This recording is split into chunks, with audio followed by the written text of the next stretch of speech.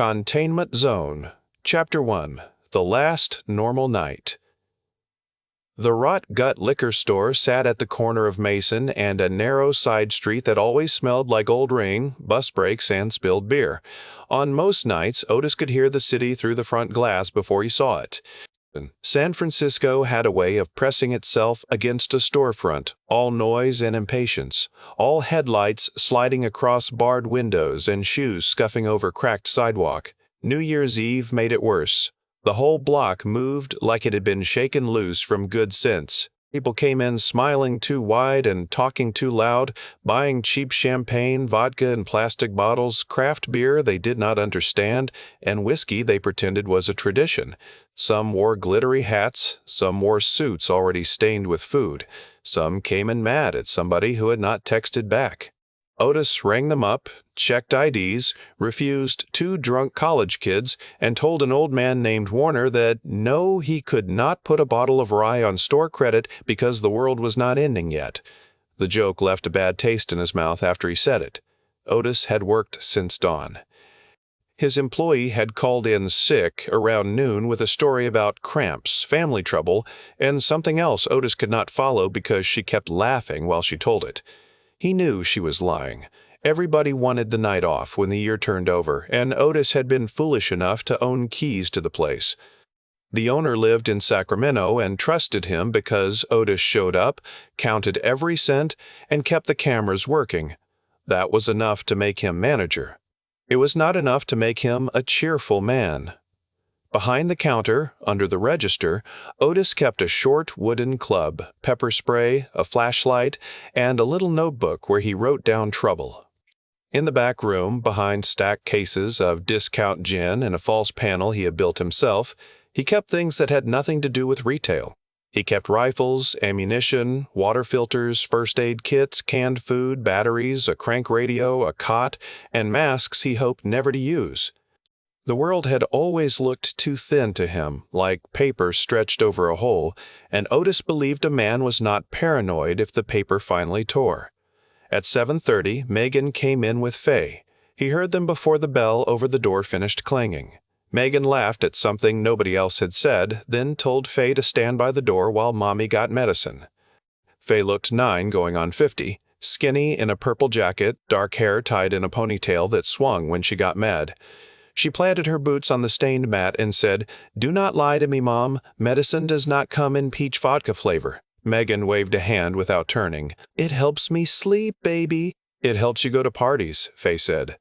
Otis leaned over the counter and gave the girl his best scowl. "Hey there, brat! Your mom dragging you to a fancy party or leaving you to rule the apartment like a tiny dictator?"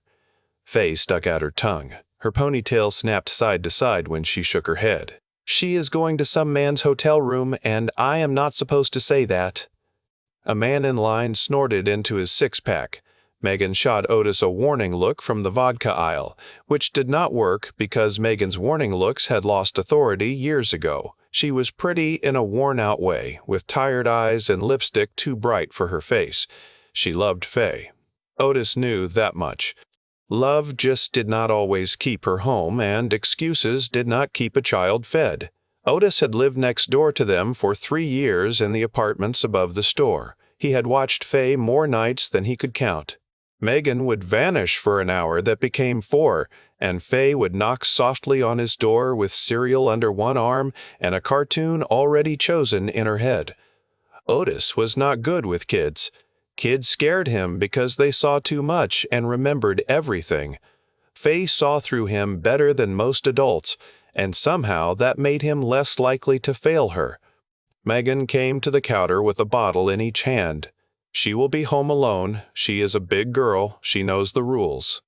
Fay stared at a display of lottery tickets and pretended she had no feelings at all. Otis rang up the bottles slowly. "Dang it, Megan. She is not staying home alone on New Year's Eve. I will watch her again." "You already knew I would, so do not stand there acting surprised." Megan smiled because he had stepped exactly where she had placed the board. "You are a good man, Otis. I am a tired man," he said. "Good is still under review." Fay ran around the end of the counter and hugged his middle. It happened so fast that Otis froze with one hand still on the register drawer. He looked down at her hair and then at Megan, who was already digging money from her purse. "See," Megan said, her words softening at the edges. "She likes you." Otis gave Fay's ponytail a careful tug. "Back over there, pants stain. This is a place of business, not a hugging zoo." Fay laughed, but she held on a second longer before she let go. The night kept moving. The city outside grew louder, then stranger. Twice, Otis felt a faint tremble through the soles of his shoes, as if a heavy truck had passed under the building instead of beside it. Bottles clicked softly on the shelves. A woman buying champagne paused and looked up at the ceiling. Nobody said earthquake because people who lived near fault lines learned not to summon the word too early. At 9:15, Otis locked the door, flipped the sign, and ignored the angry man who slapped the glass and pointed at his watch. The store was half empty anyway. People had cleaned out the cheap liquor, most of the ice, all the mixers, and every bag of tortilla chips except the weird lime dust kind nobody liked. Otis counted the drawer, shut down the lights in the front, and went upstairs to collect Fay. He stopped at a pizza shop wedged between a nail salon and a pawn place. The man behind the counter knew him and handed over a cheese slice so large it had to be folded twice to fit in the box. Otis bought a second slice because Fay always claimed she could not finish one and then stole half of his. He added 2 cans of soda, which he still called pop even though Fay had corrected him 20 times. When he knocked on Megan's door, Fay opened it before his knuckles hit the wood a third time. She had a little backpack on and a stuffed rabbit tucked under one arm. The rabbit had one loose ear and a face rubbed pale from years of being gripped too hard. "Hey, pants stain," Otis said. "You ready?" "You are late by 4 minutes." The pizza guy was moving like cold gravy. "That is gross, Otis." "It is also accurate." He called into the apartment. "Megan, we are leaving." Megan came from the bedroom in underwear and a glittering top she had not finished fastening. Otis spun around and raised one hand like a shield. "Dadgummit, woman, cover yourself before my eyes file a complaint." Fay groaned. "You are both embarrassing." Megan laughed, but there was a wobble in it. "I may not be back until morning."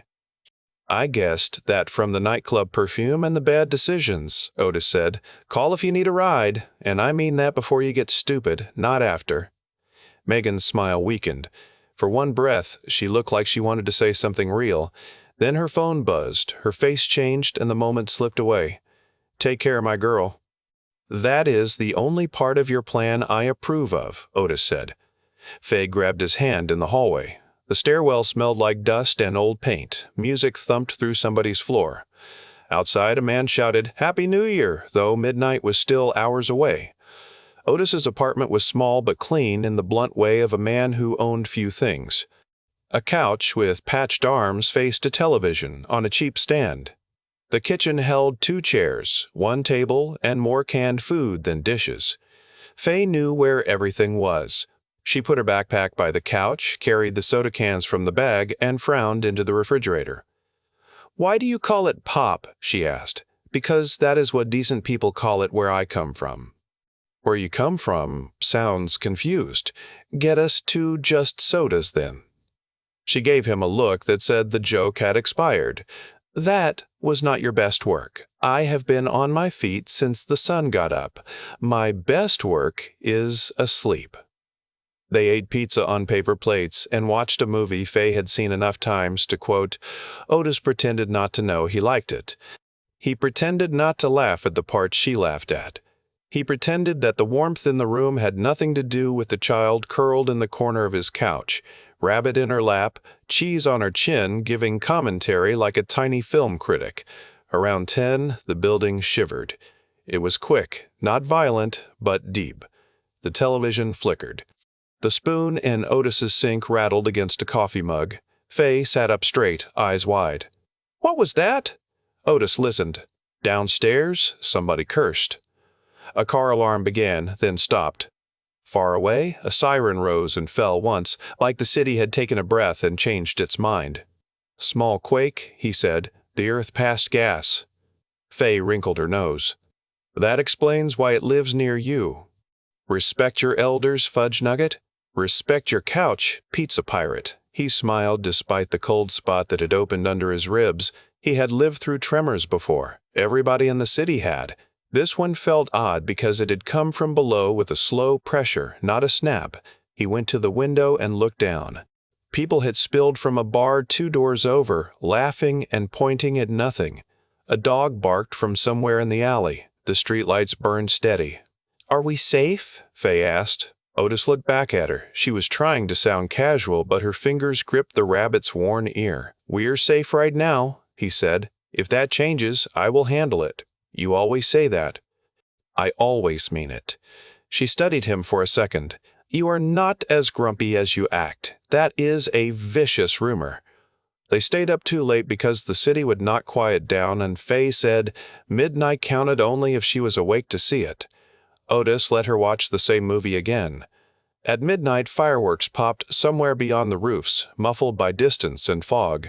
Fay leaned against his shoulder for 10 seconds, then sat up fast as if she had betrayed herself. "Happy New Year, Otis." "Happy New Year, Fart Stain. You should make a resolution." "I resolve to stop making resolutions. That is cheating. It is efficient." After one, he tucked her into the guest room, which was really a storage room with a narrow bed, a dresser, and boxes of things he did not trust himself to throw away. Fay placed the rabbit beside her pillow. "Do you think Mom will come home tomorrow?" she asked. Otis stood in the doorway with the hall light behind him. He hated lying to her, so he did what adults called kindness and children called something else. "I think your mom knows where to find you." Fay turned that over and nodded because she understood what he had not said. "Do not let me sleep too late. I would never deny you the joy of cleaning pizza grease off plates. You are a monster. Sleep, kid." He went to his room and turned on the television low. The local news ran a banner about a minor quake causing limited damage near the southern edge of the city. Engineers were inspecting roads. Officials urged calm. No immediate threat. Otis watched footage of a cracked sidewalk, a broken water main, people wrapped in blankets under emergency lights. Then the report cut to a New Year's celebration, and the hosts smiled too hard. He turned off the sound, but left the picture moving. He checked his phone. No missed calls from Megan. He checked the small emergency bag beside his bed, not because he expected to need it, but because touching the zipper and feeling the weight calmed him. Then he lay down with his boots on the floor within reach. Sleep came badly. He drifted through engine noise, laughter, breaking glass, fireworks that might have been fireworks, and once a low sound under everything else, a huge distant groan that did not belong to any building. Just before dawn, the world grabbed the apartment and tried to tear it apart. The first hit threw Otis from sleep into the floor. The second sent a shelf off the wall. The third made the ceiling crack like a gunshot. Somewhere in the apartment, Fay screamed. Not a startled cry, not a child's complaint, but a raw sound that cut through plaster dust and falling dishes. Otis was moving before his mind caught up. The floor bucked beneath him. He slammed a shoulder into the hall wall, caught himself, and staggered toward the guest room while picture frames shattered behind him. "Fay, I am coming!" The door stuck, swollen in its frame or twisted by the shift. Otis hit it once, twice, then drove his boot near the latch. The wood gave with a splintering crack. Fay was under the sheets with both hands over her head as bits of ceiling rained onto the bed. He scooped her up, blanket and all. She clung to his neck so hard he could barely breathe. "I have you," he said. "This stupid quake is not getting us." The building roared. Pipes shrieked inside the walls. The window in the guest room split from corner to corner, but did not fall. Otis carried her into the hallway and crouched beneath the strongest doorway he knew, pressing her between his chest and the frame. He could feel every tremor move through her bones. Then, as suddenly as it had begun, the shaking stopped. Dust drifted through the apartment. A car alarm wailed below. Somewhere nearby, a woman screamed for a man named Carlos. A baby cried from another unit. Otis kept Fay tight against him until he trusted the floor not to jump again. "Are you hurt, Fudge Nugget?" he asked. She shook her head against his shirt. "I do not think so. Look at me, Fay." She pulled back. Her face was gray with dust, her eyes wet, her lower lip trembling with the effort not to break down. "You did good," he said. "You stayed low. You covered your head. That was smart. I hid under a blanket." That blanket looked very tactical. She made a small sound that almost became a laugh. Otis looked around the apartment. The television had fallen face down. The kitchen cabinet doors hung open. The refrigerator door stood wide, spilling cold air over broken glass and cereal. A crack ran down the living room wall like a black vein. He wanted to curse until the walls blushed. Instead, he said, "I am not cleaning this mess before breakfast." Fay sniffed. "You never clean before breakfast. Now it is a policy." He found 2 unbroken cups, rescued the milk, and picked cereal from the floor where the boxes had landed upright by a miracle he did not question. They ate dry cereal with milk poured over it from cups because the dishes were either cracked or hidden under debris. They sat on the couch, which had moved a foot from the wall, and stared at the dead television. Fay stayed close to him, shoulder against his arm. Otis did not know how to comfort a child after the world showed its teeth. He could fight a drunk. He could stock shelves. He could stretch a paycheck, clean a firearm, patch a leak, and tell when a man planned to steal by the way he looked at cameras. Feelings were another species. Still, there was one thing he knew down to the marrow. As long as breath stayed in his chest, Fay would not face this alone. "We brush our teeth," he said. "We get dressed. Then we go see what kind of dumb mess the city made." Fay looked toward the broken television. "Do we wait for Mom?" The question landed heavier than falling plaster. "We check downstairs first," Otis said. "The store is safer than this apartment. It has bars, supplies, and fewer ceiling pieces trying to kill us. Your mom knows the store. She might be scared. Then she will come to the place where we are." Fay nodded. She did not fully believe him, and Otis respected her too much to expect it. Chapter 2. The World Cracks Open. The hallway outside Otis's apartment looked like it had aged 50 years while they slept. Paint dust covered the renter carpet. A cracked light fixture buzzed overhead. One of the building's old pipes had burst near the far stairwell, leaving water to creep along the baseboards in a silver ribbon. Doors stood open. People shouted from inside rooms, asking whether anyone had a signal, whether the stairs were safe, whether that smell was gas. Otis carried his emergency bag across one shoulder and held the baseball bat in his free hand. Fay walked close enough to step on his heel. She had changed into jeans, sneakers, and a sweatshirt with a cartoon fox on it. Her backpack held her rabbit, socks, a sweatshirt, a flashlight, 2 granola bars, and a book she had chosen from Otis's shelf because she said disasters were less boring with reading material. "Stay close," Otis said. "I am practically glued to you. Good. Be strong glue." They passed Rosa Alvarez from the second-floor corner unit. She stood in her doorway wearing a robe and one slipper, talking fast into a cell phone that had no signal. Her husband sat in a chair behind her with a towel pressed to his scalp. Blood crawled down his temple and into his white eyebrow. "Otis," she called, "do you know what happened?" "Bad quake," he said. "We are going downstairs to the store. Bring water if you have it. Stay away from broken glass and anything that smells like gas." The news said it was small last night. The news can come sweep my floor and apologize. Fay tugged his sleeve. "Can they come with us?" Otis looked at the husband, the towel, the trembling hands, and the hallway where other faces had begun to appear. He knew the back room could hold a handful if everybody stayed calm. He also knew crowds turned hard when fear got hungry. "They can come to the storefront after we check it," he said. "I need to make sure the stairwell is not ready to fold." Rosa Alvarez nodded like that was permission to breathe. "We will come down." The stairs had split along the wall but held under Otis's weight. He went first, testing each step. Fay followed with both hands on the rail. The building popped and creaked around them. On the landing, the window had cracked in a spiderweb pattern. Through it, Otis saw the street. For a moment, his mind refused to arrange what his eyes brought in. The road outside had opened in 3 places. Not simple cracks. Fissures wide enough to swallow tires cut through asphalt and sidewalk, jagged edges steaming in the early light, A bus sat at an angle with its front end dropped into a break in the pavement. Cars had crashed into each other where drivers must have panicked during the shaking. The air flashed red and blue from emergency lights somewhere beyond the block, but the sirens came from every direction at once, and none seemed close enough to help. Black smoke rose from the ground. It did not behave like ordinary smoke. It clung low at first, thick and oily, pooling near the fissures before lifting in ropes that smeared the air. It carried a bitter mineral stink under the odor of burnt rubber, sewage, and dust. Fay covered her nose with her sleeve. "That is awful," she said. "Tell me that is not you."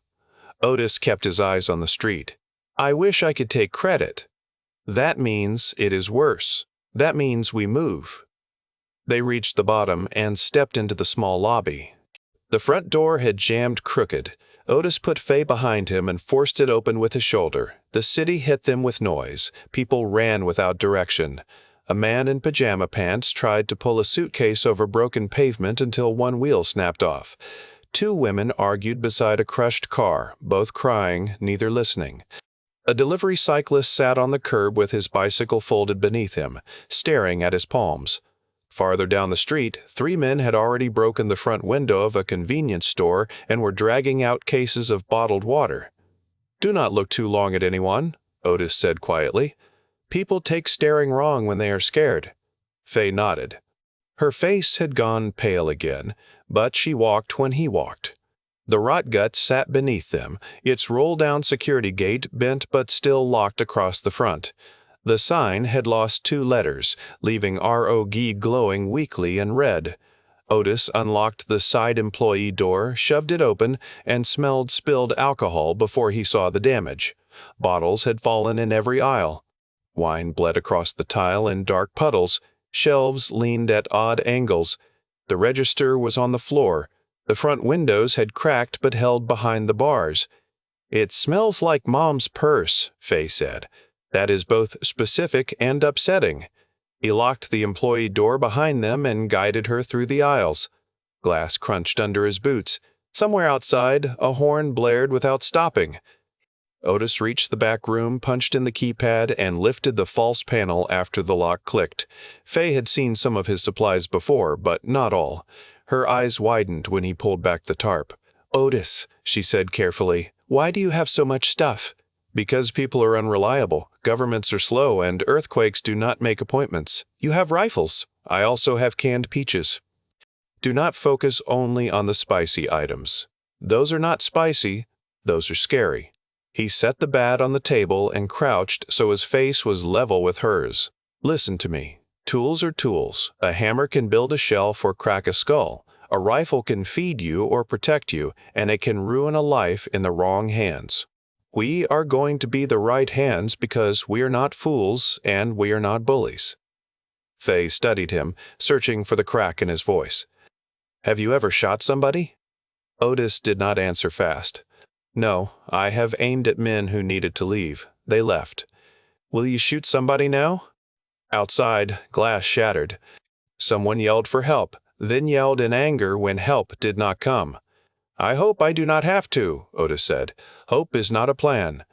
The back room was the only place in the building Otis fully trusted. Cinder block walls, steel door, no windows. A tiny bathroom, a sink, a microwave, a mini fridge, metal shelves, a battered couch, a folding table, 4 chairs, and the cot he used during inventory nights. He had wired a battery backup to a small television and kept an old radio on the shelf. It was not a bunker in the movie sense. It was cramped, ugly, and smelled faintly of cardboard, gun oil, and instant coffee. To Otis, it looked like a chance. He handed Fay a dust mask from a package. "Put this on. It is not perfect, but it is better than breathing that black garbage outside. You should wear one too. I am putting one on. See, I can follow orders when the boss is tiny and mean." She gave him a tired glare over the mask. "I am not mean." "You judge my jokes with cruelty. Your jokes need discipline." He laughed once, more because she needed him too than because anything was funny. Otis turned on the radio. The radio gave him static at first. He turned the dial slowly until voices broke through in scraps. Emergency services overloaded. Stay indoors. Avoid ground fractures. Unknown vapor. Multiple injuries. Bridge inspections underway. He tried the landline behind the counter. The line was dead, and his cell phone had no bars. Fay watched each failed attempt without comment. "We should call Mom," she said. "I am trying. Try harder." That was the plan before you improved it. He tried again because she needed to see him try again. There was nothing. By mid-morning, several tenants from upstairs had come down. Otis let them into the store but not the back room, keeping the steel door closed behind him. Rosa Alvarez and her husband sat near the counter. A young couple from the third floor argued in whispers. A man Otis recognized only as the loud guy with the motorcycle demanded bottled water, then got quiet when Otis pointed to the cracked windows and told him everybody would get some if they stopped acting like raccoons in a trash can. Otis distributed water from the store stock and told people to stay away from the front glass. He did not like how the street looked. Looters had moved from opportunity to organization. The first wave took food and water. The second took alcohol and cigarettes. The third looked at people and doors. The black smoke thickened after 10. It seeped from the fissures and pulses, like the ground breathed wrong. The first sick person Otis saw was a traffic cop at the corner. She stood beside her motorcycle with one hand on the seat, swaying. At first, Otis thought she had inhaled smoke. Then she turned, and even from half a block away, he saw the shine on her cheek. Something wet and dark had broken through the skin near her jaw. She wiped at it, stared at her hand, and stumbled toward a fire engine trapped behind a tilted delivery truck. Fay saw him watching. "What is it?" "Nothing for you." "That means something bad. It means I am deciding how bad." The radio became more frantic. Reports of chemical exposure, reports of sudden lesions, fever, aggression, collapse. Officials told residents to seal windows with tape and cloth. Otis went to the shelves, found duct tape, and began sealing gaps around the back room door. Fay helped without being asked, pressing tape with small, careful fingers. "Is it poison?" she asked. "Could be. From the cracks. Looks that way." "Can earthquakes make poison?" Otis pulled another strip of tape. "Earthquakes can break things people buried and forgot about. They can open places that should stay closed. They can make smart people look dumb very quickly. That is not comforting. Comforting lies cost extra." She pressed tape hard along the frame. "Then give me a cheap truth." He paused. "Cheap truth is this. We are safer in here than out there. We have food. We have water. We have doors that lock. Your mom knows this store. We wait as long as waiting helps.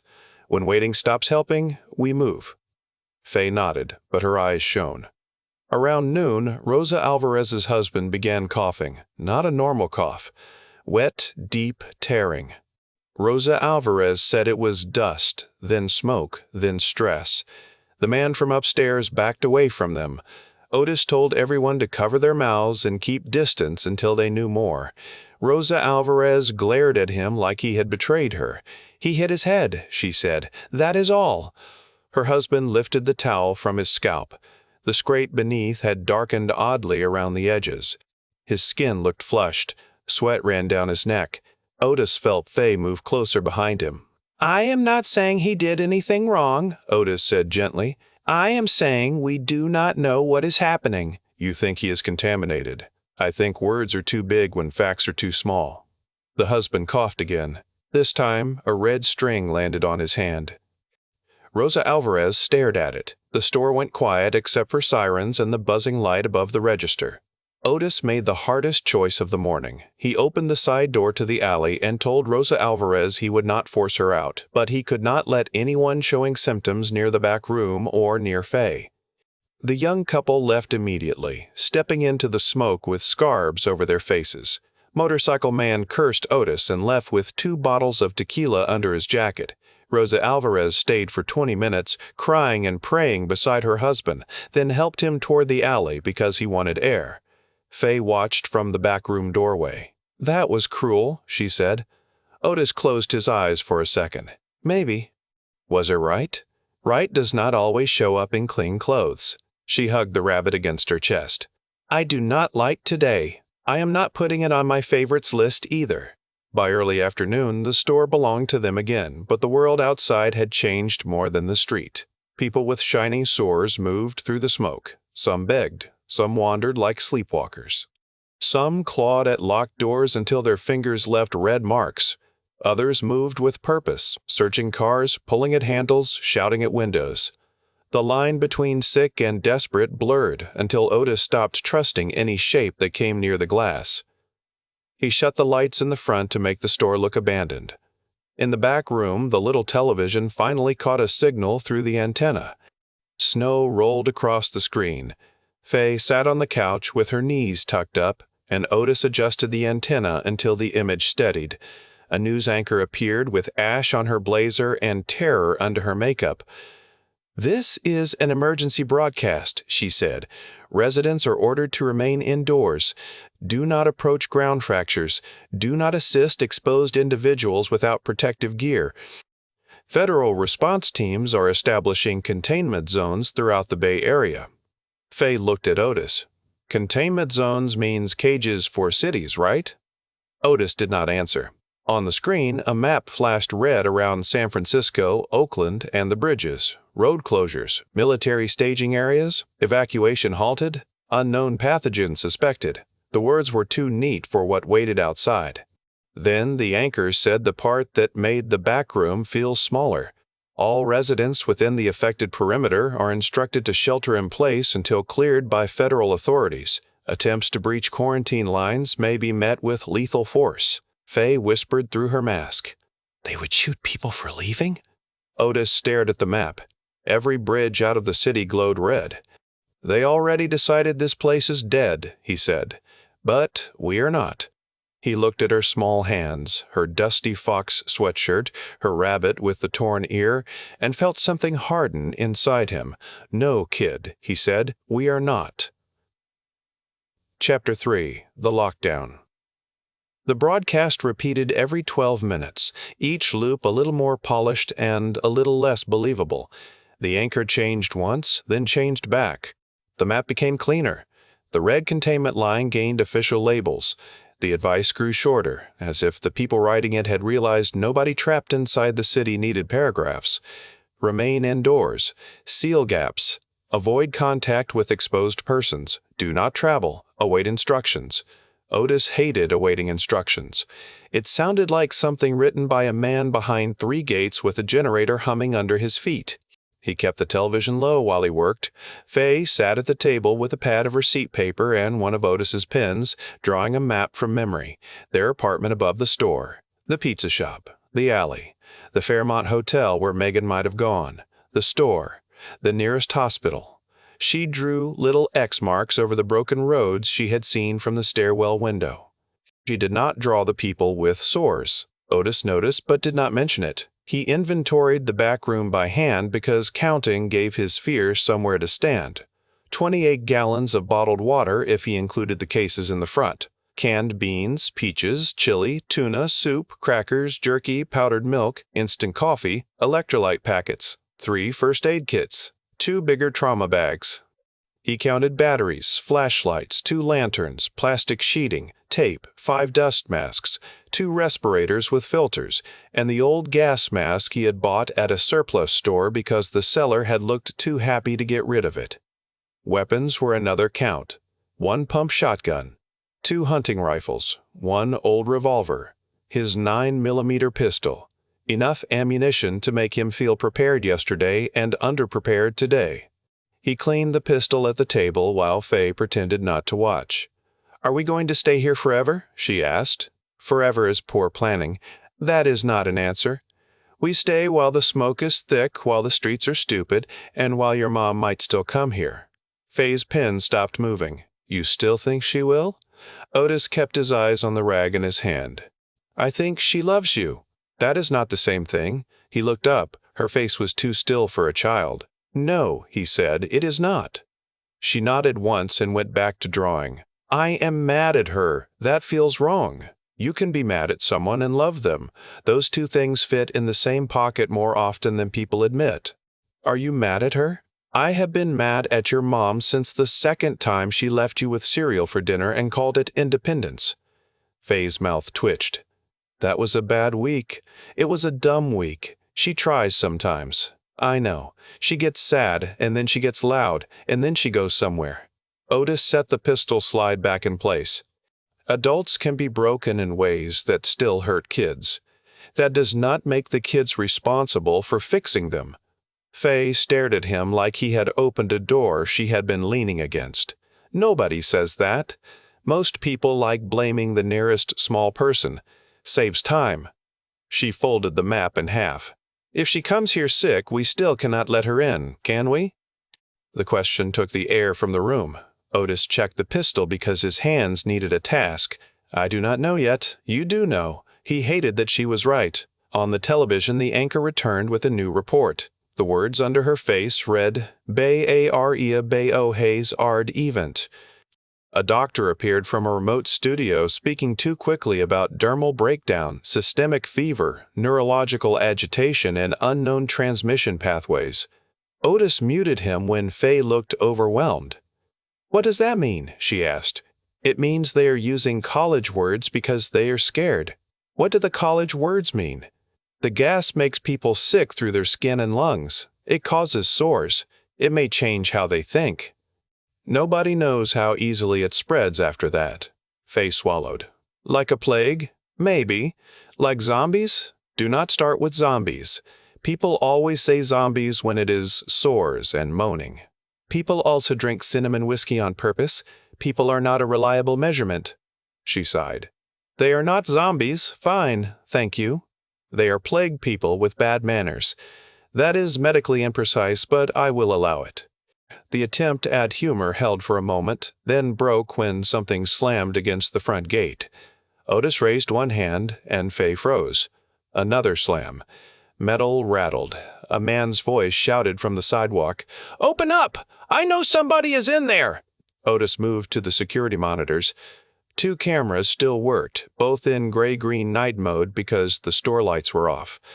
A man stood at the gate with a crowbar. He wore a delivery jacket and a dust mask hanging under his chin. Behind him, 2 more figures kept watch. One had a backpack. One had a kitchen knife. None appeared visibly sick, but the camera image was grainy. "We need water," the man yelled. "Open the door," Fay whispered from behind him. "Do we help?" Otis watched the man's grip on the crowbar. He watched the 2 behind him glance up and down the street. He watched the backpack man try to peer through the bars, not at the water stacked near the counter, but toward the back of the store. "Not this way," Otis said. He clicked on the intercom, which crackled but worked. "Store is closed. Move on." The man at the gate flinched, then leaned closer. "Come on, man. We saw people come in earlier. We need supplies." "So does everyone. Move on. You got a kid in there?" Otis's blood cooled. Fay whispered, "How does he know?" Otis did not take his eyes from the monitor. "Because he is listening for weakness." The crowbar came up. The first strike rang through the store. The gate held. The second strike bent one of the lower slats. Otis opened the gun cabinet and took out the shotgun. Fay's breath hitched. "Back room," he said. "Steel door closed. Stay low. Otis, please do not go out there." "I am not going out. They are trying to come in." "Different problem." She did not move. He turned. "Fay, I need you to trust me fast." That did it. She grabbed her rabbit and slipped into the back room, leaving the door open a crack. Otis went to the front, staying out of the sight line from the glass. The gate rattled with another hit. The man with the knife laughed nervously. Otis racked the shotgun. The sound traveled through the store like a sentence everybody understood. The crowbar froze. Otis stayed behind the end cap and spoke loud enough to carry. "Next hit gets answered. You will not like my answer." Silence followed. Then the man at the gate said, "You would shoot thirsty people?"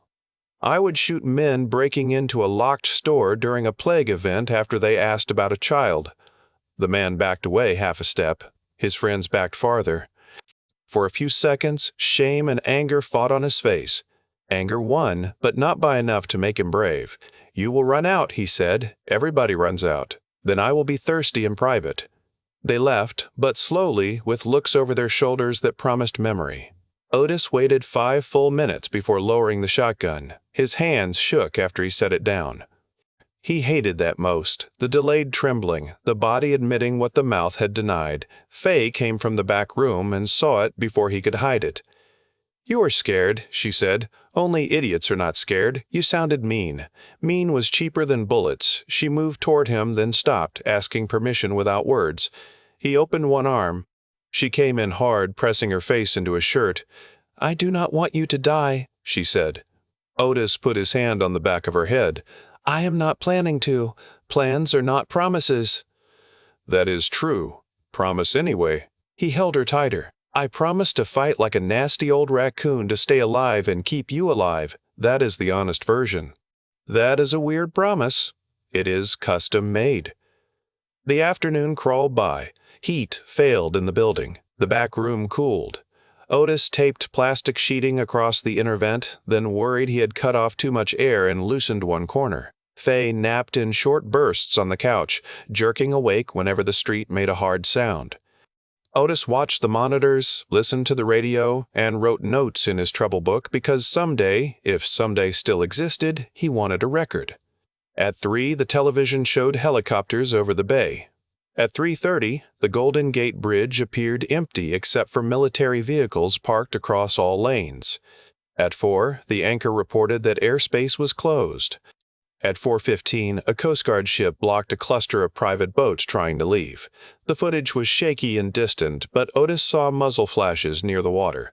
The anchor did not mention them. By evening, the official language hardened. A uniformed general replaced the anchors. He stood at a podium with flags behind him and told the country that federal authorities had established a quarantine perimeter to protect unaffected populations. He said residents inside the zone were receiving support. He said medical teams were mobilizing. He said disinformation would cost lives. Then he said, any individual attempting to cross containment lines without authorization will be stopped by force. Otis leaned forward. "There it is." Fay hugged her knees. "Shoot to stop means shoot to kill, does it not? Most of the time. He did not say kill. Men like that pay other men to say the ugly part." The general continued.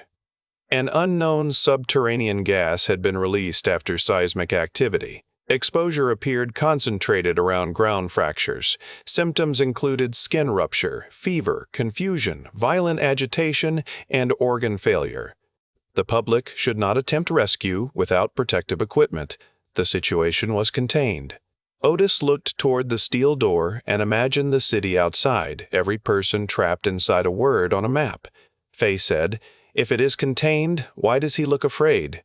"Because contained means it has edges. It does not mean the center is safe." Night fell without darkness because fires lit the low clouds orange. The black smoke thinned in some places and pooled in others, sliding along streets like a living thing. People with sores still moved outside. Fewer begged now. More watched. Otis did not like the watching. He made dinner from canned chili warmed in the microwave while the battery held. Fay ate 3 bites, then pushed the rest around her dish. "Your mom would want you to eat," he said. "Do not use mom like a vegetable threat. I would never disrespect chili by calling it a vegetable. I am not hungry. Your body does not get a vote during emergencies. It gets fuel." She took another bite and swallowed with effort. "You sound like a mean gym teacher. I have whistle energy. You have grumpy uncle energy." He pretended to consider that. "I accept the promotion." After dinner, she opened the book from her backpack but did not read. Otis cleaned the shotgun again, though it did not need cleaning. The radio hissed. The television replayed maps. Somewhere outside, a group chanted for help until their voices broke apart into coughing. Fay looked at the steel door. "What happens if Mom does not come by morning?" Otis could have lied. He could have said she would. He could have said they would search every hotel, every street, every shelter. Instead, he gave Fay the truth in pieces small enough to hold. "If the streets are passable, I look from the door and maybe the corner. I do not take you into heavy smoke. I do not leave you alone long. We keep trying the phone. We keep watching. We keep breathing." "You will not leave without me?" "Never. Even if I slow you down? You are not cargo, Fay. You are the reason I picked the road at all." Her face changed. She tried to hide it by looking at the book. That was almost nice. Do not spread it around. I might. Then I deny everything. She smiled weakly. The smile did not last, but Otis counted it. Near midnight, the first gunfire sounded close. 3 shots. A pause. 2 more. A scream. Then nothing but sirens and the far-off thud of helicopters. Fay did not sleep after that. Otis sat beside her on the couch, shotgun within reach, television flickering blue across the boxes of supplies. At some point, she leaned against him and whispered, "Do you think the world is ending?" Otis watched the camera feed. A figure stood across the street under a broken streetlight, face turned toward the store, too still to be lost. "No," he said, "the world is changing its rules. That is different. What are the new rules?" He thought of the men at the gate, the general at the podium, Rosa Alvarez leading her coughing husband into poisoned air, Megan somewhere beyond reach, and the small girl trusting him because nobody better had arrived. "Rule 1, he said, "we do not open the door just because someone makes us feel guilty." Fay was quiet. "Rule 2, we help when helping does not hand our lives to strangers." "That is hard. Most real rules are. What is Rule 3? He looked down at her. "We stay together." Fay rested her head against his arm. "I like that one." Otis kept watch until dawn stained the smoke gray. In the weak light, the city looked less like a place damaged by disaster and more like a place abandoned by promises. Chapter 4: The 2-Hour Window. Morning came with a silence that felt more dangerous than noise. The sirens had faded. The car alarms had died one by one as batteries drained. Even the shouting had thinned, leaving the city to creak and burn under a lid of dirty gray cloud. Otis woke sitting up with the shotgun across his thighs and a cramp in his neck. Fay slept beside him in a tight curl, one hand tangled in the rabbit's loose ear. For 10 seconds, before memory returned, Otis let himself believe it was only a rough morning after a rough night. Then the television hissed. The security monitor showed a man lying motionless beside the bus, half swallowed by the street, and something scratched the front gate from outside. Otis eased Fay's head from his arm. She stirred. "Is it morning?" she asked. "Technically, that means you are supposed to be less grumpy. The morning failed, it's part of the bargain." He checked the camera. The scratching came from a woman dragging one hand along the bars as she walked. Her hair hung in damp strings. Her face was swollen. Dark patches spotted her neck and cheeks, some cracked open enough to shine. She did not stop at the store. She moved past it, whispering to herself. Fay came to the monitor before he could block it. She saw enough. "Those sores look worse," she said. Otis turned the monitor slightly away. "They do. Do they hurt?" "I expect so. Could medicine help? Maybe early, maybe not now." Fay wrapped her arms around herself. "People must be so scared." That was Fay. She could be terrified and still have room to hurt for someone else. Otis envied it and feared it because Mercy drew predators when the world went lean. They ate crackers and peaches. Otis forced himself to eat more than he wanted because he had lectured Fay the night before. The radio had changed tone. Fewer local voices, more federal commands. A recorded message urged calm in a steady female voice that sounded as if she had never been trapped anywhere in her life. At 8:20, Otis opened the inner door and crossed the dark store to the front. The air smelled better than yesterday, but not clean, more like a cellar after a dead rat had been removed. The black smoke near the fissures had thinned to streaks. In the distance, helicopters thumped. He could see movement on rooftops, people waving sheets or flashlights, though daylight made both useless. Fay stayed behind the counter with a respirator too large for her face and Otis's pistol unloaded on the shelf beside her because he did not want her holding a weapon and did not want her helpless. It was not a perfect decision. None of them were. "Do you see Mom?" she asked. Otis scanned the street. "Not yet." A man burst from the alley across the way, chased by 2 others. One swung a tire iron. The running man tripped near the fissure, caught himself, and screamed when his hand landed too close to a steaming crack. Otis pulled Fay down before she could see the rest. The 2 pursuers reached the man, took his backpack, and left him on the pavement. Fay shook under Otis's hand. "People are getting mean fast," she whispered. "Fear is gasoline," Otis said. "Some folks were already matches." They retreated to the back room. Otis tried the phone again. There was nothing. He tried the cell near the front, then near the back door, then upstairs from the stairwell, keeping Fay in sight the whole time. No signal. The building above groaned in the wind like an old ship. He did not linger. At 10, the television showed footage from outside the city. Long lines of cars blocked by armored vehicles. People begging soldiers to let them through. A reporter spoke from behind a cordon, saying federal officials denied rumors of mass casualties. Behind her, medics in protective suits loaded someone into a truck. Fay watched the screen with a hard little frown. They are lying. Probably. Why do grown-ups lie when everybody can see the truth? Because lies can buy time, and powerful people are always shopping for time. Do we have time? Otis looked toward the door. Some. At 11, Megan came to the window. Otis did not recognize her at first. The person outside moved carefully, one hand on the wall, head down, hair stuck to her face. She wore the glittering top from the night before under a coat that was not hers. One shoe was missing. Her exposed foot left red smears on the sidewalk. She reached the barred front glass and lifted her head. Fay made a sound that was not a word. Megan's face had changed. The skin around her mouth and cheekbones had split into wet red lines. Blisters bubbled along her throat. Her eyes were still her eyes, and that was worse. They were full of pain, shame, and the fierce clarity of someone who had burned through excuses and reached the last true thing. Otis grabbed Fay before she could run to the door. "Mom!" Fay screamed. Megan slapped one palm against the glass, leaving a bloody print. "Do not open it! Otis, do not you dare open it!" Fay fought him. "Let me go!" Otis held her with both arms. "Fay, stop. Listen to her." Megan pressed closer to the glass, crying without seeming to know it. "Baby, stay back from the door. Please, honey, I need you to stay back." "Mom, come inside," Fay shouted. "We have masks. Otis has medicine." Megan shook her head. The motion made her wince. "No, baby. I am sick. I am too sick. I came only to see you." Otis's throat tightened.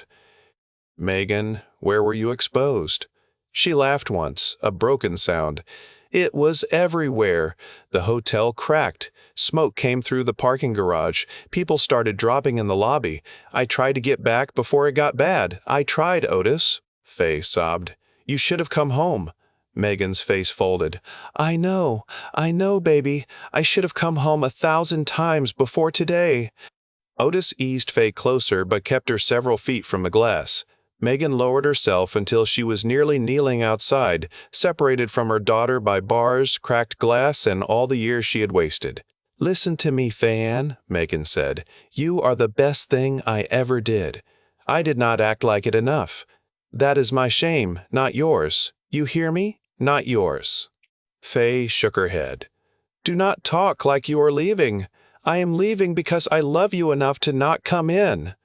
Otis looked past Megan. Two figures had stopped at the corner watching. He kept one hand near the pistol at his hip. "Megan," he said, "what do you know?" She swallowed, and fresh blood slid from the corner of her mouth. There were soldiers near Union Square before dawn. They had a doctor with them. He said, once the skin opens, most people have less than 2 hours before the fever takes the heart or the head. Some go faster, some stay walking after they should not. Transmission? Fluid for sure. Maybe breath when fever gets high. Maybe the smoke changed after the first night. They do not know. They shot a man for trying to get on a truck. Fay squeezed Otis's arm so hard her nails hurt. "Mom, please." Megan put her hand on the glass again. Fay lifted her own hand but stopped short of touching the other side. Otis saw the restraint cost her. "You take care of Otis," Megan said, forcing a smile. "He is strange, and he eats like a raccoon with a job, but he is good." Otis looked away because his eyes had begun to burn. "He is going to take care of you from now on," Megan continued. "You listen when he says run. You argue later. You stay clever. You stay kind, but not so kind that bad people can carry you off with a sad story." Fay's voice came small and erect. "I am mad at you." Megan nodded. "You should be. I love you too. That is more than I earned." "Mom, do not say that. It is true, honey, and truth matters now." One of the watchers at the corner began moving closer. Otis shifted, putting himself between Fay and the street. Megan saw him. "You have to leave soon. You have to leave soon. The smoke is lifting, and the hungry ones are coming out. The sick ones, too. People know stores have supplies." "We can hold for a while," Otis said. "Not with a child, you cannot. Not when they start burning buildings to smoke people out. I saw it 2 blocks over. They are not just looting now, they are hunting anything locked." Otis's jaw tightened. He had expected it. Hearing it from Megan made it real. Fay leaned forward. "Come with us, but stay far away. We can find help." Megan smiled at her, and for an instant Otis saw the mother she might have been on better days. "I am already past help. I get to do one good thing at the end, baby. I get to keep my sickness outside this door." The figure from the corner called out, "Hey, lady, you know them?" Megan turned her head. The movement was slow. Her expression changed from grief to something sharp and maternal. "Go away," she said. The man kept coming. He carried a length of pipe. His companion hung back. Otis drew the pistol, but kept it low. "Megan, step aside if you can." Megan looked at Fay one last time. "I love you all the way, Fay Ann, even when I was bad at it, especially then." "Mom," Megan pushed herself upright. Her legs shook. She blew Fay a kiss through the glass, then turned and walked toward the approaching man instead of away from him. "You do not want what I have," she told him. The man slowed when he saw her face clearly. "Keep back." Megan laughed again, wild and sad. "That is what I said." Otis pulled Fay into the aisle before the man swung the pipe. Fay still heard the impact. She still heard Megan's cry. She still heard the man curse when Megan grabbed him, smearing blood across his hands. Otis held Fay against his chest and backed them toward the rear while the street erupted into shouting. He wanted to go out. For one insane second, he wanted to throw open the gate and beat the man until every cruel choice in the city answered for itself. Then Fay sobbed into his shirt, and the promise became heavier than rage. He got her to the back room and shut the steel door. Fay collapsed against the couch. "We left her." Otis crouched in front of her. "She left us safe. That was her choice. We honor it by staying alive." "That sounds like something people say when they cannot fix anything." "It is," she cried then, not quietly, not prettily. The grief came out of her in shaking waves. Otis sat beside her and took every hit. Her small fists gave his chest until the fight went out of her, and she clung to him instead. "I wanted her to come inside," Fay whispered. "I know. I wanted her to be different yesterday. I know that too. I hate that I still love her." Otis pressed his cheek to her hair. "Love does not obey good sense." For an hour the world narrowed to Fay's breathing and the terrible shape of loss.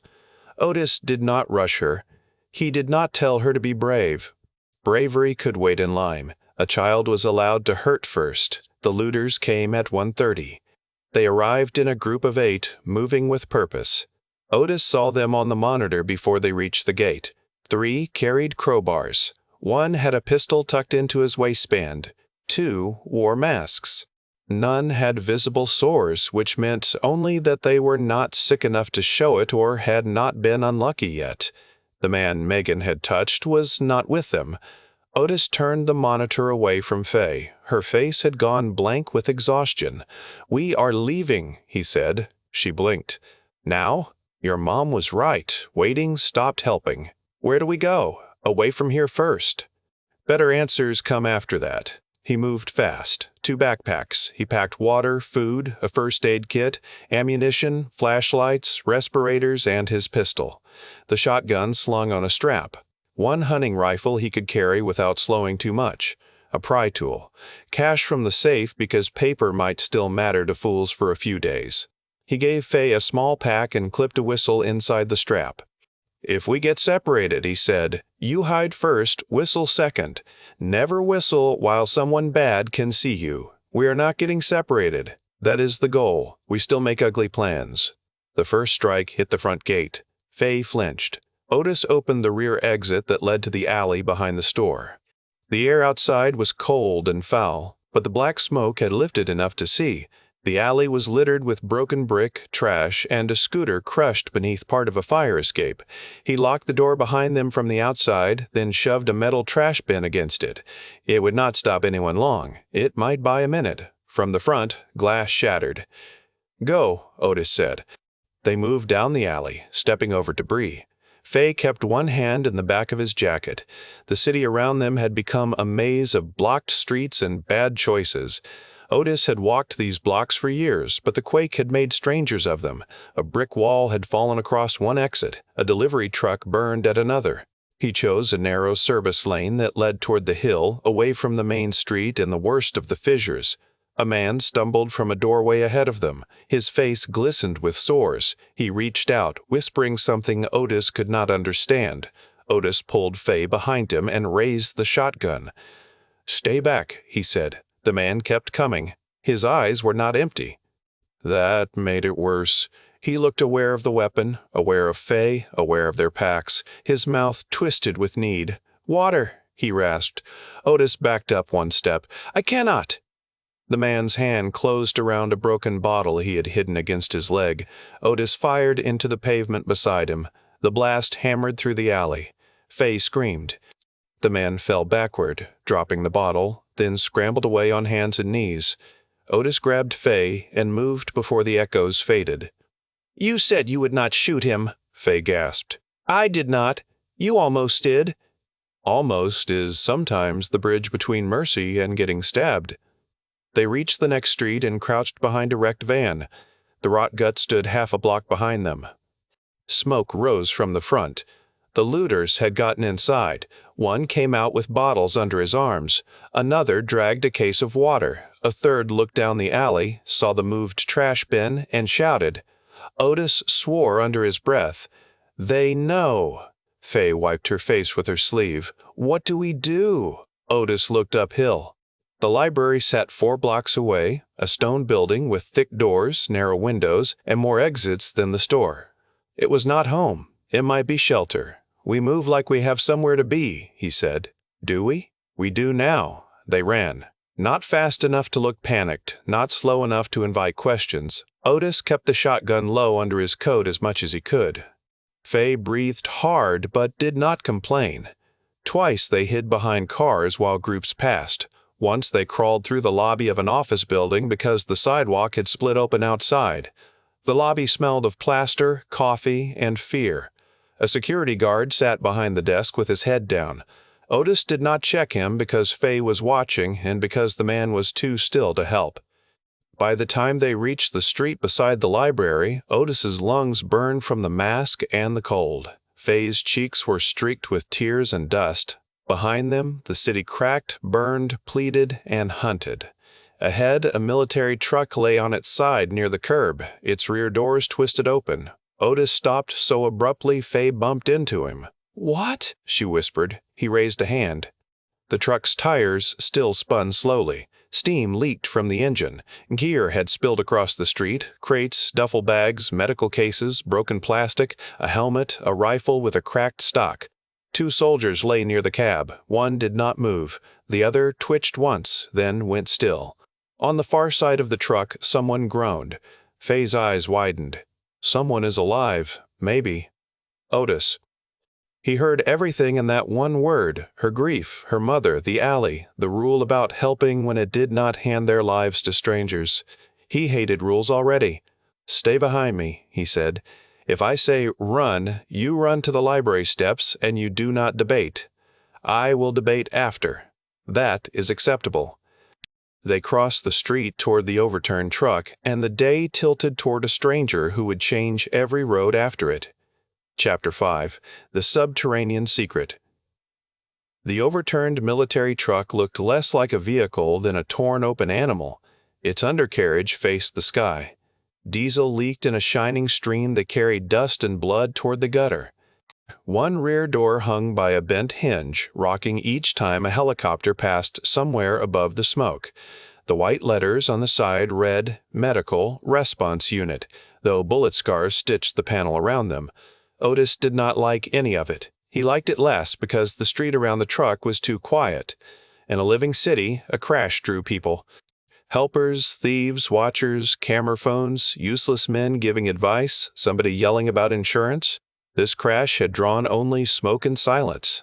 That meant anyone nearby had already learned not to approach, or something had made them unable. Fay crouched behind him, one hand gripping his jacket. The sound came from over there. I heard it. You were moving very slow. Slow people notice traps. Fast people do not get eaten by plague people. Nobody is getting eaten. Do not give the day ideas. A groan came again from the far side of the truck. It was low, controlled, more anger than panic. Otis shifted the shotgun and stepped around the rear. A woman lay half under a spilled canvas tarp, one leg pinned by a metal crate. She wore dark tactical pants, a torn gray shirt, and a vest with the front straps cut loose. Her hair was black, tied back badly, and dust had turned one side of her face pale. A bruise darkened her temple. In her right hand, she held a pistol aimed at Otis's chest. Otis stopped. Fay peered around him and immediately whispered, "She is not a zombie."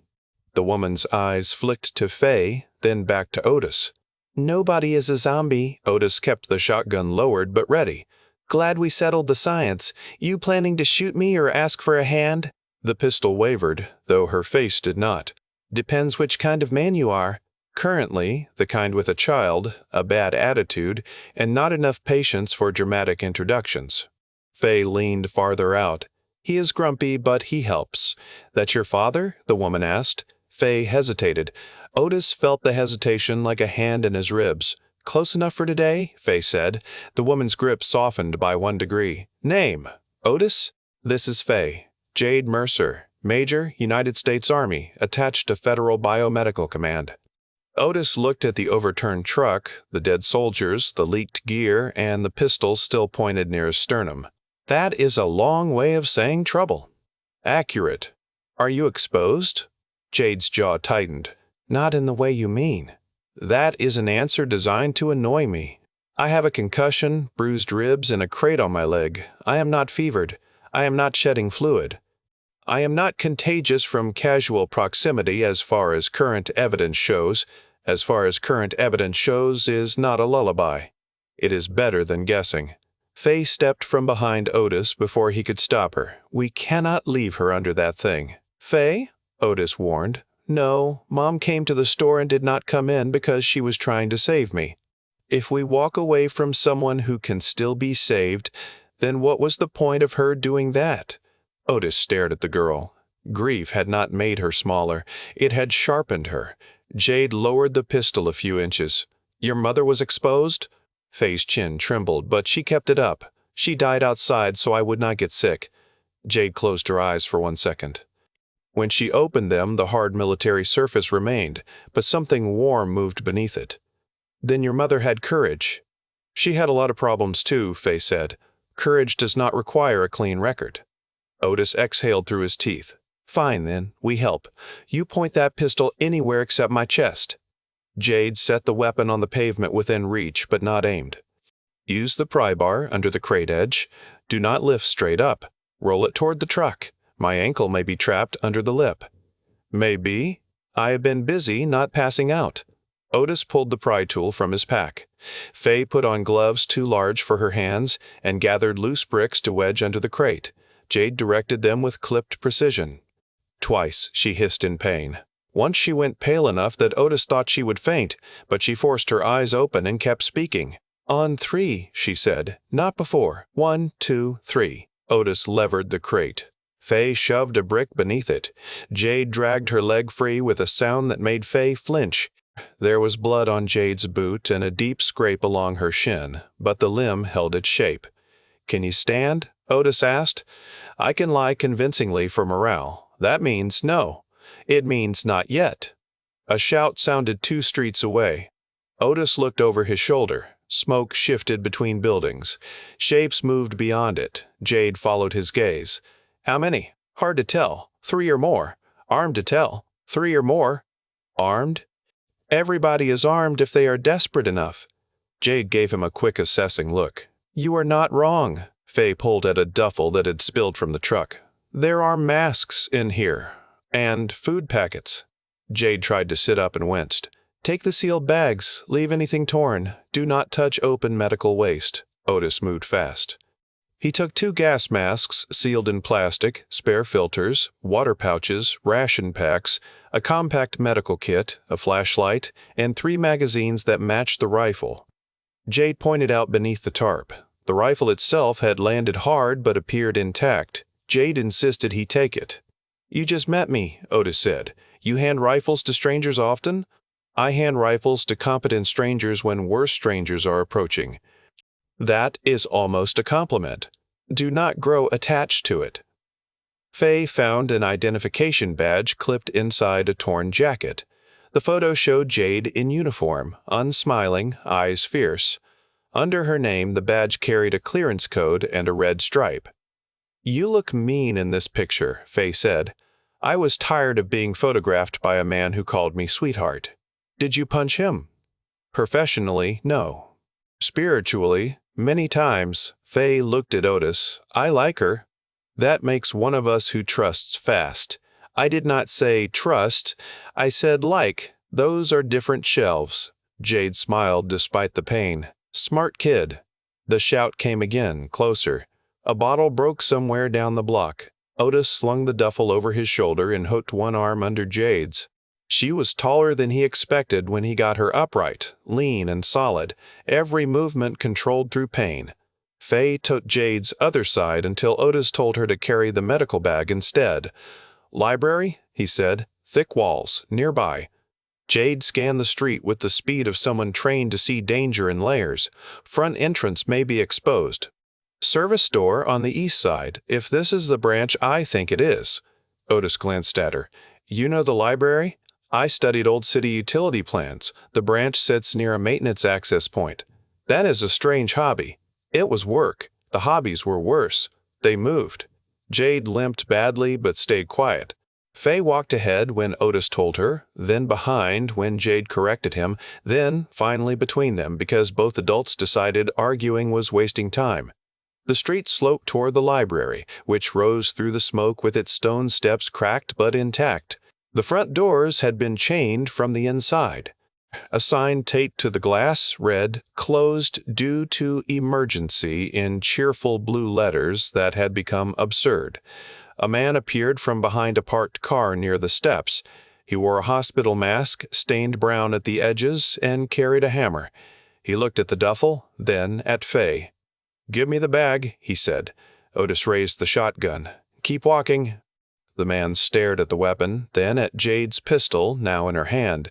His eyes shifted again to Fay, measuring. That single look made the choice for Otis. "Do not," Otis said softly. The man backed away. "You people are sick." Jade's voice came cold. "Not as sick as you will be if you keep looking at the child." He left. Fay said nothing until they reached the East Side service alley. Then she whispered, "I hate when they look at me like I am food or money."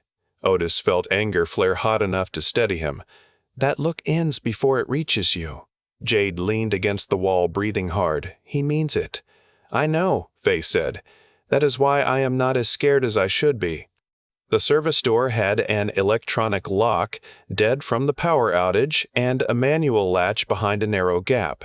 Jade described the mechanism from memory. Otis used the pry tool and a strip of metal from the truck wreckage to worry it open. It took 6 minutes. Every minute felt loud. When the latch gave, they slipped inside and shut the door behind them. The library smelled of paper, dust, old carpet, and the faint metallic tang of emergency lights running on backup power. It was dim but not dark. Rows of shelves stood like disciplined soldiers. A skylight above the main reading room had cracked but held. Several tables had shifted during the quake. Books littered the floor in drifts. Fay inhaled shakily. "It smells better than outside." "Books usually do," Jade said. Otis guided them to a staff room behind the circulation desk. It had no windows, 2 couches, a restroom nearby, and a door that locked from the inside. Jade sank onto a couch and finally let pain show. Her face went gray. "Medical kit," she said. Fay was already opening it. "Tell me what to do." Otis expected Jade to refuse. Instead, Jade studied the girl for a second and said, "Gloves first, blue package, then clean water bottle, then gauze. You do only what I say, and if you feel dizzy, you sit down before you fall down." "I will not fall down. Many confident people fall down. Otis falls over his own boots sometimes." "That was one time, and the rug attacked me," Otis said. Jade gave a faint smile. "Then we remain alert for hostile rugs." Fay cleaned the scrape on Jade's shin while Otis checked the library doors. The front entrance was chained, the side windows were high and narrow, an emergency exit led to a fenced courtyard. The building was not fortress safe, but it was better than the store now that looters had taken it. He dragged tables against the service door, then pushed a metal book cart behind them. He found a fire axe behind glass and took it. The act of breaking the case seemed ridiculous after everything else, yet he still felt guilty. When he returned, Fay was holding a water bottle for Jade. Jade's eyes were closed, but she was awake. "She has a bump on her head," Fay said. "She says she has to stay awake, but she also says she might throw up." "Useful briefing," Otis said. "Any other delightful news?" Jade opened one eye. "My pupils are equal. My memory is intact. I dislike you only a reasonable amount." "That sounds stable. You two argue like you practiced." Fay sat on the floor with the medical kit between her knees. "We did not practice. He is just easy to argue with." "Children are supposed to respect elders," Otis said. "Adults are supposed to be respectable first." Jade let out a small laugh, then regretted it and pressed a hand to her ribs. The sound of her laugh changed the room.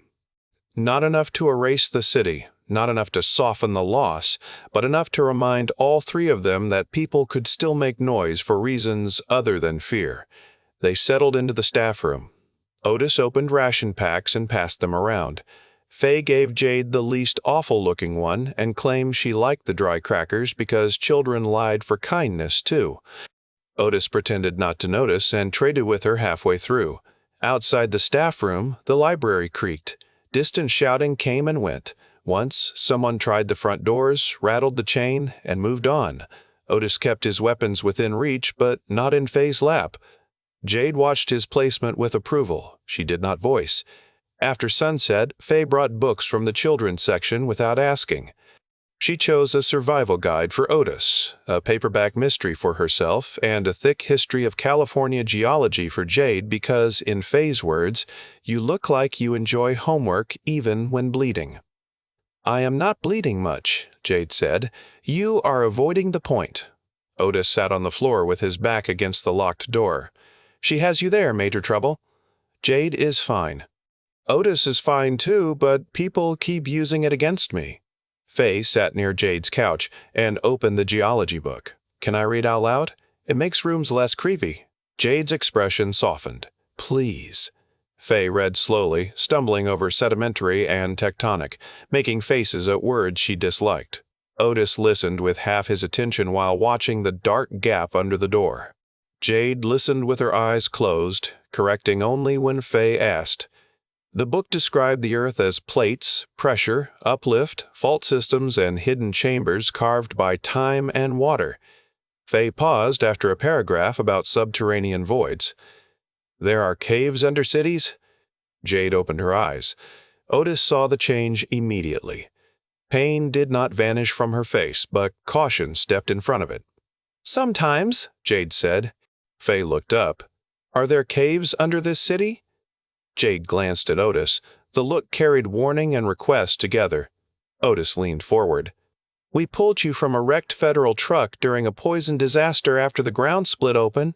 I am past bedtime stories." Jade was quiet for a long moment. Outside, a helicopter thudded through the distance. Its searchlight swept briefly across the cracked skylight, painting the shelves white, then moved on. "The quake was not natural," Jade said. Fay's hands tightened around the book. Otis felt the room cool. "Say that again in plain language." "The major event this morning was triggered by a government excavation and energy delivery experiment beneath the city. The public explanation will call it a seismic cascade." "That is not the whole truth." "Energy delivery experiment," Otis repeated. "That sounds like college words wearing a fake mustache." Jade rubbed one hand over her face. There are old cavern systems and engineered voids below parts of the Bay Area, some natural, some expanded decades ago for classified storage and research.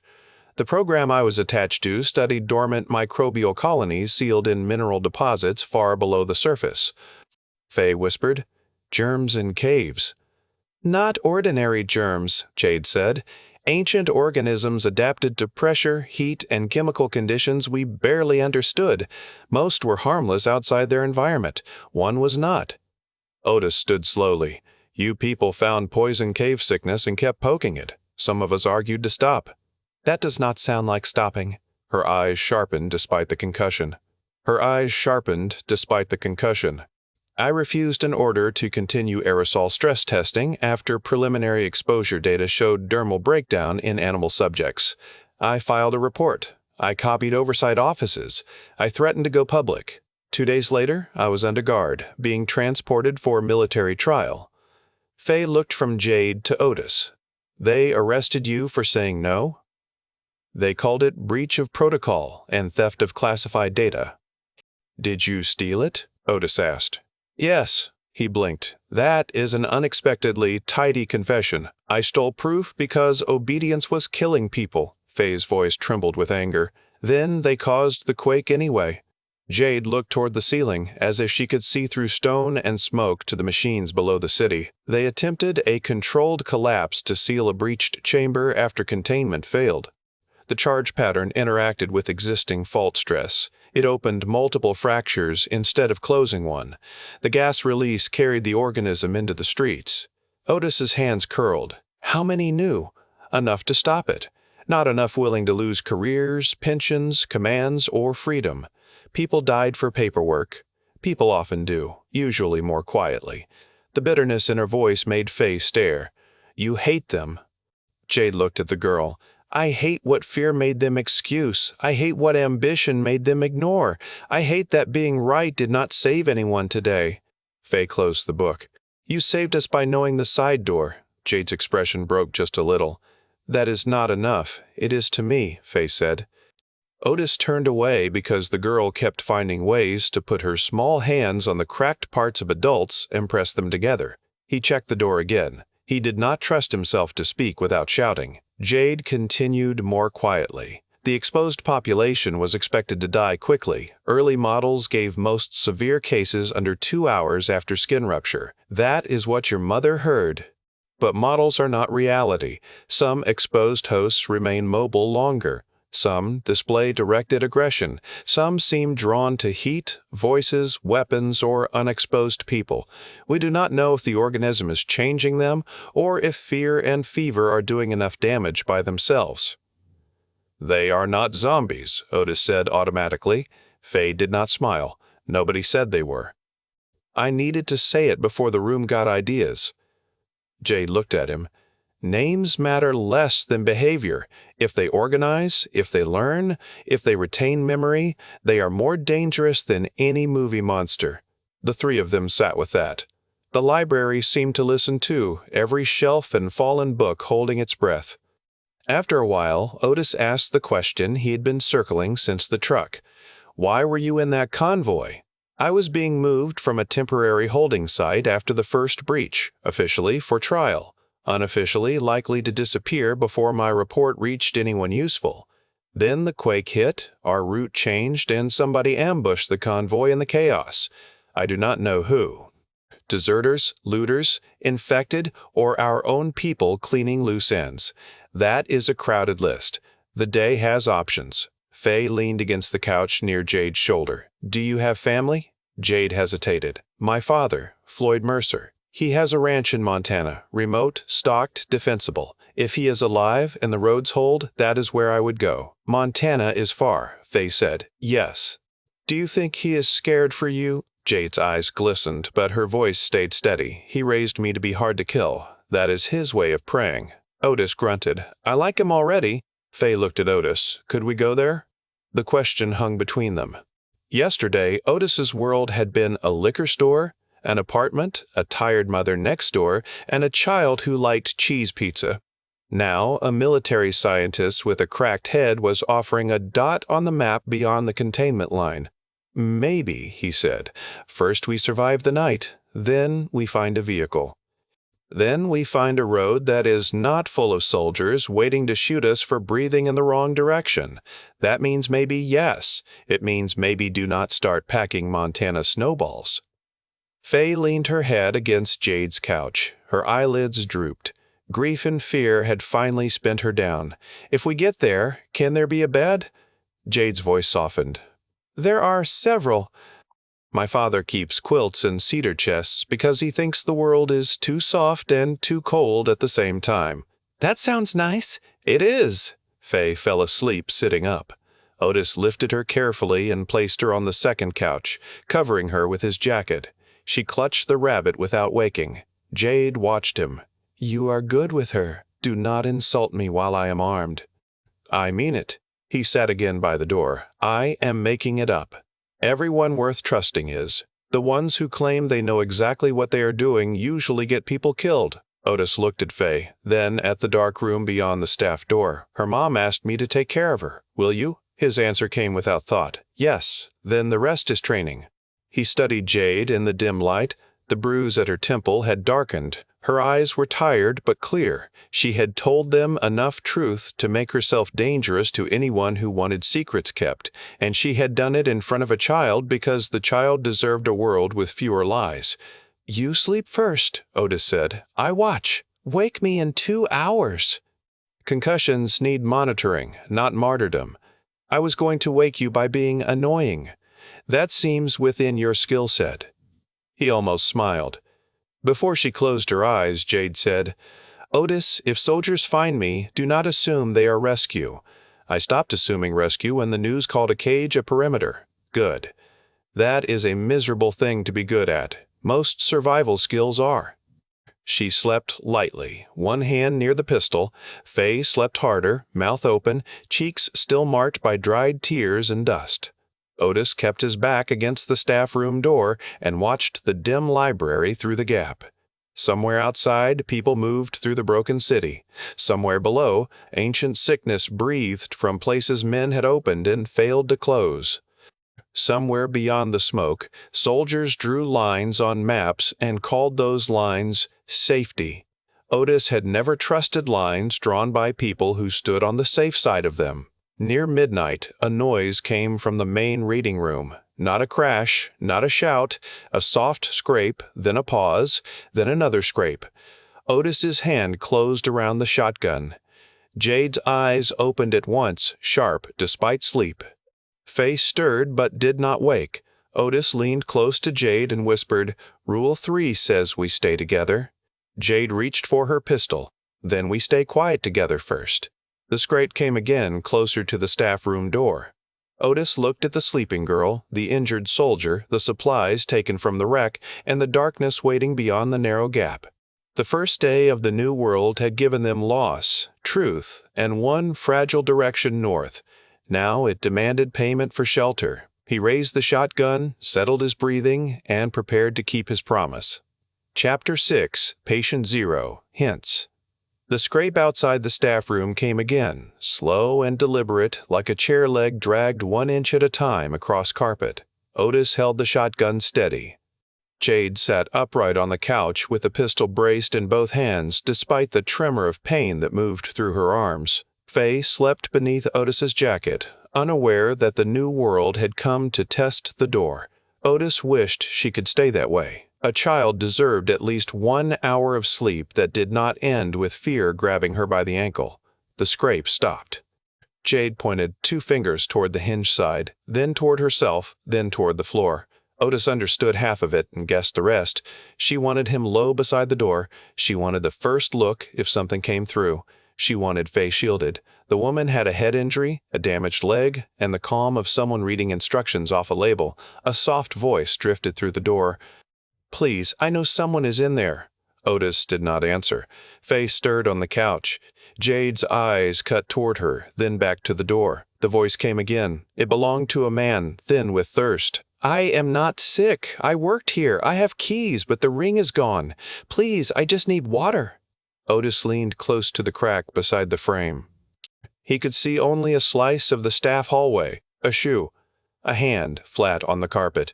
The hand looked clean in the dimness, but dimness was a liar. Jade whispered, "Ask his name." Otis kept his voice low. "Name." The man outside sobbed in relief because a voice had answered. "Calvin Price. Reference desk. I locked myself in the basement stacks when the first smoke came through. I waited until it thinned. I heard you come in. I did not want to scare you." "You failed that last part," Otis said. "I have water," Jade whispered, barely moving her lips. "Use the door chain if there is one." "No chain," Otis whispered back. "Just a lock and my bad judgment." Calvin coughed once. It sounded dry, not wet. Fay opened her eyes at the sound and sat up too fast. Otis held up a hand before she could speak. "Is someone outside?" she whispered. "Man says he works here." Fay rubbed sleep from her face. "Does he?" "The library did not hand me a staff directory during the apocalypse." Jade spoke toward the door. "Calvin, if you work here, tell me what is painted on the wall behind the children's desk." A pause followed. A whale reading a book. The kids call him Mr. Barnacle, even though whales do not have barnacles like that unless the artist got lazy. Fay whispered, "There is a whale. I saw it." Jade kept the pistol ready. "Any fever, skin rupture, dizziness, or exposure to fluid from infected persons?" "No fever. No sores. I cut my palm on a shelf bracket. That is all. I swear it." Otis looked at Jade. Jade looked back with the expression of a person who knew the right answer and hated it. "We do this controlled," she said. "He lies flat, hands visible. You open the door only wide enough to slide water. I cover. Fay stays behind the couch." Fay started to protest, then saw Otis's face and went behind the couch with her rabbit clutched under one arm. Otis moved the book cart enough to open the door 6 inches. Calvin lay in the hallway as instructed. He was a narrow man with wire glasses, a cardigan powdered with plaster, and a blood-stained cloth tied around one palm. His face had no visible sores. His eyes were frightened but focused. Otis slid a water bottle and a ration pack through the gap. Calvin drank too fast, choked, and caught himself. "Thank you. There are others in the main room sometimes. They come to the front doors and leave. A few tried the windows. One woman keeps singing near the return bins. She was not singing words." "Did she see you?" Jade asked. "I do not think so." "Thinking is not knowing," Otis said. Calvin nodded, ashamed. "I know. I mean, I understand. I can stay out here. I just wanted water." Fay peeked over the couch. "You can have crackers, too." Otis gave her a look. She gave one back, smaller but stubborn. "Crackers are not a life-threatening policy decision." Jade's mouth twitched. "That depends on the crackers." Otis slid another ration through, then shut and locked the door. Calvin thanked them from the hallway until Otis told him to save his breath. For several minutes, the only sounds were Calvin eating and Fay's uneven breathing. "You did not let him in," Fay said. "No, I did not. You still helped. That was the compromise." She sat on the floor behind the couch. "I hate compromises. They feel like losing twice." Jade lowered the pistol to her lap. "They often feel that way because they leave everyone alive enough to complain." Fay considered that and nodded as if it had passed inspection. When Calvin's footsteps faded toward the basement, Otis pushed the book cart back in place and sat against it. The staff room looked even smaller now. 3 people, too many secrets, too little sleep, and a child trying to grow up in one day because adults had broken the schedule. Jade checked the bandage on her shin. Her fingers moved with professional care, but Otis saw the effort it took not to wince. "You need rest," he said. "I need a scan, sutures, antibiotics, and a command structure that did not eat itself. Rest is the discount version. We are rich in discount versions." Fay crawled closer to Jade, dragging the history book with her. "If I read, will it keep you awake the right amount?" "It might." "Good, because you look like you are trying to sneak into sleep." Jade shifted carefully, making room for Fay on the floor beside the couch. "Read whatever page is least boring." Fay flipped pages until she found a diagram of underground chambers and fault lines. She traced the picture without touching the paper, as if the cave drawn there might be tinder. "You said the government found old organisms under the city. How old?" Jade looked at Otis before answering. Older than our history, older than the cities above them. Old enough that the world they belong to no longer exists in any familiar way. How does something stay alive that long? Some microbes can enter dormant states. They slow down so much that time passes over them like weather over stone. When conditions change, they wake. Otis rubbed his eyes. You make ancient cave plague sound like a bear with a blanket. It is not a plague in the ordinary sense. That matters. The people bleeding on the street may not appreciate the distinction. They would not, but I do. Ordinary pathogens spread by rules we understand. This organism behaves like a colony and a chemical factory at the same time. It reacts to heat, certain hormones, blood chemistry, and maybe stress signals. It may not be trying to kill its hosts. It may be trying to alter them into environments it can use. Fay hugged the rabbit closer. That is worse than killing. Jade did not soften the truth. Yes, it may be. Otis stood and paced 3 steps because the room did not allow 4. You said not in the way I mean when I asked if you were exposed. That sentence has been chewing on me. Jade's fingers stilled on the bandage. Fay looked up from the book. Otis waited. Jade chose each word carefully. During the first controlled breach, a containment sleeve failed. I entered the chamber wing to pull 2 technicians out. My suit registered exposure. Low dose, brief duration, no skin rupture. I was quarantined. I did not develop symptoms. How long ago? Otis asked. 9 days. Fay's eyes widened. Everyone on TV got sick fast. Most did. Otis felt the shape of the secret now. He did not know its name yet, but it had weight. And you did not. No, I did not. No, I did not. Why? Jade looked at the floor. They do not know. I did not. Why? My blood work showed an immune response that should not have happened that quickly. There were markers they had never seen. After that, they stopped treating me like a whistleblower and started treating me like property. Fay spoke softly. Like you belonged to them. Jade nodded once. Yes. Otis's anger returned, quieter this time and more useful. Is that why you were being moved? Partly. They wanted me at a secure facility outside the city before the congressional inquiry could find me, before the medical corps could file independent findings, and before anyone with a conscience could ask why the only asymptomatic exposed officer was in hand restraints. Fay's mouth fell open. They put you in hand restraints after you saved people? They said I had stolen classified data. You did steal it, Otis said. I did. I am not judging. I am just keeping the crime board tidy. Fay looked furious on Jade's behalf. That is stupid. She stole proof because they were lying. Sometimes the law is a fence around the wrong yard, Otis said.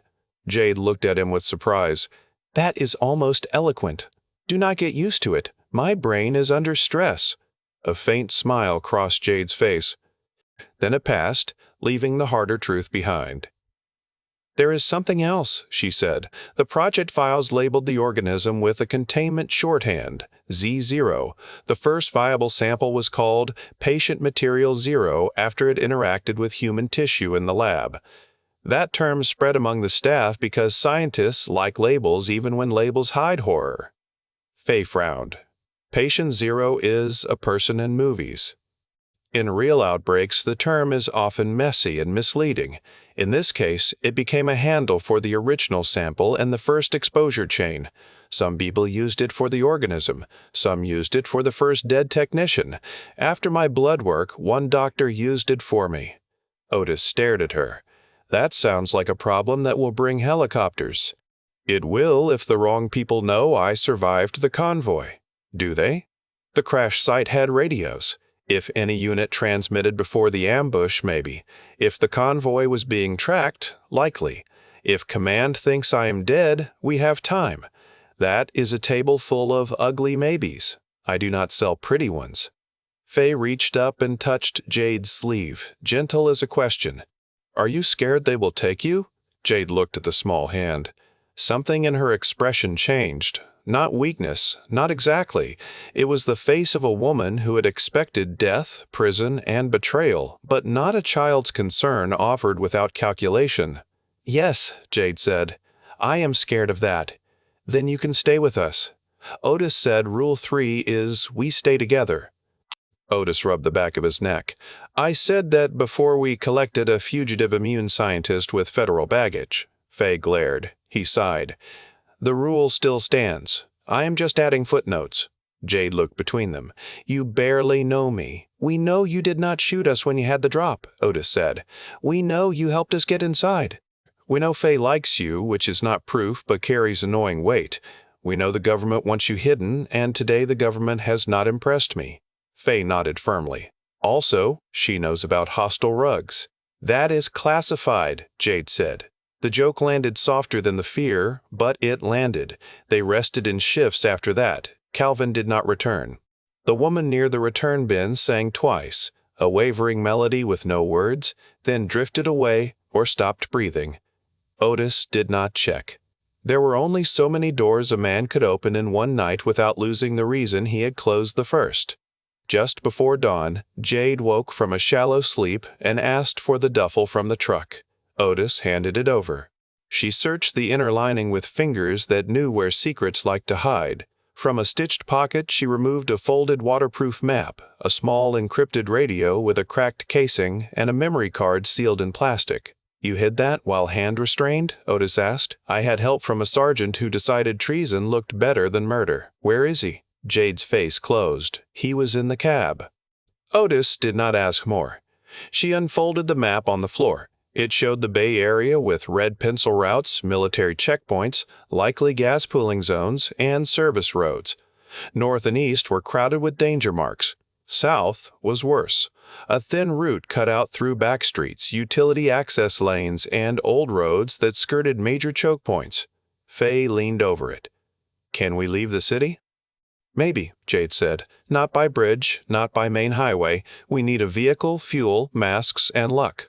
Otis tapped the map near a marked point. What is this? Temporary equipment cache. If it has not been stripped, it may hold protective gear and weapons. How far? 8 blocks. Otis laughed without humor. 8 blocks used to be nothing. Today it is a campaign. Can you walk it? Jade did not pretend. Not well, but I know where to go, and you need what is there. Fay looked from one adult to the other. I am coming too. No, baby, not into that, Otis said. You stay hidden here. No, Otis, I stayed hidden while Mom was outside, and I heard what happened. I stayed behind the couch while Calvin was outside, and I hated it. I am not luggage you leave in rooms. His first answer died before it reached his mouth. Her eyes were red, exhausted, and steady. A day ago, she had been correcting him about soda. Now she was demanding to be treated as part of every hard choice because loss had taught her the cost of closed doors. Jade spoke before Otis could. There are different jobs in a team. The person who stays concealed with supplies is not luggage. That person is the reason the others can move fast. But I agree with you about one thing. Decisions about your life should not happen over your head. Fay blinked, surprised into listening. Otis crossed his arms. You are not helping my authority. Authority that cannot survive explanation is just noise, Jade said. Fay looked at Otis. Explain then. He wanted to argue. He wanted to say, because I said so, because I am bigger, because I promised your mother, because fear has my hands around your shoulders and I cannot loosen them. Instead, he sat on the floor in front of her. If you come, I watch you. Jade watches danger. Jade stumbles because her leg is bad. I help Jade. You get exposed, and all of us slow down. If you stay in the locked staff room with the supplies, the gas mask, the whistle, and Calvin somewhere below who owes us, you have walls between you and the street. I can move faster. Jade can point me right. We come back with gear that makes leaving possible. Fay listened. Tears gathered but did not fall. How long? Jade answered. Under 2 hours if nothing goes wrong, longer if we have to hide. Things always go wrong now. Yes, Jade said. So we plan for that too. If we do not return by sunset, you do not go looking. You stay hidden until morning. Then you use the map and the service door route to reach the old fire station Martyr. Calvin can help if he is still safe. If he is not, you do not make him safe. You move. Otis stared at Jade. That is too much for her. Fay wiped her nose on her sleeve. It is too much because it is terrible, not because I am dumb." Otis had no answer that would not insult her. He took the whistle from her strap and held it out. "3 short blows if danger is at the door and you think we are close enough to hear. Not because you are lonely, not because you are mad, not because you found a spider wearing pants. The spiders do not wear pants. Spiders do not wear pants. That is what makes it suspicious." She took the whistle. "You come back. Both of you." Jade looked at her. "We will fight hard to do that." Fay turned to Otis. "That is your raccoon promise." "It is." "Then say it." Otis swallowed. "I promise to fight like a nasty old raccoon to come back and get you. And Jade. And Jade." Jade looked away, but not before Otis saw her eyes shine. They prepared in the gray light. Otis loaded magazines with hands that had stopped shaking. Jade checked the pistol, the map, and her bandage. Fay filled water bottles and packed ration bars with the seriousness of a quartermaster. When the service door finally opened, the library breathed cold air into the staff room. Fay hugged Otis first. It was fierce, almost painful. Then she hugged Jade carefully around the ribs. "Do not be heroic in a stupid way," Fay said. Jade rested one hand on the girl's hair. "I will aim for useful instead." Otis stepped into the hall, then looked back. Fay stood small in the doorway with a gas mask hanging from one hand and her rabbit under the other arm. She was afraid. She was also watching, learning, becoming someone the old world had no right to demand. "Lock it after us," Otis said. "I know. Book cart too." "I know, Otis. If Calvin comes back and seems sick, you do not open." "I know." He nodded because another word might break something. Jade touched his arm and guided him onward. The staff room door closed behind them. The lock clicked. The book cart rolled into place with a muffled thump.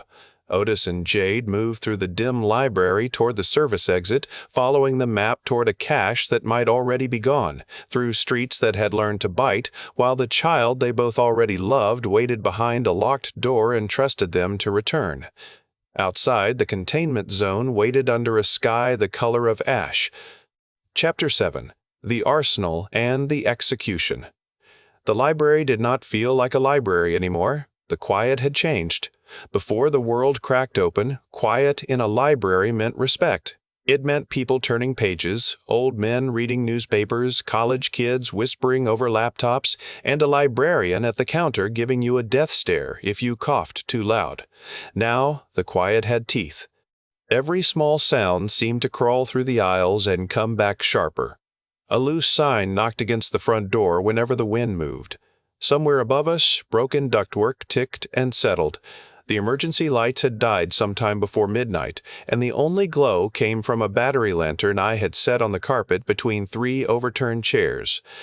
Fay slept with her head on a folded jacket, one hand wrapped around the strap of a backpack we had stuffed with water bottles, canned peaches, and the stupid little paperback books she said Jade needed. She had picked the books herself, like that was medicine too. Maybe it was. Maybe when the world got mean enough, a kid handing a hurt woman a story was the only kind of cure left. Jade sat with her back against a shelf labeled Local History. Her eyes were open, but they kept drifting like she was listening to voices the rest of us could not hear.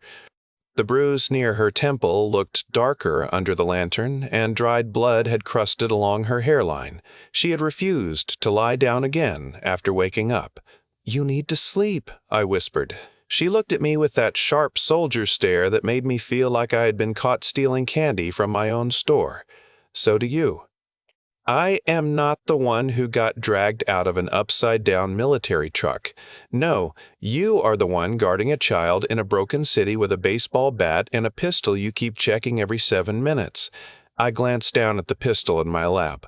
6 minutes. I got standards. A small smile touched the corner of her mouth. It faded almost as soon as it came. "Otis, there are things in that truck we need." I looked toward the front windows. We had covered most of them with bulletin boards and rolling shelves, but there were still thin cracks between the barriers where the street could look in. That truck is 2 blocks away, and those 2 blocks are full of people who would skin us for a can of beans. Not all of them are people anymore. I know what you mean. I am going. I stared at her because I thought maybe the bump on her head had taken the good sense out of her. "You are going nowhere except maybe to that couch over there. You lean sideways when you stand. Then I will lean quietly. That is not funny. It was not meant to be." Fay stirred, making a soft sound in her sleep. We both looked at her. Her face had lost that hard little scowl she wore when she was pretending not to be scared. She looked smaller asleep, smaller and younger, and too easy for this kind of world to chew up. Jade lowered her voice. "The National Guard truck had more than prisoner transport restraints. I saw the loadout before we rolled. My escort unit was moving weapons, respirators, body armor, medical kits, and field radios. If we leave without that gear, we're choosing to stay weak. We are alive because we stayed hidden. We are alive because no one serious has found us yet." I hated how cleanly she said it. I hated more that she was right. Outside, a car alarm gave 3 weak bleats and then died. The silence after it made the air feel tight.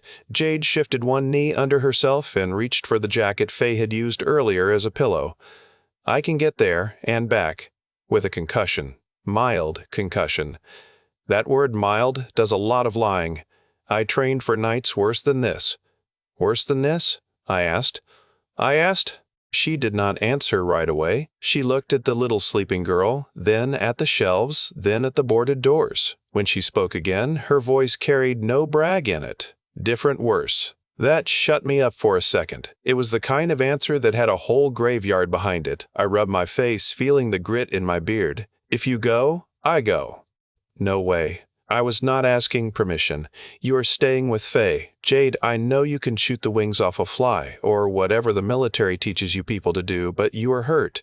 And you are her anchor right now." I looked at Fay again. Her fingers twitched against the backpack strap. "Dang it. That is not agreement. It is close." Jade checked the pistol she had pulled from the truck before the library. She handled it with a calm that made my stomach feel heavy. She knew the weight of it like I knew a cash drawer, a mop handle, and the sound a drunk made right before he threw up near the beer cooler. She stood slowly, waited for the room to stop tilting, and took a breath through her nose. I grabbed her wrist before I could talk myself out of it. "Listen to me. I barely know you. That has not stopped you from arguing like an old husband. Do not make me laugh when I am trying to be serious." Her hand relaxed under mine. She waited. "I barely know you," I said again, "but that kid already thinks you matter. She brought you books like you were kin, so you come back. You hear me? You do not get brave in a stupid way." Jade looked down at my hand on her wrist. She did not pull free. "I get brave in very efficient ways." That sounds like something a dead person says before becoming dead. "I will come back." "You better." Fay opened one eye from the floor. "If you leave, I'm going to be mad." Jade turned. "I thought you were asleep." "I was spying asleep. That is not a real thing," I whispered. Fay sat up, hair sticking out on one side. "It is if you are good at it." Jade lowered herself into a crouch so they were almost eye level. "I am going to get things that help us leave the city. Are the things dangerous? Some of them are. Are the people outside dangerous? Some of them are." Fay swallowed. "Then you should take Otis. Otis has the most important job." Fay looked at me, and her face did something that hurt me worse than glass or bullets could have. She tried to look brave because she thought I needed it. "He stays with me," she said. Jade nodded. "That is right." I wanted to argue again, but Fay's chin trembled, and I knew if I pushed harder I would be pulling apart the only plan that kept her from crying. Jade slipped out through the staff entrance in the back after I moved the barricade just enough for her to squeeze through. The alley beyond was black and wet with something that was not rain. The stink of the city rolled in, a sour mix of smoke, sewage, spilled fuel, and that rotten mineral smell from the cracks. I shut the door as quietly as I could and put the shelf back in place. Then I waited. Waiting is a special kind of torture. Fighting gives your hands something to do. Running gives your legs a reason to burn. Waiting makes every noise into a verdict. Fay and I sat behind the reference desk with the lantern turned low. She leaned against my side, awake now, refusing to go back to sleep. "Did Mom hurt when she left?" she asked. I did not move. I had known this question was coming. I had felt it circling all night like a dog around a locked door. "I think she was hurting," I said carefully, "but I also think she was thinking about you more than herself." Fay picked at a loose thread on her sleeve. "She used to say she would quit drinking after New Year's. Folks say a lot of things around New Year's. She said it last year too. I let that sit." The truth was not always helpful, but lies had short legs in a disaster. "I think your mom loved you and had a hard time loving herself right." Fay looked up. "What does that mean?" "It means some people carry a mess inside them. They try to pour something over it so they do not have to look at it, but the mess keeps breathing under there." Did she choose the bottle over me? That one hit deep. I could have given her some soft answer, something clean and useless. Instead, I put my arm around her shoulders and pulled her closer. "I think she made wrong choices a lot," I said. "I think those choices hurt you. I also think when it came down to the last choice she had, she chose you." Fay pressed her mouth into a hard line. "I hate her a little. That is allowed. I love her too. That is allowed too. I hate that both can be true. Most grown-up feelings are ugly mixed soup." She sniffed once and wiped her face with her sleeve. "That sounds gross." "It is gross. Growing up is mostly gross." She gave a tired little laugh, and I held on to that sound like it was a match in the dark. The first gunshot cracked somewhere north of us just before dawn. Fay flinched hard.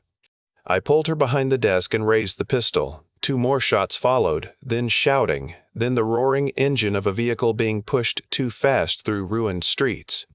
"Is that Jade?" Fay whispered. "I do not know." The engine got louder. Tires screeched. Metal scraped concrete. A vehicle slammed against something outside hard enough to shake dust from the library ceiling. I moved Fay behind a row of file cabinets. "Stay down." I hate staying down. Well, I hate broccoli, but here we are. That makes no sense. "Good enough." Be confused quietly. Boots hit the pavement outside. Not one set. Several pairs of boots. Someone yelled, "Check the building." My chest went cold. I crawled to the crack between the bulletin boards and peered through. A dark sedan had stopped crooked in front of the library. Its hood smoked. The windshield was spiderwebbed. Jade climbed out of the driver's side with a rifle in her hands and a black gas mask hanging at her neck. She wore a chest rig over her jacket, and another rifle was slung across her back. The sedan's back seat was stacked with packs and hard cases. "Hot damn," I breathed. Fay crawled up beside me before I could stop her. "Is that good?" "That is so good I might cry." Then I saw the 2 men coming from the corner. They had been hiding in the wreckage of a delivery van. One carried a short shotgun. The other had a tire iron and a face that made my stomach tighten. His cheeks were marked with dark scabs, and red fluid had dried down his neck. Fresh sores glistened near his jaw. He did not move like the dying ones we had seen the first day. He moved steady, mean, and hungry. Jade saw them too. She stepped away from the sedan, rifle-shouldered, calm as church bells. "Stop there," she called. The man with the shotgun laughed. "Lady, you got a car full of things we need. You need to stop walking." The infected man kept coming. His eyes were red-rimmed but not empty. That was worse. He looked at the rifle in Jade's hands, then the gear in the car, then the boarded library windows. He understood. "Give us the masks," he said. His voice sounded wet. Jade's stance changed by 1 inch.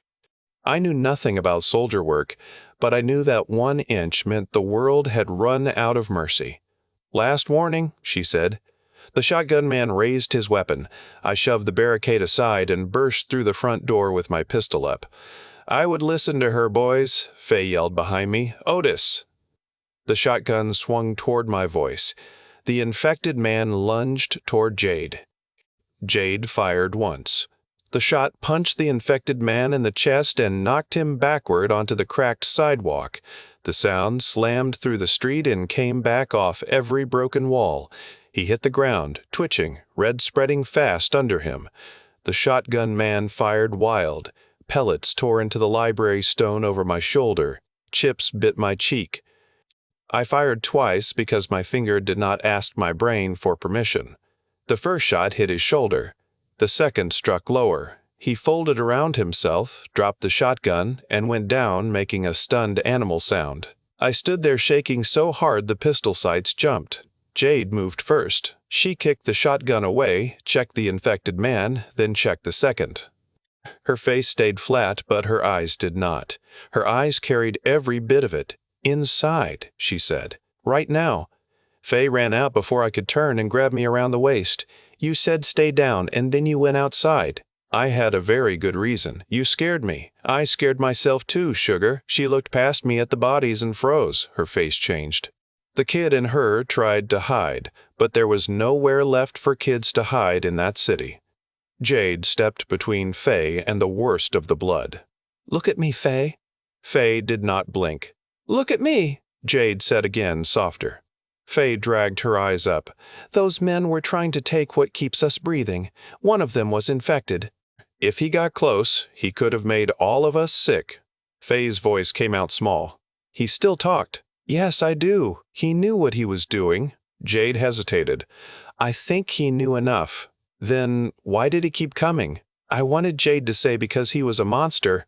I wanted simple words. We deserved simple words. She did not give us any. "Because this thing does not just kill people," Jade said. "It changes what they need. It changes what they are willing to do. It may leave enough of them inside to plan, and that makes them more dangerous than if they were just sick." Fay looked at the infected man again before Jade gently turned her shoulders away. I loaded gear into the library as fast as my shaking hands allowed.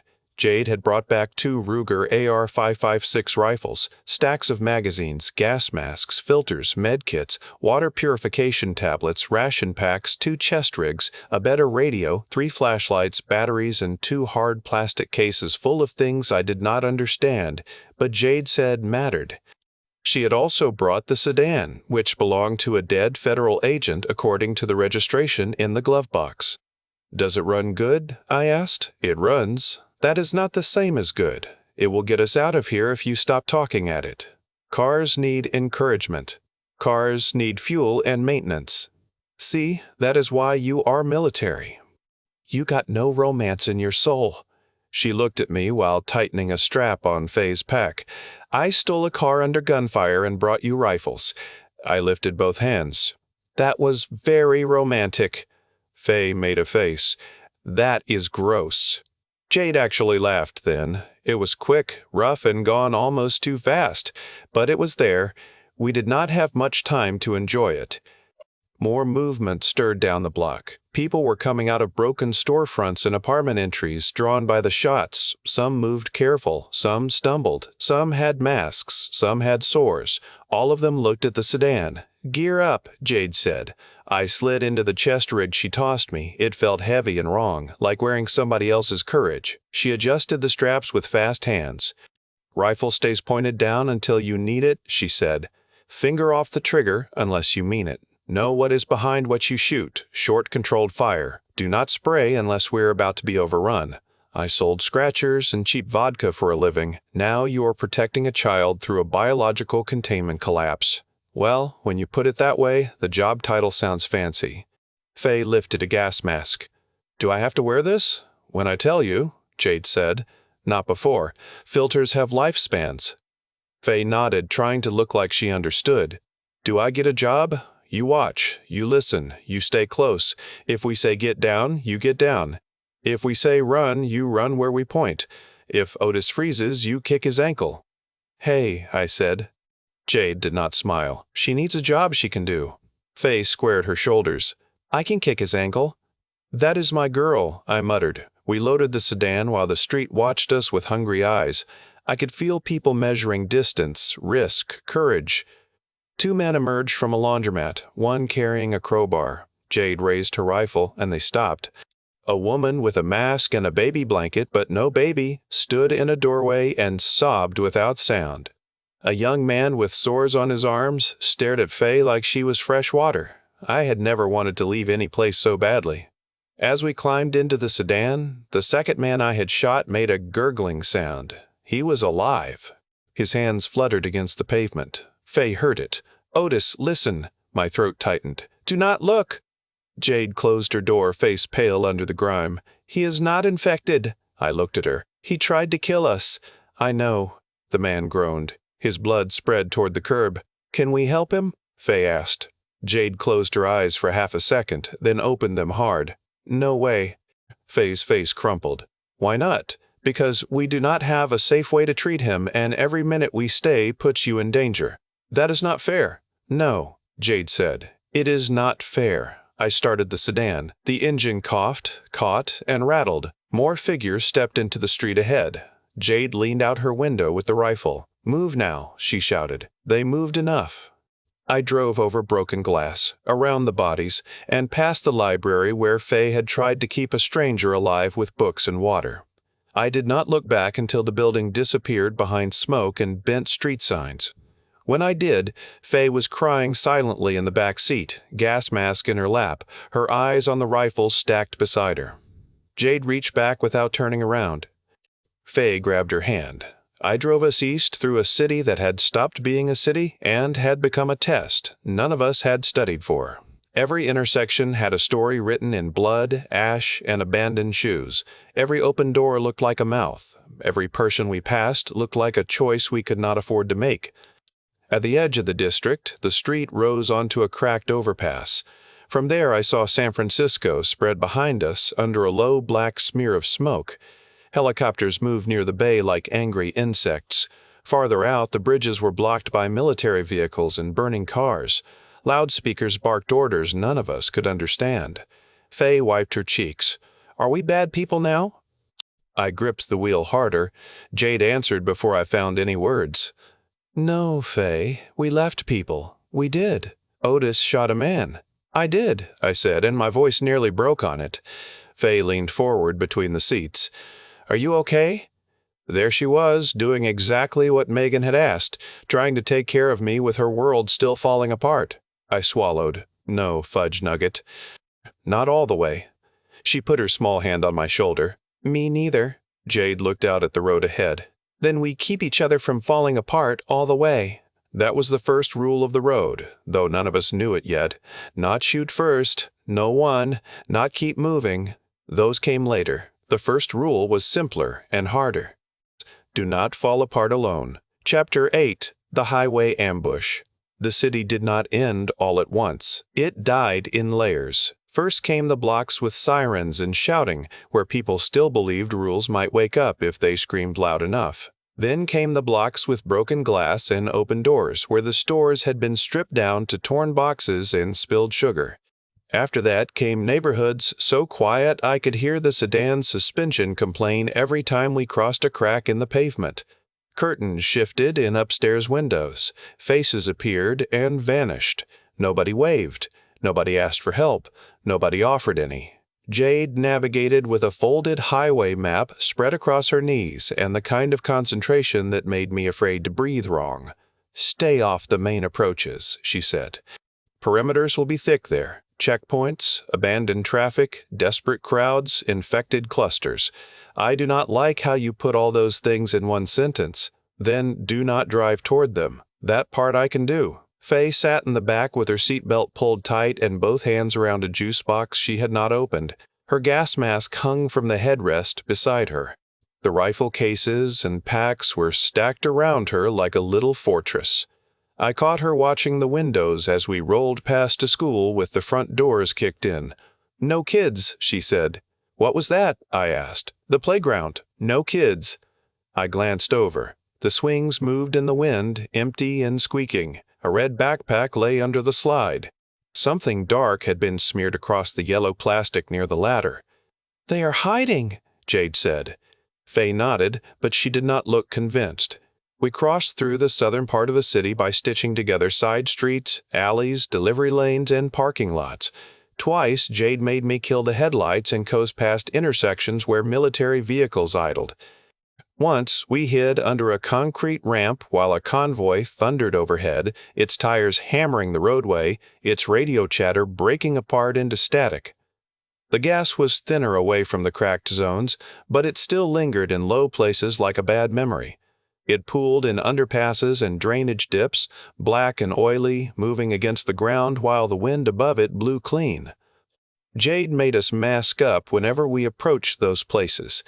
The rubber seal pressed into my face and turned my own breathing into a loud animal trapped in my head. "How long before the filters go bad?" I asked through the mask. "Depends on concentration," Jade answered. Her voice sounded hollow behind the respirator. "Do not waste them." That answer was about as comforting as a tax audit. Fay's muffled voice came from the back. "I do not like smelling my own breath. Nobody does, sugar. Yours would be worse." That was hurtful. It was science. Jade's eyes creased above her mask. She was smiling again. "Not much, but enough." We reached the outer edge near mid-afternoon. The sky had turned the color of dirty pewter, and ash fell in tiny flakes that stuck to the windshield. The sedan's fuel gauge sat below half. The engine had a nervous knock I did not care for. Every mile felt borrowed. Jade had us leave the broken city by a service road that ran behind warehouses and drainage channels. A chain-link gate blocked the way at one point, but the hinges had already been torn loose by somebody with heavier equipment than us. Beyond it, the land opened into industrial flats and then into roads that bent toward the valley. For the first time since the quake, I saw distance. Not peace, not safety, just distance. Fields stretched brown and flat under smoke-stained light. Power lines marched away over dry grass. Far to the east, the sky looked less sick. I drove toward that less sick sky like it owed me money. Fay unwrapped a protein bar and broke it into thirds. She handed one piece to Jade, one to me, and kept the smallest for herself. I looked at it. "You keep more than that. I am not hungry." That is a lie and a bad one. She took a slightly bigger bite, mostly to stop me from making a fuss. Jade studied the map. "If we can get east and then north without hitting blocked highways, we may avoid the worst of the containment push." "Where exactly are we going?" "To Montana." I almost laughed. Montana is not exactly around the corner. My father has a ranch outside a little town most maps barely care about. Water, stored food, fencing, sight lines, generators, livestock if he kept up with the work. He was Army before he was a rancher. If he is alive, he is dug in. Fay leaned forward. "Is he nice?" Jade's face changed in a way I had not seen yet. It softened at the edges. "He is gruff, stubborn, loud when he thinks he is right, and he makes terrible coffee." "So he is Otis, but with cows," Fay said. "Hold on now," I said. "My coffee is not terrible. It tastes like burnt mud," Fay said. "That is flavor." Jade folded the map again. "You two may get along with him." I heard what she did not say. If we made it. If he was alive. If the world let any reunion happen. The sedan reached a 2-lane road bordered by dry orchards and irrigation ditches. Traffic had died there in a strange, scattered way. A few cars sat abandoned on the shoulder. Some had doors open. Some had windows broken. One minivan had handprints all over the rear glass, red and sliding. Fay saw it and looked down at her lap. "We do not stop unless we choose the stop," Jade said quietly. "I know. Anything blocking the road, you slow before you reach it. Do not drive into a funnel. If something feels staged, assume it is. You got a cheerful way of traveling. I am alive." That is a strong argument. For an hour, we made good time. The sedan rattled but held together. I started to believe the day might give us one clean stretch. That was my mistake. Hope, I was learning, could be useful, but it could also lean over and whisper dumb ideas in your ear. The diesel truck appeared behind us at a crossroads where an old farm lane met the 2-lane. At first, it was just a shape in the mirror, high and dark, with a front grille like a mouth full of square teeth. It turned onto the road after us and stayed back. I watched it for half a mile. Jade noticed my eyes. "What now?" "Truck behind us." She turned slightly. "How long?" "Since the last crossroad." "Speed up a little." I did. The sedan's engine complained. The truck sped up too. "That friendly?" Fay asked. "No, baby," Jade said. "Get low." Fay slid down until only her eyes showed above the gear pile. The truck came closer. Big lifted diesel, black paint, cracked windshield, heavy bumper welded onto the front. Two men sat in the cab. A third stood in the bed behind a metal toolbox, one hand gripping the roof, the other holding a rifle. My mouth went dry. "Jade, look behind us. I see him." She reached down and brought her rifle up. "Keep steady. Steady while a murder truck follows us?" "Yes, I do. I am not sure the steering wheel got that memo." The truck surged. Its engine roared, deep and ugly. It closed the gap fast. Fay's voice shook from the back. "Are they infected?" Jade watched the mirror. "Maybe so. Maybe just desperate." "Does that matter?" My hands clenched. Jade did not answer, and that answer was enough. The first shot cracked across the road. The sedan's rear window burst inward. Glass exploded through the cabin like sharp rain. Fay screamed. I ducked on instinct and nearly drifted into the ditch. "Drive now!" Jade snapped. "I am driving! Drive better! I am accepting feedback poorly!" Another shot punched through the trunk. The sedan jerked as the truck bumped us from behind. Metal screamed. Fay cried out again, and something inside me went from scared to furious so fast it made the edges of the world sharpen. "Fay, you hit?" I shouted. "No, but glass got everywhere. Stay down." The truck hit us again, harder. The sedan fishtailed. I fought the wheel, corrected, overcorrected, and nearly lost us. Jade braced one boot against the dash and lowered her window. "Do not lean out," I barked. She gave me one look. "Then make him stop." "That is not one of the buttons." The man in the truck bed fired again. The bullet snapped past my side mirror, taking it clean off. The mirror spun away behind us. Jade unbuckled. "Jade, move. Hold the line. Hold what line? Hold what line?" "The road, Otis." She twisted in the seat, rifle up, body half out the passenger window. The wind grabbed her hair. The truck swerved behind us, lining up for another ram. I saw the driver laughing through the cracked windshield. The third man raised his rifle. Jade fired once. The man in the bed dropped out of sight. Fay made a sound that was not quite a sob. I wanted to cover her ears. I wanted to take her out of the world until the world learned manners again. All I had was a steering wheel and fear. The truck rammed us from the left rear quarter. The sedan lurched sideways, tires screaming. The passenger side slammed into a roadside sign and tore it loose.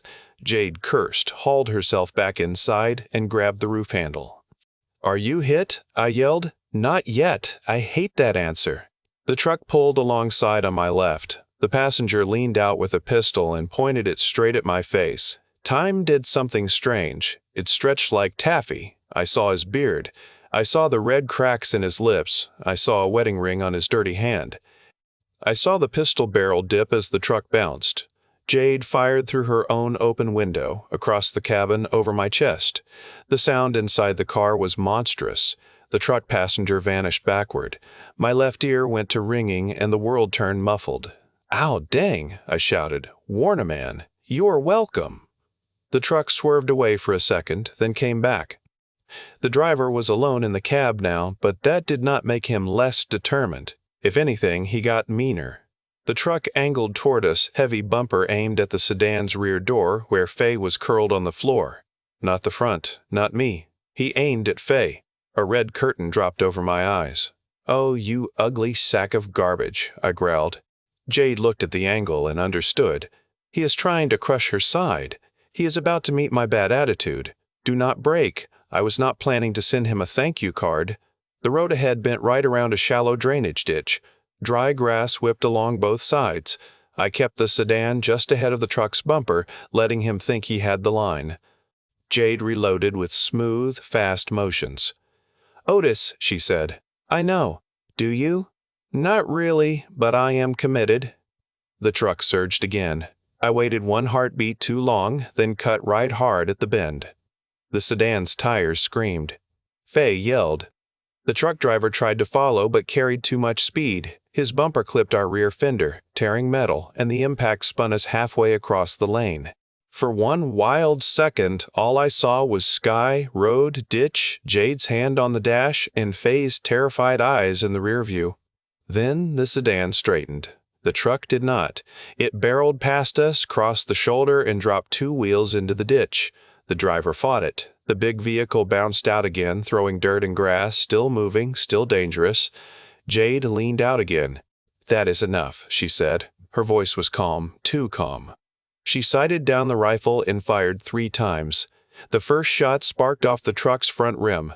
The second missed or hit something I could not see. The third tore into the front tire. The tire blew apart. The truck nosed down, swerved violently, and rolled into the ditch with a heavy, grinding crash. It struck a culvert, flipped halfway onto its side, and slammed against the far bank. The engine roared for 2 more seconds before coughing itself to death. I hit the brakes too hard. The sedan skidded and stopped crooked in the road. Nobody moved. My ears rang. Smoke drifted through the broken rear window. The engine ticked. Fay breezed in sharp little bursts behind us. Jade pulled herself back into the seat, cheeks gray. "Everybody check in," she said. "I am mad, deaf, and still handsome," I said. Fay gave a shaky laugh that turned into a sob. "I have glass in my hair. Anywhere else? My arm hurts, but not bad." Jade twisted around, reached for Fay, and checked her with quick, gentle hands. "Small cuts only. Keep your hands away from your face." "What about you?" Fay asked. "Bruised mostly. Otis, you next? I got a face full of almost dying. Actual injuries. Little cuts, pride damage, seat cushion damage possibly." Fay blinked through tears. "Did you pee?" "No, ma'am. But me and my bladder had a long talk about it." She laughed again, more real this time, and then she cried harder. Jade climbed into the back with her, moving carefully around the gear, and wrapped her arms around the girl.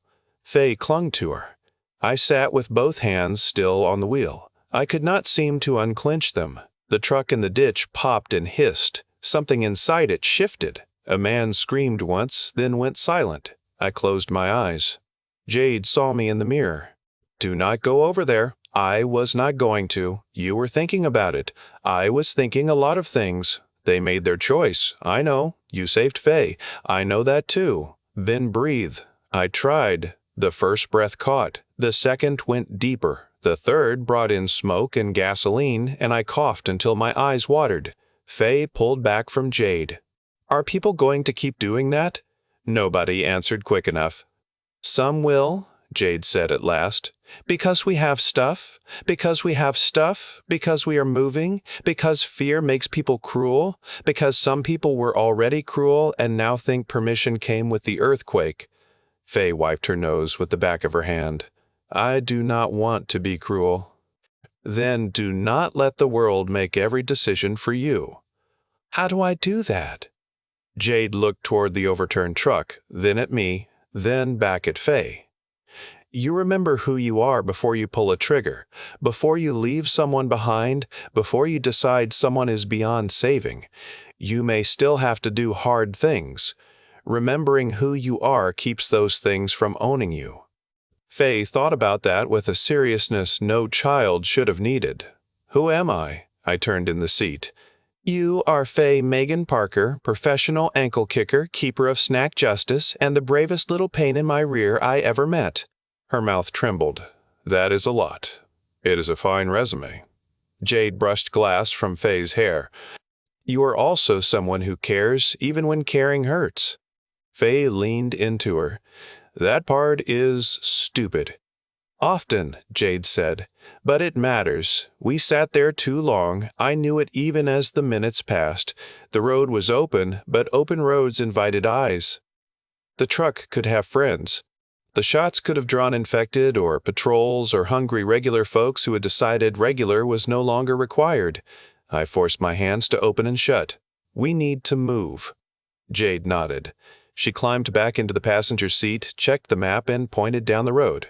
"Patterson is not far. We do not go into town unless we must. Find somewhere outside it to assess damage." The sedan protested when I started it. The rear end rattled like a shopping cart full of bones. The trunk lid bounced. Something scraped near the wheel well. Still, the engine turned, and the wheels moved. As we drove past the ditch, I kept my eyes forward. Fay did not. "What happens to them?" she asked. Jade looked straight ahead. "Whatever happens." That is not an answer. "It is the only one we can carry." Fay sat back, quiet. The sun slid lower, red through the smoke. The highway ahead looked endless and too empty, bordered by fields that should have held workers, tractors, birds, any sign of normal life. Instead, the road held brass casings, skid marks, broken plastic, and a long smear of oil from some other vehicle that had not made it. I drove until my arms ached. Nobody sang, nobody told jokes. For a while, the only sound was the injured sedan and our breathing. Then Fay spoke from the back, voice small but steady. "Otis, listen." "Yes, sugar. Do not get crushed by a murder truck again. I will write that down as a rule." "Jade, listen." "Yes, I do." "Do not hang out of cars." Jade glanced back. "I will consider safer alternatives." "That means she will still do it," I said. "I know," Fay said. "She talks fancy when she is lying." Jade looked offended for half a second, then laughed under her breath. The laugh did not fix the broken glass or the blood on the road behind us. It did not fix the fact that Fay had learned the sound a bullet made when it passed close enough to steal the air. It did not fix the way my hands kept shaking on the wheel. But it reminded me the road had not taken everything yet. Chapter 9, The Jammed Door. We pulled off near a dry orchard about 10 miles west of Patterson. The trees stood in rows so straight they looked planted by a ruler, their branches dusty and still. The irrigation ditch beside the access road had a trickle of brown water in the bottom and a skin of ash floating on top. A weathered sign warned trespassers about prosecution, which felt almost charming after the morning we had survived. I eased the sedan behind a line of trees and shut it off. The sudden quiet made my ears ring louder. "Nobody move fast," Jade said. "We check for leaks, damage, heat signatures if we had equipment, which we do not, and then we decide." "Heat signatures?" I asked. "People hiding. I miss when a road trip meant arguing about gas station bathrooms." Fay opened her door and stepped out carefully, bits of glass falling from her clothes. She had one small cut on her forearm and a few scratches on her cheek. Jade cleaned them with water and antiseptic while Fay stared at the dirt. "Does it sting?" I asked. "Yes, I do. Want to yell something rude?" She thought about it. "Butt crackers. Solid effort." Jade pressed gauze over the cut. "Hold that." Fay held it. "Are you going to say I was brave? Do you want me to?" "I do not know." Jade taped the gauze down. "Then I will say you listened when it mattered. That is better than pretending not to be scared." Fay considered that. I was very scared. "So was I," Jade said. "You did not look scared. That is training. Can I learn that?" "Yes, you can. But I hope you do not have to learn all of it." While they handled the medical work, I walked around the sedan and made a list in my head that got uglier with each step. The rear fender was torn open. The trunk no longer closed right. The back window was gone. The passenger side had long scrapes from the road sign. The front bumper hung low. The driver's side door had taken the worst hit when the truck clipped and twisted us. I reached for the handle. It did not move. I pulled harder. The door gave me nothing at all. I planted one boot against the rocker panel and yanked until my shoulder barked. The door stayed shut like it had made a vow. "You all right?" Jade asked. "This door has betrayed me. Try from inside." I climbed through the passenger side, which was not a graceful act. I banged my knee on the center console, kicked a water bottle, and got my belt loop caught on the gear shift. Fay watched. "You look like a bear trying to use a mailbox. I am bringing dignity to survival. You are losing." I shoved from inside. The door groaned but did not open. I hit it with my shoulder. Pain ran down my arm. "Mother of meatloaf." Fay blinked. "That one is new. I am expanding my vocabulary." Jade leaned through the passenger opening. "The frame is crumpled. It may not open again." I stared at her. "You say that like it is no big deal. It is inconvenient." "Inconvenient is when a soda machine eats your dollar. This is my door. I am the driver. Drivers need doors. You can climb in from the passenger side. I am a grown man." "Then climb with maturity." Fay snorted. I pointed at her. "No laughing at your elders during mechanical grief." She tried not to laugh, which made it worse. Jade checked under the car with a flashlight. She moved from tire to tire, touched the scraped metal, inspected the radiator, listened near the engine after I started it for a few seconds. Her face told me the car was not good, but not dead. "We can keep it," she said. "For now. It leaks a little oil, but not fast. Rear damage is ugly. Steering still responds. We keep speeds moderate and avoid impacts." "Avoid impacts," I repeated. "Why did I not think of that during the murder truck social hour? You were busy, not dying." That excuse does cover a lot. Jade wiped her hands on a rag and looked toward the road. "We cannot stay here long." "I know, but we stayed a little longer anyway." Fay kneaded the glass out of her hair. Jade needed to sit down, though she pretended she did not. I needed 5 minutes without something trying to shoot, infect, bite, rob, or flatten us. I found a cracked plastic crate near the orchard shed and set it beside the car. Fay sat on it while Jade combed through her hair with her fingers. Tiny cubes of safety glass fell onto the dirt, glittering in the late afternoon light. "Your mom do your hair like this?" Jade asked. Fay's shoulders rose slightly. "Sometimes she did, if she was not late." "Did she braid it?" "Pretty badly. She always said she was learning." "Mine was worse when I was your age." "You had ponytails?" "Until I cut my hair short with kitchen scissors and made my father say words he later claimed he did not say." Fay looked interested despite herself. "How short?" "Bad short." "Like Otis' hair short?" I touched my thinning hair. "Hey now, not that bad," Jade said. "Thank you," I said. "I meant mine was not that bad." Fay laughed, and I looked at Jade over the roof of the car. She met my eyes briefly. Something passed between us that was not quite a smile and not quite sorrow. It was recognition. We were both working hard to build little patches of normal for Fay, even if the patches were made from jokes and busted combing fingers and a car that sounded like a bucket of bolts falling downstairs. When the last glass was out, Fay dug through a supply bag and found a clean shirt. She changed behind the open passenger door while Jade stood guard, and I stared very hard at a tree. "You can turn around now," Fay said. I turned and found her wearing a gray thermal shirt 2 sizes too big. The sleeves swallowed her hands. "You look like a wizard," I said, "a survival wizard. Cast us a spell for good roads." She lifted both sleeve-covered hands. "No murder trucks." "A powerful spell." Jade gave Fay a small folded knife from one of the kits. "This stays in your pack, not your pocket. You use it for cutting cord, food packages, and emergencies only. It is not a toy, and it is not for proving anything." Fay stared at it like she had been handed a piece of adulthood she was not sure she wanted. "Okay, I understand." "You tell me when you take it out." "Okay, I understand." I wanted to object. A kid with a knife felt wrong. A kid without any tool in this world felt worse. We transferred gear so the most important bags sat within reach.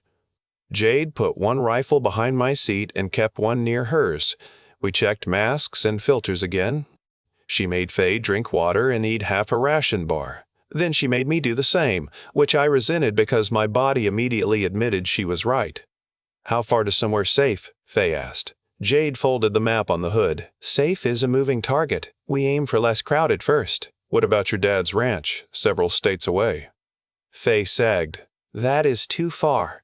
"Not if we keep going." I leaned against the car and looked at the sky. Smoke had thinned into long, dark ribbons. To the west, helicopters moved faintly. To the east, thunderheads built over the distant hills, or maybe those were smoke columns too. I had lost faith in the sky being honest.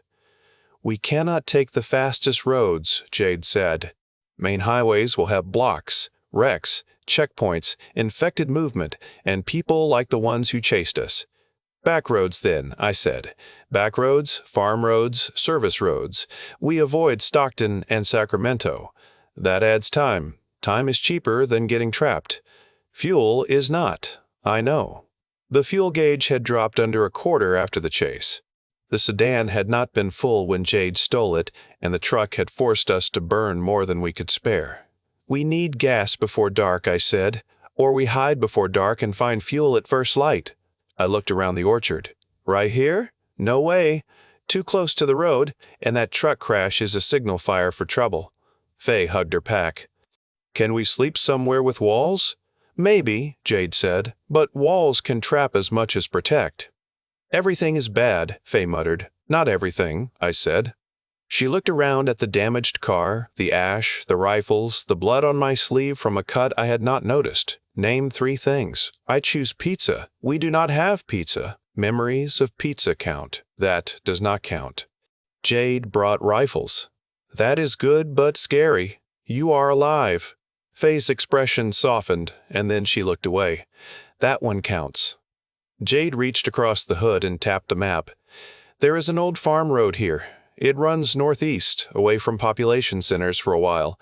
It may connect to a county route north of Patterson. If blocked, we turn around before we are boxed in. I love when the plan includes not being boxed in. Start climbing through your passenger door. I sighed. Getting into the driver's seat from the passenger side became a whole performance. I had to slide across the center console, drag one leg over the gear shift, avoid elbowing Jade, and land behind the wheel with something like dignity, but not enough to file a report about it. Fay buckled in. You need practice. I need a new car. Can we get one? Sure, we will stop at the Apocalypse dealership. Do they take coupons? Only if the salesman has not turned into a sore-faced maniac. Jade shook her head. You two are strange. Thank you, Fay and I said together. That made us laugh. All 3 of us. It came suddenly, almost too loud, and for a second I saw what we might have looked like to anyone hiding in that orchard. A bleeding man in a ruined sedan, a soldier scientist with stolen rifles, and a little girl in oversized sleeves laughing at the edge of the end of the world. Then the wind shifted, carrying the distant sound of engines. Jade's face went cold. Get in. I started the car. The engine knocked hard, then settled into its ugly rhythm. I backed through the trees and followed the dirt lane away from the road. In the mirror, dust rose behind us, and the orchard swallowed the place where we had stopped. The farm road was narrow and rutted, bordered by dry grass and fences that had fallen in places. We passed a farmhouse with every downstairs window boarded from the inside. Someone had painted KEE moving across a sheet of plywood nailed over the porch. A dog barked once from somewhere inside and then fell silent after a person hissed at it. Fay watched the house. There are people in there. Yes, Jade said. Should we ask if they need help? I waited for Jade's answer because I wanted it too. We cannot, she said. Fay's jaw tightened. Because they might hurt us, or because we might draw trouble to them, or because they may shoot before asking questions, or because we do not have enough supplies to become a rescue convoy. That sounds like excuses. Jade took that hit without flinching. Sometimes excuses are lies. Sometimes they are the ugly names for limits. Fay folded her arms and looked out the window. I drove another mile before speaking. When I was a kid, my daddy had this old truck that quit every other Tuesday. He kept saying he could fix it with one more part. Starter, belt, filter, plugs, always one more thing. My mama said at some point a man has to admit he does not own a truck, he owns a hole he pours money into. Fay looked at the back of my head. What does that mean? It means Jade is right, even though it tastes bad. We got one busted car, 3 people, and not enough of anything. If we try to fix every hurt thing we pass, we become the whole. Fay was quiet for a long time. I do not want people to think we do not care. Baby, caring is not the same as having enough hands. Jade looked at me then. That glance had weight. I wondered how many times she had learned that lesson before the quake. The sun dropped lower. Shadows stretched across the dirt road like bars. The sedan bumped along, each rut sending a complaint through the frame. The jammed door rattled but never opened. I hated that door with a personal passion. After 5 more miles, the road split near an abandoned packing shed. Jade had us stop under the shadow of a rusted conveyor structure while she checked the map. We camp off-road tonight, she said. No lights visible from the route, cold food, no fire. Fay groaned. I am tired of protein bars. Me too, I said. When we get to Montana, I am eating a whole cow. Jade raised an eyebrow. My father would fight you. I will negotiate for half a cow. He might respect that. Fay leaned her head against the seat. "Will your dad like us?" Jade stared at the map a little too long. "If he is alive, yes." The words, "if he is alive," sat in the car with us. Fay's voice softened. "You are scared too." "Yes, I do." "About him." "Yes, I do." Fay unbuckled, leaned forward, and put one sleeve-covered hand on Jade's shoulder. "Then we will hope he is alive with you." Jade's eyes closed for a moment. When she opened them, they shone in the last light. "Thank you." I looked away because some moments deserved privacy, even in a car with no back window. We drove on until Jade found a narrow dirt track leading behind a low hill dotted with scrub. I eased the sedan into a shallow hollow hidden from the farm road. The sky darkened. Distant aircraft thudded somewhere far behind us. Crickets started up in the grass like the world had not ended at all. I crawled out through the passenger side with less dignity than before and stretched my sore back. Fay stepped out and looked up at the first stars appearing above the smoke. "Do you think Mom can see stars?" Neither of us answered right away. I walked over and stood beside her. "I do not know how all that works. I hope she can." "Then I hope that too." She slipped her hand into mine. Jade stood a few feet away, watching the road with the rifle against her chest. The wind moved through the grass around us. It smelled dry, dusty, and faintly of smoke. Behind us lay the city, the library, the bodies, the truck, and 1,000 choices we could not carry. Ahead lay back roads, low fuel, strangers in windows, and a ranch so far away it might as well have been on the moon. I squeezed Fay's hand and looked at the broken sedan. "We make rules," I said. Jade turned. "What kind?" "Road rules. We need them." Fay looked interested. "Like no murder trucks?" "That is Rule 1. Rule 2, Jade said, we do not stop in funnels." I pointed at her. "Good rule. Fancy but useful." Fay lifted her hand. "Rule 3. Nobody leaves without telling the others." Jade and I both went still. Fay looked from one to the other. "I mean it. No sneaking out, no going alone, no deciding for everybody." Jade's face softened. "Fair rule." I nodded. "Rule 3 stands." Fay waited. "Rule 4, I said. We eat when Jade says because apparently she is the boss of crackers." Jade gave me a dry look. "Rule 5. Otis does not invent rules to avoid medical checks. I object to targeted legislation." "Overruled," Fay said. And there, in a hidden hollow beside a damaged car, with guns close and darkness coming, we made rules like families used to make vacation plans. The rules did not make us safe. They made us. Chapter 10. Dirty Underwear. The night in the hollow was long, cold, and full of noises that wanted to be threats. We slept in shifts, though sleep was a generous word for what I did. I sat against the sedan's rear tire with a rifle across my knees and watched the dark shape of the dirt track. Every rustle in the grass made my finger twitch near the trigger guard. Every distant engine made me hold my breath. At one point, a coyote cried out somewhere beyond the hill, and I nearly launched myself through my own skin. Fay slept in the back seat under 2 jackets. Jade slept in the front passenger seat with her head against the pillar and her rifle angled across her lap. Even asleep, she looked ready to argue with death. When my watch ended, I touched her shoulder. Her eyes opened at once. She did not jerk, gasp, or flail. She simply arrived awake, focused, and dangerous. "That is unsettling," I whispered. "What is?" "You wake up like a trapdoor opening." "Useful habit." "I wake up like a man falling downstairs." I noticed. She climbed out, checked the road, and nodded for me to rest. I crawled into the back beside Fay. The seat was too short, the glass was mostly gone, and the metal frame pressed into my hip. Fay shifted in her sleep and leaned against my side. I stayed awake longer than I meant to. I thought about Megan at the glass.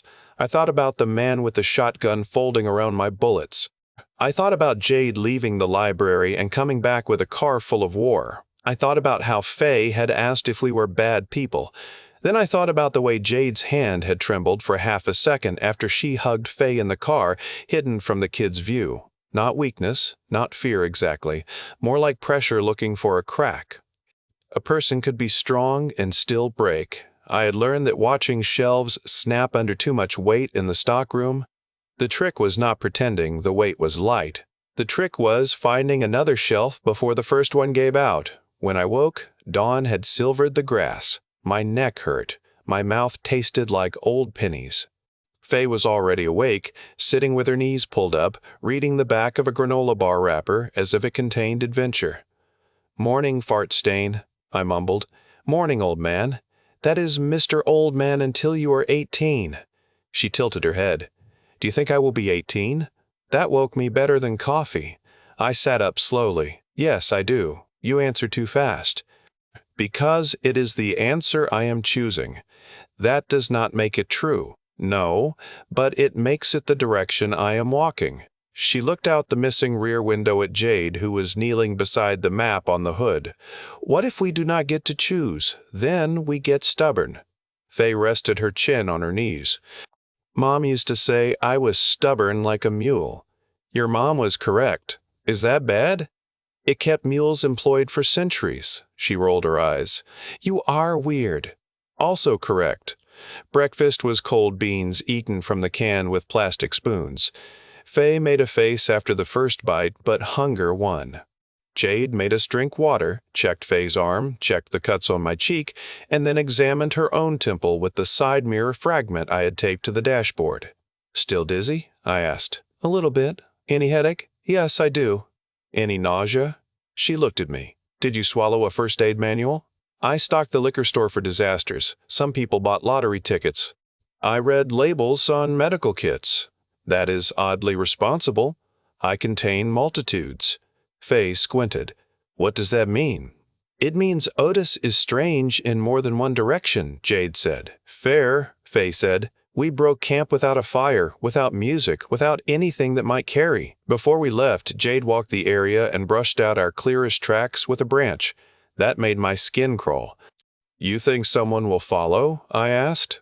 "I think habits save lives when you do not know who is looking. Your childhood sounds exhausting." "My father called it prepared." Fay climbed into the back. "Did your dad make you brush out tracks?" "Only when I made tracks." "That sounds like something Otis would say." "I am offended by how often I am compared to this man," Jade said. I had to climb across the passenger side again. My foot slipped on the floor mat. My shoulder hit the steering wheel. The horn gave one miserable little honk. All three of us froze. The sound died into the morning. Fay stared at me, eyes wide. Jade slowly closed her eyes. I whispered, "The car did that." "You did that," Fay whispered back. "The car assisted." Jade opened her eyes. "Start it and move." I did. The sedan rattled awake, and we climbed out of the hollow onto the dirt track. No one came running from the grass. No engines answered. After 10 minutes, Fay let out the breath she had been holding. The farm roads carried us north and east through country that looked almost normal until you noticed what was missing. No tractors moved. No irrigation pumps thumped. No workers stood among the trees. At one house, laundry still hung on a line stiff with ash. At another, a pickup had crashed through a fence and sat nose down in a ditch with the driver's door open. "Do not stop," Jade said before I could slow. I was not stopping. You wanted to. Wanting is not doing. Good enough. Fay listened to us with her cheek against her backpack. "How did you two get so bossy so fast?" "Natural talent," I said. "Military training," Jade said. "Mine sounds better. Mine keeps people alive." That is also better. By late morning, the road curved through low hills and patches of oak.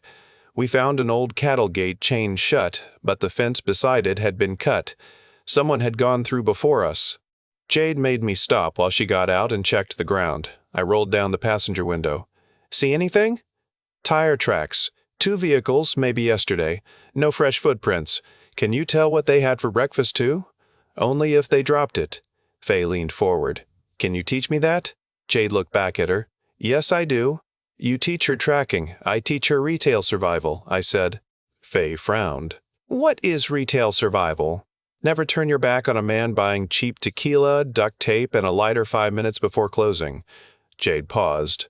That is strangely specific. I lived a full life before the plague gas.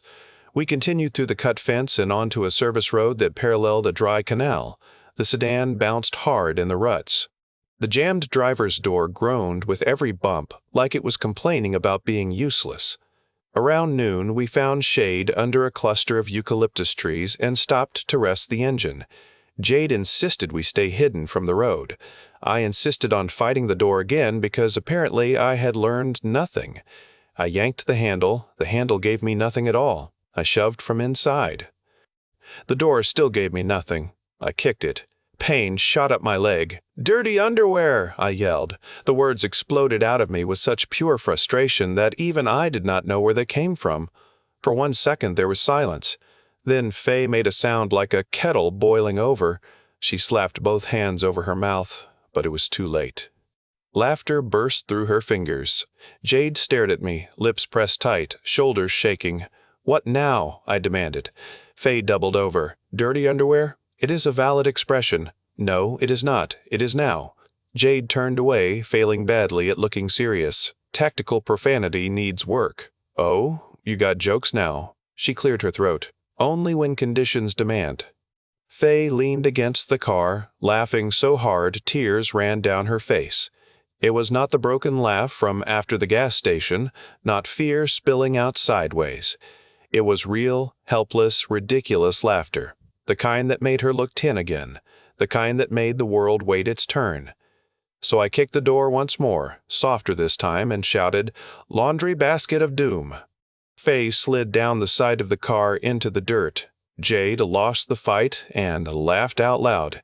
I stood there with my sore foot and my stupid useless door, feeling like maybe I had done something noble by being an idiot. After a minute, Fay wiped her face. Mom would have laughed at that. The laughter thinned, but did not vanish. "Yeah, really?" I said. She liked dumb stuff. "Then your mom had excellent taste." Fay smiled. It was sad and sweet and gone too soon, but it had been there. Jade leaned against the hood and drank from her canteen. "My father once got so mad at a stuck gate latch that he called it a communist spoon." Fay blinked. "What does that mean?" "No one knows." I nodded with grave respect. "A powerful phrase." He said it in front of a pastor. Fay laughed again. "Did he get in trouble?" The pastor asked if he could use it. That set her off one more time, and for a few minutes the three of us traded the dumbest, angry phrases we could invent. Rusty chicken boot. Pickle thunder. Grandma's angry mailbox. None of it made sense, and that was the point. Sense had done a poor job lately. When the laughing faded, Fay sat cross-legged in the shade and ate crackers with peanut butter from a foil pack. Jade sat near her, cleaning one of the rifles. I watched the road and tried not to stare at Jade's hands. She moved with care. Not romance, novel care. Not slow, pretty nonsense, but practical care. Every piece had a place. Every motion had purpose. She was still pale, her head still hurt. But she kept working because the rifle might matter later, and later had become a place we all lived. "You are staring," she said without looking up. "I am observing weapon maintenance. You are staring. I am a curious citizen." Fay looked between us. "You two are weird again? Again already?" I asked. "You get quiet, and then say things that are not what you mean." Jade's hands paused. I felt heat creep up my neck. "You been reading adult conversation manuals?" "No way. You are just obvious." Jade looked at Fay with a raised eyebrow. "Am I obvious too?" "Not as much, but your ears get red." Jade's hand went halfway to one ear before she stopped herself. Fay grinned. I coughed into my fist and found the road suddenly fascinating. "We should move soon," Jade said. "That was a tactical retreat," I said. "Yes, I do." Understood clearly. Before leaving, Jade used the radio to scan emergency bands. Most channels were static, broken by occasional bursts of military code, local pleas, and automated warnings ordering civilians to remain indoors, avoid fractures, and report symptoms. One broadcast repeated the phrase, "regional biological security event," every 30 seconds, like making the words boring might make them less horrifying. Then we caught a voice. "If anyone can hear this, do not go to the highway. They are stopping cars near Lathrop. They are not letting people through. I repeat, they are not letting people through."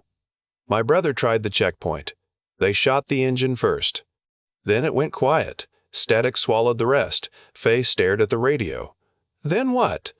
Jade turned the dial slowly, but the voice did not return. "Then nothing good," I said. The mood changed after that. We packed in silence and got back into the sedan. The road bent north. We avoided Stockton by staying on roads so small my map-reading confidence curled up and asked for a blanket. Jade knew enough to keep us pointed in the right direction, using the sun, road signs, and the kind of internal compass that probably came free with military trauma. Late afternoon brought us to a rise overlooking a valley road. Down below, traffic sat dead for miles on a larger route, a line of cars, RVs, trucks, and buses frozen in both directions. Smoke rose from 3 places. Tiny figures moved between vehicles. Some clustered around a tanker truck. Others ran. Even from that distance, I heard gunfire pop like distant firecrackers. "We avoid that," Jade said. "You will get no argument from me." Fay stared at the trapped traffic. "All those people." "I know," Jade said. "Are they all going to die?" I flinched. Jade did not. She leaned closer to Fay, voice low. "Some will. Some will not. Some will be helped by people we never meet. Some will help themselves. We cannot know all endings from here." Fay hugged her backpack. "I hate not knowing. So do I. Adults are supposed to know things." I almost laughed, but it would have come out wrong. Adults are very good at pretending. Fay looked at me. "You do not pretend good. That may be my charm." Jade guided us along a ridge road until the trapped highway disappeared behind hills. We drove another hour before the fuel needle flirted with empty. The low fuel light blinked on like a tiny orange accusation. "Well," I said, "there is our next problem." Jade studied the map. "Small town north of here. Maybe a station. Maybe people. Definitely people. If there is fuel. Could be dry. Could be." Fia sighed. "Could be dry. Could be." Fay. "Everything is maybe." "Road rule 6, I said. Maybe means slow down." Jade nodded. "That one is good." The road descended toward a cluster of houses, a feed store, a gas station, and a mechanic's garage arranged around a 4-way stop. No traffic moved. No dogs barked. No generator hummed. The place looked abandoned from a distance. Jade lifted binoculars from a pouch and scanned. "What do you see?" I asked. "Curtains moving. At least 3 houses occupied. Front windows covered. No one outside." "That sounds good." "No," Jade said quietly. "It sounds like fear." Fay leaned forward. "Fear of us?" Jade lowered the binoculars. "Maybe so. Or fear of what walks around outside without hiding." The low fuel light glowed. The sedan idled rough. I looked at the gas station. 2 pumps, little office, garage bay. A hand-painted sign for bait, cold drinks, and propane. The kind of place I used to stop at without remembering 5 minutes later. Now it looked like a riddle with teeth. "We need fuel," I said. "I know," Jade said. Neither of us moved. The sun slipped toward the ridge behind us. The town waited below, too still and too quiet, with hidden eyes behind glass. Fay whispered the thing all of us were thinking. "I do not like this place."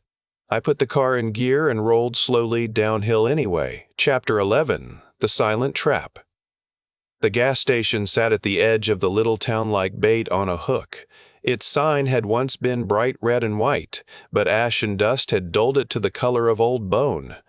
The price board still showed numbers from the world before, when folks had complained about paying too much to drive to work, visit family, or take their kids somewhere boring on a Saturday. A string of plastic pennants hung above the pumps, most of them torn, the rest snapping weakly in the breeze. I eased the sedan into the lot and stopped short of the pumps. "Do not pull all the way in yet," Jade said. I was already not loving the idea. She scanned the building, the garage bay, the houses across the street, and the ditch behind the station. No bodies visible. "That is good, right?" "Not necessarily. Lady, you have a gift for draining sunshine from every sentence. Sunshine gets people killed." Fay looked over the gear stacked beside her. "Maybe everyone left." Jade kept watching the houses. Some did, some are still inside. I saw it then. A curtain in the blue house across the street shifted. Not wind. Fingers were there.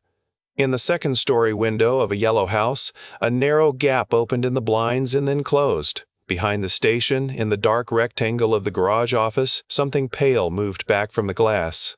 "Uninfected hide," Jade said softly. The words settled over us. "What now?" Fay asked.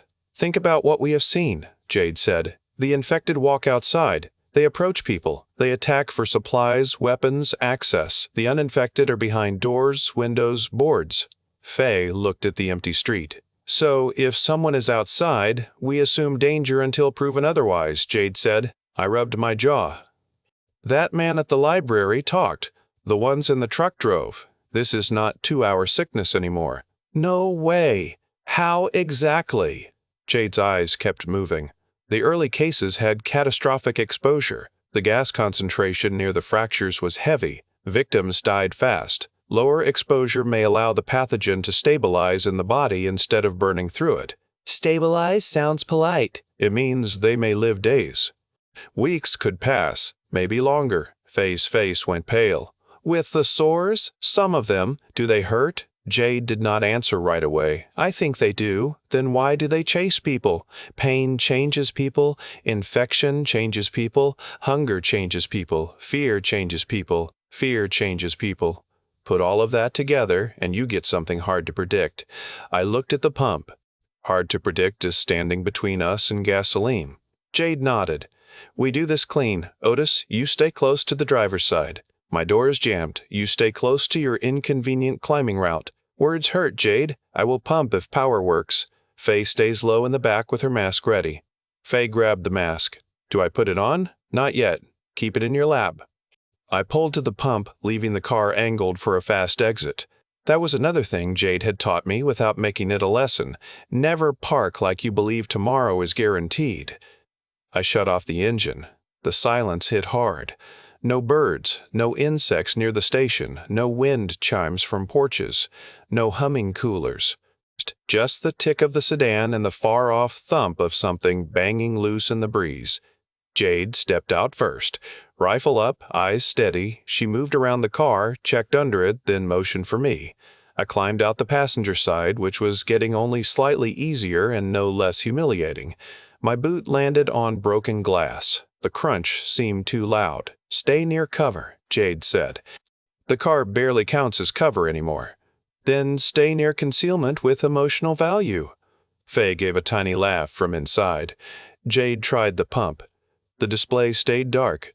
"No power," she said. "Maybe there is a manual lever, or a breaker inside." We both looked at the station office. The front door was closed. A faded poster advertised 2 hot dogs and a fountain drink for a price that made me miss being irritated about normal things. The glass door had a smear on it at shoulder height. Not enough to be a message. Too much to ignore. "I will go," I said. Jade turned. "No way. You need to watch outside. You are not trained for clearing rooms." "I am trained for retail interiors, which include desperate men, bad smells, and people stealing under their shirts. This is not the same." "I know, but somebody has to flip the magic gas switch. You can cover the door better than me." She hated that I was right. I could see it on her face. "Put on your mask," she said. "From gas? Rot, mold, chemical exposure, or anything else?" "Use the mask." I pulled the respirator on. The world narrowed to rubber edges and my own breathing. I took the pistol because the rifle felt too long for tight aisles. Jade stood by the front corner of the car, rifle trained past me toward the road and houses. "Door opens outward," she said. "Use the frame. Do not stand in the middle. Check corners. Move slow." "You make entering a gas station sound like invading a castle." "Today it might be." Fay pressed her face near the window. "Be careful, Otis." I looked back. Her eyes were huge behind the smudged glass. "Always am." She gave me a look that said she had personally witnessed evidence against that claim. I crossed to the door and pulled it open. The smell hit even through the mask. Rotten food, old beer, human waste, mildew, and something coppery underneath. The air inside was warm and wet. Flies buzzed in thick black knots near the coolers. Shelves had been ripped apart. Chips and candy covered the floor, crushed under footprints. A lottery display had been knocked over, tickets scattered like bright confetti for the saddest party in history. I stepped inside. The bell above the door gave a weak jingle. I nearly shot it. "Otis, are you there?" Jade called. "Bell tried to murder me," I answered, voice muffled. "I won." "Stay focused." Focusing angrily. The front counter was empty. The register drawer hung open. Cigarettes were gone. Liquor minis were gone. Liquor minis were gone. Bottled water was gone. Behind the counter, a door marked "Employees Only" stood half open. I checked the aisles first because Jade had said corners, and I had no interest in being haunted by her disappointed look if I lived. Nobody crouched behind the jerky rack. Nobody hid by the restrooms. The men's room door had been kicked in, and I did not look longer than I had to. The women's room was locked, and something on the other side scratched once. I froze. The scratch came again. Then silence. "Not today," I whispered. I backed away and moved toward the employee door. A shape lay behind the counter. I had missed it from the entrance because the counter blocked the view. It was a man in a store polo curled on his side. The skin of his forearms had split into dark, scabbed lines. His mouth hung open. Flies moved on his lips. I pointed the pistol at him for 10 full seconds. He did not move. "I am sorry," I said, though I did not know if I was sorry for him or me. The breaker panel was in the back room beside shelves of cleaning supplies and motor oil. Someone had written "Do not open" in black marker on the wall above it. That was discouraging. I opened it anyway. Most switches were off. One was burned. I found the pump breaker, took a breath, and flipped it. Outside, the pump gave a beep. Then the locked women's room door slammed from the inside. I jumped so hard my shoulder hit the shelves. Bottles fell. The door slammed again. The knob rattled. A wet voice moaned behind it, but not like the movie monsters Fay had mentioned. This sound had words buried inside it. Not clear words, not sane words, but a shape of wanting. "Jade," I called, backing away. "What now?" "Bathroom has a customer. Leave it." That was my plan. The door slammed again, cracking the frame. I moved faster.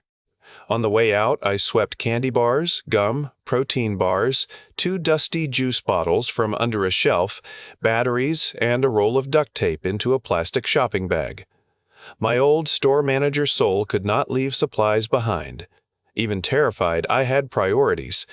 The body behind the counter twitched. I stopped breathing. His fingers dragged across the tile. He was not dead. His eyes opened. They were cloudy, red, and too aware. He saw the bag in my hand. Then he saw the pistol. His lips peeled back from his teeth. "Mine?" he rasped. I backed toward the door. "No, sir. These are store damages."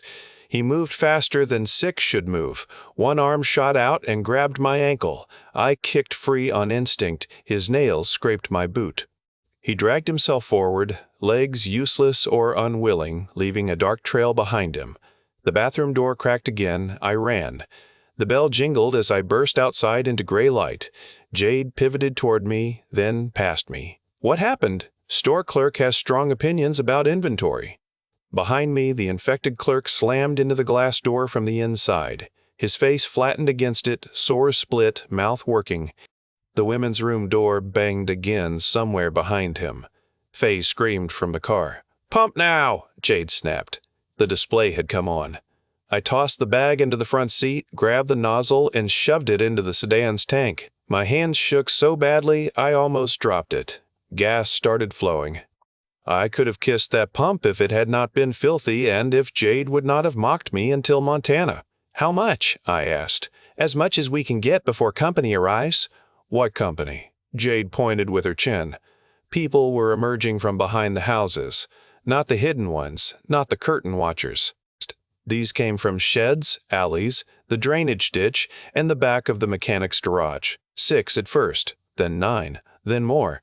Men and women in dirty clothes, some with sores, some wrapped in bandages, some carrying bats, shovels, tire irons, and one pistol held low against a thigh. They did not run. That was what made it worse. They walked with purpose. Fay pressed her mask to her chest. "Otis, look, I see them. Are they infected?" Jade raised her rifle. "Some are, maybe all exposed." A shape shifted behind the bait cooler beside the station door. Jade saw my eyes move. She angled her rifle toward it, not fast enough to startle, not slow enough to look uncertain. "Show your hands." At first, nothing happened. Then a boy stood up from behind the cooler. He was maybe 16, thin as fence wire, with a red ball cap pulled low and a kitchen towel tied across his mouth. His hands trembled above his head. He held no weapon that I could see, but his eyes kept darting toward the road behind us. "Please do not shoot," he said. Jade did not lower the rifle. "Are you infected?" "No, ma'am, I do not think so." "That is a poor answer. I have no sores. I have no fever. I just wanted water." Fay leaned toward the window before I could stop her. "There is a boy." "I see him," Jade said. The boy stared at our gas masks, then the rifles, then the sedan's shattered glass. "You came from the city?" "Passing through," Jade said. "You should leave. We are trying." He swallowed. "We are trying." He swallowed. "They come when pumps run. Sound carries. The ones with the sores took my uncle yesterday. Not killed him. Took him. That made my skin tighten. Took him where?" The boy pointed with his chin toward the old mechanic's garage. "Behind there, they gather people. Some come back acting wrong. Some do not come back." Jade's face changed by fractions. "How many?" "I do not know. More at night." "More at night." "They listen for engines." "Why are you outside if you know that?"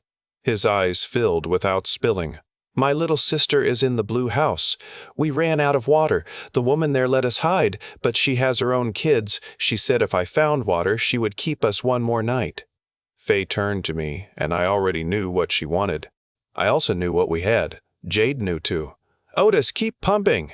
The boy looked at the pump. Power was off. "It is on now," I said. His eyes widened. Then they heard.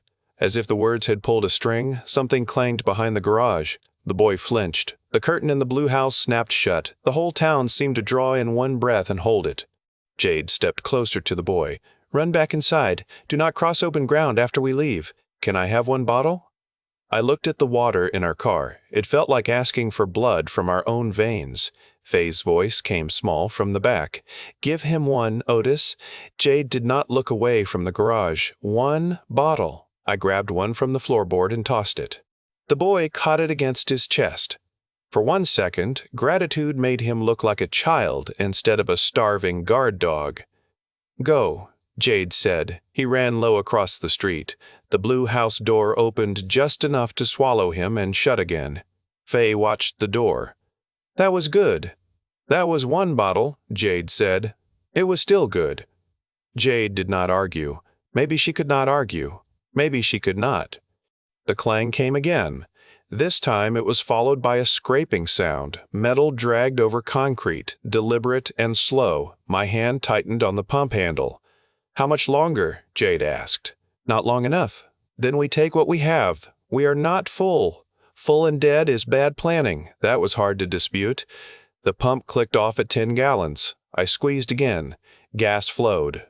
Across the street, a curtain moved. A woman inside the blue house watched us with one hand over her mouth. She did not open the door. She did not call out. She simply watched the outside people come for us. "Why are the people hiding not warning us?" Fay asked. "Because they want the infected focused on us," Jade said. The truth of that landed cold. The walking group spread out, blocking the road and the driveway. The man with the pistol lifted it now. He had a bandage around his neck stained dark. His cheek was marked with 2 open sores. He smiled when he saw our rifles. "Leave the car," he shouted. "No chance," I shouted back. Jade did not look at me. "Do not negotiate. I already used my best offer."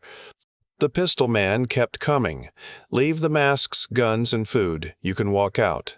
"That is generous," I muttered. Jade called out, "Stop where you are." They did not stop. The pump clicked off again. I squeezed more. It gave me another half-gallon. "Otis," Jade said. "I know. Right now." I slammed the nozzle back, twisted the cap, and moved for the passenger side. Then I remembered my driver's door was jammed, and I had to climb across like a drunk walrus under tactical pressure. "Dirty underwear," I growled. Fay shouted from the back. "Not the time." Agreed completely. A rock hit the sedan's hood. Another struck the windshield, cracking it further. Jade fired one shot into the pavement in front of the group. The sound rolled over the station. The group paused. For one breath, I thought fear might do the sensible thing. Then the pistol man smiled wider and raised his gun. Chapter 12. Contact. Jade fired before the pistol man finished raising his arm.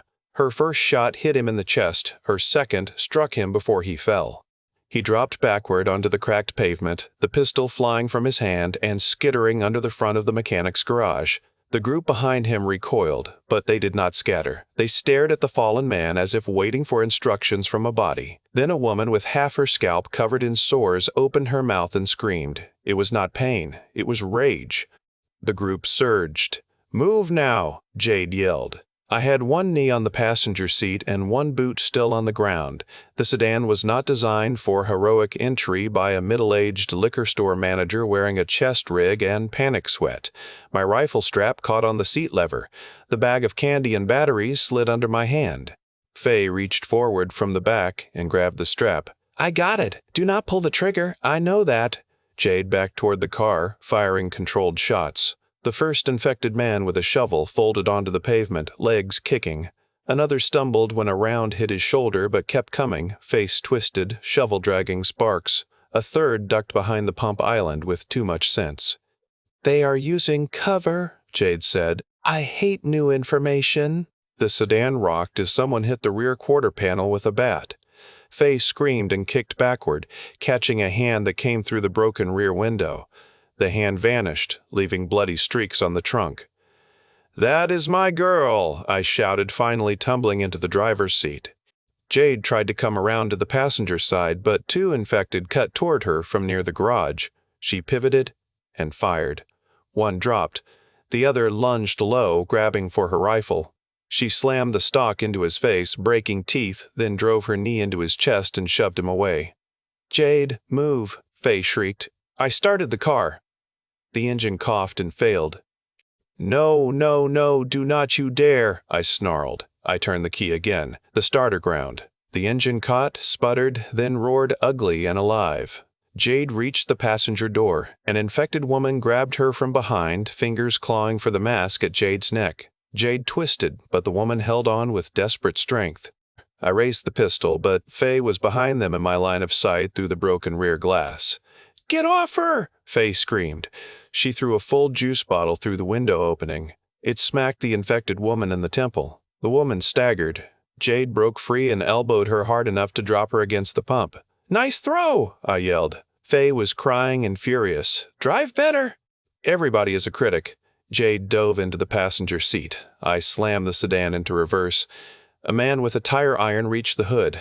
His face was covered in dark cracks, and his eyes fixed on the rifle between Jade's knees. He lifted the tire iron. I hit the gas. The sedan jumped backward. The man swung, smashing the windshield on Jade's side. Glass burst inward. Jade ducked. Fay screamed again. I clipped a trash can, bounced over the curb, and backed into the lot hard enough to make every damaged part of the car complain. "Go forward," Jade shouted. "I know which direction away is." I threw it into drive. The sedan lurched toward the station exit. Two infected stepped in front of us, one holding a rake like a spear. For a terrible second, my foot eased. They had faces. They had clothes. One wore a little silver cross around her neck. Then the one with the rake aimed for the windshield where Fay sat behind us. I hit the gas. The sedan struck them with a heavy double impact. One rolled over the hood and disappeared to the side. The other spun away into the pump island. Fay made a sound and covered her eyes. I kept driving because stopping would kill us. A gunshot cracked behind us. The rear side panel punched inward. Another shot blew out what remained of the back window. Jade twisted in her seat and fired out the opening where her window had been. "Get down!" she yelled. Fay curled on the floor. I aimed the sedan at the narrow gap between the blue house and the feed store. The main road was blocked by the group. The ditch behind the station might trap us. The alley was ugly but open. "Take the alley!" I shouted. "Take it!" We bounced off the curb and into the gap. The sedan's side mirror, the one remaining, clipped a fence post and vanished. A stack of wooden crates exploded against the bumper. Chickens scattered from somewhere, shrieking like they had strong objections to biological collapse. "There are chickens," Fay shouted from the floor. "Not our biggest issue. They scared me. They scared me too." The alley opened behind the feed store into a dirt lane lined with sheds. Two uninfected people stood on a porch, a teenage boy and an older woman, both holding shotguns. They watched us pass. The boy raised his weapon halfway, but the older woman pushed it down. Her eyes met mine for half a second. I saw shame there. Then we were past. The dirt lane hit a drainage road. I turned hard enough for the sedan to fishtail. Behind us, the infected poured from the alley entrance, still coming. The sedan limped along the drainage road for several minutes before any of us spoke. The bridge shrank in the mirror. The infected did not follow far once the road opened up, but that did not comfort me. They had stopped because they chose to stop, not because they forgot us. I could feel that difference in my bones. Fay stayed on the floor longer than she needed to, her small hands pressed against the mat, fingers splayed, as if the car might roll again if she trusted the seat. Jade checked the rear window, then the side road, then the sky, always moving from threat to threat. I watched the temperature gauge climb and fall in nervous little jerks. "Fay," I said softly, "you can sit up if you want. I do not want. That is allowed." She stayed down. "That boy at the station, do you think he got back inside?" "He got through the door." "That is not what I asked." "No, sugar, it is not." Jade's voice was low. "He made it inside." Fay lifted her head. "Are you saying that because you know?" I saw the door close behind him. "Then, yes, he made it." Jade nodded once. "Then yes, he made it." Fay crawled back into the seat and buckled herself with shaking hands.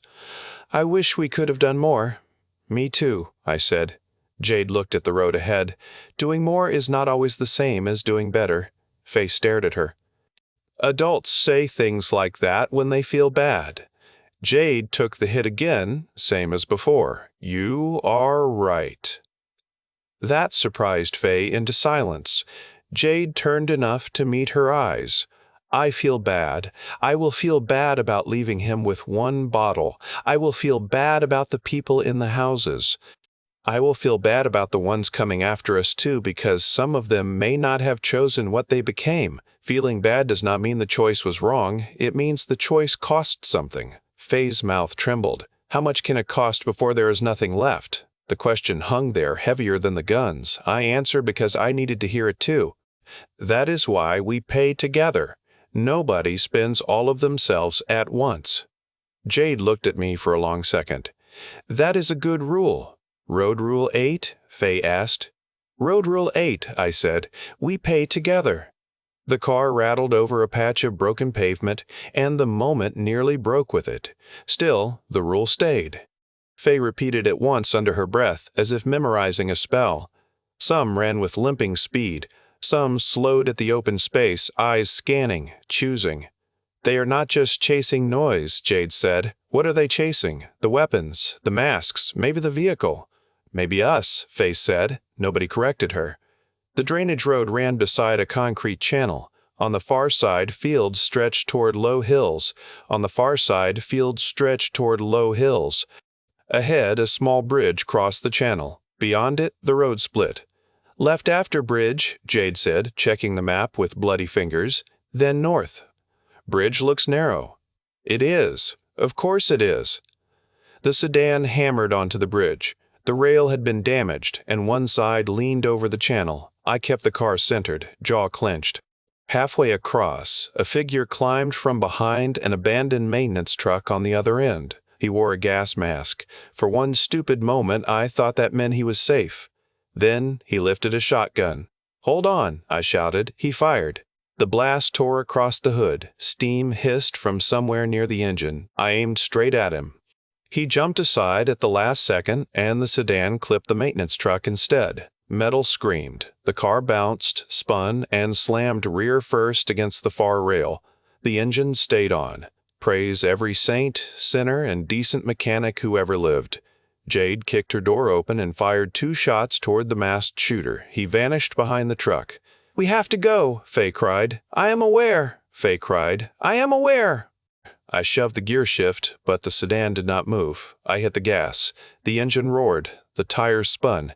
"Rail has us pinned," Jade said. "That is not helpful. It is accurate." The masked shooter appeared again, shotgun rising. Jade fired through the cracked windshield. He dropped behind the truck, whether hit or scared, I did not know. The infected group reached the near side of the bridge. Fay looked back and went white. "They are coming." I rocked the car. Reverse, drive, reverse, drive. The rear bumpers screeched against the bent rail. The sedan shifted an inch. Not enough. "Otis," Jade said. "I know. Hard reverse, then cut right." "I am trying. Try meaner. That is my whole personality." I slammed into reverse and hit the gas. The sedan shrieked backward, tearing loose from the rail. I cut right, jammed drive, and felt something underneath rip away.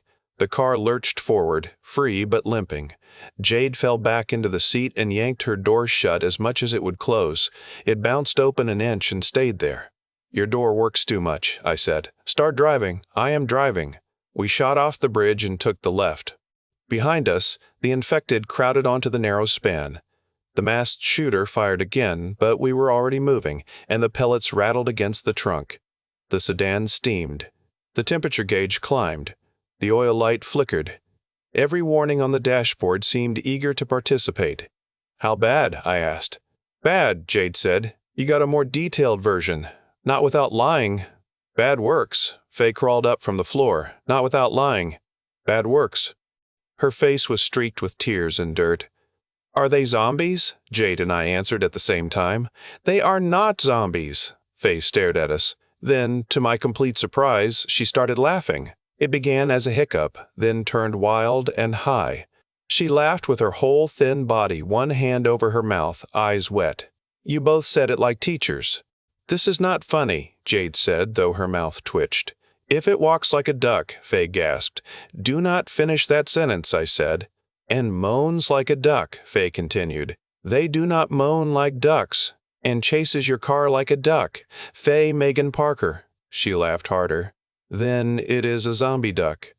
Jade looked out the shattered windshield, rifle in her lap, blood on her sleeve, and said with absolute seriousness, "There are no zombie ducks." That finished me. I barked a laugh. I could not hold in. It hurt my ribs. It sounded half crazy. It was half crazy.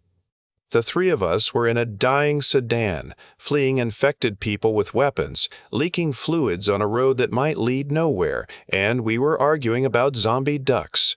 Maybe that was what sanity looked like after the world went bad. Not being calm, not being fearless. Just finding one dumb thing and holding it above the flood for as long as your arms could manage. The laughter faded as the car's temperature climbed higher. "We need to stop soon," Jade said. "Tell the car that. The car is dying. Cars do not get to die until I say."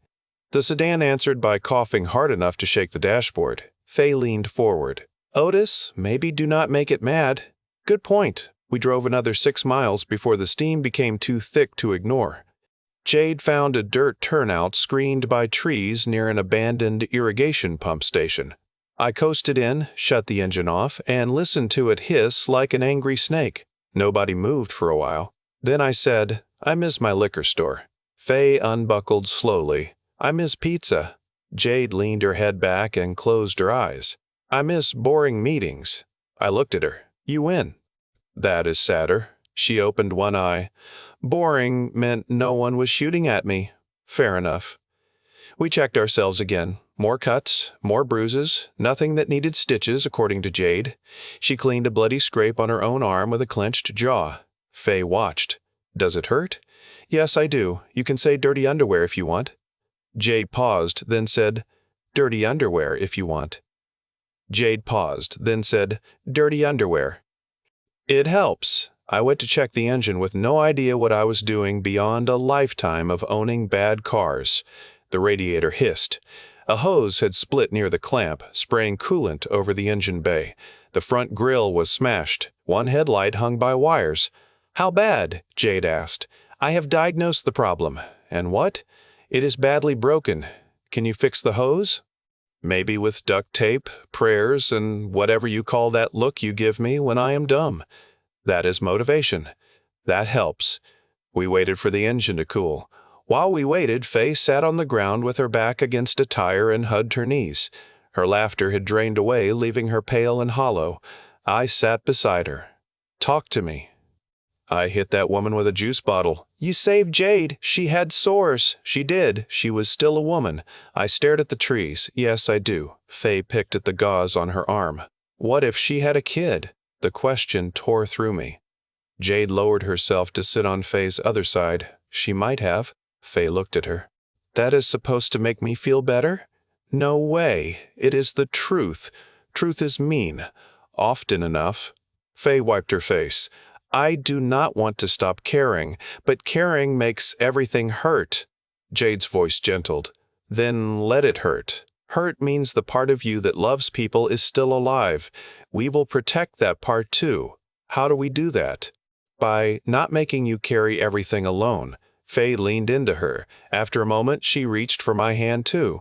We sat there beside the dying sedan, three people linked by fear, blood, and the stubborn decision to stay human. We did not pull back onto the road right away. The Tate needed time to grip, the engine needed time to cool, and all three of us needed to stop shaking before shaking became the way our hands lived forever. Jade set a perimeter without calling it that.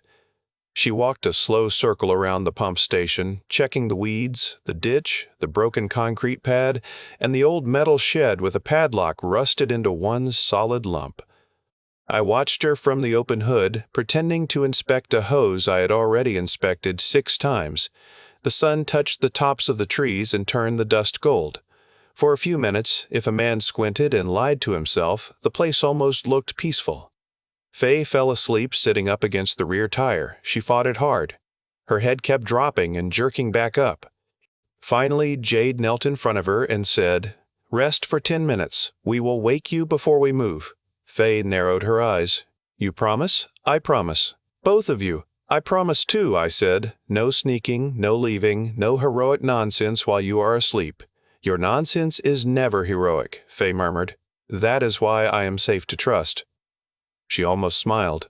Then sleep took her fast, the way it takes children when fear finally loosens its grip. Her chin dropped to her chest. One hand stayed curled around the strap of her pack. Jade sat on the dirt beside the car, rifle across her knees. For a while, neither of us spoke. The silence was not empty. It was packed full of things we had not had time to feel. "You did good at the bridge," she said. I snorted quietly. I drove into a truck, got stuck on a rail, and nearly cooked the engine. "You kept moving." "That is a low bar." "It is the bar that mattered." I leaned against the fender. "I was scared I would freeze." "You did not." "I thought about it." "Everyone thinks about it. Training does not remove fear. It gives your body a job while fear screams." I looked at her hands. They were scraped, reddened, and steady now. "Do you ever get tired of being steady?" The question seemed to reach past whatever answer she had ready. Her eyes shifted to Fay, then to the road, then back to me. "Yes," she said, "all the time." The honesty in it hit harder than another gunshot. "You hide it well." "My father used to say, panic is a debt. You can delay payment, but you cannot cancel it." "Your father sounds cheerful." "He is not cheerful. He is right often enough to be annoying." I slid down to sit across from her, careful not to wake Fay. "When do you pay it?" Jade rubbed at the dried blood on her sleeve. "In pieces." "In the shower, if there is one." "In a locked room." "On long drives when someone else has the wheel." "Sometimes years later in the grocery store when a shelf falls and you suddenly cannot breathe." I did not have a clever answer for that. I had plenty of dumb ones, but even I knew they had no place there. "I am sorry," I said. She looked at me. "For what?" "For whatever made you learn that." Her face changed again, softer than before, and more guarded because of it. "That is a dangerous kind of kindness, Otis." "Kindness is dangerous now? Some kinds are. They make people want things they cannot afford. What do you want?" The question came out too direct. I almost tried to stuff it back in my mouth. Jade did not look away. "I want my father alive," she said. "I want Fay to reach a place where she can sleep without flinching. I want the work that started this to be dragged into daylight. I want the people who gave orders in sealed rooms to hear the names of the dead. I want a shower, a clean shirt, and 10 minutes when nobody needs me to decide who lives." I nodded slowly. "That is a long list," you asked. I did. "What do you want?" I looked at Fay sleeping against the tire. I looked at the road. I looked at the woman across from me who had brought rifles out of a dead city, laughed at my stupid door, and carried a kind of sadness that did not ask for pity. "I want that kid to grow up," I said. "I want to stop feeling like every choice I make steals something from her. I want a door that opens. I want to eat food that did not come out of a pouch. I want to know that when I shot that man at the library, it meant something more than me being afraid." Jade's voice was low. "It meant Fay lived." "I know." "Do you believe it?" I looked down at my hands. "Not all the way yet." She reached across the dirt and rested 2 fingers against my wrist. "Not dramatic, not a grand gesture, just contact, warm, human, and steady in the cooling light." "You will," she said. I did not move. I did not even breathe right for a second. Fay shifted in her sleep and muttered, "No zombie ducks." Jade pulled her hand back and both of us looked at the kid. I whispered, "She has important dreams." "Strategic dreams," Jade said. The laugh that followed was quiet, but it cleaned something out of my chest. When Fay woke 10 minutes later, she immediately accused us of letting her sleep longer than 10 minutes. She was right, but none of us admitted it. Jade checked the road one more time. I checked the hose, the water level, and the tape. The repair still looked ugly. Ugly was better than dead. Before we climbed back in, Fay walked to the edge of the dirt pad and looked west. Smoke stained the horizon. Somewhere beyond it, the gas station town was hiding again, waiting for night and whatever came with it. "I hope the boy shares the water with his sister," she said. "He will," Jade said. "You do not know." "No, I do not." Fay nodded. "Say it anyway." Jade stood beside her. "He will share it with his sister." Fay took that small comfort and tucked it away. I could see her do it, the way a person folds a note and puts it in a pocket. Maybe survival was not just bullets and fuel. Maybe it was collecting every small comfort before the world could snatch it back. The duct tape repair held better than it had any right to. We filled the radiator with water from our supplies, which hurt worse than spending money I did not have. The engine started again, weak but willing. "We need a better vehicle," Jade said. "We need a lot of better things." "A vehicle comes first. Food and water are arguing from second place. Fuel too," she said. "Do not invite more problems. They show up." Evening pulled long shadows across the fields. We returned to the road, slower now, watching the temperature gauge like it was a bomb timer. The gas station town disappeared behind us, but its lessons stayed. The uninfected hid. The infected hunted. Some of the infected thought. Some used guns. Some wanted weapons more than food. The world had not turned into a simple monster story. It had turned into something worse. People were still people in all the ways that could save you and all the ways that could kill you. As the last light faded, Fay whispered from the back, "Road Rule 7. What is it?" I asked. "Do not trust quiet places." Jade looked at me. I nodded. Rule 7 stands. The sedan rolled north under a bruised sky, carrying us away from the silent trap and toward whatever waited next. Chapter 13, They Are Not Zombies. The first shot from the infected man cracked across the gas station lot and punched through the windshield hard enough to turn the glass white around the hole. Fay screamed from the back seat. Jade dropped low against the side of the sedan, one hand clamped over Fay's shoulder and the other already bringing her pistol up. I had been halfway through the station doorway with a duffel bag full of candy, juice, protein bars, and enough stolen stomach medicine to make me feel like a fancy criminal.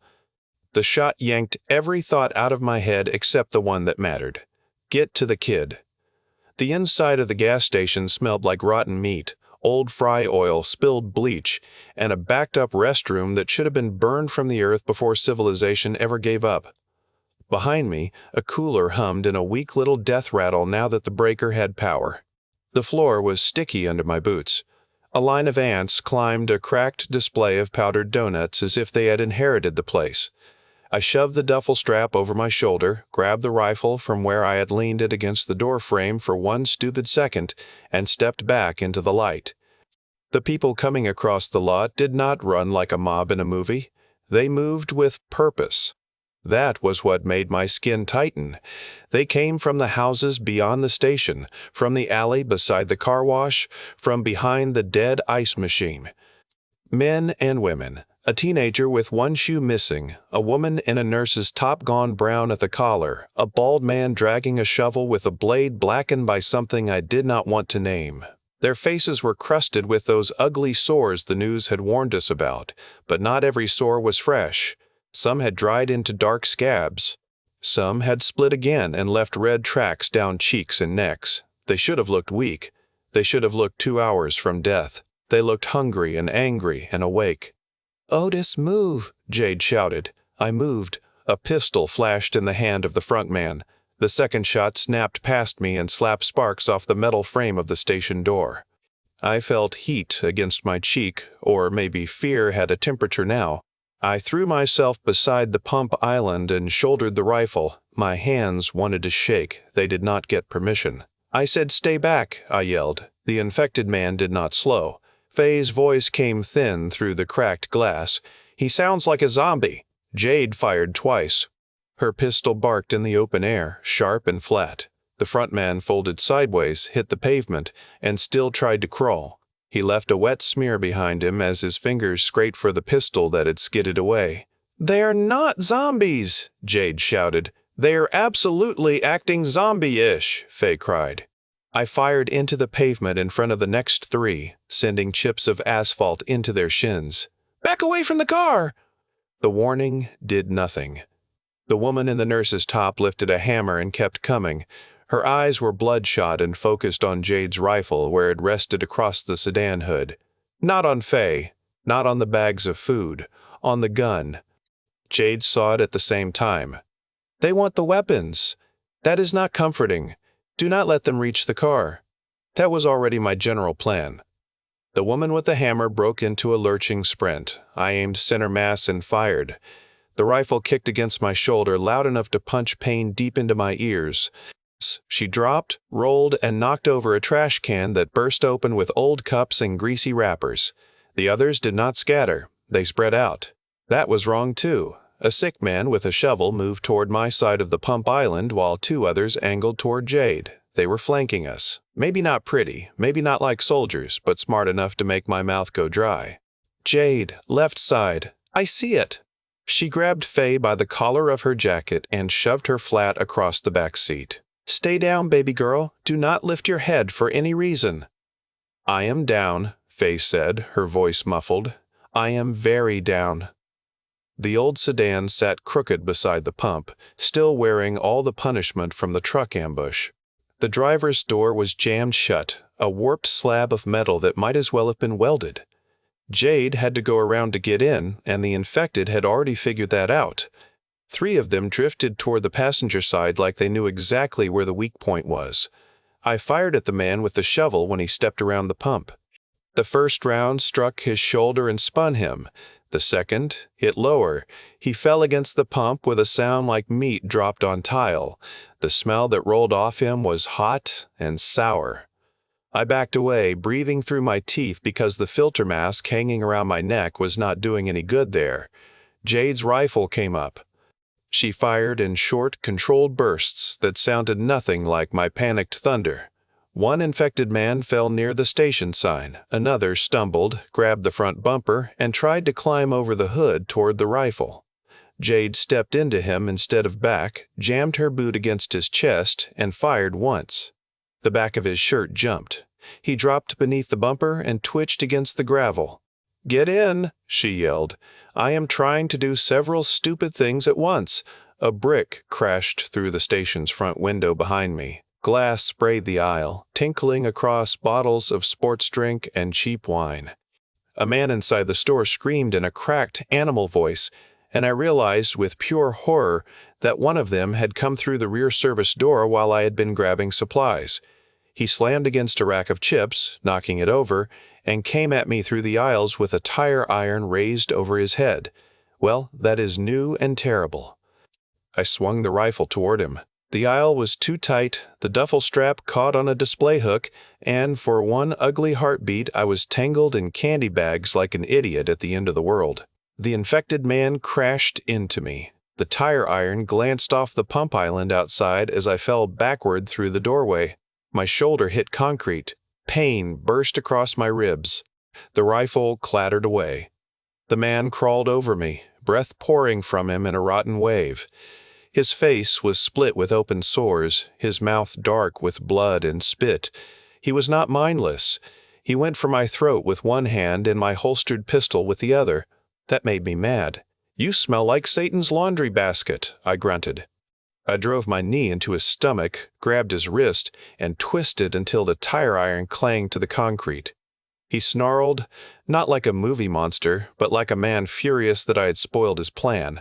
His fingers scraped at my gun belt. I slammed my forehead into his nose. That hurt me too, which seemed unfair. He reeled long enough for me to get my hand around the grip of the pistol. Jade fired somewhere close. The sound slapped the world flat. The man on top of me jerked as the bullet struck him from the side. Hot blood hit my shirt. He collapsed across my chest, heavy and twitching. Jade stood over us with her pistol raised, face pale under the dirt. "You all right?" Never better. "Move, Otis, now!" I was getting to that. She hauled the infected man off me by the back of his jacket, and I scrambled for the rifle. Fay was still down in the back seat, both hands over her ears. The sight of her alive kept me from falling apart. It also sharpened everything into a clean line. There were 12 infected in the lot, maybe more hiding behind the car wash. They had weapons, patience, and a disgusting amount of teamwork. We had a damaged car, a jammed door, and one kid who had already seen too much death. Jade slapped a fresh magazine into her rifle. "We need to break through the west side, then take the service road." "The road behind the station?" "Yes, it is. It has a chain across it. I saw the chain. We can cut around the ditch. Can the car do that? We find out now." Another infected man fired the pistol from near the station sign. The shot hit the pump housing with a metallic pop. Gasoline began to stream from a broken fitting, splashing onto the concrete in a shining puddle. For a second, everybody saw it. Even the infected seemed to understand what a bad idea it was to make sparks near that smell.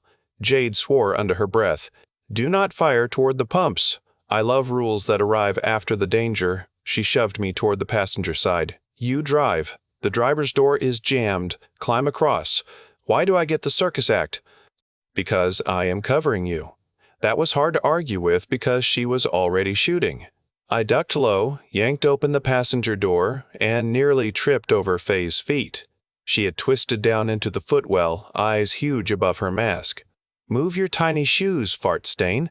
Do not call me that during a gunfight. It is tradition. It is a bad tradition. I am keeping it. I crawled over the passenger seat and center console with all the grace of a hog falling through a fence. The steering wheel dug into my ribs as I dropped behind it. The driver's door would not budge, its crumpled metal shoved tight against the frame. The keys hung in the ignition. Thank every cranky angel in heaven. I turned them. The engine coughed, caught, and shook. Jade backed toward the passenger door, firing twice more. One infected dropped near the air machine. Another stumbled behind a pump. Fay pushed the duffel bag deeper into the back seat, then grabbed the rifle magazine that had spilled from Jade's chest rig and shoved it toward her. "Here, now." Jade glanced back. "Good girl. I am not looking up. I am just helping from down here." Best kind of helping. A man with a shovel rushed Jade from the blind side. Fay saw him first. She lifted one hand and pointed without raising her head. "Jade, left side." Jade turned, too slow for comfort but fast enough to live. The shovel blade struck the edge of the passenger door with a sound that made my teeth ache. Jade drove her shoulder into the door, pinning the weapon for half a second, then fired through the gap. The man fell backward, leaving a red smear down the inside of the door. Jade dove into the passenger seat. "Go now." I stomped the gas. The sedan lurched forward, tires slipping in spilled fuel and broken glass. An infected woman grabbed the rear door handle. Fay shrieked and kicked from inside. Jade twisted around, reached back, and slammed the butt of her rifle against the woman's knuckles through the broken window. The hand released. The woman spun away. The sedan clipped the corner of a trash bin, bounced over the curb, and crashed through a hedge behind the station. Branches scraped the sides like fingernails. The service road appeared ahead, a narrow strip of cracked asphalt with a sagging chain stretched across it between two metal posts. "Chain," Fay said. "I noticed. Otis, please." I still noticed. Jay braced one hand against the dash. "Hit the ditch to the right." The ditch looked like it had been designed by a drunk man with a grudge. It dropped steep and climbed out through knee-high weeds. I turned hard anyway. The sedan's front end dipped. Fay made a noise that began as fear and ended as outrage. The undercarriage slammed earth. Something scraped beneath us with a shriek. Then the tires caught and we bounced up the far side, missing the chain by less than a foot. Behind us, 3 infected followed into the ditch on foot. The woman with the nurse's top, somehow still moving despite a hit that should have finished her, limped after the car and raised the hammer like she might throw it. Fay lifted her head just enough to look back. "They are really not zombies?" Jade and I shouted together. "They are not zombies!" Fay stared at us, then pointed through the shattered rear glass. "Then what do you call people with sores who moan, chase cars, and keep trying to eat our faces?" "They are infected," Jade said. "They are infected people with very poor manners," I added. The hammer flew. It bounced off the trunk with a dull bang. Fay dropped again, then started laughing. It was not happy laughter. It was too sharp and too wild, the kind that came when fear had nowhere else to go. "Poor manners," she gasped. "That is what we are calling it." Jade looked at me, and I saw the same tremor in her mouth that I felt in mine. Not amusement, not yet. The pressure inside the car was so tight that laughter might have been the only thing keeping us from cracking open. The service road bent north through dead grass and half-fallen fence. I kept my foot down until the gas station vanished behind a line of warehouses and dry trees.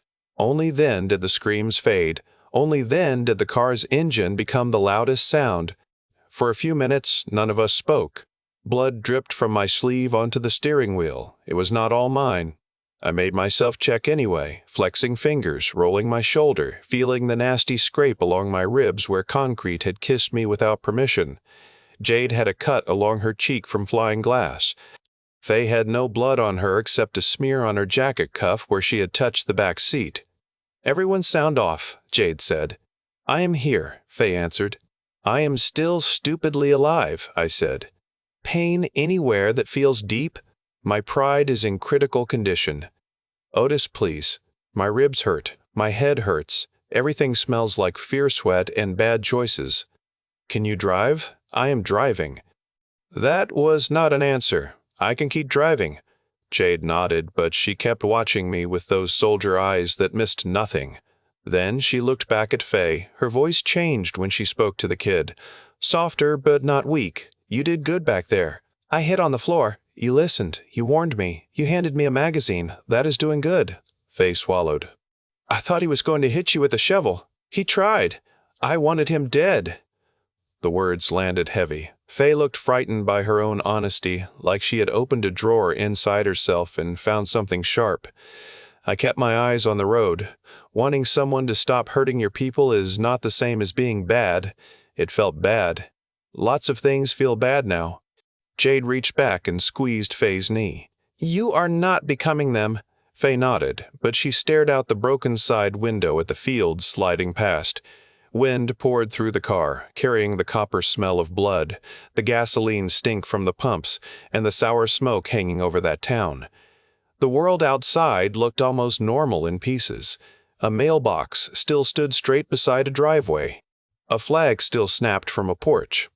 A child's bike lay in a yard with one wheel turning slowly in the breeze. Normal things were cruel now. They acted like yesterday might come back if you waited long enough. The road narrowed. I took a turn, Jade pointed out, then another. We stayed away from main streets, away from houses with too many curtains moving, away from any place quiet enough to hide trouble. The gas gauge sat above half because the pump had given us enough before the shooting started. That felt like a miracle with broken teeth. Fay sniffed and wiped her face. Road Rule 8. Jade looked back. What is Rule 8? If someone says they are not zombies too many times, they are probably zombies. I almost laughed, but my ribs shut that nonsense down. Jade shook her head. Denied officially. I made the rules. You suggested the rules. I am the rule committee. The rule committee needs a nap. Fay hugged her knees. I do not want to sleep. Nobody asked why.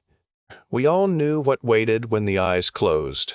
The gas station would be there. Megan would be there. The library, the looters, the man at the car, the woman with the hammer. The world had become generous with nightmares. I reached back without looking, palm open.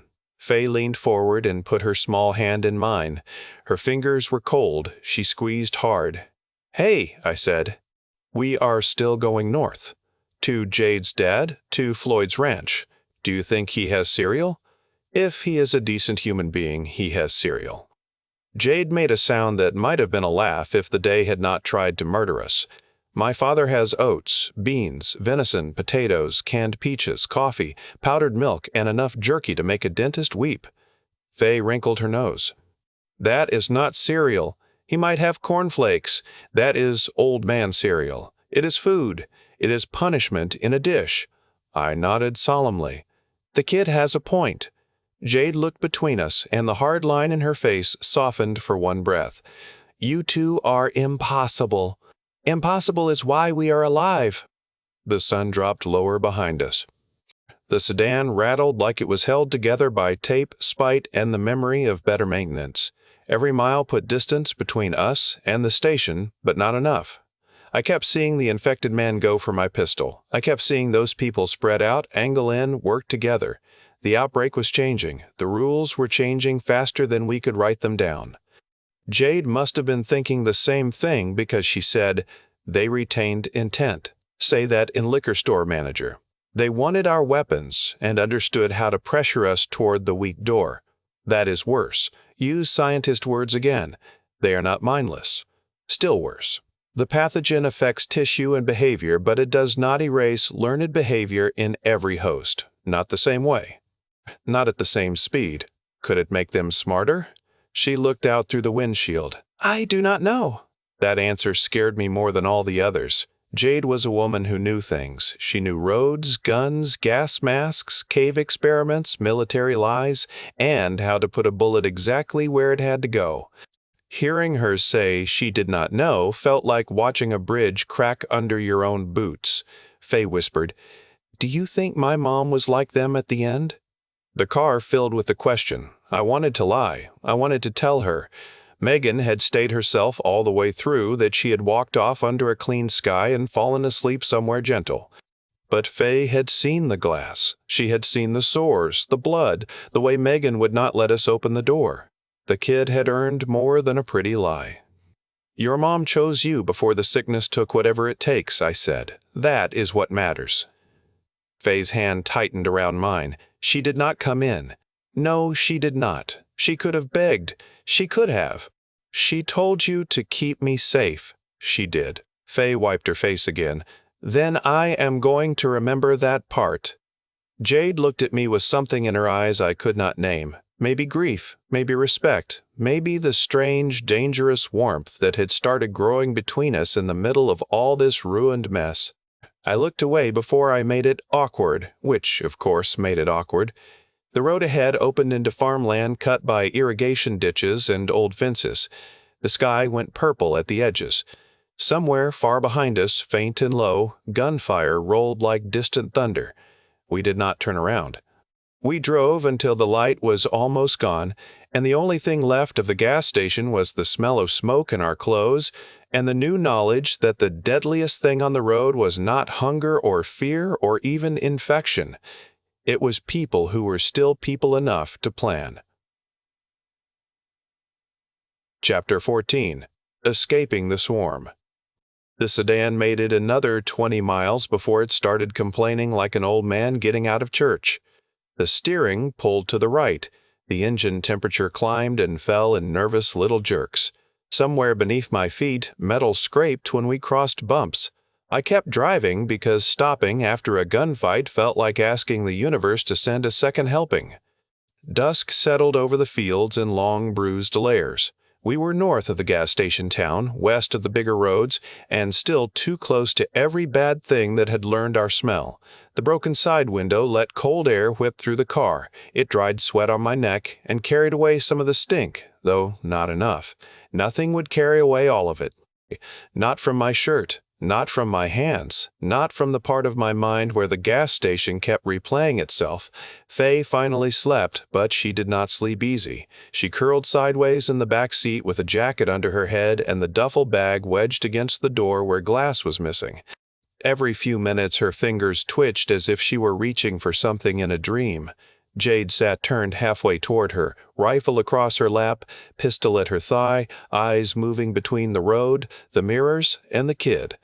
I had known exhausted people, drunks at closing time, delivery drivers on their second route, my own face in the liquor store mirror after a double shift. Jade's exhaustion was different. It sat under discipline like a fire buried under ash. She looked like she could still fight, still plan, still kill if she had to, but each mile took payment from her bones. "You need to rest too," I said. "So do you." "I am the driver. You are bleeding through your sleeve. It is mostly other people. That is not a medical category." "It is in my system." She leaned closer and examined my arm without asking. Her fingers were cold against my skin. I almost jerked away, not because it hurt, though it did, but because gentle contact felt strange after so much violence. Her touch found the scrape near my forearm, the slice where glass had kissed me, the dark bruising along my ribs. "You need cleaning," she said. "That sounds personal. Do not make me regret being kind to you. I regret most things before breakfast." Her mouth moved a little, not a smile, the ghost of one. The road took us through a cluster of farmhouses. Porch lights were dark, cars sat crooked in driveways. A dog barked somewhere behind a fence, then stopped so abruptly that both Jade and I went still. At the far end of the cluster, a tractor blocked half the road. I slowed to ease around it. A figure stood beside the tractor, not moving, just standing there in the fading light. My foot hovered over the brake. Jade raised her rifle, barrel low but ready. The figure wore a flannel shirt and jeans. A wide dark stain covered the front of the shirt. His head hung forward, but not enough to hide the pale stripe of eyes watching from under his brow. Behind him, two more shapes stepped out from beside a barn. "Keep rolling," Jade said. "I see them." "Do not stop." The first man lifted one hand, palm out, like he was asking for help. It might have worked before the station. It might have worked if his other hand had not been wrapped around a hatchet. Fay stirred in the back. "Are we stopping?" "No, ma'am," I said. The man with the hatchet stepped in front of the car. I turned the wheel and drove into the ditch on the opposite side. The sedan bounced hard enough to rattle my teeth. Fay yelped. Mud slapped the undercarriage. The man lunged, hatchet swinging at the passenger window. Jade ducked, then fired once through the missing glass. The sound inside the car was brutal. The man vanished from view. The two by the barn started running. They were running, not staggering, not moaning. They were running. "Otis," Jade said. "I know. Faster, please." "I know. That too." The sedan clawed out of the ditch and back onto the road. The tires spun on gravel, then caught.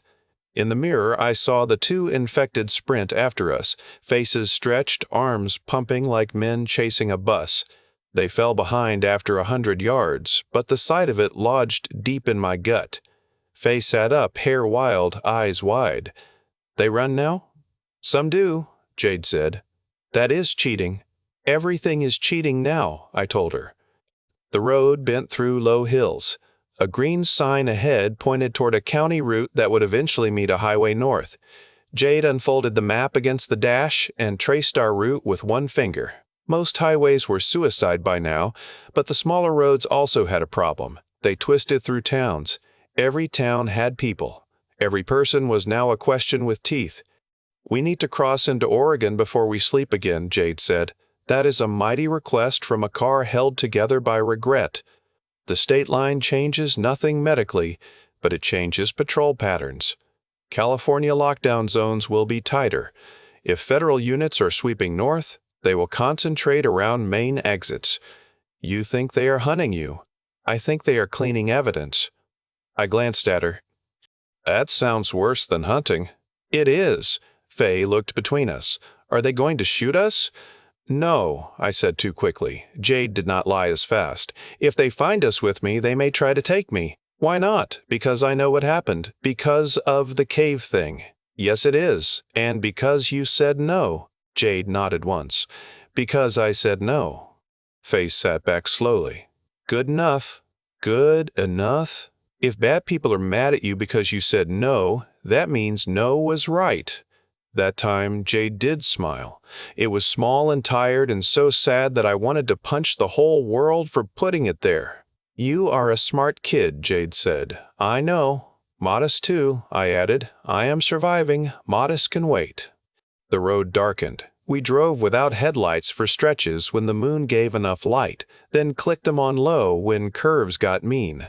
Twice we saw distant fires. Once we heard engines on a road parallel to ours and killed the lights entirely, coasting behind a line of trees while a convoy of dark vehicles passed far away, military maybe, or looters who had stolen military trucks. The difference was becoming less comfortable every hour. Past midnight, we reached a small bridge over a river. Concrete barriers had been dragged across the far side, leaving only enough room for one car to squeeze through. Spray-painted letters across the barrier said, "Clean only." A second line said, "Show. Skin or turn back." Bullet holes peppered the sign. Fay read it out loud, then pulled her sleeves down over her hands. "What does show skin mean?" "People checking for sores," Jade said. "Are there people there now?" "I do not see any."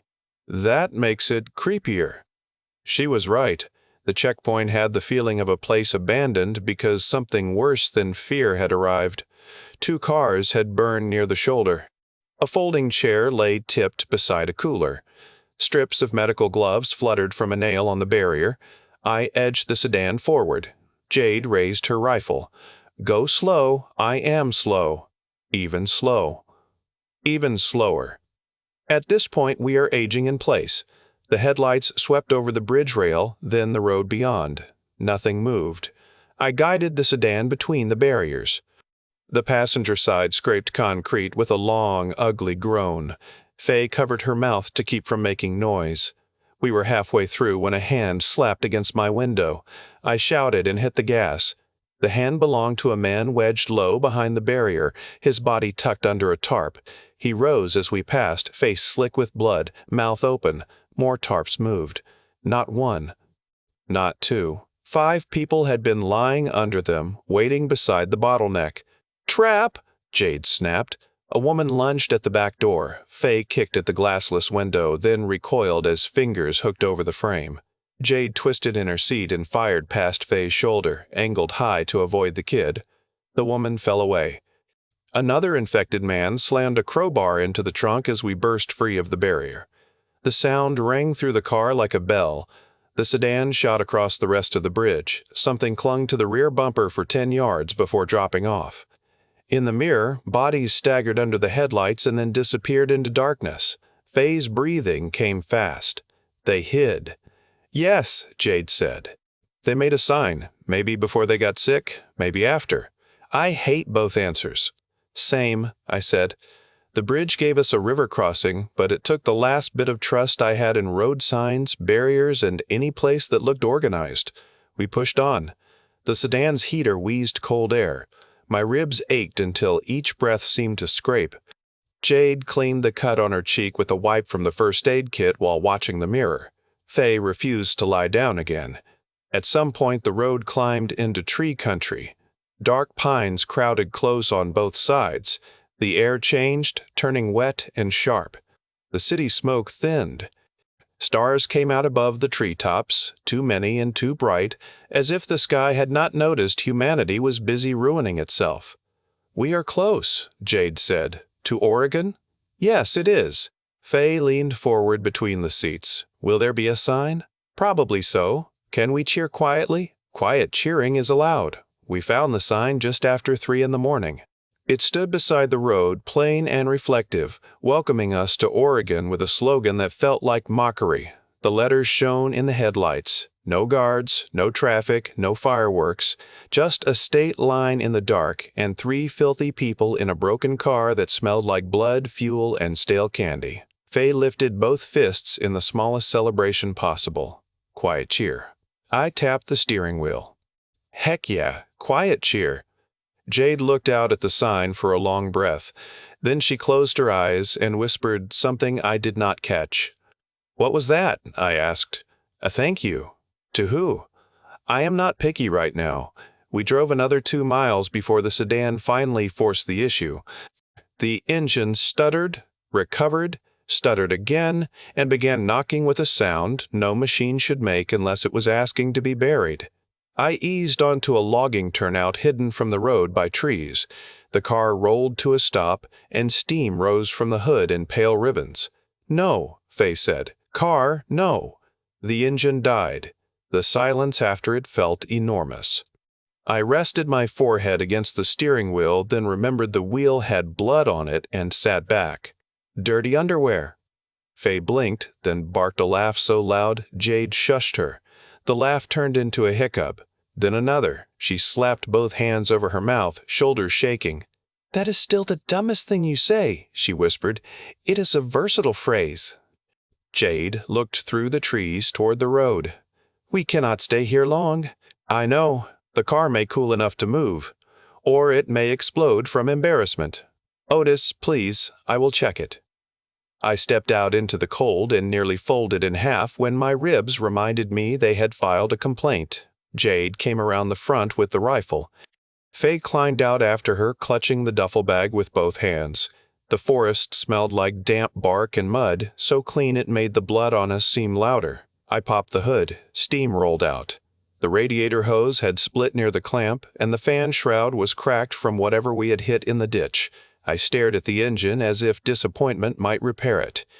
"Can you fix it?" Fay asked. "With a garage, tools, light, sleep, and a different personality, maybe." Jade leaned in. "Temporary patch? Maybe so. Not here. Not with hot coolant everywhere." A sound drifted through the trees. Not close, not far enough. A moan, low and ragged, followed by the snap of a branch. Fay froze. Jade raised one fist. We all went still. Another branch snapped. Then another branch snapped. We all went still. Another branch snapped. From the road behind us came the faint scrape of feet on gravel. "Bridge group?" I whispered. "Could be. They tracked us? Maybe they followed sound. Maybe they were already near. Both answers stink." Jade looked at the dead sedan, the steam, the trees, and the 3 of us with all our bags and guns. I watched her make the decision before she said it. "We leave the car." Fay's face crumpled. "But it got us here." "I know," Jade said. "It is our car. It saved us. Now we let it rest." That was such a gentle way to talk about a busted sedan that I almost loved her for it right there, which was inconvenient because people with sores were in the woods and I had no time for romantic stupidity. We stripped the car fast. We took rifles. We packed ammunition. Food bags. We took water. First aid kit. Jade's map. Megan's little photo from Fay's pocket, which Fay checked 3 times before letting the door shut. I looked at the driver's door, still jammed tight, and patted the roof. "You are ugly, stubborn, and deeply unsafe," I whispered. "I respect that." Fay touched the trunk. "Bye, car." The moaning came again, closer. We moved into the trees. The forest swallowed the road within 20 steps. Moonlight slipped through branches in broken silver strips.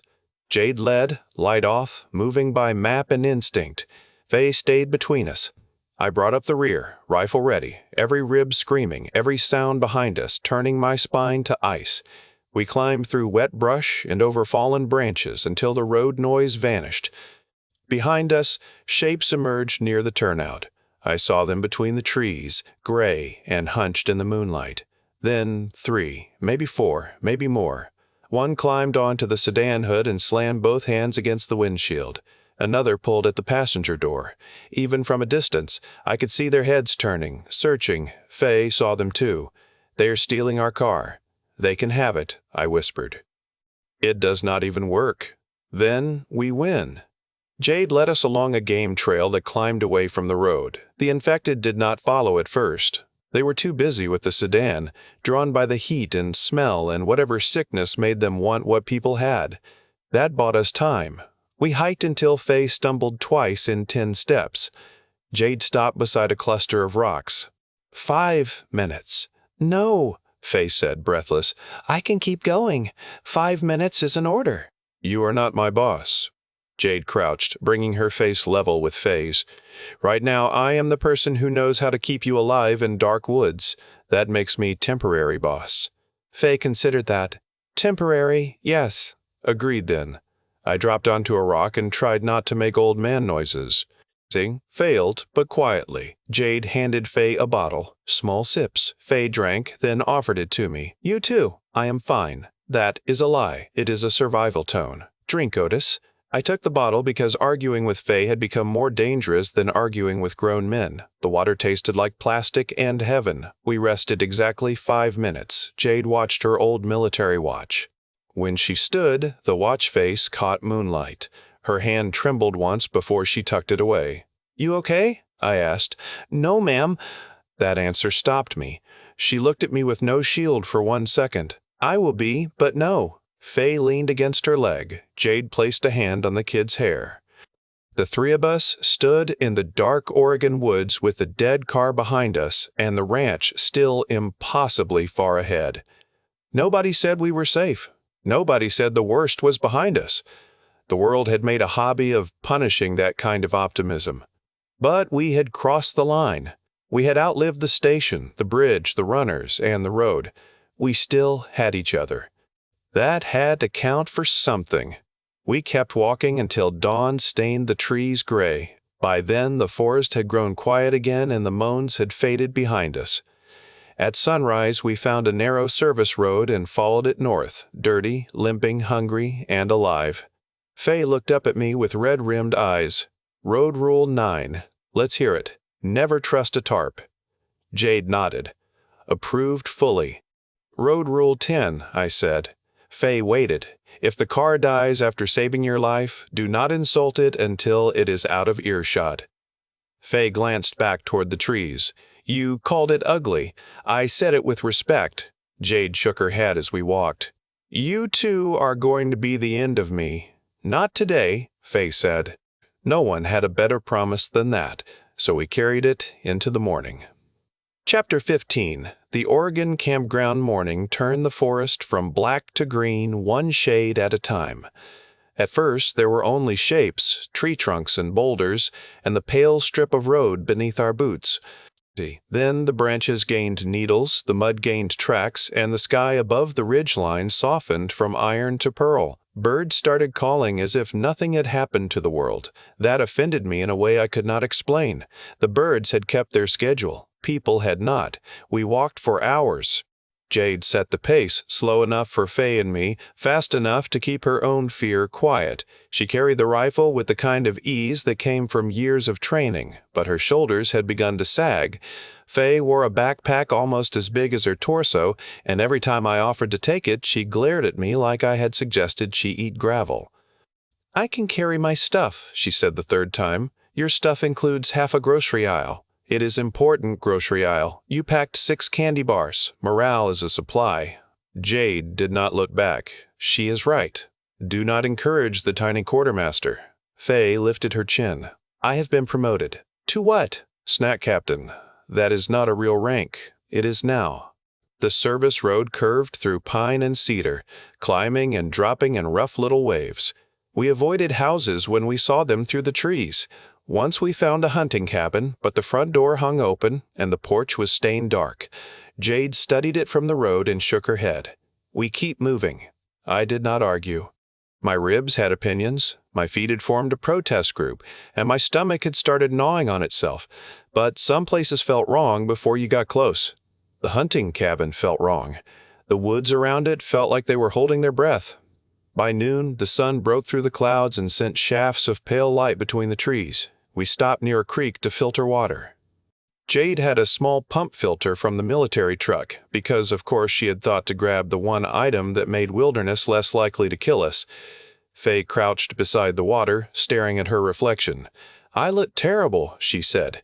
"You look like a warrior raccoon," I told her. She frowned. "That is not as nice as you think. It was meant with love." "Your love needs practice." Jade pumped water into a bottle and handed it to her. "Drink before you insult him again." Fay drank, then wiped her mouth with her sleeve. "Can I insult him after?" "Only with hydration." "You are both rude," I said. "Hydrated rude," Fay said. "We followed the creek because water meant life and sometimes roads. It also meant other people, which was the part I tried not to think about. Every bend could hold a family hiding with shotguns or infected lying in the mud. The creek widened after a mile, tumbling over stones into a shallow pool clear enough to show the bottom. On the far side, a wooden sign leaned between two posts. Moss covered most of the letters, but Jade brushed it with her glove. Cascadia Pines Campground. Below it, an arrow pointed uphill. Fay stared at the sign like it had announced free pizza. "Campground means cabins." "Sometimes," Jade said. "Real beds? Maybe so. Working bathrooms? Maybe so. Actual showers?"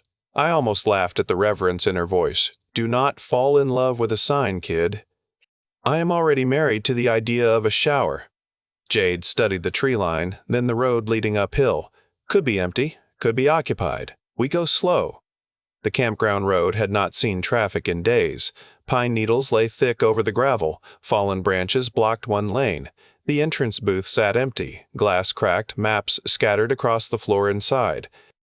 A hand-painted board listed site numbers, fishing rules, quiet hours, and a warning about bears. It did not mention infected people with tire irons, which seemed like an oversight. We moved past RV pads, fire rings, and picnic tables coated in wet leaves. Most campsites were empty. One had a tent collapsed under rainwater. Another had a cooler torn open by animals. No bodies, no fresh tracks, no smoke, no voices. At the far end of the loop stood 4 small cabins. 3 looked locked. The 4th had a busted latch, but no sign of forced entry beyond age and weather. Jade made us wait in the trees while she checked it. She moved room to room with the pistol up, silent as a bad thought. When she came back to the porch, her face had changed. "It is clear." Fay did not move. Clear means safe. Clear means nothing is inside. That is close enough. The cabin was the most beautiful, ugly thing I had ever seen. It had one main room with a wood stove, 2 narrow beds, a table, a sink that fed from a tank, and a tiny bathroom with a shower stall that looked like it had been made for polite squirrels.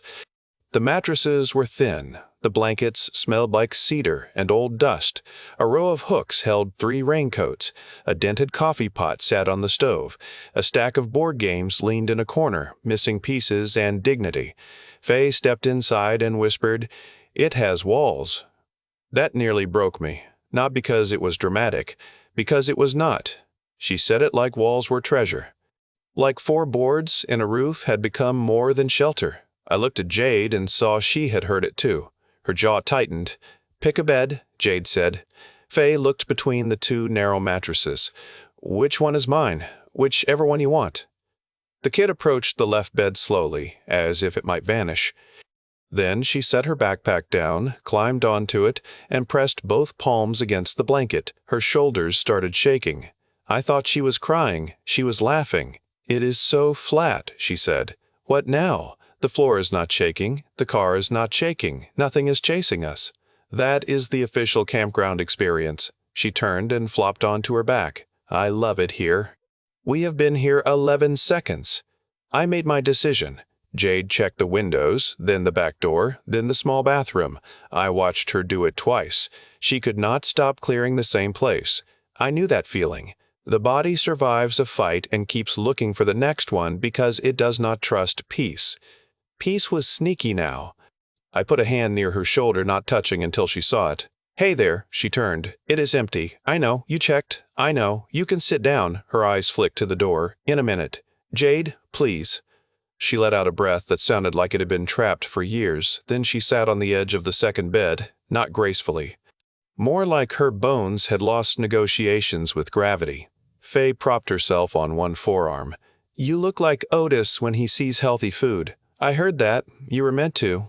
Jade rubbed her face with both hands. "We need to secure the cabin, inventory supplies, find water, check the other buildings, and establish watches." Fay stared at her. "What now?" Jade asked. "You need a shower." "I need security first. You smell like the inside of a monster's shoe." Jade looked at me. "Does she get this from you? Do not blame me for accurate reporting." The shower tank had enough water for a short rinse, but cold enough to qualify as punishment. Jade insisted Fay go first. Fay argued that Jade had blood in her hair. Jade argued back with one eyebrow, and Fay surrendered because that eyebrow had rank. The kid took the fastest shower in history and emerged wrapped in a scratchy towel, hair wet, face scrubbed clean in patches where dirt had not fully given up. She looked younger without the grime. That hurt too. Jade went next, taking her rifle into the bathroom like the apocalypse might respect privacy, but she did not. While water rattled weakly through the pipes, Fay sat at the table in clean socks from a campground lost and found box and sorted candy bars into categories. "Why are you doing that?" I asked. "Inventory work. Snack captain has become snack accountant. Someone has to manage supplies. You are becoming terrifying." "Good enough." I found a shed behind the cabin with split firewood, a rusted axe, a tackle box, and 4 fishing rods. The sight of those rods did something strange to me. It made my chest ache in a place that had nothing to do with bruised ribs. My father had taken me fishing when I was small, before life turned him bitter and me stubborn.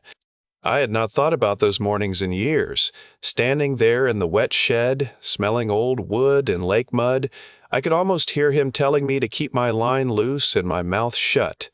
I took 2 rods and the tackle box down to the creek. Jade found me 20 minutes later. Her hair was damp, her face clean except for the cut on her cheek, and she had changed into a flannel shirt from the cabin closet that almost fit. The rifle hung from her shoulder. She looked exhausted, dangerous, and painfully alive. "You fish?" she asked. "I have many talents. Name 3. I can stock liquor, insult vehicles, and disappoint women with consistent reliability. Fishing might be better." I did not say I was good. She stood beside me while I cast into the pool below a fallen log. The line landed badly. I pretended that was the plan. "Your father teach you?" she asked. "Yes, it is. Good memories?" "Some were." She nodded like she understood that some memories were good only if you did not touch the edges. "My dad taught me to shoot before he taught me to drive," she said. "He said a truck could get you away from trouble, but a rifle could make trouble think twice. Sounds like Floyd and I might get along. You will annoy each other within an hour. That is how men bond." She watched the water. "He is going to like Fay. Everybody likes Fay." "Not everybody." I thought of Megan leaving her too often, of the world trying to take her, of men with guns looking at her like an obstacle. My grip tightened on the rod. "The ones who matter," I said. Jade looked at me then. The creek kept moving. Wind stirred the trees. For the first time since the city, no one was shooting, screaming, or asking us to run. That should have made the moment simple. It did not. Quiet let feelings catch up. "You are good with her," Jade said. "I am mostly scared of her." "That might be part of why you are good with her. Kids are tiny judges with sticky hands. She trusts you." She had limited options. "No, ma'am." Jade's voice sharpened. "She chose you before all this. I saw it in the way she looks at you. She chose you because you showed up." The line tugged. I nearly missed it because my throat had gone tight. I set the hook badly, cursed softly, and reeled like a man trying to impress someone despite no evidence he should. The trout flashed silver in the water. Jade laughed once, bright and surprised, when I hauled it onto the bank. "Well, look at that," I said. One talent confirmed. Tell no one. It will ruin my brand.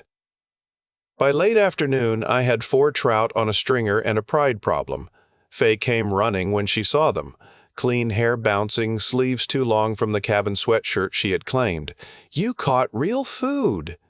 I did. Not gas station food. Real creek food. Do they have faces? Briefly, yes. She leaned closer, then made a face. They look mad. They know what happened. Jade crouched beside the fire ring and started preparing them with the fish in hands. Fay watched for a few seconds, then turned green. "I support this from over there." "Wise choice," Jade said. "We built a small fire in the wood stove instead of outside. Smoke from the chimney was a risk, but cold and hunger were risks too." Jade made the call after checking the sky and tree cover. The cabin filled with the smell of cooking fish, wood smoke, damp socks, and something almost like home. I sat at the table with Fay and tried to repair a torn backpack strap with fishing line. Fay kept stealing glances at Jade. "What now?" Jade asked finally. "You look different, Clean. Most people do." "No, I mean less scary." Jade lifted an eyebrow. "A little less scary," Fay corrected. "Better now. Still scary enough. Acceptable enough. Acceptable enough." We ate trout with crackers and canned peaches. No meal in my life had tasted better. Not steak, not pizza, not the greasy burgers I used to buy after late shifts. Hunger had turned the fish into a feast, but so had the room, the stove, the kid across from me licking peach syrup off her thumb, and Jade sitting close enough that our knees bumped under the table once. Fay noticed. Of course she did. She noticed everything. She looked from me to Jade, then down at the table with a little smile. "What is that face?" I asked. "What face?" "The one where trouble is renting space behind your eyes." "No face." "That is a suspicious denial." Jade set down her fork. "Fay, hold on." The kid grinned. "I just think it is nice." "What is nice?" I asked, already regretting it. "That you two keep looking at each other when the other one is not looking." I choked on a cracker. Jade reached for the water and handed it to me without looking at Fay, which only made Fay grin wider. "I was checking for injuries," Jade said. "With your eyes," Fay said. "That is how checking works. Otis checks too." "I check on everybody," I said. "You did not stare at the fish like that." Jade covered her mouth. I could not tell if she was hiding a smile or plotting to throw Fay into the creek. "Snack Captain," I said, "you are relieved of romance investigations. I did not know I had that job. You gave it to yourself. I am good at jobs." "Apparently so." The laughter that followed was careful at first. It crept into the room like a stray dog, unsure if it was allowed. Then it grew. Fay laughed until she leaned sideways. Jade laughed with one hand against her ribs. I laughed until my bruised side punished me, and even that felt worth it. After dinner, Jade checked the cabin again. I blocked the broken latch with a chair and a wedge of split wood. We covered the windows with blankets, leaving tiny gaps to watch through. Fay picked a paperback from the shelf, some old adventure story with a cracked spine, and read the back cover aloud in an announcer voice until she got too tired to keep making fun of it. When she finally crawled into the bed, she kept one hand outside the blanket. I knew what that meant without asking. I sat on the floor between the beds and took her hand. "You do not have to stay there," she murmured. "I like the floor. Very fancy. It is hard. Matches my head." She squeezed my fingers.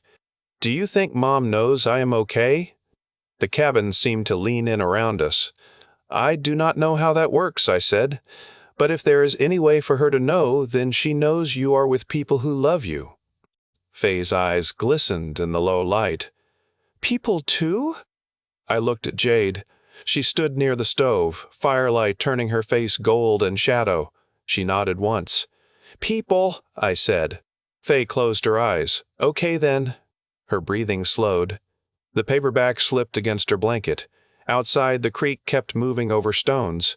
The cabin creaked in the cooling night. Jade sat beside me on the floor after Fay slept, close enough that our shoulders touched. For a while we said nothing. Then she whispered, "You meant that? Which part?" "People who love her." Yes, it is. And us? I stared at the stove because fire was easier to look at than truth. I do not know what to call us. Neither do I. Feels a little stupid to start something when helicopters, infected, and bad math are all trying to kill us. Stupid does not always mean wrong. I looked at her then. The firelight caught the cut on her cheek and the tired line of her mouth. She was not soft. She was not safe in the simple sense. She was a woman carrying secrets big enough to bury cities. But when she looked toward Fay, her face changed. When she looked at me, something inside my chest changed too. "Jade," I said quietly. She rested her head against the wall. "Not tonight. I was not going to say anything slick. Good, because you seem terrible at slick. I was going to say I am glad you're here." Her eyes closed. "I am glad I found you both." The words stayed between us, warmer than the stove. I took first watch while Jade slept sitting up, because of course she tried to sleep like a soldier even in a cabin with beds. Fay slept hard, one hand curled around the edge of the blanket. The night outside stayed quiet. No moans, no engines, no gunfire, just water, wind, and the rare gift of a roof. For one night, the world did not take anything else. Chapter 16, Poop and a Cracker. The first morning at the campground began with Fay yelling from the bathroom that the mirror was rude. I came awake on the floor with a rifle across my lap, a kink in my neck, and the distinct feeling that every joint had been filled with gravel while I slept. Jade was already up because apparently military scientists did not believe in waking at normal human speed. She stood near the window with a mug of instant coffee in one hand and her pistol within reach of the other. Her hair was tied back. The flannel sleeves were rolled to her forearms. She looked like a person who had been awake for an hour and had already made 3 plans, 2 backup plans, and a private threat against the entire universe. Fay yelled again. "It is showing me my real face." "Mirrors do that," I called. "I looked better dirty." "That is not true. It hid my forehead. Nothing can hide that much attitude." She appeared in the bathroom doorway wearing the oversized sweatshirt, socks that did not match, and a scowl so dramatic it deserved curtains. "My hair is weird." "Your hair survived an earthquake, a lockdown, a library, a road ambush, a gas station shootout, a bridge trap, and sleeping in a car," I said. "Weird is an achievement." Jade sipped her coffee. "We can braid it later if you want." Fay's face brightened. Then she tried to hide it. "Maybe so. Maybe means yes," I said. "Maybe means maybe. That is what people say when they mean yes but want control of the schedule." Fay pointed at me. "You are not allowed to understand me before breakfast." Jade looked into her mug. "There is oatmeal." Fay's disappointment filled the cabin. "Old man food." "Good morning to you too," I said. We ate oatmeal anyway because hunger made negotiators of us all. I sweetened Fay's with peach syrup from the can, which she declared acceptable under protest. Jade checked our supplies while we ate. The careful way she counted cans and packets made the cabin feel less like a refuge and more like a lifeboat. We had water from the creek if we filtered it.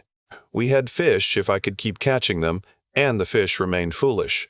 We had canned peaches, beans, crackers, protein bars, candy, instant coffee, and 1 jar of peanut butter that Fay treated like royal treasure. "We can stay a few days," Jade said. Fay stopped with the spoon halfway to her mouth. "Really now?" "A few days if we keep the fire small, avoid main roads, and do not make noise. I can be quiet." I looked at her. She glared. "I can be quiet when it matters." "That is true," Jade said. Fay nodded, vindicated. "See that?" "We still need watches," Jade added. "Otis and I split them. Fay sleeps. I can watch too." "No, ma'am, I can." "No, ma'am, I can."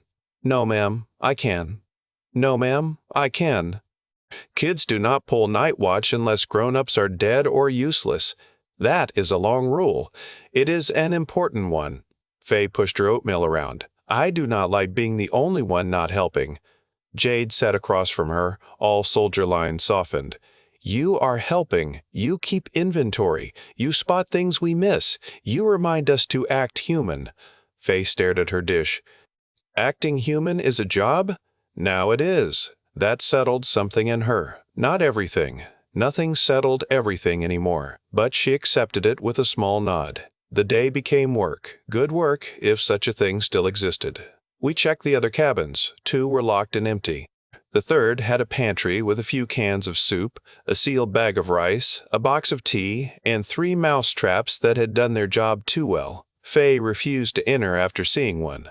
"I respect mice, but not like that," she said. "We found a hand-crank radio in the entrance booth." The weather band hissed. Emergency channels muttered in broken pieces. Most transmissions were automated loops telling people to shelter, avoid fracture zones, and report symptoms to authorities that no longer answered. Once, through static, a man's voice begged for medical evacuation near Reading. Then he started coughing too hard to speak. Jade turned the volume down until the voice became a whisper, and then vanished. Fay watched her. "Are there doctors anywhere?" "Yes," Jade said. "There are still doctors." "How do you know?" "Because doctors are stubborn. Like Otis. Otis is stubborn for less noble reasons. I carried a stack of firewood onto the porch. I heard that and agree. By afternoon, the campground started to feel almost impossible. Not normal, never normal, but possible. Fay found chalk in a drawer and drew a crooked map on the cabin floorboards, marking the bed, stove, table, bathroom, door, and window posts. She labeled the pantry Snack Country and the bathroom Mean Mirror Cave. Jade pretended to object to chalk on the floor, then added a small X where the medical kit belonged. I fished again, caught 2 trout, and lost a third that Fay insisted was probably a genius fish. Jade showed her how to clean a rifle at the table, keeping every round far from the work area and making Fay repeat the safety rules until the kid could say them without rolling her eyes. I watched them from the stove while stirring soup in a pot.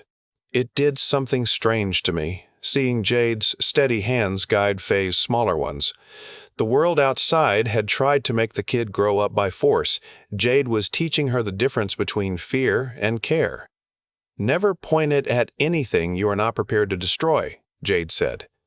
"Even if it is empty," Fay answered, "especially if you think it is empty. Finger away from the trigger until I mean it. Good enough. Know what is behind what I aim at. Very good." Fay looked at the rifle parts. "I hate that I need to know this." Jade's expression changed. "I hate that you need to know it too. Then why teach me?" "Because hating reality does not change it." Fay thought about that. "That is a mean sentence." "Yes, it is." "True, though. Yes, it is." The soup was terrible and beautiful. Beans, rice, fish flakes, and a can of tomatoes that had expired during a year when the world still had concerts. Fay ate 2 dishes and pretended she was only doing it because Snack Country needed inventory reduction. As evening came, Jade took her outside to braid her hair on the porch while I cleaned the dishes with water we had warmed on the stove. I watched through the window. Fay sat on the top step, shoulders relaxed for once, while Jade worked behind her with slow care. The sunset put copper in the trees. Fay talked with her hands, making Jade pause more than once so she did not tug too hard. Jade laughed at something the kid said. Not a big laugh, but a real one. I stood there holding a tin cup and felt a tenderness so sharp it scared me. Tenderness was dangerous now. It gave the world something to aim at. Fay caught me watching and waved me out. "Otis, come here. I am busy doing domestic excellence. You are holding a cup with excellence. Come here." I went. The porch boards creaked under me. Jade tied off the braid with a strip of clean cloth. Fay turned her head side to side, proud despite herself. "Well then," she asked, "you look like you could run a small kingdom." "Snack kingdom?" "Naturally so." Jade leaned back on her hands. "The braid should keep it out of your face." Fay touched it gently. "Mom used to braid my hair when she remembered." The sentence did not break the peace. It changed it, made it deeper. Jade's hands stilled. Was she good at it? Sometimes, yes. Sometimes she pulled too hard because she was late. Sometimes she made it pretty. Fay looked toward the trees. She would say, "I had wild hair from my dad, but I do not remember him." Then she would get quiet. I sat on the step below her. "Your mom had a lot of storms in her. Did she love me?" The question came without warning. It went through me cleaner than a bullet. Jade answered before I could, voice steady. Yes, it is. Fay looked at her. How do you know? Because she did the hardest thing a parent can do. She stayed away from you when getting close was what she wanted. Fay blinked fast. She looked bad. She was sick. She was scared. Yes, it is. She still told you not to open the door. Jade nodded. That was love. Fay turned to me. Do you think so too? I know so. She leaned sideways until her shoulder pressed against mine. I am mad at her. That is allowed. I miss her. That is allowed too. I am glad I am with you. I swallowed. That is mighty kind. She frowned up at me. Mighty kind. I am emotional. My words get old. Otis, please. Yes, ma'am. Are you my family now? Jade went very still. The creak sounded louder. The trees shifted in the evening wind. I could have made a joke. It was what I did when feelings got too close with dirty boots. I could have said something crude and silly and let the moment slide away. But Fay was looking at me with all the trust she had left, and some moments were too important to hide from. I turned toward her. Well, poop in a cracker you are. Her face changed. She laughed and cried in the same breath, then threw her arms around my neck so hard my ribs complained. I hugged her back carefully, and not carefully enough. She smelled like wood smoke, soap, and kid sweat. She held on like she was anchoring herself to the earth. That means yes, she mumbled into my shoulder. That means yes, forever. Jade looked away, but not before I saw her eyes shine. Fay pulled back and wiped her face with both sleeves. Jade too. Jade looked at her. What now? You're family too.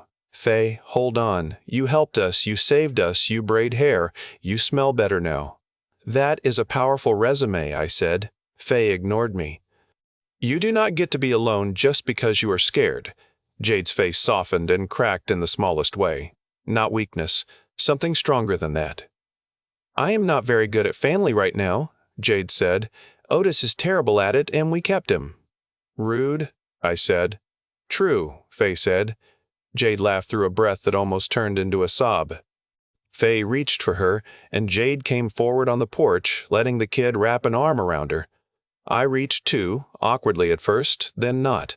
The three of us sat there with the evening closing around the cabin, holding each other as if the act itself could fortify the walls. For a little while, it did.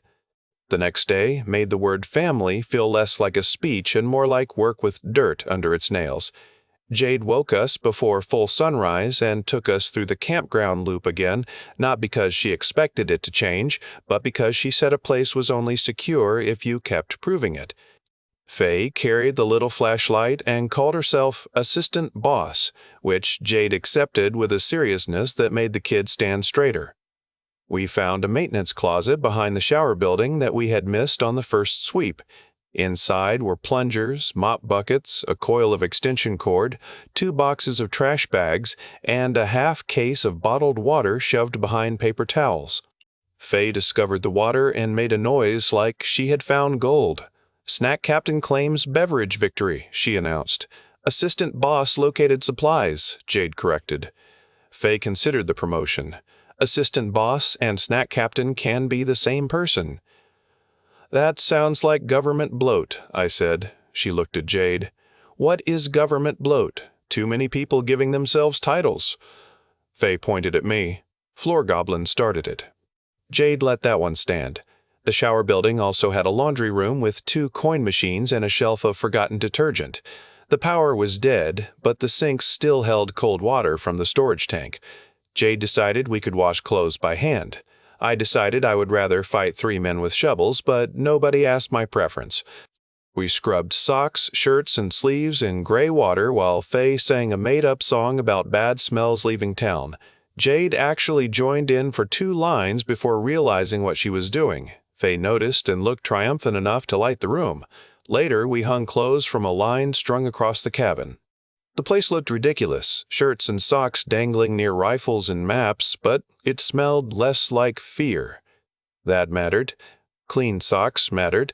A braid mattered. Warm soup mattered. Tiny, normal things had become nails holding our minds together.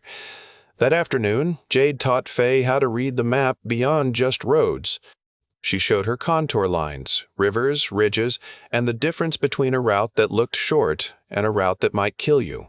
Fay listened with total focus, chin in her hands, asking questions that made Jade pause. "So high ground is good unless someone can see you on it," Fay said. "That is correct. Water is good unless people are waiting near it." "That is correct." "Roads are good unless everyone else thinks roads are good."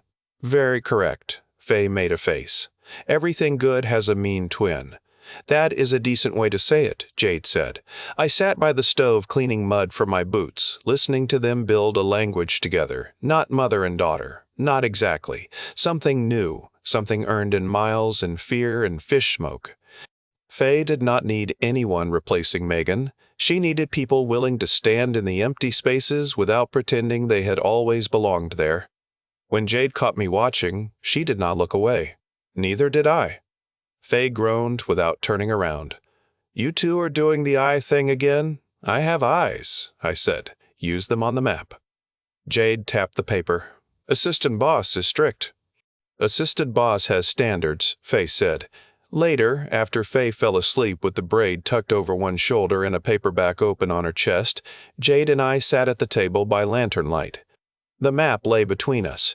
So did the truth we had not said while Fay was awake. "We cannot stay forever," Jade said. "No, ma'am. My father's ranch is still the best chance." "I know. If he is alive." "He is alive," I said. "You cannot know that." "No, but I can say it until the world proves me wrong." She traced a road north with her finger. "We need a better vehicle. Supply check, fuel check, a radio with reach." "That sounds like town." "Maybe not. Campgrounds have maintenance sheds. Rangers sometimes keep trucks." "Because the universe has been so generous with vehicles." "We look tomorrow," I nodded.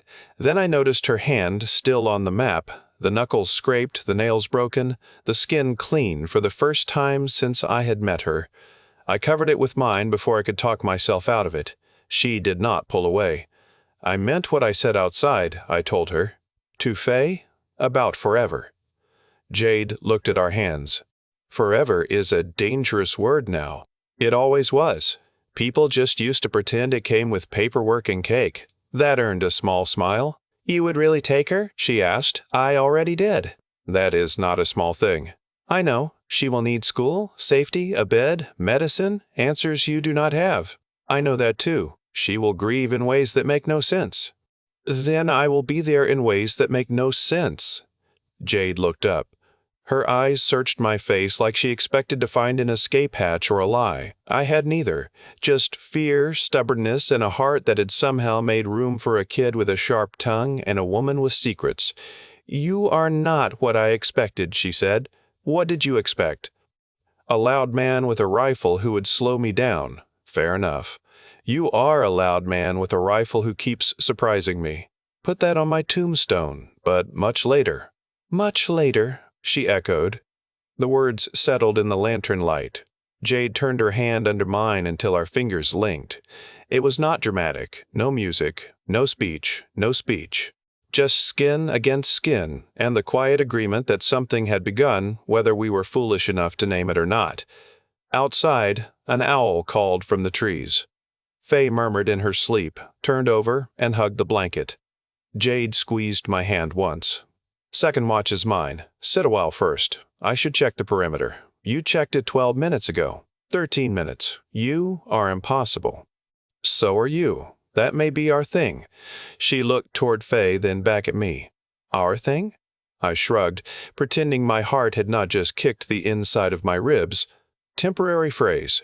"Maybe not temporary." We sat there until the lantern dimmed and the cabin grew cold enough to send us back to our duties. Jade took second watch. I slept on the floor again, closer to Fay's bed than was comfortable, but exactly where I wanted to be. For the first time since New Year's Eve, sleep came without dragging me through broken streets. When I woke near dawn, Fay was still asleep, Jade stood watch at the window, and the cabin remained whole around us. Family, I thought. The word felt terrifying. The word felt right. Chapter 17. The Choppers Overhead. The helicopters came on the third night. By then the campground had become a dangerous kind of comfortable. Not safe. We were not foolish enough to call anything safe. But the cabin had routines, and routines were small ropes tied across the edge of panic. Morning water, morning breakfast, perimeter check, fishing if the creek allowed, inventory work, rifle cleaning, map study, firewood duty, evening supper, night watches, sleep in turns, repeat until the body remembered it was allowed to be tired. Fay improved first. Kids were strange that way. She still had nightmares, but daylight brought color back into her voice. She named the cabin Fort Snack Country and drew a crooked flag in chalk near the stove. She assigned Jade the rank of Hair General and me the rank of Floor Goblin because I kept sleeping beside the beds. "I protect the floor," I said. The floor did not ask. It appreciates quiet service. Jade pinned the campground map to the wall with 2 bent nails and circled routes in pencil. Every day she tried the hand-crank radio, listening for anything beyond loops and panic. Sometimes we caught distant voices. Most faded before we could make sense of them. On the 3rd afternoon, a transmission broke through clear enough to make all of us freeze. Northern sweep continuing, containment breach probability, civilian movement along secondary roads, static chewed the rest. Jade turned the dial by tiny degrees, face hard. A male voice returned. Priority remains recovery of classified personnel and biological assets. Then it was gone. Fay looked from the radio to Jade. "Is that you?" Jade did not answer right away. That answered enough. "Maybe," she said finally. "Biological assets sounds mean." "It is mean." I leaned against the table. "Classified personnel sounds like a person somebody stopped calling a person." Jade shut the radio off. "That is how they make orders easier." The cabin felt smaller after that. Fay stopped drawing on the floor. I checked the windows even though I had checked them an hour earlier. Jade folded the map with too much care. "We leave tomorrow?" I asked. "Maybe so. Maybe means yes," Fay said softly. Jade looked at her. "Not always. With grown-ups it does." The 3rd night came cold and clear. We kept the stove low, just enough to hold back the chill. The blankets over the windows blocked most of the light. Fay slept with a fishing knife Jade had taught her how to hold safely, though I hated seeing it near her pillow. I hated more that it made sense. I was on first watch when the sound began. At first I thought it was wind moving through the ridge. A low tremor, almost felt before heard. Then the rhythm sharpened. Thump, thump, thump, thump, coming from far south, growing steadily. I stood so fast my knee hit the table. Jade opened her eyes from the bed. She had been sleeping light, boots still on. "What now?" "Listen closely." She was up before the second beat reached us. The helicopter passed beyond the ridge, invisible at first. The sound rolled over the trees and pressed against the cabin walls. Fay jerked awake, tangled in the blanket. "Otis, what is it?" "Stay low," Jade said. The kid slid off the bed onto the floor without asking. That obedience frightened me more than panic would have. She had learned too fast. Jade killed the stove draft, then grabbed a tin cup and poured water over the smallest flame until the cabin filled with a hiss and a weak puff of smoke. I pulled the blanket tighter across the window facing south. The helicopter drew closer. Then a second engine joined the first. "2," Jade whispered. "Military aircraft?" "Likely so." Searchlights swept over the far trees. White glare flashed through tiny gaps in the blanket, crawling across the ceiling in broken lines. Fay crawled to me on hands and knees and pressed against my side. I wrapped one arm around her and held the rifle with the other. The first helicopter crossed the campground road. We could not see it through the covered windows, but we saw its light turn the cabin seam silver. The rotor wash battered the trees. Pine needles pattered against the roof like hard rain. The second helicopter circled wider, slower. "They know?" Fay whispered. "Quiet," Jade breathed. The searchlight swept over the cabin. Everything became white around the edges. The blanket glowed. Dust floated in the thin beams around the window. I felt Fay stop breathing. Jade stood beside the door with her rifle angled down, face carved from stone. If that door opened, she would fight. If soldiers came through with guns and orders and clean uniforms, she would turn this tiny cabin into a killing room until they killed her or she ran out of ammunition. The knowledge sat in my stomach like ice. The light moved on. The helicopter drifted over the loop road. A loudspeaker crackled, but the words broke apart in the rotor noise. Something about shelter. Something about reporting. Something about unauthorized travel. Then the sound shifted north. Fay exhaled against my shirt. "Do not move yet," Jade whispered. We did not. We stayed on the floor while the helicopters made 2 slow passes over the campground. The second pass came lower. The walls vibrated. A loose pot rattled on the stove. Fay pressed both hands over her ears. I could feel her heart hammering through her back. When the aircraft finally moved east, the sound did not leave all at once. It stretched away, beat by beat, until the forest took it. No one moved for a full minute. Then Jade crossed to the window and lifted one corner of the blanket with the barrel of her rifle. She looked out, waited, lowered it. "They are following roads," she said. "You sure?" "No, ma'am." That is becoming my least favorite answer. It is the honest one.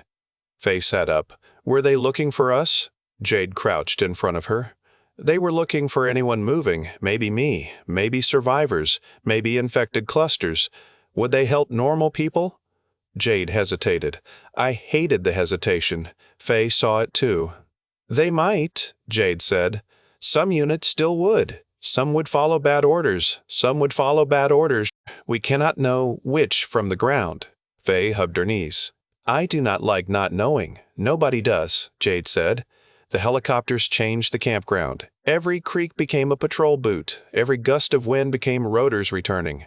Jade decided we would stay put until the sweep passed. Moving under aircraft was worse than hiding. Smoke became forbidden. Fires only in short bursts before dawn and after full dark, if at all. We ate cold beans, crackers, peanut butter, and fish smoked badly enough inside the stove that the cabin smelled like a burnt lake. One day became 2. 2 became 4. The helicopters came back every day, never directly over us again, but close enough to keep fear fresh. Sometimes we heard them in the morning, sometimes late afternoon, sometimes at night when the sound rolled over the ridge and turned Fay's dreams ugly. We learned to move without light. We learned which floorboards creaked. We learned how to breathe under blankets when searchlights painted the trees. The peace we had found did not vanish. It went underground. During the day, we stayed inside or beneath tree cover. Jade taught Fay knots with strips of cloth. I repaired gear, cleaned the fishing rods, and tried to make a decent meal out of supplies that had clearly conspired against flavor. Fay wrote road rules on scraps of paper and tucked them into a tin box she called the law library. "Read them," she said one afternoon, sliding the tin toward me. "I am afraid." "Good enough." I opened the box. Each rule was written in pencil, some letters backwards when she got tired. Do not trust quiet places. Never trust a tarp. Snack morale is real. If Otis says he is fine, check for blood. Cars deserve respect unless they are actively on fire. Jade is temporary boss in woods. Family means you do not leave people because they are inconvenient. I stopped on that one. Fay watched me carefully. "Is it too long?" "No, ma'am." "Does it count as a rule? It might be the main one." She looked pleased and shy at the same time. "I could make it shorter." "Do not." Jade, sitting near the window with the radio, looked over. "Keep that one." Fay tucked hair behind her ear. "Okay, then." During that hidden week, the world pressed on the cabin from every side, but it also revealed what each of us did when trapped with our thoughts. Jade cleaned weapons and radios. I repaired straps, sharpened knives, checked the truck routes that existed only in her memory, and made meals out of food that had no right becoming meals. Fay made lists, then tore them up when they felt too much like school, then made better lists because worry needed somewhere to go. She also started asking questions at night. Not simple questions, not the kind grown-ups can answer with a blanket statement and a pat on the head. She asked what happened to bodies left in cities. She asked whether infected people still dreamed. She asked if a vaccine could bring back someone already gone. She asked if I would still take care of her, if Jade found Floyd and decided she did not need us. That one made Jade lower the radio so hard it thumped the table. "Fay," she said, "needing my father does not make me need you less." Fay sat cross-legged on the bed, pretending to pick lint from the blanket. "People say stuff before they leave. I am not saying stuff." "What are you saying?" Jade came to the bed and sat facing her. "I am saying you are part of me now. That does not get erased because I find someone else I love." Fay's mouth twisted. "That sounds like a promise." It is. The kid looked at me. You heard it. I heard. That means it counts. It counts twice. Fay accepted that, but she watched Jade longer that night. Trust was growing in her, but it grew with scars around the roots. On the 5th day, rain trapped us inside from dawn to dark. The cabin smelled like damp wool and cold ashes. Fay became restless enough to pace between the beds and the table until Jade gave her a job copying the safest route to Montana onto a spare map. I expected complaint. Instead, Fay bent over the paper with her tongue tucked in the corner of her mouth and drew each line with grave care. "Why copy it?" she asked. "Because one map can be lost," Jade said. "2 maps can be lost too. Then we make 3 if we have paper." Fay nodded. "Redundant systems." Jade blinked. "Who taught you that word?" "A cartoon about robots." "Useful cartoon." Mom hated it because the theme song got stuck in her head. She smiled at the memory before grief could swallow it. That felt like progress too. Food dropped faster than hope. We had thought the campground pantry and fish would stretch us, but staying hidden meant fewer trips to the creek and no scavenging beyond the loop. Rain came on the 5th day, cold and steady, good for muffling sound but bad for everything else. The roof leaked near the bathroom. Our blankets grew damp. Firewood refused to catch without smoke. Fay pretended not to shiver, which fooled no one. On the 6th day, I caught no fish.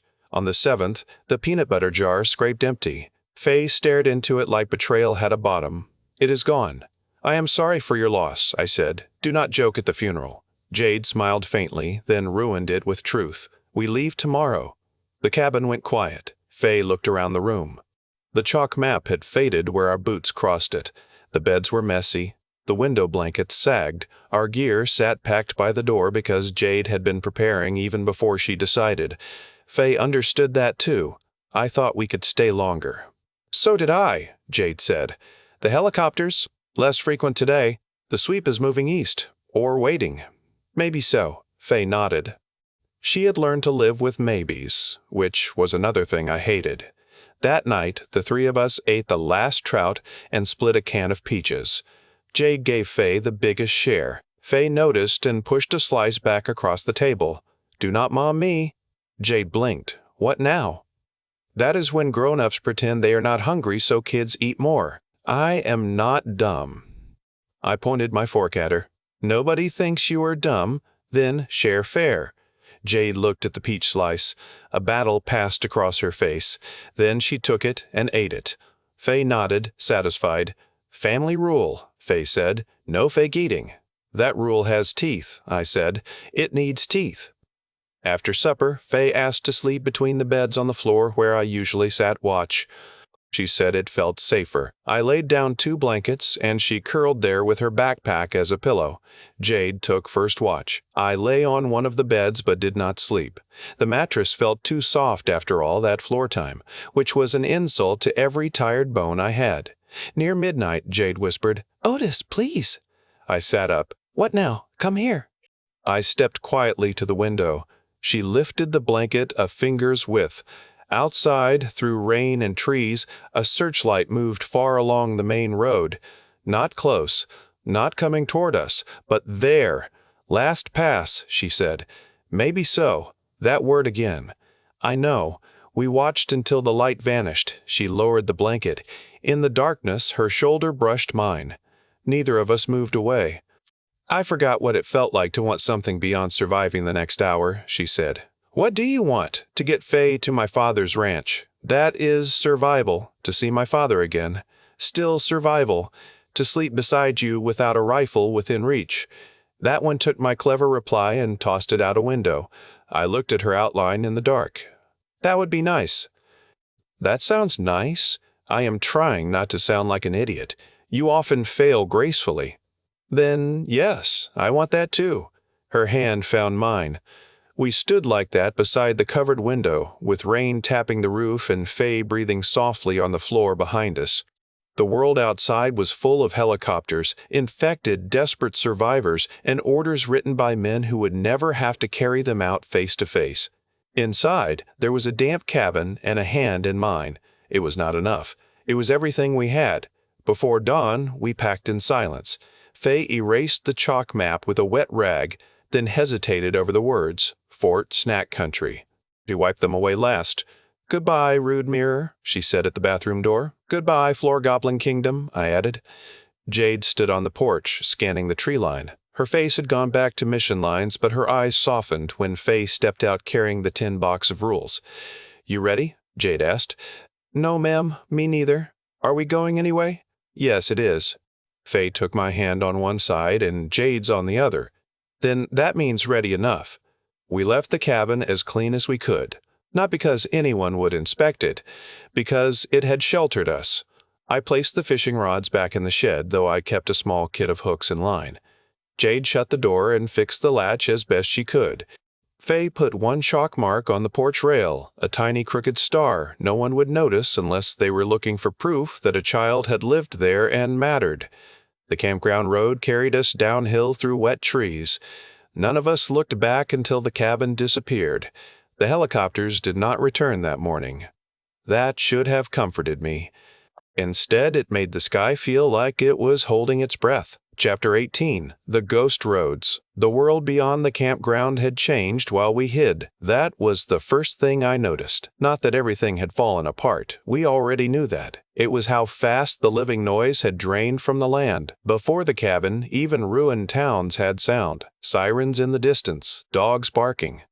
Engines nearby, gunfire echoed, people shouting from houses, radios crying out in loops. By the time we returned to the road, the silence had grown older. It had settled into ditches and fields. It had moved into empty parking lots and sat behind windshields with the dead. We followed the service road north until it met a county highway. The highway ran between thick forest and open pasture, 2 lanes striped with wet leaves. Cars sat along the shoulders in small clusters, not wrecked exactly, just abandoned by people who had decided walking was better or who had not been given a choice. Doors hung open. Trunks gaped. A suitcase lay burst in the lane, clothes scattered and soaked from rain. Fay walked between Jade and me, tin box of rules tucked inside her backpack. She had grown quiet again. Not scared quiet, watching quiet. "Where did everyone go?" she asked. Jade scanned the road ahead. Some hid, some moved, some got sick. Some got taken? Maybe so. By helicopters? Maybe so. Fay looked up at the sky. Low clouds moved fast over the treetops. No aircraft. No birds either, not in that moment. "I liked the cabin better," she said. "So did I told her. We walked in the ditch when the road felt too exposed. Mud sucked at our boots. My ribs had improved from constant agony to specific hatred. Jade still moved like every step had a purpose. I envied that. I moved like a man carrying a rifle, a backpack, and too many complaints. Around mid-morning, we reached the first town. It was barely a town, more a widening of the road with a diner, a post office, a feed store, and 6 houses tucked behind chain-link fences. A sign announced ELK Ridge Population 412, though the number had become a cruel joke. The diner windows were intact. The post office flag hung half-tangled around its pole. The feed store doors were chained from the outside. Jade made us wait behind a ditch bank for 10 minutes, watching. Nothing moved. "That means nothing," Fay whispered. "Correct," Jade said. "Rule 7. Do not trust quiet places," I said. "At least you study." We entered through the back of the diner. The kitchen smelled of spoiled food, bleach, and cold grease. Plates sat in a bus tub. Coffee had dried in the pot. Someone had written, "H.E. help," coming on a napkin and taped it to the wall. Below it, in different handwriting, someone had written, "Liar." Fay saw that and moved closer to me. We took what we could. Crackers in tiny plastic sleeves. A box of tea. We packed salt. A few cans from a storage shelf. Jade found 2 bottles of cooking oil and a first aid refill kit behind the counter. I found a jar of pickles and nearly cried from gratitude, which would have been embarrassing, so I hid it behind professional inventory enthusiasm. "Pickles count as vegetables," I said. Fay made a face. "Pickles count as wet sadness." That is a hateful thing to say about a noble food. Snack Captain rejects pickles. Snack Captain is overruled by Hunger Parliament. Jade listened at the front door, then looked back. Argue quieter. We check the feed store next. The chain outside had been meant to keep people out, but the side window had been broken from inside. That was not comforting. Inside, sacks of grain had been torn open. Dog food scattered across the floor. Shelves still held work gloves, rope, batteries, and 2 tarps. Fay pointed at the tarps. Do not trust them. I am with you, I said. We prodded each tarp with a broom handle from 6 feet away. Nothing moved. Jade gave us a look that said she understood and still found us absurd. Behind the feed store, we found a pickup truck. It sat under a lean-to with the hood open. Older model. Blue once, now mostly rust and stubbornness. The tires were low but not flat. The bed held empty feed bags and a toolbox. I slid behind the wheel after Jade cleared the cab. The key was not in the ignition. Of course, I said. Fay leaned in. Can you make it start without keys? I managed a liquor store, not a crime school. Jade opened the toolbox and smiled faintly. Maybe the owner was predictable. Inside, under a nest of receipts and fence staples, lay a spare key on a ring labeled blue truck because the universe occasionally handed you a crumb and expected applause. The truck started on the 4th try with a cough so dramatic, Fay stepped back. The engine shook, complained, and then settled into a rough idle. I gripped the steering wheel. I love this ugly beast. You love every vehicle after it saves your feet, Fay said. That is how love works for tired men. Jade checked the fuel gauge. Quarter tank. That is enough to look for more. Maybe so. Your maybe has been upgraded to hopeful. Maybe. We loaded supplies fast. The truck gave us height, storage, and a heater that smelled like mouse nests but produced warmth. It also had a bench seat wide enough for Fay to sit between Jade and me, which she declared better because if we crashed, she could yell at both of us equally. The road felt different from inside a truck. Not safe. Just less exposed. I drove while Jade navigated, using back roads when she could, avoiding any route with signs of checkpoints or fresh smoke. Elk Ridge disappeared behind us without a single living person showing a face at a window. For the next 2 days, the ghost roads carried us through a country that looked emptied by a slow hand. We passed neighborhoods where every door stood open.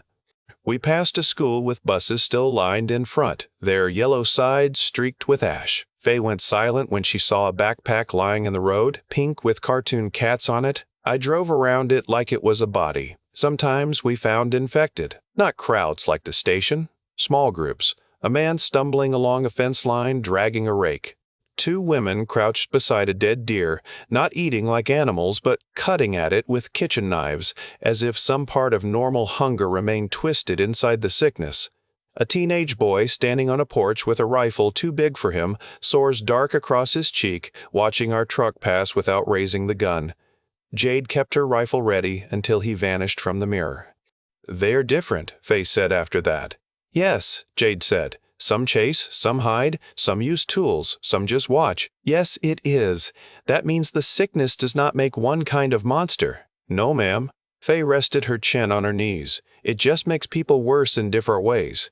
Jade looked out the side window. Sometimes sickness reveals what is already there. Sometimes sickness reveals what is already there. Sometimes it creates something new.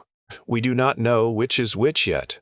What if a good person gets it? No one answered quickly. I kept my eyes on the road. Then maybe the good part fights as long as it can. Fay nodded, accepting that because she needed to. I knew she was thinking of Megan. So was I. Fuel became our tyrant. The pickup drank like a sailor with bad news. We siphoned from abandoned cars using a length of hose from the feed store. It was nasty work, mouth full of fumes, hands slick, every stop a chance for trouble. Jade kept watch while I worked. Fay counted seconds between scanning directions, trying to make a game out of fear. At a rest area north of Eugene, trouble found us anyway. The rest area sat among tall trees, bathrooms on one side, picnic tables on the other. 3 RVs occupied the lot. 2 had flat tires. 1 had curtains drawn tight and a child's drawing taped inside the window. We parked behind a maintenance shed and watched for 20 minutes. Could be supplies, I said. Could be people, Jade said. Could be dead people. Could be all 3. Fay sighed. I miss when could be meant fun things. We approached the maintenance shed first. It held tools, a ladder, 2 gas cans that were sadly empty, and a battery charger.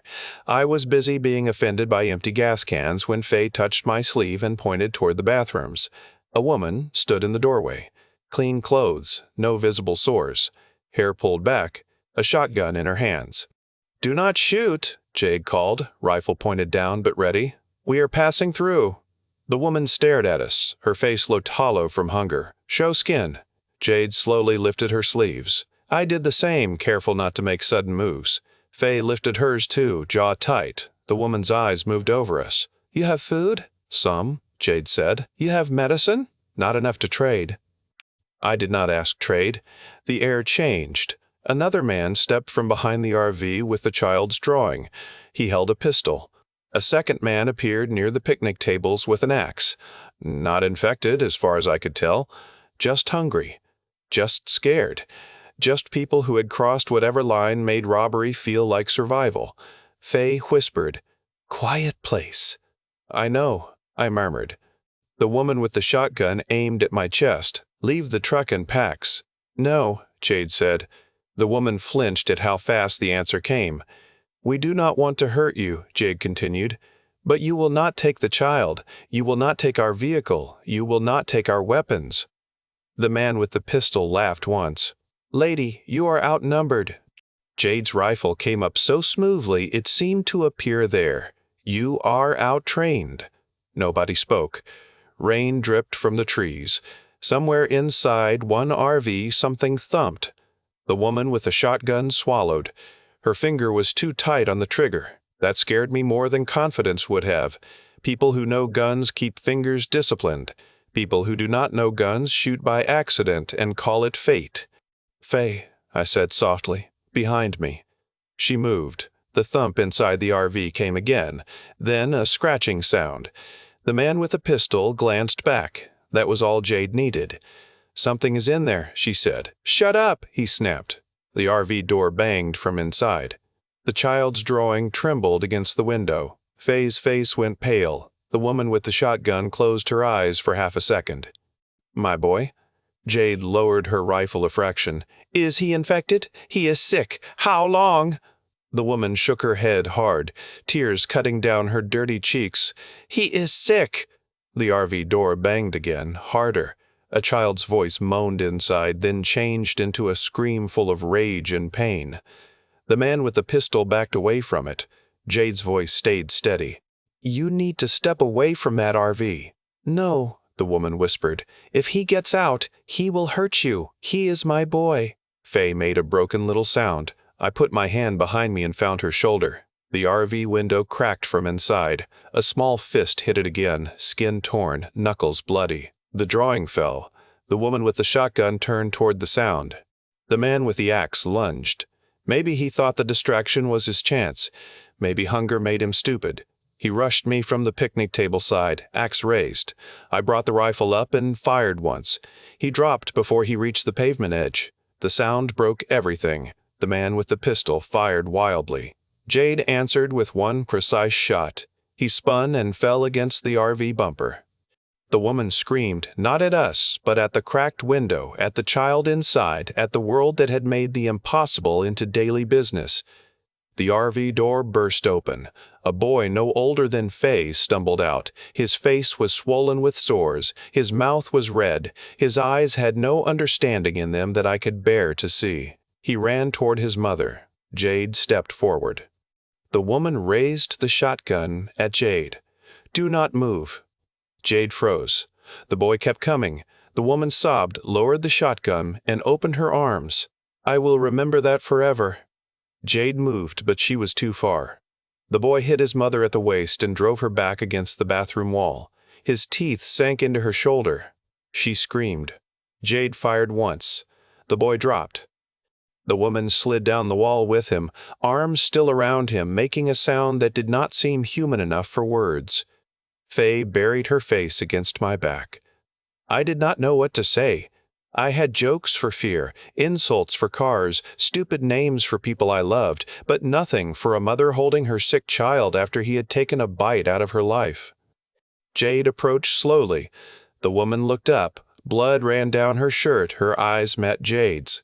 "How long?" she asked. Jade knew what she meant. "I do not know anymore." The woman laughed once, empty and broken. "No one knows anything." "No, ma'am." The woman looked at Fay hiding behind me. "Get her away from here." "We will." She turned back to her boy. "Then go." We went. Not because it felt right, because staying would not fix it, and the shot had been loud enough to call anything within miles. We took no supplies from the RVs. We did not touch the dead man's pistol. Jade grabbed my sleeve and pulled me when I slowed, and I let her because someone needed to make the hard choice before grief glued our boots to the pavement. In the truck, Fay sat between us and shook without crying. After 5 miles, she said, "That mom was bad. I kept driving." "She tried to rob us," Fay said. "Yes, it is. She had a sick kid." "Yes, it is. She still loved him." "Yes, it is." Fay pressed both palms against her eyes. "I hate when things are all yes." Jade reached across and touched her arm. "Me too." We drove until dark, then hid under an overpass blocked by wrecked cars. The rain turned heavy, drumming on the truck roof and washing blood from the road above in thin pink threads. None of us ate much. Fay wrote a new rule by flashlight. People can be dangerous and sad at the same time. She showed it to me. "Keep it," I said. "Is it too grown up?" "Yes, it is." "Should I keep it anyway?" "Yes, it is." She put it in the tin box. The next morning, the highway north was impassable. A pileup stretched across all lanes, burned vehicles tangled with military barricades and civilian cars. We turned east, then north again, following Jade's map through smaller roads and logging routes. Oregon thinned behind us. The land opened wider. Farms became ranches. Forest became dry hills, then open country where the sky seemed too large and empty. We scavenged carefully. A farmhouse gave us canned corn, a sack of potatoes sprouting pale eyes, and a jar of instant coffee that made Jade close her eyes in gratitude. A wrecked delivery van gave us bottled water and boxes of stale chips. A roadside garage gave us 2 full gas cans after I siphoned from a tractor in the yard. We slept in the truck, then in a barn loft, then not at all when distant gunfire chased us through a pass before dawn. The farther north we went, the less the world looked panicked, and the more it looked abandoned. That was worse. Panic meant people still believed action mattered. Abandonment meant people had tried everything and left the answer behind. On the 4th day after the campground, Jade found a ranger station with a radio mast. The building sat on a ridge above a valley, windows broken, door hanging open. Inside, maps covered one wall. A dead radio sat on a desk. The backup battery had been removed. The main set looked damaged but not hopeless. Jade stared at it like she had found a locked door in her own house. "Can you fix it?" I asked. "Maybe so." "There is that word. I need power." We searched the station and found a portable generator in a shed, half full of fuel. It took me 20 minutes of pulling the cord, cursing politely for Fay's benefit, and threatening the machine with personal disappointment before it coughed to life. The radio lit with amber numbers. Jade sat at the desk. Her hand hovered over the microphone. Fay stood beside her. "Are you calling your dad?" "I am trying. What do we say?" Jade swallowed. "We say we are alive." She turned the dial to a frequency she knew by memory. Static answered. She adjusted. Only static answered. She tried another, then another. "This is Jade Calloway calling, Rocking Sea Ranch. Floyd Calloway, if you copy, respond." Nothing came. She tried again. "This is Jade Calloway calling Rocking Sea Ranch. Dad, if you can hear me, respond." The word Dad cracked at the edge. The radio hissed. Fay put one hand on Jade's sleeve. I stood by the door and watched the valley because someone had to, and because watching Jade call into silence felt too private to stare at. She tried for an hour. No answer came. Finally, the generator sputtered low. Jade set the microphone down with careful hands. Her face had gone very still. "He may not be near the radio," I said. "I know. Power could be down. I know. Could be the antenna. I know." Fay leaned against her. "He is stubborn, right?" Jade nodded. Then he is probably busy doing stubborn things." That got a breath from Jade. Almost a laugh, almost pain. "Yes," she said, "he is probably doing stubborn things. We shut down the generator and took what maps we could carry." Before leaving, Jade wrote a message on the wall in black marker. "Floyd, I am alive. Heading home. Jade Calloway." Below it, Fay added, "Otis and Fay too. We like peaches." I stared at it. "What now?" Fay asked. "If your grandfather finds that, he will have questions." Good enough. Questions mean he is alive. There was no arguing with that. We drove north from the ridge into a sunset the color of old fire. The road ahead ran empty through the valley, a ghost road leading us toward Montana, toward Floyd, toward answers, toward whatever the government wanted to bury and whatever families could still be built out of wreckage. Jade sat close enough that her shoulder touched mine when the truck hit bumps. Fay slept between us, head leaning against my arm, 10 box of rules hugged to her chest. I drove until stars filled the windshield. Behind us lay San Francisco, the gas station, the bridge, the campground, the mother at the RV, and every version of the world that had died along the way. Ahead of us, somewhere beyond dark roads and dead towns, was a ranch we had never seen, and a man Jade loved enough to keep calling through static. I held the wheel and kept going. That was all any of us could do. Chapter 19, The SUV. We found the SUV just after dawn on the second day out from the ridge, parked crooked beside a maintenance road where the trees had grown so close to the pavement that their branches scraped the roof of our borrowed truck like fingernails. The sky had turned the color of dull tin. Frost held to the grass in pale beads. The whole world looked rinsed out and used up, as if some giant hand had scrubbed the bright parts away and left only gray roads, black trees, and signs shot full of holes. I nearly drove past it. Jade saw it first, because Jade saw everything first.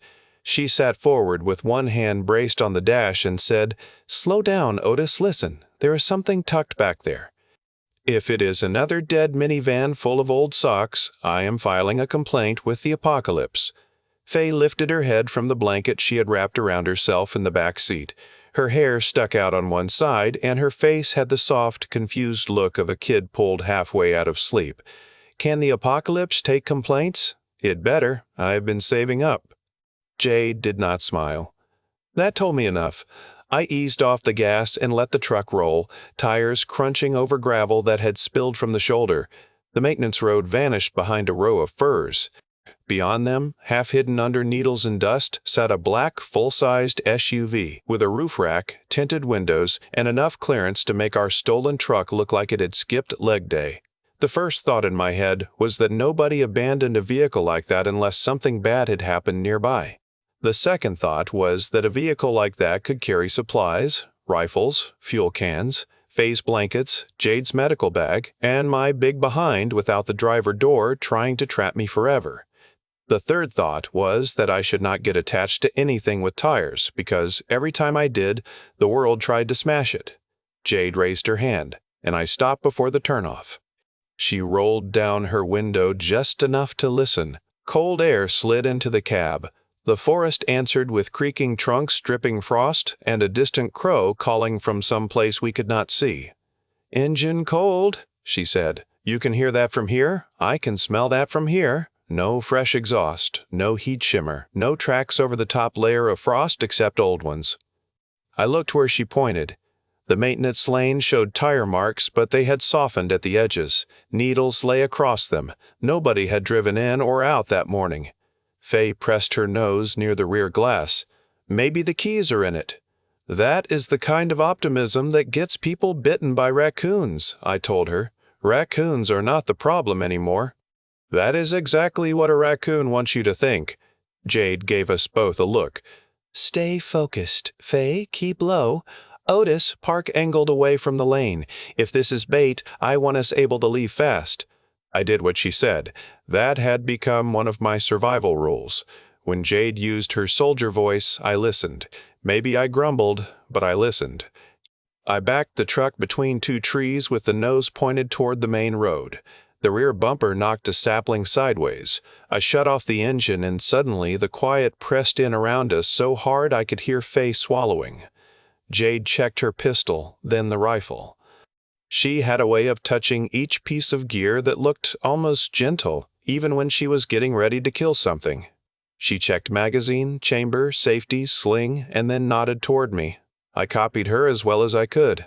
I still felt like a liquor store manager wearing a soldier costume, but my hands had learned the movements. Fear is a mean teacher, but it does make a man pay attention. "Fay stays here," Jade said. Fay's eyes narrowed. "I can help look. You can help by keeping your head down and watching the road. If you see anyone, you tap the horn twice. Not once. Tap twice. If you see infected, you tap 3 times and get onto the floor." "What if I see raccoons?" "Then Otis was right for once, and we all apologize later." Fay looked at me. She said for once, "I heard it, Fartstain. I am choosing to be the bigger person." That would be new. I pointed at her. "You are getting too good at that." Her grin faded when Jade opened the passenger door. The morning air came in sharper, carrying the wet smell of pine, old oil, and something sour underneath. Not strong, not fresh, just a faint badness that made the back of my throat tighten. Jade smelled it too. Her shoulders settled lower. She stepped out without slamming the door, and I climbed across the center console because our truck's driver's side had the manners of a bear trap. My boots hit the ground. The forest did not move. That made it worse. I had started to distrust any place that looked peaceful. Peaceful places were where screams waited behind curtains. We moved down the lane with the SUV in front of us. Jade took the left side, using trees for cover. I took the right, with the rifle up and my finger straight along the guard, the way she had drilled into me. It felt strange to keep my finger off the trigger when every nerve in my body wanted to clamp down.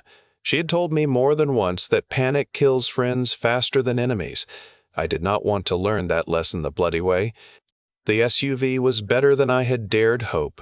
It was a dark Chevrolet Suburban, older but built like it had been made to drag houses out of ditches. Mud crusted the tires. The front grille had been dented, but not enough to matter. A pair of fuel cans were strapped to the roof rack. A heavy brush guard curled around the front like a steel jaw. Inside, I could see a CB radio mounted below the dash, its cord hanging loose, the microphone resting on the center console. "Hot damn," I whispered.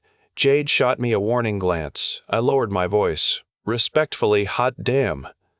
The driver's door was open 3 inches. A dark smear marked the outside handle. There were no bodies near the vehicle. That bothered me more than if there had been one lying right there. A body gives you an answer. An empty place with signs of trouble gives you questions, and questions have a habit of stepping out from behind trees. Jade crouched by the front tire and touched the ground. Her fingers came away damp with mud. 2 people got out. One went toward the trees. One went back toward the road. Old tracks. Maybe several days. "You got all that from mud?" "From mud, needles, drag marks, and the fact that people panic in patterns. I panic with originality. You panic loudly." I could not argue that. She signaled me to cover the rear while she opened the driver door. The hinges gave a low creak. I brought the rifle up and watched the trees hard enough to hurt my eyes. Nothing came out. No infected man with a shovel. No desperate woman with a knife. No government men in clean boots. Just trees and gray light. "Clear front," Jade said. She leaned inside, checked the seats, then froze. Her back went stiff. I heard the tiny click of her pistol safety. "What is it?" "Blood in the second row." "Not much. Some on the floor mat." I swallowed. "Is it fresh?" "Not fresh. It is dried." That should have helped. It did not. She opened the back doors. Empty cargo space, a folded tarp, jumper cables, a toolbox, 2 wool coats, a crate of canned food, a roll of duct tape, a tire pump, and 3 bottles of water. Whoever had owned it had either left in a hurry or planned to come back. I hated both options. "Any keys?" I asked. Jade reached under the visor, checked the cup holders, opened the center console, then made a sound I had not heard from her often. It was almost a laugh. "Otis, listen. Please tell me you found keys and not a severed toe." She held them up. A ring with a black plastic fob dangled from her finger. I looked at the sky. Lord, I apologize for half the rude things I said this morning. Not all, but a respectable half. A crack snapped in the woods. Jade dropped the keys without a sound and turned toward the trees. I swung my rifle so fast, the sling bit my shoulder. Something moved between two firs. A man's face appeared, gray at the edges. The skin around his mouth split and dark, eyes wide and fixed on the SUV. He was not alone. Another figure came behind him, then a third. They moved slow at first, cautious, like people stalking deer. Their clothes were torn and stiff. One carried a hatchet. One had a tire iron. The man in front dragged a length of chain that whispered through wet needles. "Back," Jade said softly. We retreated around the SUV. The man with the chain stepped into the lane. His eyes tracked the rifle, not my face. That same awful focus we had seen at the gas station crawled across him. He wanted the weapon. Maybe the sickness had left just enough person inside to understand power. "Stop where you are," Jade called. "We do not want trouble." The man opened his mouth. A thick, wet sound came out, half breath and half growl. His sores had dried along his jaw, but one had split near his ear and left a red-black line down his neck. He looked sick enough to die and strong enough to ruin us first. From the truck behind us, the horn tapped twice. Fay had seen more movement on the road. "We're boxed," I said. "Not yet. Get the keys." "What about them?" "Get the keys, Otis. Listen." I bent, grabbed the ring from the mud, and tossed it to her. The man with the chain lunged. Jade fired once. The shot slammed into his chest and knocked him backward into the brush. He did not die cleanly. He thrashed in the needles, kicking and snapping his teeth like his body had forgotten how people were supposed to stop. The others surged. I fired at the one with the tire iron. The rifle bucked. He spun, hit the SUV's rear quarter panel, and smeared dark blood across the paint before sliding down. The woman with the hatchet came from Jade's side, fast and low. Jade sidestepped and hit her with two shots so close the sound punched through my head. The woman fell under the open driver door, one arm still reaching for Jade's boot. The truck horn tapped 3 times. "Fay is seeing infected," I said. "Then, we move now." Jade jumped into the driver's seat of the Suburban. The engine cranked once, coughed, then caught with a deep, beautiful rumble that sounded like a promise made out of metal. I slammed the rear doors shut and ran for our truck. Fay was already on the floor, blanket over her head, hands clamped around her ears. "Good girl," I shouted. "Good girl, stay down." More shapes stumbled from the road. Not many, but enough. One had a police vest. One had no shoes. One carried a shotgun like he remembered the idea of it, but not all the rules. He lifted it toward Jade's windshield. I fired before he could. The shot took him in the shoulder and spun him away. He hit the dirt, and the shotgun discharged into the sky, scattering birds from the trees. Jade whipped the Suburban around so hard its rear tires dug ruts into the lane. "Transfer what we can," she shouted. "Right now? Move now." It was the worst moving day in human history. We shoved packs, ammo cans, Fay's blanket roll, water, canned food, maps, Jade's medical kit, and my dented bag of stolen snacks from the truck into the Suburban while infected shapes closed through the trees and from the main road. Fay crawled from the truck to the SUV with a backpack almost as big as she was. I tried to take it from her. "I have it," she snapped. "You are 9 and carrying half a grocery store." "Then hurry up, old man." I did hurry. I hurried so fast I smacked my shin on the trailer hitch hard enough to see sparks. I did not yell a one-word cuss, because Fay had apparently become the language police, and the apocalypse did not need me giving her more ammunition. The infected with the chain rose again behind us, swaying. Jade saw him in the side mirror. Her mouth tightened. She put the Suburban in reverse and backed over the chain, pinning it under the tire. The man jerked forward, fell, and clawed at the gravel. She did not look away. "Everybody in," she said. "We piled inside." Fay in the second row, me in the passenger seat, Jade behind the wheel. I had never loved a passenger door so much in my life. It opened and shut like a civilized object. Jade hit the gas. The Suburban lurched forward, shoved through wet branches, and burst back onto the main road. The old truck disappeared behind us with its door still hanging open and our bad luck sitting in the seat. Fay looked back until the trees swallowed it. "Are we leaving it?" "It was loyal," I said. "It was ugly, loud, and tried to trap me every morning, but it did its part." "Should we name the new one?" Jade checked the mirror, then the road. "We are not naming vehicles." "Too late," Fay said. "This one is Big Bertha." I nodded with solemn respect. "Big Bertha has a working door and a radio. She is already family." Jade looked like she wanted to object, but the CB radio crackled before she could. Static poured from the speaker, rough and thin, like the voice of the dead road itself. Jade reached for the microphone. Her hand paused an inch above it. "I saw the tremor in her fingers. It was small, almost nothing, but I saw it." Jade could shoot a man running at her with a hatchet and never blink. She could pull maps from a ruined truck, plan routes, smell danger in frost, and make fear look like a tool she knew how to use. But that microphone made her face change. Because somewhere north of us, if the world had not taken him too, her father might be listening. She keyed the mic. "Breaker, breaker. This is Jade Calloway calling for Floyd Calloway outside Darby, Montana.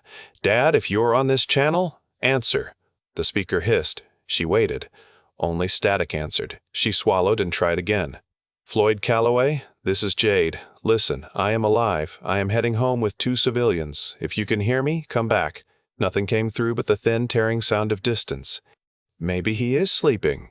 Jade nodded once, but it was the kind of nod people use when they are trying not to fall apart. "Maybe he is." I looked out at the road. The tires 8 miles. The forest opened and closed around us. Big Bertha rumbled under our feet like she had been waiting in that lane for us alone. Jade kept the microphone in her lap for the next 100 miles. Every few minutes, she called for Floyd. Every time, the static came back empty. Chapter 20. Floyd on the Line.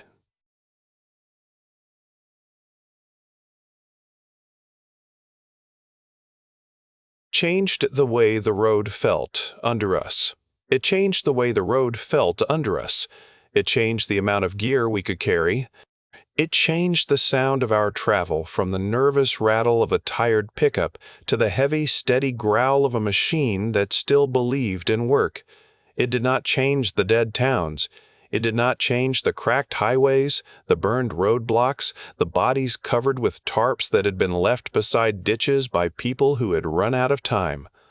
It did not change the way Jade stared at the CB radio every time static coughed through the speaker. We drove north with the heater on low and the windows cracked just enough to keep stale air from gathering. The world outside turned colder mile by mile. Hills rose and stretched into darker country. Pines took the ridges. Snow showed in dirty streaks along shaded cuts. Every gas station looked stripped. Every little store had broken glass and empty shelves. Now and then we found houses with curtains drawn tight and handmade signs nailed to fence posts. KEEP out, no medition. We have children. One sign had been written in red paint so thick it had run down the board in tear-shaped lines. I infected, walk after dark. Fay read that one from the back seat and went quiet. Jade saw her face in the mirror. "Paint can lie, but sometimes it tells the truth," Fay said. "Sometimes it does. Do they really walk more after dark?" Jade did not answer right away. She took a bend in the road, careful around the carcass of a delivery van that had rolled into a ditch. At the gas station they came in daylight. The group at the SUV came in daylight. We do not have enough information to build a rule. I hate that answer. I hate it too. I glanced over. How about this rule? We avoid after-dark wandering because I like my organs inside me. Fay tucked her chin into her blanket. That is a better rule. I am full of wisdom. You are full of something. That attitude is why raccoons are plotting against you. Jade almost smiled. It was brief, but I saw it, and seeing it made the road feel less dead for a few seconds. The CB stayed mostly quiet except for static, distant squeals, and once, a voice speaking so faintly we could not tell if it belonged to a person or some old transmission bouncing around the mountains. Jade tried every hour, sometimes every half hour when the land rose higher and the signal should have carried better. She called on one channel, waited, changed to another, called again, then returned to the first. Her voice stayed calm, her eyes did not. "Fully Calloway, this is Jade. Listen, I am alive. I am northbound. If you can hear this transmission, respond." The speaker spat. "Dad, it is Jade. Listen, please answer." Nothing came back. By noon, Fay had stopped offering explanations. By afternoon, I had stopped trying to say he might be out fixing a fence or checking livestock or sleeping through the radio. Hope is a thing you can bruise if you touch it too often. Jade kept hers where she could reach it, but she did not let us poke at it. We found fuel at a road maintenance yard tucked behind a county snowplow garage. The gate had been chained, but the chain was old and the lock had already been cut. Jade circled the place twice before letting me pull in. 3 orange plow trucks sat in a row, blades lowered to the gravel, a shed door slapped in the wind. The smell of diesel hung cold and oily in the air. 10 minutes, Jade said. We siphon what we can, grab tools, and leave. You say that like I have ever taken only 10 minutes to do anything? Today is your chance to grow. Personal development during national collapse. That is nice. Fay climbed out with a small notepad she had taken from the library weeks ago. She had started keeping what she called the useful book. It contained radio channels, road names, food counts, water counts, and a drawing of a raccoon wearing a crown because apparently she had chosen her side in the coming war. She wrote down how many cans we used to fuel Big Bertha while Jade watched the fence line and I worked the siphon hose. The diesel tasted in the air even when I did not get any in my mouth. My fingers went numb from cold. The Suburban drank and drank. We filled the roof cans, topped off the tank, and found a box of road flares, 2 folded emergency blankets, a hand pump, and a first aid kit that had been picked over but not emptied. Jade took the kit anyway. She could make use of half a roll of tape and 3 square pads better than most people could use a hospital. Inside the garage office, Fay found a wall map of Montana with routes marked in highlighter. Jade stared at it for a long time. "This is close," she said. "How close?" I asked. "If the roads hold, 1 long day, maybe less." The words "one long day" should have sounded good. Instead, they made everything in me tighten. The closer we came to a real place, the more possible it became to lose it. A faraway ranch was a dream. A ranch 1 day away was a target fate could still shoot. Jade folded the map and tucked it in her jacket. We were crossing the yard back toward the SUV when Fay stopped. "Otis, listen." Her voice had gone small. I turned. She pointed to the side of the plow garage. 3 people stood near the fuel barrels, half hidden behind a snowblade. I had looked there earlier. They had not been there earlier. The first was a woman in a yellow parka with the fur hood matted dark around her face. The second was a man with suspenders hanging loose from his shoulders. The third was a boy, maybe 15, maybe 20. It was hard to tell through sickness and dirt. All 3 had sores across their cheeks. All 3 stared at the road flares in my hand. Not at the food bags. Not at the cans. The flares. "They like tools," Jade said quietly. "They are learning what helps people fight." The woman lifted a crowbar. "Back to the vehicle," Jade said. We moved slow. The infected moved with us. They did not charge. That scared me more than a charge. The man in suspenders shuffled left, trying to cut us from the passenger side. The boy drifted right toward the fuel cans. The woman came straight on, crowbar low. "We do not have to do this," Jade called. The woman made a sound that might once have been words. It came out wet and broken. She raised the crowbar and pointed it at the rifle across my chest. Fay whispered, "She wants it." "Get in, kiddo," I said. "I am getting." She climbed into the second row. I kept backing up. Jade moved to the driver's side, pistol out, head turning between the 3. The man in suspenders suddenly sprinted. It was ugly, all elbows and knees, but fast enough to close the gap before I could finish a breath. I fired once. He fell forward and slid in the gravel, hands still reaching. Jade fired at the boy when he grabbed a fuel can and tried to yank it from the roof rack. The shot cracked the cold open. He let go and tumbled against the rear bumper, leaving streaks on the dust. The woman screamed. It was not a zombie moan, it was rage. Human rage twisted by sickness, but rage all the same. She ran at me, crowbar up. I did not want to shoot her. That thought came late and useless, but it came. She had probably been somebody's aunt, somebody's neighbor, maybe somebody's mother. Then the crowbar came down and smashed into the Suburban's passenger mirror hard enough to send glass across my cheek. I fired. The crowbar clanged to the gravel. For a second, nobody moved except the wind. Then Fay started crying without making much sound. That was worse than sobbing. She just sat there with tears rolling down her face, gripping the useful book to her chest. I climbed in and pulled the door shut. My cheek stung where mirror glass had scratched me. It was not bad. It bled enough to feel warm in the cold. "You okay?" Jade asked. "Pretty as ever." That was not my question. "I am okay." She looked back at Fay. "Listen, you did good. You got inside." Fay nodded, but she did not look up. We left the yard fast. I watched the 3 bodies shrink in the side mirror until the road bent and took them away. I wanted to say something wise, something that would turn the killing into a lesson with neat edges. There was nothing neat about it. We had fuel because they were dead. We were alive because they were not. The new world kept handing us math like that, and I hated every sum. Half an hour later, Fay spoke from the back seat. "Otis, do you think they know what they are doing?" "I do not know." That is an answer grown-ups give when they do not want to say the bad thing. I rubbed my thumb over a nick in the rifle stock. Maybe part of them knows. Maybe part of them does not. Maybe the sickness gets in there and turns want into orders, like when Mom needed bottles. That hit me in a place I had no armor. Jade's hands tightened on the wheel. Fay stared at the passing trees. She would say she was choosing it, but sometimes it felt like the bottle was choosing for her. I turned around enough to see her. "Your mom loved you." "I know. She was sick before the gas ever came. Not the same sick, but sick enough to steal pieces of her." Fay's mouth trembled. "I know that too." I wanted to reach back, but the seatbelt and the rifle and the whole stupid vehicle kept me facing forward. Jade solved it. She lifted one hand from the wheel and held it back. Fay leaned forward and took it. "My father used to say people are more than the worst thing that has hold of them," Jade said.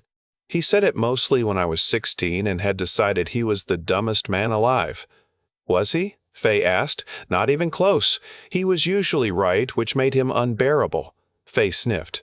"Otis is unbearable too, because I am wise. Because you smell like diesel and old burritos. That is the cologne of survival." Jade's laugh came quick and quiet. It did not erase the fuel yard. It did not erase the fuel yard. It did not bring the dead back or answer the ugly question of what lived inside the infected. But it gave Fay a place to rest her fear for a while, and that mattered. By late afternoon, the road climbed. Snow thickened in the shaded cuts and retreated from places where weak sun touched rock. We passed a welcome sign punched with bullet holes. Someone had crossed out the town name and written "Turn Back" in black paint. "Friendly place?" I said. "Small towns have always been direct," Jade replied. The CB crackled. All 3 of us froze. At first it sounded like nothing, just another wave of static. Then a voice broke through, far away and ragged. "Say again, Calloway. Say again, say again, say again." Jade almost drove off the road. I grabbed the dash. "Steady, steady," she corrected fast, tires crunching along the shoulder before finding pavement. Her face had gone white. She snatched the microphone from its clip. "This is Jade Calloway. Say again." "Dad, is that you?" Static roared. "Jade, answer." The voice cracked in and out, but the name came through clear enough to break her. "Jade, girl, answer me again." She pressed the mic so hard her knuckles paled. "I am here. I am alive. I am coming home." The voice on the speaker made a sound I had heard men make only when the body could not decide between laughing and crying. "Thank God. Thank Almighty God. Where are you?"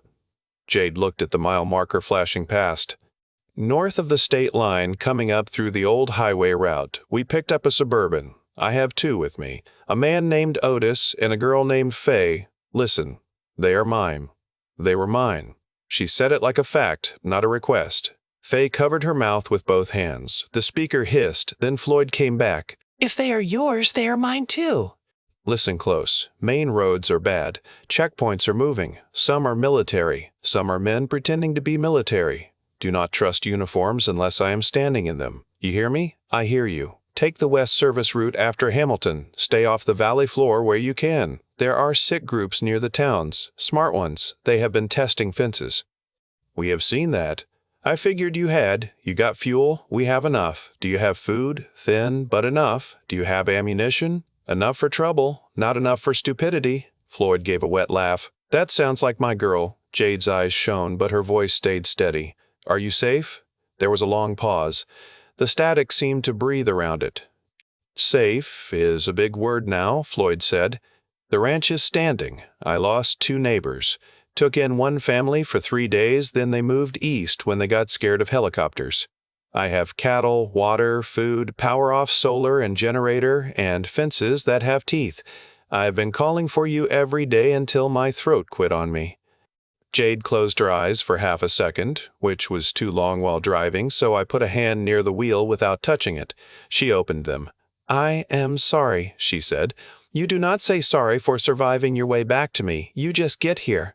Fay leaned forward. "Mr. Floyd?" the radio hissed. "Who is that?" Floyd asked. "That is Fay," Jade said. Fay took the microphone when Jade passed it back. Her small hand looked tiny around the black plastic.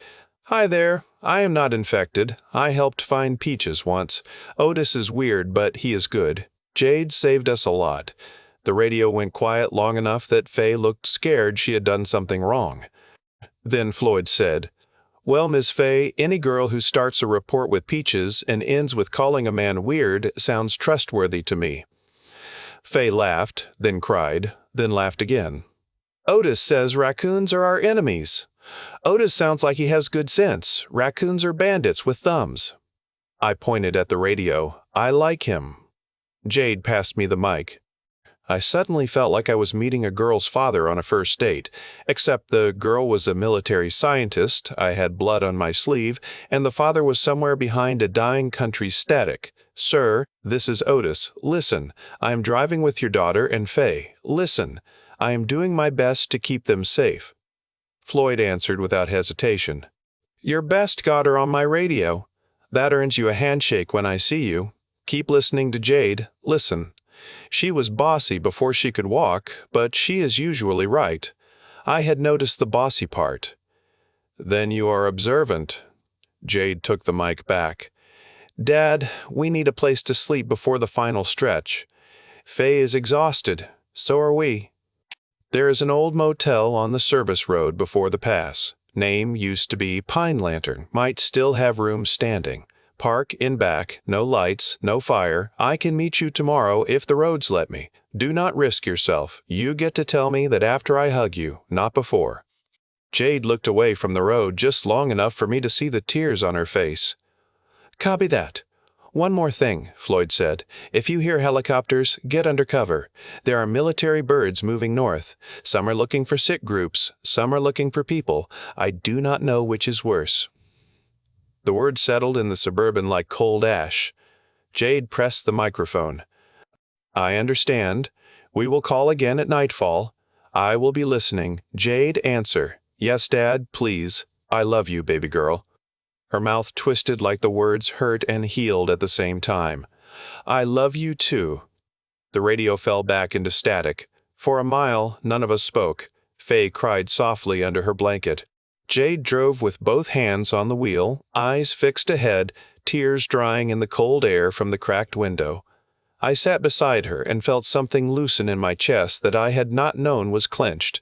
We were not safe. We were not finished. But somewhere ahead, an old man with a radio had made room for us in the word home. Chapter 21. The Motel Milestone. The Pine Lantern Motel still had its sign, though the lantern part had fallen sideways and hung by one bolt, squeaking in the wind like a rusty bird. The building sat off the service road beneath a line of dark pines. Snow dusted the roof. Half the front windows were cracked. Someone had spray painted a warning across the office door, but rain and frost had smeared the words until they looked like black bruises on the wood. Jade killed the headlights a quarter-mile out and let Big Bertha roll in by moonlight. The moon was thin, not enough to brighten the road, just enough to turn snow patches silver and make every shadow look like it had a spine. We circled once from a distance. No fires, no vehicles except a rusted compact car nose down in a drainage ditch. No fresh tracks that Jade trusted, no voices, no movement in the curtains. "Looks empty," I said. "Empty is a costume," Jade answered. "That is a cheerful way to say it. I am a cheerful woman." Fay snorted from the back seat. She had been trying not to fall asleep for the last 20 miles and losing the fight in stages. Her head had bumped the window 3 times. Each time she had popped upright and said she was awake with the outraged pride of someone who was absolutely not awake. Jade parked behind the motel where the Suburban could not be seen from the road. The back lot had 6 doors opening onto a narrow walkway. A row of trash cans lay tipped against the fence. Beyond the fence, the woods rose thick and black. "We clear 2 rooms," Jade said. "One for sleeping, one backup. Otis, you stay with Fay until I check the first door." "I can help," Fay mumbled. "You can help by keeping your eyes open." Fay blinked hard. "They are open. One of them is negotiating." I climbed out and held the rifle while Jade moved to the nearest door. Room 6. The metal number hung crooked. She listened, then tapped the door near the frame with 2 fingers. Nothing answered. She tried the knob. It was locked. "Well, that is rude," I whispered. Jade pulled a small tool from her kit and worked the lock with the calm focus of someone opening a can of beans. The door clicked. She eased it inward, pistol up. The room beyond smelled like mildew, old carpet, and cold dust. "Clear front," she said. I waited with Fay behind the Suburban. She leaned against my side, too tired to pretend she was not scared. "Do you think Mr. Floyd has horses?" she whispered. "Most ranches do. Do you know how to ride?" "I once sat on a pony at a county fair and it bit my shirt." "That means no. That means I have history with the species." A thump came from inside the room. Fay grabbed my sleeve. Jade's voice came low. "Otis, listen." I moved fast.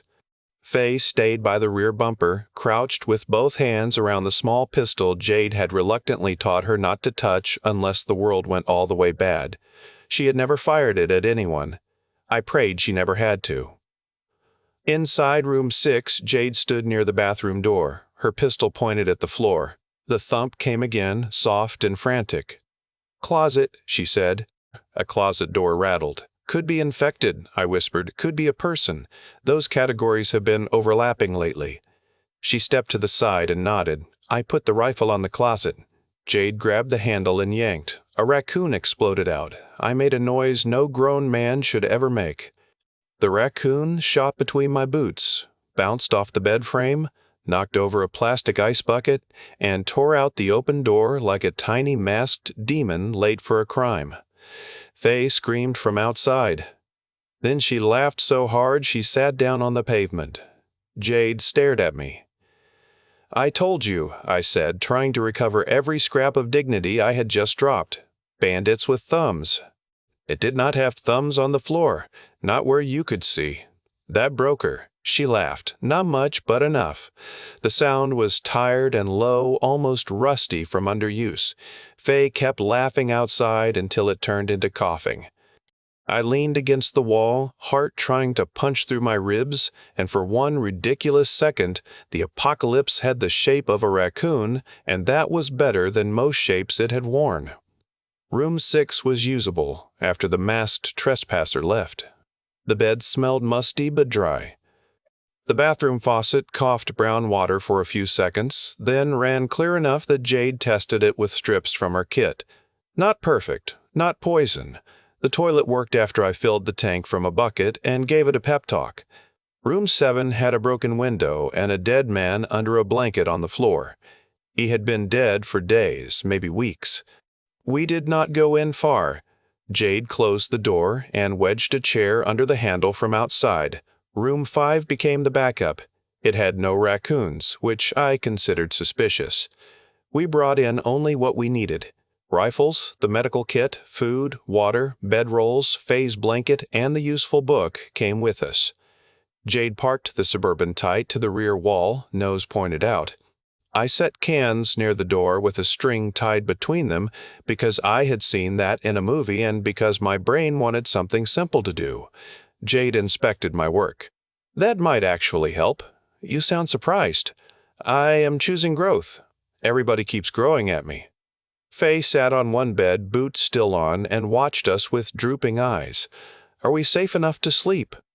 Jade crouched in front of her. "Safe enough for shifts. I will take first watch. Otis takes second. You take no watch because you are a kid." "I am almost 10. That is, kid with a promotion, not adult."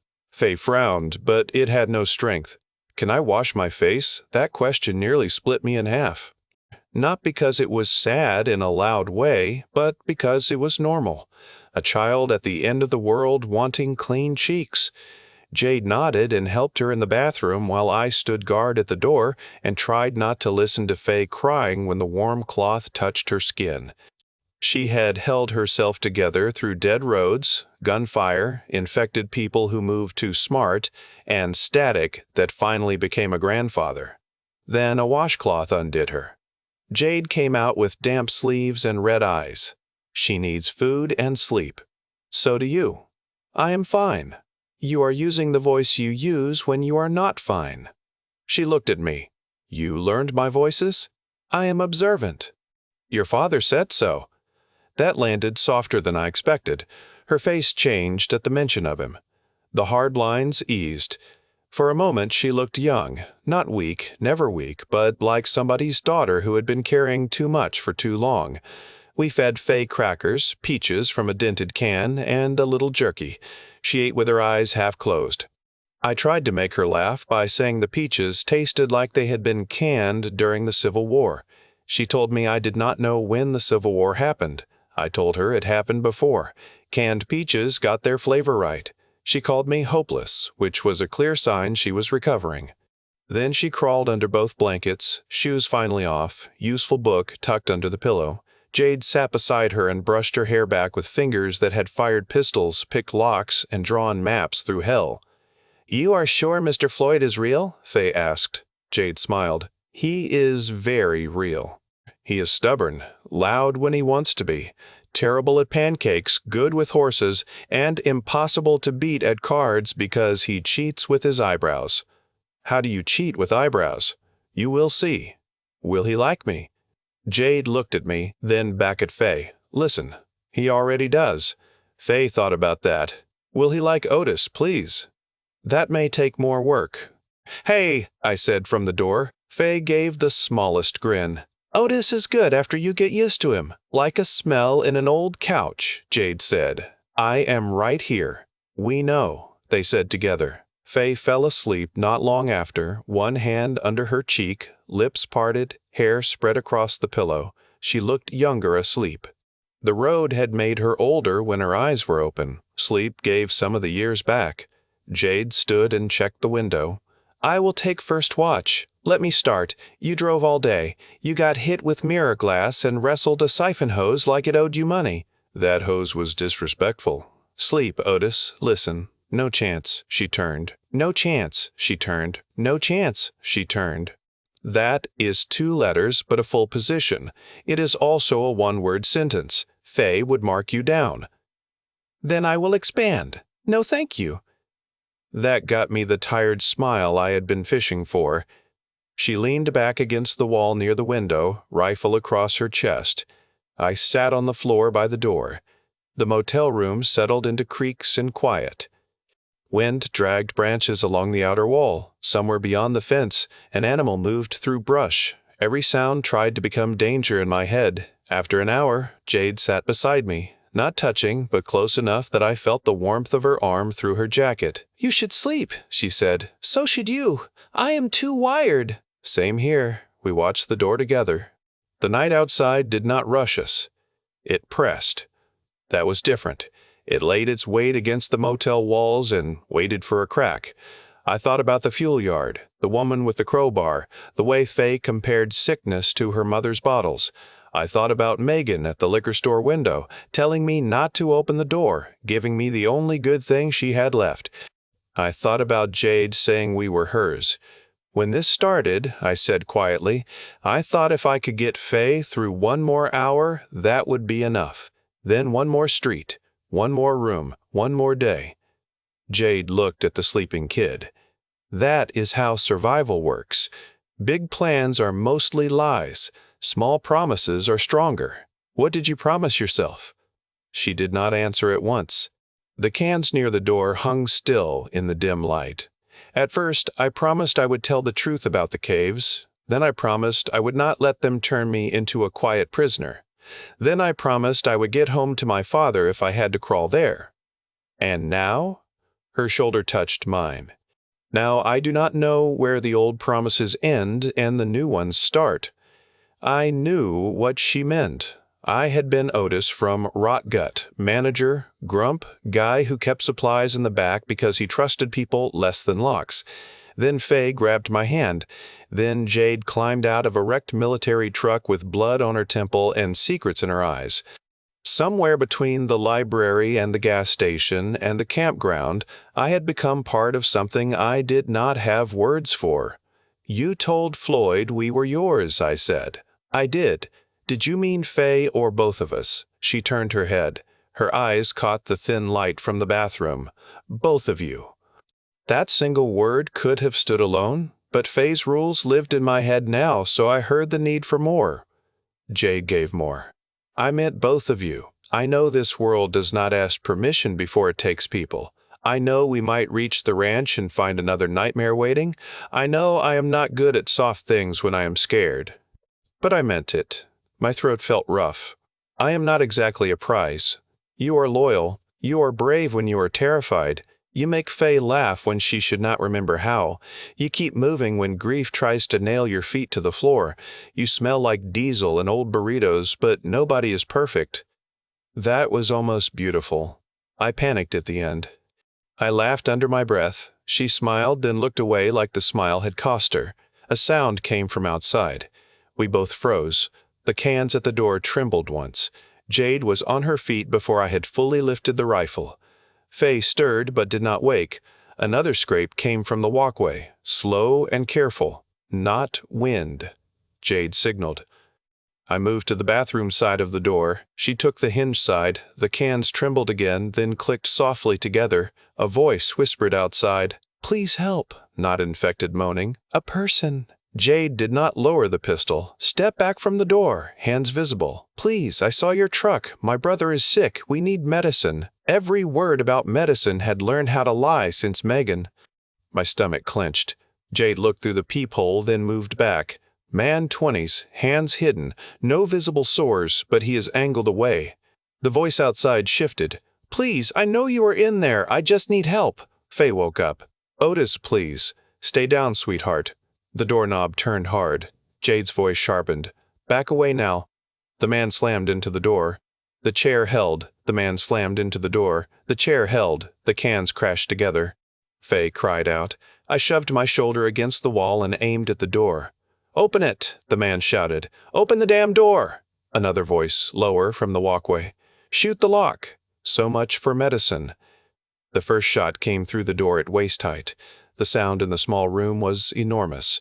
Wood splintered.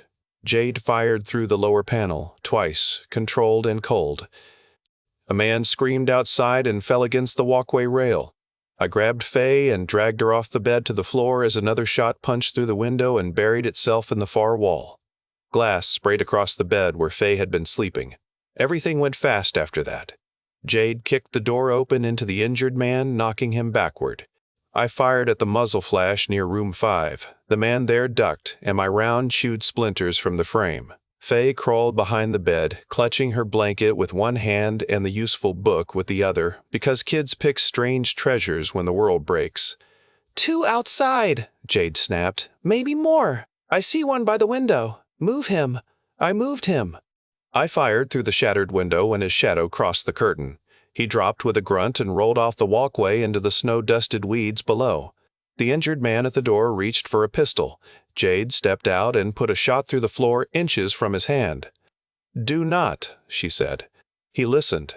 Maybe fear was still stronger than pride in him. The lower voice ran. Boots hammered along the walkway toward the parking lot. I started after him, but Jade caught my jacket. "Fay, listen." That stopped me. The runner made it 10 yards before another sound cut through the night. Not a gunshot, a wet, animal rush from the woods. He screamed. The scream became a gargle, then a series of thuds against the fence. Infected had heard the shooting. "Inside," Jade said. We slammed the door and shoved the dresser against it. Outside, the injured man begged. His friend in the weeds did not move. The runner by the fence screamed again, then stopped in a way that made Fay cover her ears. The infected hit the back fence like bodies thrown from a truck. Wood cracked. Shapes moved beyond the frosted window, dark against darker trees. The injured man on the walkway sobbed, trying to crawl. Jade's face hardened in a way I hated because I understood it. "We cannot bring him in," she said. I looked at Fay. "Listen." Fay looked at the floor. The man outside reached our door and slapped the wood with a bloody hand. "Please help. Please help." His skin near the wrist had sores. Small ones. "Open it." Jade saw them too. The fence broke. I will not pretend the next minutes were clean. We fired from the window and through the broken door panel while the infected poured into the back lot. There were 5, then 8, then more in the trees behind them. They came at the noise, at the weapons, at the men bleeding outside. One hit the injured looter and tore into him while he screamed for his mother. Another climbed over him toward the door, fingers hooked like claws. Jade shot until her pistol locked empty. I fired the rifle until my shoulder went numb. The room filled with smoke and dust and Fay's crying breath. Blood streaked the walkway. Bodies piled against the rail. The infected did not act like movie monsters. They shoved, grabbed, tested, learned. One tried the doorknob after watching the looter do it. Jade saw that and shot through the door where his head would be. "They learn too fast," I said. "Then we leave faster." We grabbed what we could and abandoned the room through the bathroom window, because Jade had checked it earlier and because Jade checked everything. I went first, landing in a patch of frozen weeds. Fay came next, lowered into my arms. Jade dropped last with the medical bag over one shoulder and rifle in hand. The back lot was chaos. The Suburban sat 20 yards away, blessedly intact. Infected hammered at room 6, drawn by the noise inside. The looters had done us one accidental favor. They had made the wrong door interesting.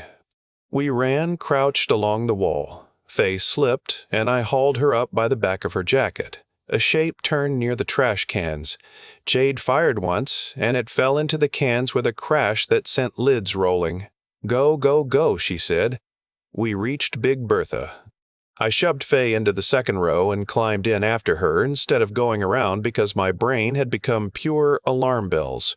Jade hit the driver's seat, turned the key, and the engine caught on the first try. I loved that ugly SUV with a deep and foolish passion.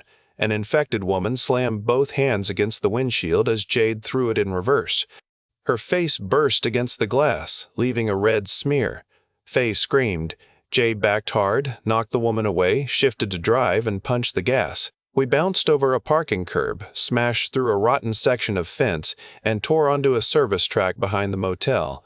Branches whipped the sides. Snowdust flew. Behind us, the motel vanished into gun smoke, infected bodies, and men who had thought our room would be easy. Jade drove for 5 miles before stopping. She pulled behind a stand of pines and killed the engine. Nobody spoke. Fay was shaking so hard her teeth clicked. I climbed into the back and wrapped both arms around her. "You are here," I said. "You are here with me."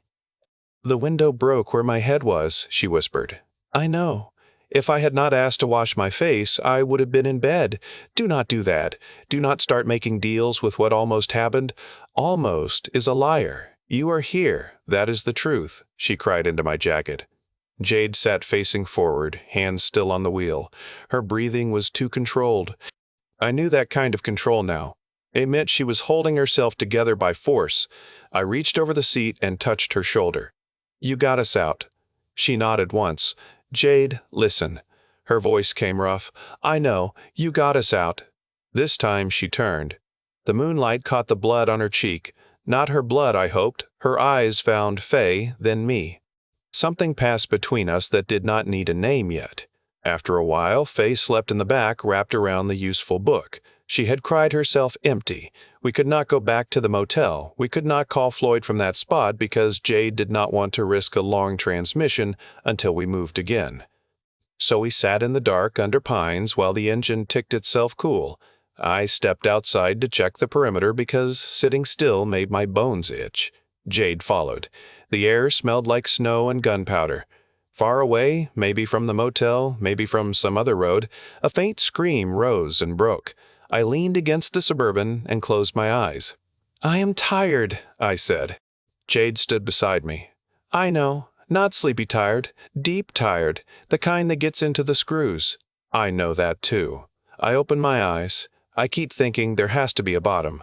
A point where the world says that is enough and stops taking pieces. "There is no bottom," she said. "There is only what we build under each other." That sounded like something Floyd would say, and I told her so. She smiled faintly. "He did say something like it. I used to roll my eyes. Was it you? Rolling your eyes at authority? I was a menace." "You mean were?" She nudged my arm with hers. The touch stayed, warm through cold sleeves. We stood there long enough for the silence to change from threat to shelter. Jade looked up at me, and all the sharp soldier lines in her face softened into something that scared me more than gunfire because I wanted it too badly. "Otis," she said. "Yes, ma'am. Do not ma'am me right now." "I understand." She kissed me. It was not gentle in the way people write songs about. It was tired, fierce, and full of all the words we had not had time to say while running, shooting, siphoning fuel, and pretending we were not terrified. Her hand gripped the front of my jacket. Mine settled at her back like I could keep the world from pulling her away if I held steady enough. When she stepped back, she rested her forehead against my chest. "I do not know what tomorrow is," she said. "Neither do I. But tonight I need one thing that is not fear."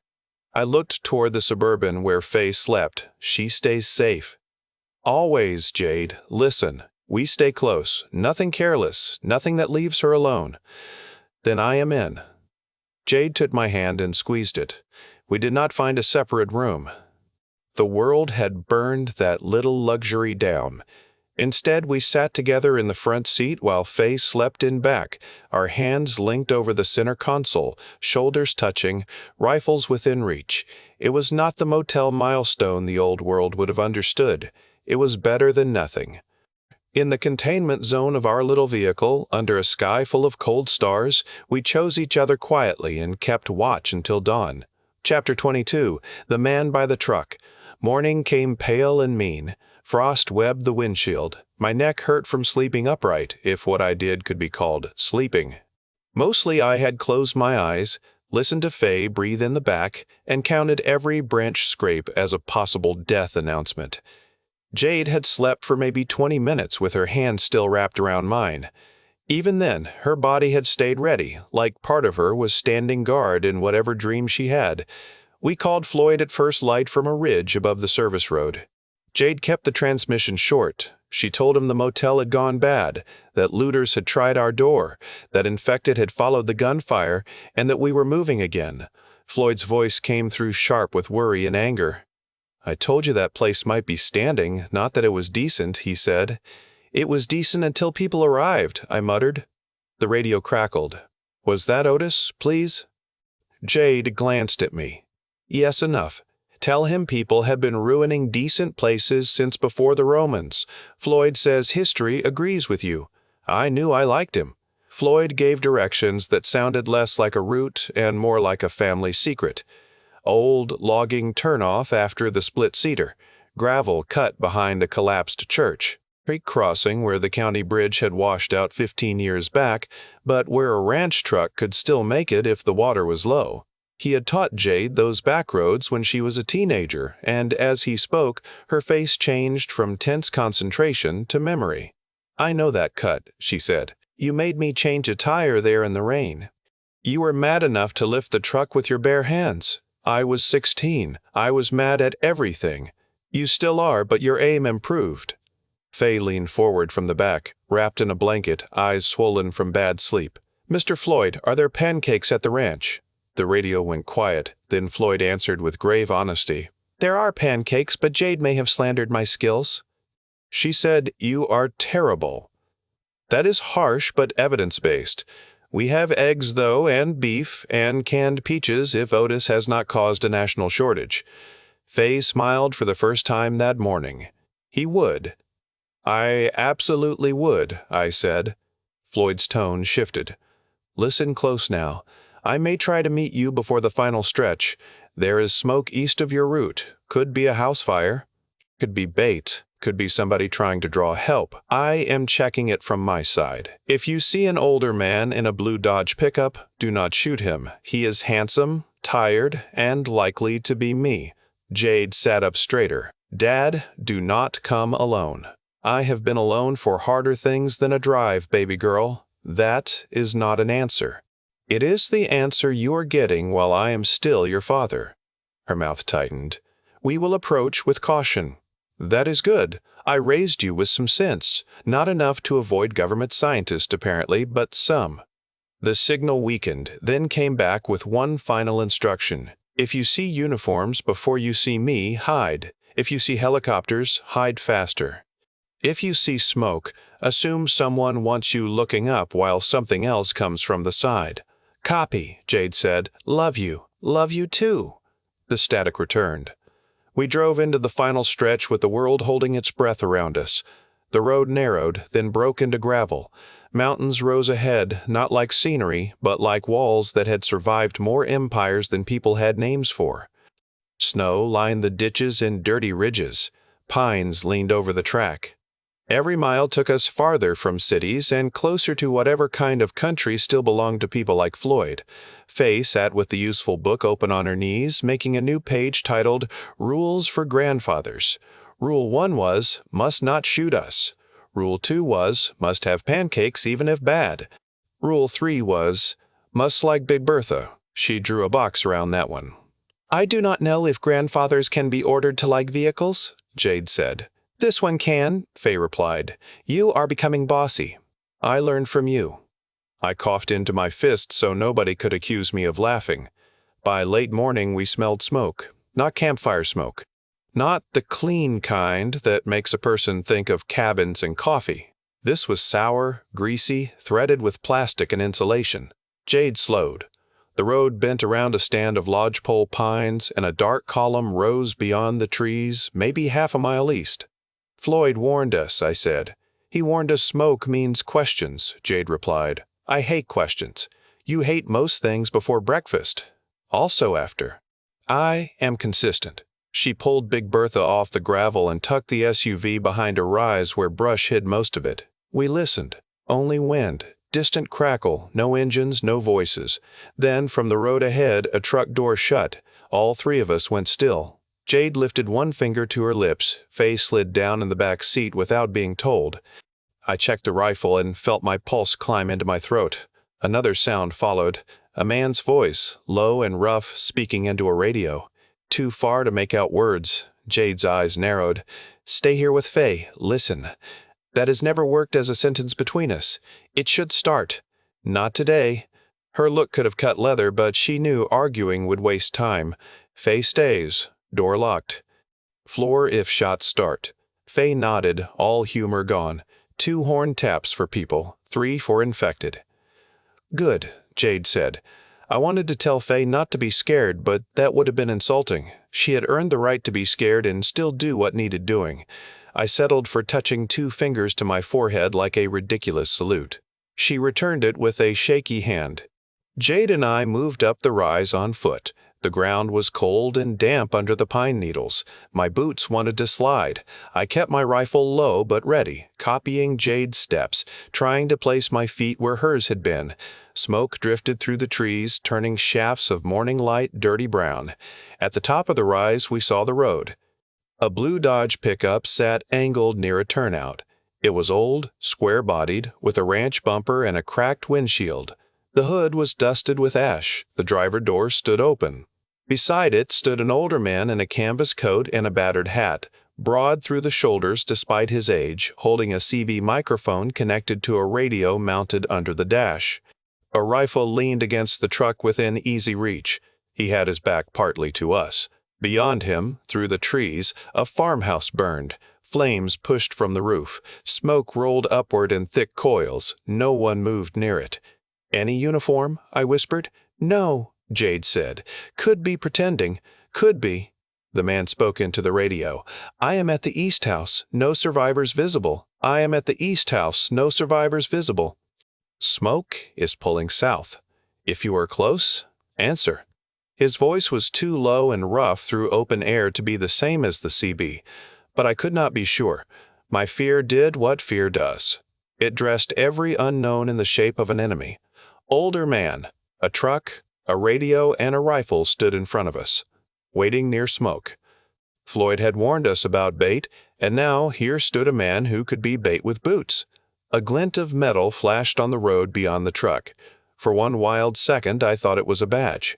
Then I saw movement near the burning house, a dark shape slipping between outbuildings. The man by the truck reached for his rifle.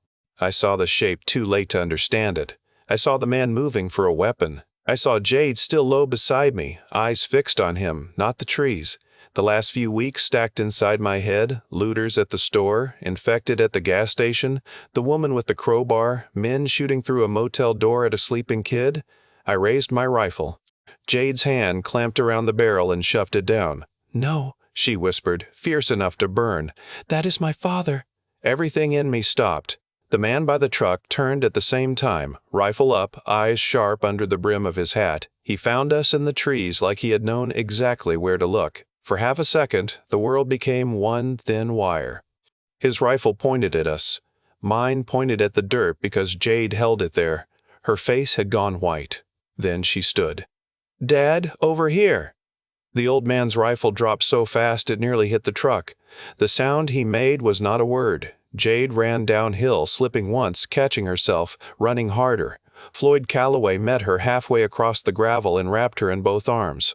I had seen Jade shoot, command, threaten, stitch cuts, read maps, and stare down things that should have scared the soul out of any person.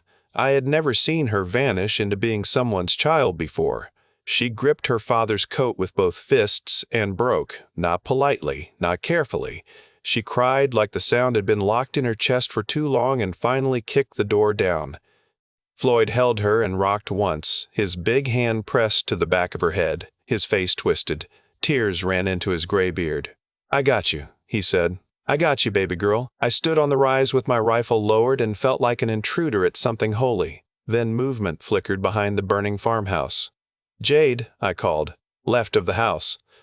Floyd did not let go of her with one arm, but the other hand grabbed his rifle from where it hung by the sling. He turned like age had been a rumor. 3 infected came from behind the smoke, moving through the yard with that awful, careful purpose. One held a garden fork, one dragged a length of hose. The third had a revolver in one hand and no idea how to hold it safely, which made him more dangerous, not less. "Truck," Floyd said. "Move now." His voice had changed. Father gone, soldier returned.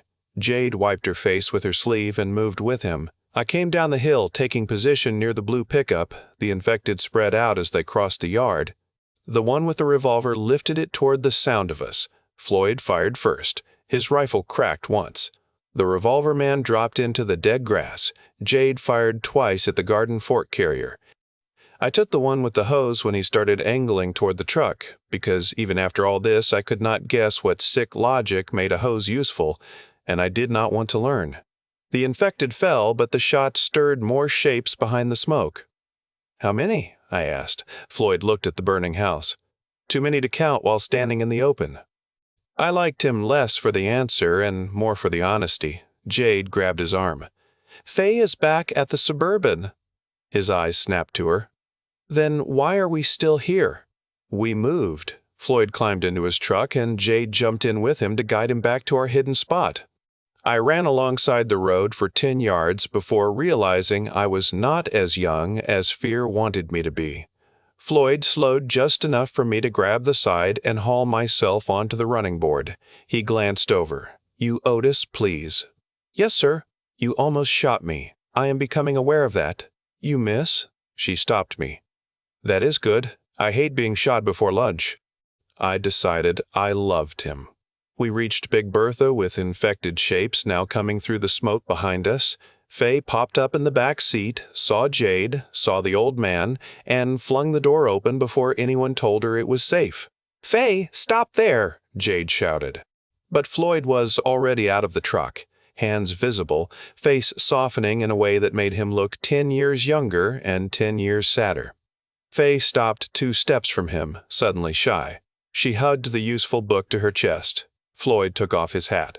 "Miss Fay, I am Floyd Calloway, say again. I hear you have strong opinions about pancakes and raccoons." Her chin trembled. "Are you really Jade's dad?" All her life, despite several formal complaints from her during teenage years, Jade made a sound between a laugh and a sob.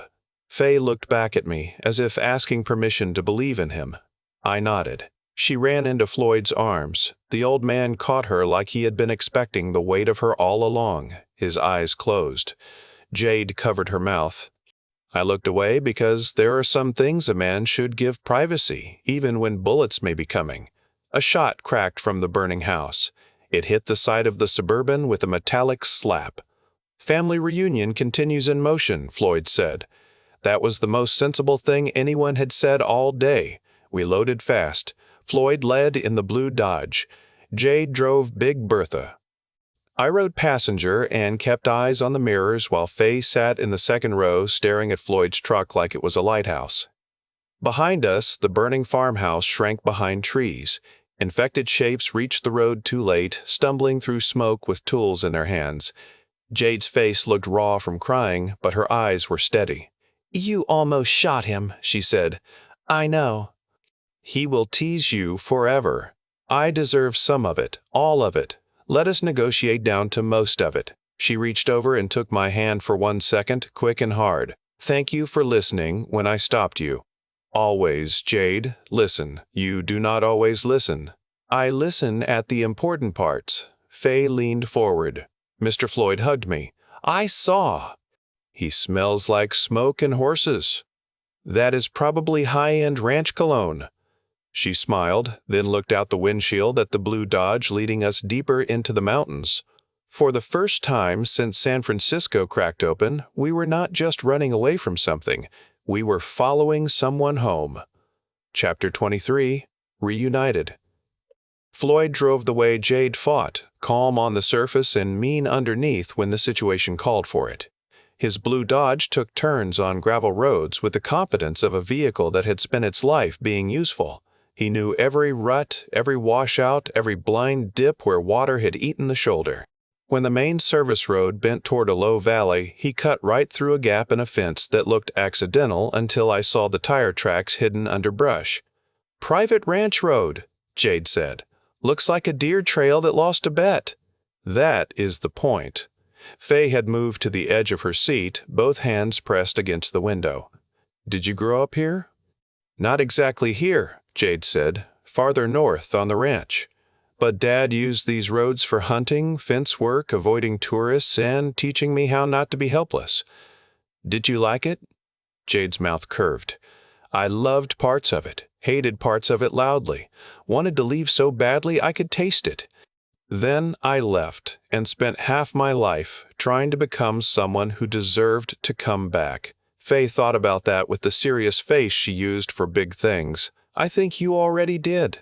Jade did not answer. She just reached back and squeezed Fay's knee. Floyd's voice came through the CB. "Creek crossing ahead. Stay in my tracks. Do not stop in the water. If you stall, I am blaming Otis. Listen." I took the microphone. "Why me? You have the voice of a man who attracts mechanical trouble. That is unfair, but not unsupported." The creek crossing appeared between trees, a wide, shallow cut over rounded stones with water running fast enough to flash white around the rocks. Floyd's Dodge rolled in first, tires sending cold spray up the sides. He kept steady throttle, climbed the far bank, and stopped at the top to watch us. Jade shifted lower. "Hold on, I was planning to flow gently," I said. Big Bertha dropped into the creek. Water hit the undercarriage with a sound like a giant hand slapping metal. Fay whooped despite herself, then clapped both hands over her mouth as if joy might summon enemies. Jade kept the wheels straight and followed Floyd's tracks. For 2 seconds the Suburban bogged, tires slipping on stone. My heart jumped, then the treads caught. We climbed out, dripping and victorious. Fay raised both fists. Big Bertha wins. Big Bertha is a majestic beast, I said. Jade shook her head, but her smile stayed longer this time. The road after the creek climbed through thick timber. The road after the creek climbed through thick timber. Snow gathered in pockets between roots. We passed a weathered sign nailed to a tree, its letters almost gone. Floyd's voice crackled through again. From here to the ranch, no shooting unless necessary. Sound carries. There is a sick pack that moves along the lower road. Maybe 12, maybe more now. They have been testing gates at night. Jade picked up the mic. Testing how? Pushing, pulling, throwing rocks. One tried a latch. Dogs warned me off before they got smart enough to get through. I reinforced everything after. They tried a latch, I said. Floyd answered, yes, and I did not care for it. That was one way to put it. We drove quiet after that. The idea of infected hands learning latches followed me into every turn. It was one thing for them to chase sound or reach for weapons. It was another for them to study gates. The sickness was not just killing people. It was teaching what remained of them to hunt the parts of us that made shelter possible. Around midday, Floyd stopped at an overlook where the trees opened onto a view of the valley behind us. Smoke from the farmhouse made a dark bruise against the sky. Farther south, tiny black dots circled above the road. There were helicopters. Jade saw them before I did. Her face emptied. Floyd climbed from his truck with binoculars and handed them to her. She watched for several seconds. Military, she said. You recognize the flight pattern? Floyd asked. Search grid. Low sweep, then rise. They are looking for something. Floyd watched her instead of the helicopters. Or someone. The words hung there. I looked between them. You two know something you have not said out loud. Jade lowered the binoculars. They were transporting me for trial when the truck flipped. I knew that part. The people who ordered that transport may still want me. Because you refused orders? That was part of it. Floyd took the binoculars back. His jaw worked. What else, Jade? Answer. She looked at him, and I saw the daughter become the scientist again, choosing each word like it might detonate. I was exposed in the caves, not like the others. The first release hit my team before the surface vents opened. I did not develop symptoms. They took blood, a lot of blood, a lot of blood. After that, they stopped treating me like a witness and started treating me like property. Fay climbed out of the Suburban slowly. You are not sick, no chance, but they think you are important. Jade's eyes softened. Yes, enough. Floyd's voice dropped. Important how? I do not know everything. I heard enough to know they wanted to isolate me, study me, maybe use me. I stared at the helicopters until they blurred. That is why you were being hauled through the city. Yes, enough. And if they find you? She did not answer. Floyd did. Then they will have to come through me. Jade turned on him. Dad, please, do not dad me like I am a recruit. This is bigger than a ranch. Nothing is bigger than my daughter while I am breathing. Fay looked from one to the other, scared by the love as much as the threat. I understood that. Love that fierce can sound like a promise and a gunshot at the same time. I stepped closer. Maybe we focus on not being seen today. Fight the whole United States government tomorrow. Floyd looked at me. That is the first sensible thing you have said since almost shooting me. I am on a roll. Do not get cocky. Jade gave the binoculars back and scanned the sky with her bare eyes. We move under tree cover. No more radio unless necessary. Dad, can we reach the ranch without crossing open ground? Mostly, yes. There is one meadow road. We can wait until cloud cover thickens. Clouds were already moving over the mountains, low and heavy. Weather had become another character in our little tragedy, and for once it looked like it might be on our side. We ate in the lee of the vehicles while waiting.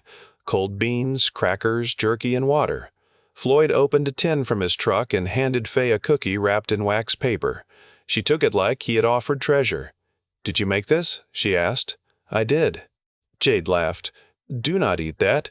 Floyd put a hand over his heart. Betrayed by my own child. Fay sniffed the cookie, considered the risk, then bit into it. Her face went carefully blank. "How is it?" Floyd asked. She chewed, she swallowed carefully. Took a breath. "It has personality." "I had to turn away." Floyd pointed at her. "That was diplomatic. I like that. I like that."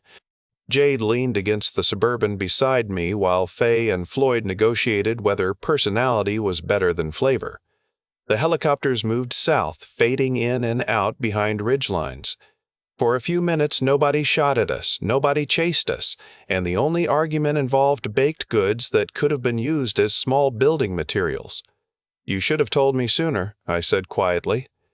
Jade did not pretend not to understand. "About the exposure?" "Yes, enough. I should have." That simple answer stole some of my anger. I had expected defense. Jade gave me truth instead. "Why did you not?" "Because saying it makes people look at me like I am a cure, a threat, or a miracle. I needed you to look at me like Jade. Listen." I watched Floyd hand Fay another cookie and saw her hide it in her pocket with the smooth mercy of a child who had learned kindness. "I do look at you like Jade. Listen. Still true. Still true. Also like a stubborn, bossy, terrifying woman who kisses a man under pine trees and then pretends she did not make his knees unreliable." She smiled despite herself. "Your knees are your own problem. They used to be." Her shoulder pressed mine. "I am sorry I kept it back. I am sorry the world keeps trying to make you into something people can use." That made her look away. When the clouds thickened, Floyd led us down from the overlook into a maze of timber tracks. The light dimmed until noon looked like evening. Snow began falling in thin, dry flakes that hissed against the windshield. It covered our tire marks almost as fast as we made them. "Good weather," Jade said. "This is good for hiding." "I miss when good weather meant shorts and a grill." Fay leaned forward. "Can we grill at the ranch? If Floyd has a grill, I will personally burn something on it in honor of civilization." Floyd heard through the open radio channel and answered. "I have a grill. Otis is not allowed near good steaks until supervised." "He knows you too well," Jade said. The meadow road came near sunset. It was a long, open strip between two timber stands, maybe 500 yards with no cover except fence posts and winter grass. Beyond it, the road climbed into another dark patch of trees. Floyd stopped before the opening. We waited with engines idling low. Jade watched the sky. I watched the meadow. Fay watched Jade listen. A helicopter thudded somewhere beyond the ridge. Floyd's voice came soft through the CB. "When I go, follow tight, no stopping. If aircraft comes over, get to the far trees and kill engines." Jade clicked the mic twice instead of speaking. The helicopter sound faded. Floyd went. His Dodge shot across the meadow road in a spray of slush and gravel. Jade followed. The open space felt enormous. I had never been so aware of the roof over my head, the contrast of dark vehicle against pale grass, the way the sky could suddenly produce eyes and guns. Fay ducked low without being told. Halfway across, the helicopter sound returned. "Jade," I said. "I hear it." She pushed the Suburban harder. The engine growled. The far trees rushed closer. A dark shape rose beyond the ridge to the south, not over us yet, but near enough that the sound filled my teeth. Floyd's truck vanished under the trees. Jade hit the shadow line seconds later and braked behind him. She killed the engine. I reached back and pulled a blanket over Fay's bright hair. The helicopter crossed the edge of the meadow behind us, low and fast. Its searchlight swept once over the road we had just crossed. Snow spun in the beam like ash. The light moved on. Nobody breathed until the sound faded. Floyd climbed out of his truck and walked back to us, face grim. "They are too far north." Jade nodded. "They may be expanding the search grid." "How long until the ranch?" I asked. "Less than an hour if nothing else goes stupid," Floyd said. "You had to add that last part. Truth is a habit." We drove the last miles under dark timber and falling snow. Floyd did not use headlights. Jade followed the pale ghost of his truck by instinct and memory. The road climbed, dipped, and curved around rocks that would have ripped our tires if she had drifted a foot wrong. My hands ached from gripping the rifle. Then the trees opened. At first I saw only fences, tall ones, strong ones, layers of them stepping across the land with angled braces and rolls of wire along the top. Beyond them lay a wide ranch yard tucked against a slope, barns dark red in the twilight, a long, low house with metal shutters over the windows, solar panels on a shed roof, a windmill turning slow, and warm light leaking from one narrow slit beside a door. Dogs barked from somewhere inside the fence, deep and furious. Floyd stopped at the outer gate and climbed out. He keyed a pad hidden under a metal cover, then unlocked a chain thick enough to tow a building.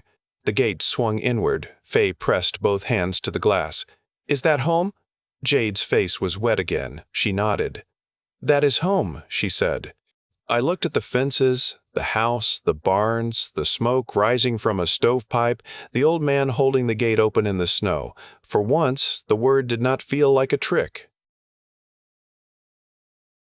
Chapter 24. Arrival at the Ranch. The ranch accepted us in layers. First the outer gate, heavy and loud, closing behind Big Bertha with a chain rattle that sounded better than music.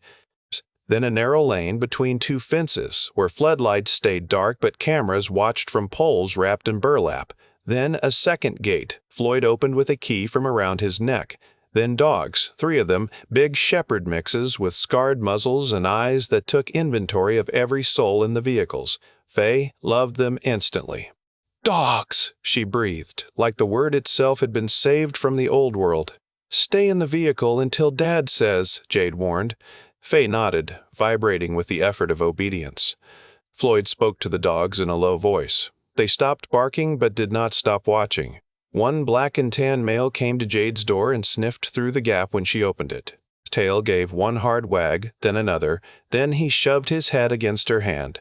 Jade dropped to one knee in the snow and buried her face in his neck. "Hey, Major! Hey, old man!" The dog whined like his heart had cracked open. Floyd cleared his throat. "He waited by your cabin door for 2 weeks after the news started talking about San Francisco. I told him you were too mean to die." Jade laughed into the dog's fur and cried at the same time. Fay looked at me. "Can I pet him? Ask the boss people." Floyd crouched beside the dog. "Major, this is Fay. Listen, she is family. You hear me? They are family." Major looked at Fay with solemn judgment. Fay stepped down slowly, one hand out, palm low the way Jade showed her. The dog sniffed. Fay held still, trembling. Major licked her fingers once. That was all it took. Fay folded around his neck and cried. The other 2 dogs decided that was acceptable and came to inspect me. One sniffed my boots, sneezed, and looked offended. "I have been living in vehicles," I told him. "Lower your standards," Floyd pointed. "That one is Biscuit. He judges everybody. The red one is June. She only likes people who share food. June and I will get along. Not if you share the wrong food." The house stood bigger up close, built from timber and stone with a metal roof and shutters that could latch from inside. It had been a ranch home once, maybe still was, but Floyd had turned it into a fort without making it ugly. Sandbags lined the porch behind stacked firewood. Rain barrels sat under gutters. A hand pump rose near the side yard. Solar panels angled toward the last bruised light. A generator shed had vents covered in mesh. The barn doors had crossbars thicker than my thigh. "You expecting a war?" I asked. Floyd glanced at the fences. "I was expecting winter, thieves, and government stupidity. War got here wearing all 3 coats. Fair enough." Inside, heat hit me first. Real heat. Wood stove heat. Not engine vents, not a motel room trying to remember warmth, not a fire we had to smother because helicopters might see. The air smelled like cedar smoke, coffee, beans, dog, leather, and something baking that was either bread or another of Floyd's cookie crimes. Fay stopped just inside the door. Her eyes moved over everything. The hooks with coats, the boots lined by size, the rifle secured above the mudroom cabinet, the shelves of jars, the braided rug, the framed photographs on the wall. A younger Jade on a horse, scowling at the camera with teenage fury. Floyd in uniform, standing with men whose faces had the same tired pride. A woman with Jade's eyes, smiling beside a garden taller than her waist. Jade saw me looking. "My mother," she said softly. "She looks like she could win an argument with weather." Floyd heard from the kitchen. She did, more than once. Jade touched the frame with 2 fingers. Mom would have loved Fay. Listen. Fay looked up. Do you think so? I know so. She liked brave girls and strays. Am I a stray? I set our bags down. We all are, kiddo. Some of us just had worse collars. Floyd came back with mugs of hot broth. Actual hot broth. Steam curled from them like a miracle. He handed one to Fay first, one to Jade, then one to me. Drink slow. You look like you have been surviving on fear and gas station candy. There were protein bars too, I said. That is not a defense. I sipped. Salt, chicken, herbs, warmth. My eyes stung, which was stupid because broth is not emotional unless a man has been running too long. I turned toward the window and pretended to inspect the shutters. Floyd pretended not to notice. I liked him more for that. He gave us the fast tour after we warmed enough to move. Kitchen stocked with canned goods, flour, rice, beans, dried fruit, medical supplies and labeled bins, water filters, batteries, lanterns, radios, and a pantry that made Fay whisper, "Whoa," like she had entered a cathedral. Basement shelter with cots, spare clothes, ammunition locked behind a steel door, and a radio setup that looked powerful enough to talk to the moon. Root cellar, freezer running off generator cycles, chicken coop inside the second fence, cattle in the upper pasture, horses in the barn, a well with hand backup, a smokehouse, a workshop, a room Floyd called the infirmary because he refused to call it a sick room. Jade inspected everything with the focus of a commander taking over a post. Floyd let her. He watched her with eyes that kept proving she was real. "How many people can this place hold?" she asked. "Comfortably, 6. Tight, 12. Desperate, 20 if everybody obeys rules and nobody complains about sleeping near feed sacks. What about neighbors?" His face darkened. "Some alive, some gone. Some alive, some gone. Some I do not know. Some I do not know." The McCrearys left east with cousins. Old Lynn stayed too long after infection hit his hired hand. I buried what I could. Fay looked at the floor. Floyd softened. "Not tonight. Tonight you eat, wash, sleep, and remember what a roof is for. Heavy talk can wait until morning." Jade started to object, then swayed just a little. I was close enough to catch her elbow, but stopped before touching because the word lived in my head and I refused to use it. I steadied her by the shoulder instead. "He is right," I said. She looked offended.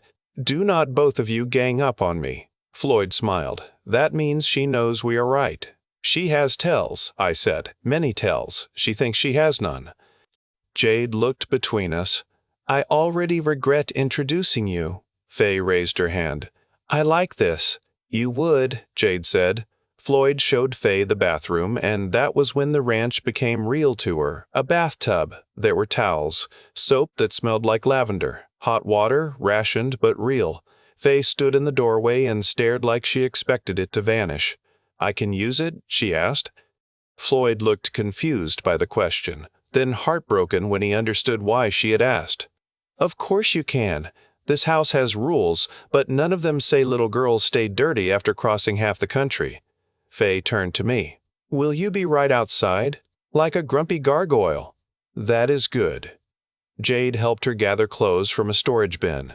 Floyd found sweatpants with a drawstring and a flannel shirt that had belonged to a neighbor's grandkid during some long-ago visit. Fay disappeared into the bathroom with Jade, and a few seconds later I heard water run. I stood in the hall with a rifle I did not need to hold inside a locked house, unable to make myself set it down. Floyd stood beside me. "Takes a while." "What does?" "Believing walls again."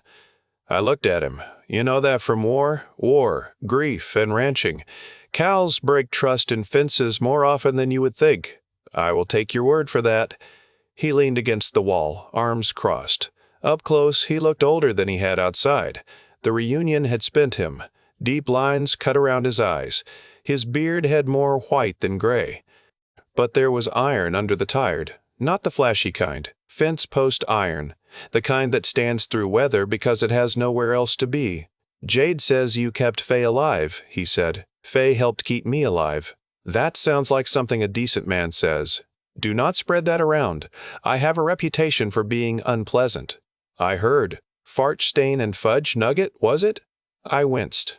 She told you that? On the radio before you arrived, my daughter said you were strange but protective. Fay later confirmed strange. I supplied the protective part myself. I looked toward the bathroom door. I was not ready for her. Nobody is ready for the person who makes them better. That another Floyd saying, that one was my wife's. I stole freely. The hallway got quiet except for running water and Fay's voice talking to Jade through the bathroom door. I could not make out the words. It sounded normal. That hurt in a good way. Floyd lowered his voice. Jade also told me some of what happened in San Francisco. Not all. We have enough. She has been carrying more than she says. She always did. When her mother got sick, Jade was 14 and decided feelings were inefficient. She organized medicine schedules, cooked supper, cleaned tack, did homework, and yelled at God in the barn when she thought I could not hear. I swallowed. Sounds like her. She needs people who do not only need her strong. I looked at him then. He held my gaze, not threatening exactly, but measuring. Can you be that? There are questions a man can joke around and questions that deserve bare truth. I can try, I said. I am not polished. I am scared most of the time. I mess up words. I almost shot you today. I have killed people since this started, and I do not know where to put that inside myself. But I care about her. I care about Fay. Listen. I will stand where I am needed. Floyd nodded slowly. Trying honestly beats promising pretty. The bathroom door opened before I could answer. Steam rolled out. Fay emerged clean, damp-haired, wearing oversized flannel, cheeks pink from heat, eyes heavy. Jade followed, sleeves rolled up, hair damp around her temples. She looked at me and Floyd in the hall. "Were you interrogating him?" she asked. "Lightly," Floyd said. "Dad, please." He survived. Fay shuffled to me and leaned into my side. "The tub is amazing." "That is good. I smell like flowers. That is new for our group."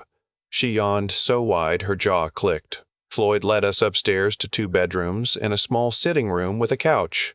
Jade's old room had been kept almost exactly as she left it, though dust had been cleaned and extra blankets folded at the foot. There were horse ribbons on one wall, a bookshelf full of field guides and paperbacks, and a small dent in the closet door. Fay spotted it. "What happened there?" Floyd grinned. Jade threw a boot. "Dad, please." "A justified boot?" I asked. Jade lifted her chin. The closet door was in my way emotionally. Fay giggled, exhausted but delighted. Floyd put Fay in the bed first because Jade insisted she take it. Fay refused unless Otis and Jade were close, so we compromised. Fay got the bed. Jade took a mattress on the floor beside it. I took the couch in the sitting room outside with the door open. Major. The dog planted himself between all of us as if personally assigned by heaven. Before sleep took her, Fay reached down from the bed and found Jade's hand. "Is it okay if I like it here?" she whispered. Jade's answer came rough. "Yes, sweetheart, it is okay, even if Mom is not here." The room went still. I sat on the edge of the couch holding my breath. Jade rubbed Fay's fingers. "Liking safety does not mean you forgot her. It means the part of her that loved you won. She wanted you safe. You can let yourself be safe for her." Fay cried a little, then nodded into the pillow. "Otis, please," she called. "I am right here. Are you safe too?" I looked at the dog, the open door, Jade on the floor, the ranch beyond the walls, and Floyd moving downstairs to check locks one more time. "I am working on it," I said. "That means yes enough." "Yes enough," I agreed. She slept. I did not. Not for a while. The house made sounds old houses make, heat ticking in pipes, logs settling, wind pressing along the eaves. Each sound tried to become danger, then failed because Major did not lift his head. I decided to trust the dog more than my nerves. Near midnight, I went downstairs for water and found Floyd at the kitchen table cleaning a rifle under a low lamp. He had coffee beside him and a map spread under one elbow. "You should sleep," I said. "So should you." "Everybody keeps saying that to me like it is a new idea." He set a clean cloth aside. "Tomorrow we talk plans." "Not tonight." But you need to know this ranch is not magic. It can be defended. It can be stalked. It can still fall if people get stupid, loud, or lonely enough.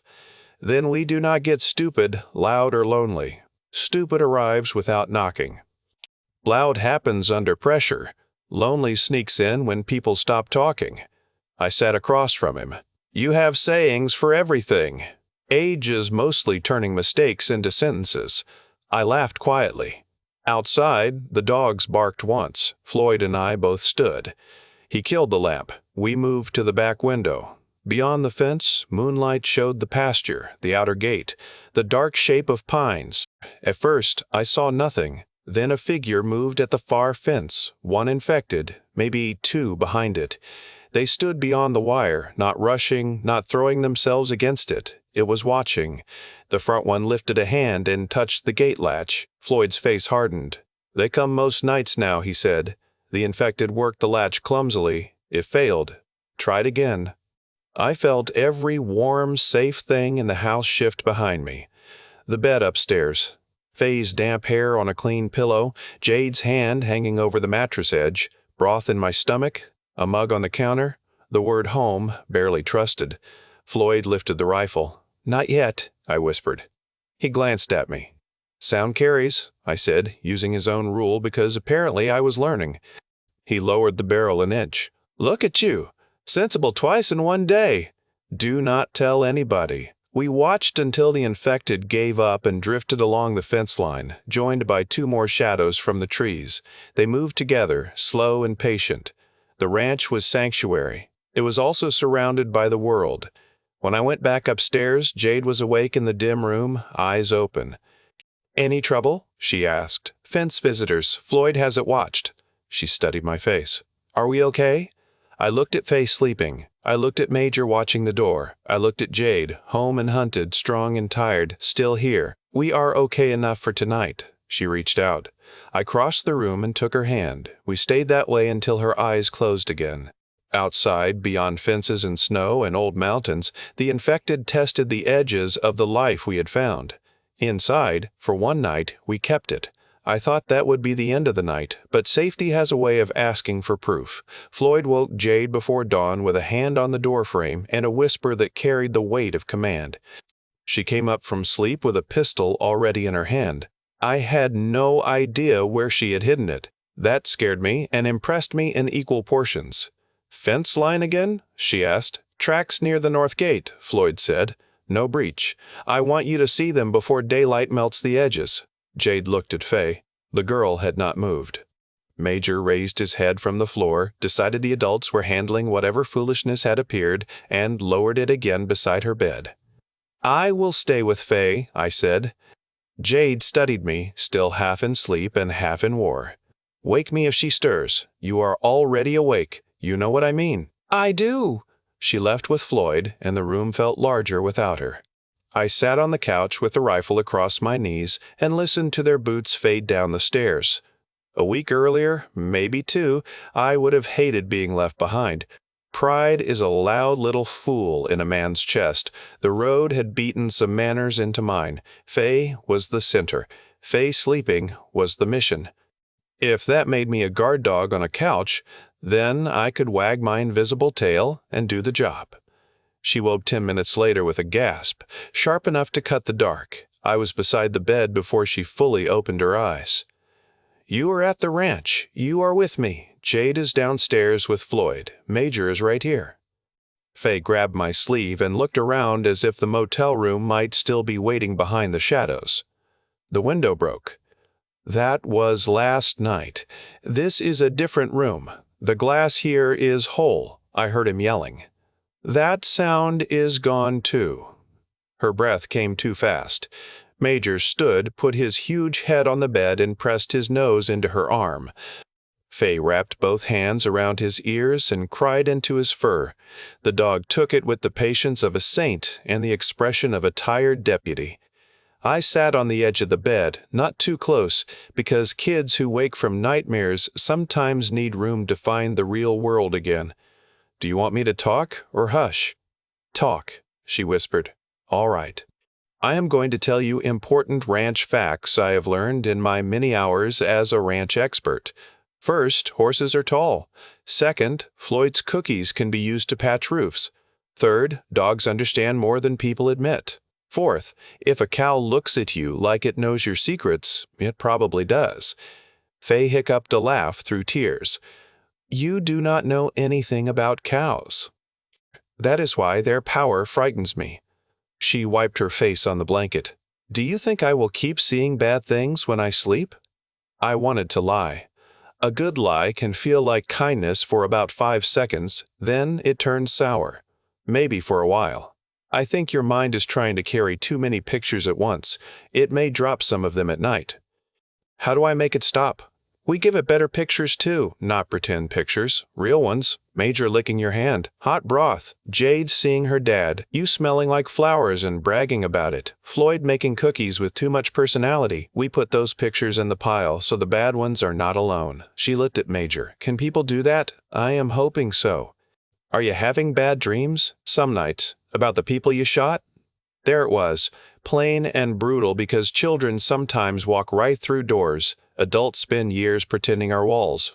I looked toward the window. Dawn had not reached it yet. Yes, I said. Sometimes about them. Sometimes about the people I could not save. Sometimes about your mom at the glass. Fay's fingers tightened in Major's fur. I dream about her too. In the dream she knocks, and I open it before you can stop me. My throat tightened. You did not open it. She did not want you to open it. That was her last brave thing, and you honored it. Fay cried again, quieter this time. I stayed there until her breathing slowed. When Jade came back, boots wet with snow and face serious, she stopped in the doorway and took in the scene without speaking. Fay held out one hand. Jade crossed the room and took it. Bad dream, Fay said. I hate those, Jade answered. Otis talked about cows. That sounds worse than the dream. It helped a little. Jade looked at me over Fay's head. The gratitude in her eyes was almost too much to hold, so I looked at the dog instead. Floyd came in after her, holding a scrap of cloth between 2 fingers. It was dark blue, torn from some kind of uniform or jacket. Mud streaked it. A faint chemical smell clung to it, sharp and clean in a way that did not belong near a ranch fence. Found this on the North Wire, he said. Too clean for infected, too new for old trash. Jade took it and rubbed the weave between her fingers. Her face changed in an instant. Daughter, partner, tired survivor, all of that folded behind the soldier-scientist mask. Military fabric, she said. Floyd nodded. That was my guess. Tracks were careful, not wandering. Somebody came close enough to look at my fence and leave before the dogs reached them. I felt the warm room shrink. Could be one person scouting. Could be, Floyd said. Or one person from a larger group. Fay sat up, fear returning to her eyes. Are they coming here? Jade sat beside her. We do not know. But this ranch is not a motel room with a cheap door. We have fences, dogs, radios, food, water, and 4 people who listen to each other when it matters. Floyd cleared his throat. 5, counting Major. Fay touched the dog's head. 6, counting Big Bertha. I refuse to count the Suburban as people, Jade said. She saved us, Fay argued. The vehicle has earned honorary status, I said. Jade looked at the ceiling like she was asking her mother for patience from beyond. Fine then. 5 people, 1 dog with seniority, 2 junior dogs, and 1 honorary vehicle. Fay's mouth twitched. The fear did not leave, but it made room for something else. That was the trick I was learning. You did not throw fear away. You crowded it with reasons to stay. By sunrise, Floyd had us in the kitchen with eggs, toast, coffee for the adults, and milk for Fay from a jar pulled out of the cold room. The eggs tasted like a gift from another planet. Jade ate standing at first until Floyd pointed at a chair with his fork. Sit down before I remember you are still short enough to ground. I am an adult woman with military rank. You are my adult woman with military rank, and that chair is not decorative. She sat. Fay looked delighted. Can he still ground you? He can try, Jade said. I have keys to the pantry, Floyd replied. Power takes many forms. That breakfast did more than fill us. It marked a line. Before it, we were arrivals, half wild from the road waiting for the next door to break. After it, we had chores. Floyd assigned them like a man building normal from scraps. Jade and I would check the perimeter with him. Fay would help inventory pantry shelves with labels and dates, under strict orders not to lift anything heavier than a can of peaches. The dogs would patrol. Big Bertha would be inspected, refueled, and moved into the equipment bay. "Do I get a job title?" Fay asked. Floyd considered with great seriousness. "Assistant quartermaster." Fay sat taller. "That sounds important." "It is. Bad counting gets people hungry." She opened the useful book and wrote it down immediately. I watched her form careful letters in the morning light and understood that the ranch had given her something beyond shelter. It had given her future tense. Not a grand future, not a guaranteed one, but enough to write a job title in a notebook and expect to use it tomorrow. Jade caught me watching and leaned close. "You okay?" "I'm thinking." "That explains the smoke smell." That was unkind and accurate. Her hand found mine under the table. Floyd pretended to study his coffee. Fay pretended not to see and failed completely. Outside, the fences waited. Somewhere beyond them, infected hands knew how to test a latch, and someone wearing clean military cloth knew how to approach without waking the dogs until they were already leaving. Inside, Fay counted cans. Floyd planned routes. Jade held my hand under the table like she had chosen a place to stand. I looked at the people the road had given me in the house, trying hard to hold us. For the first time in a long time, tomorrow felt dangerous in a way that meant we might actually reach it. Chapter 25. The military arrives. The ranch did not wake like the city used to wake. San Francisco had always come awake in layers of noise. Brakes squealed at intersections. Garbage trucks growled in alleys. Someone cursed at traffic. Someone laughed too loud under a street lamp that refused to turn off. The rot gut sign buzzed before dawn. The old cooler clicked. Bottles knocked together when Otis pulled open the glass doors. And even on quiet mornings, the place had carried the nervous pulse of a city built on secrets and bad decisions. Floyd's ranch woke with colder sounds. A rooster called somewhere near the barn with a cracked, offended cry. Wind dragged along the fence wire and made a thin note that rose and fell like breath through teeth. The creek behind the lower pasture slid over stone with the steady patience of something that had survived every human panic and would likely survive this one too. Horses shifted in their stalls. A loose hinge tapped in the equipment shed. Above it all, the mountains held the morning in blue shadow, their snowcaps turning pink as the sun reached over the eastern ridge. Otis stood on the back porch with a mug of coffee clenched in both hands and tried not to look like a man waiting for the world to punish him for feeling safe. The porch boards were rough under his boots. Floyd had built the place with his own hands, then rebuilt half of it with better materials, after one hard winter taught him that Montana did not respect confidence. The main house had thick log walls, storm shutters, a stone chimney, and a cellar big enough to hide a small army if that small army did not mind canned peaches and gun oil. The barn sat 50 yards away on the other side of a cleared yard. The corral fences were doubled with wire, and beyond them Floyd had run a heavier outer barrier made from old telephone poles, cattle panels, and scrap steel. It was ugly, uneven, and strong enough to stop a truck if the driver did not care much about living afterward. For the first time since the quake, Otis had slept in a real bed without his shoes on. That should have made him happy. Instead, it made him suspicious. Behind him, the kitchen glowed with yellow light. Jade was at the stove, sleeves rolled up, hair tied back, making eggs and fried potatoes as if the world had not split open and breathed death through the cracks. Fay sat at the table with a blanket around her shoulders, watching Jade work with the solemn attention of a child pretending she was only curious and not memorizing how a mother moved around a kitchen. Floyd leaned against the counter, big hands around a chipped mug, looking at his daughter every few seconds as if she might vanish if he let too much time pass without confirming she was still there. Otis had seen men look at lottery tickets with less awe. Jade glanced through the open doorway. "You planning on drinking that coffee or just threatening it?" I am having a relationship with it, Otis said. Do not rush us. Fay smiled into her cup of milk. That is weird, even for you. It understands me, Otis said. Unlike some short people who criticize a man before breakfast. I am not that short. You are shorter than the refrigerator. So are you, from far away. Floyd made a coughing sound that turned into a laugh. He looked younger when he laughed, though the year lines around his eyes did not go away. Girl, has you measured, Otis? Everybody is mean before eggs, Otis muttered. Jade slid the skillet off the flame. Breakfast is ready. We eat, then we walk the property again.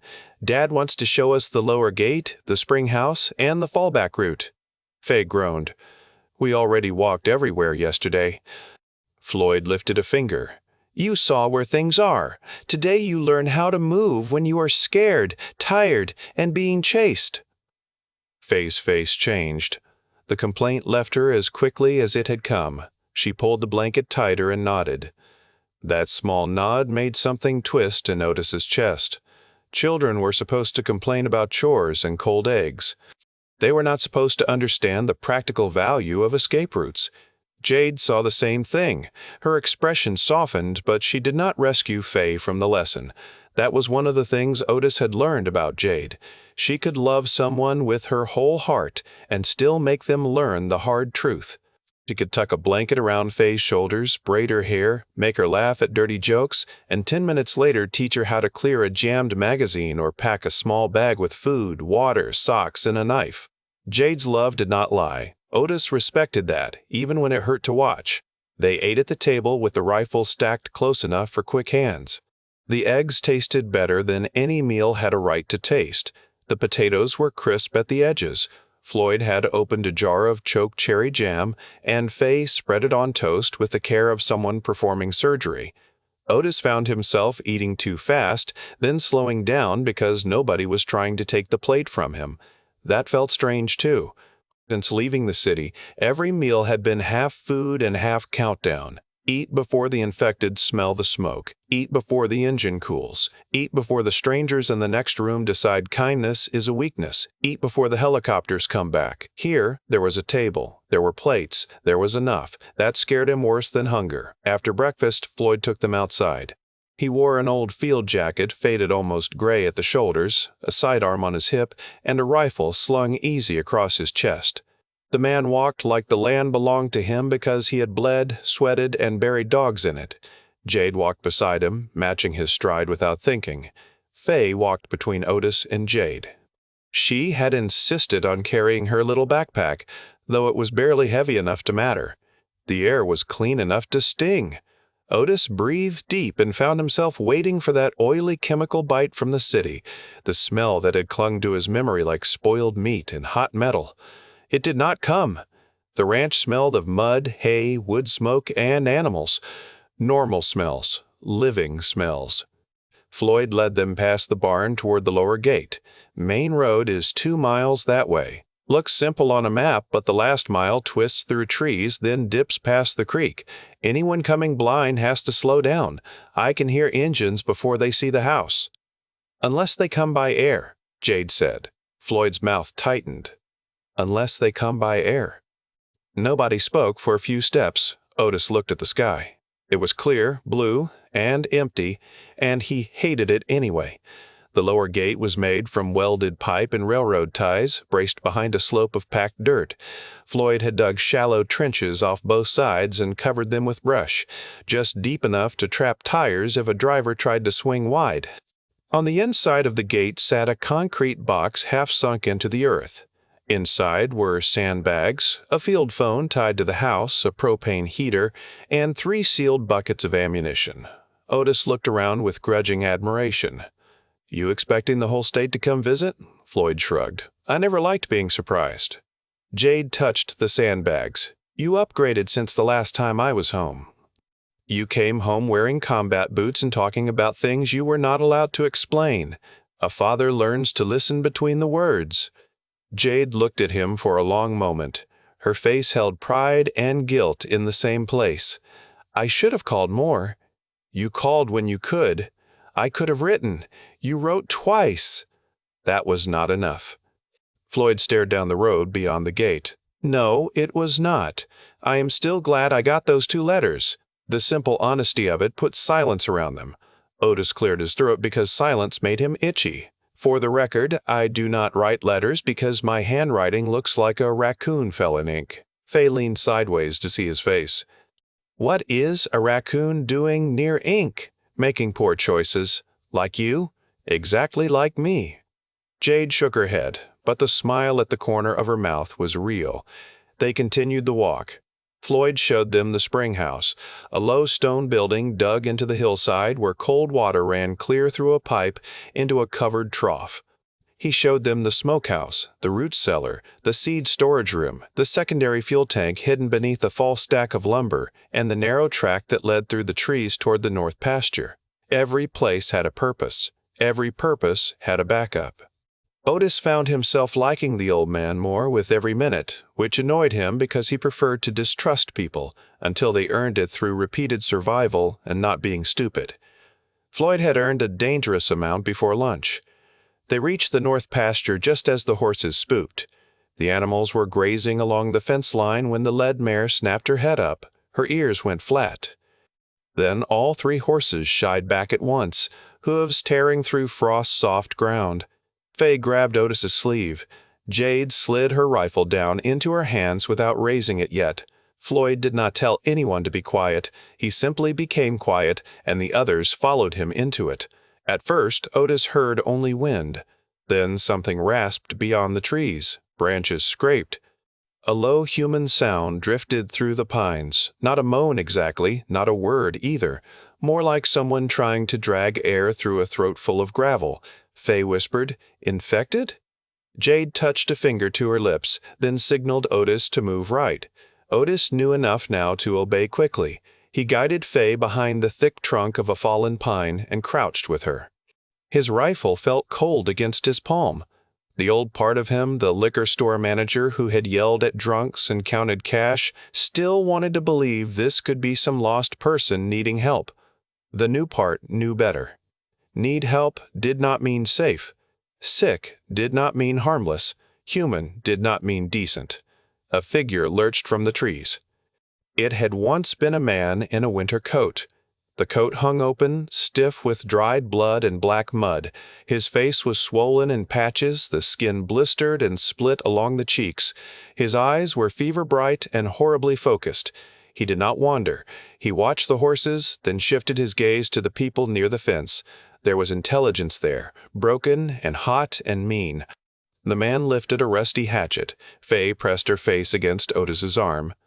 "Do not look away completely," Otis murmured. "Just look at my sleeve if you need to." "I hate this," she whispered. "I hate it too."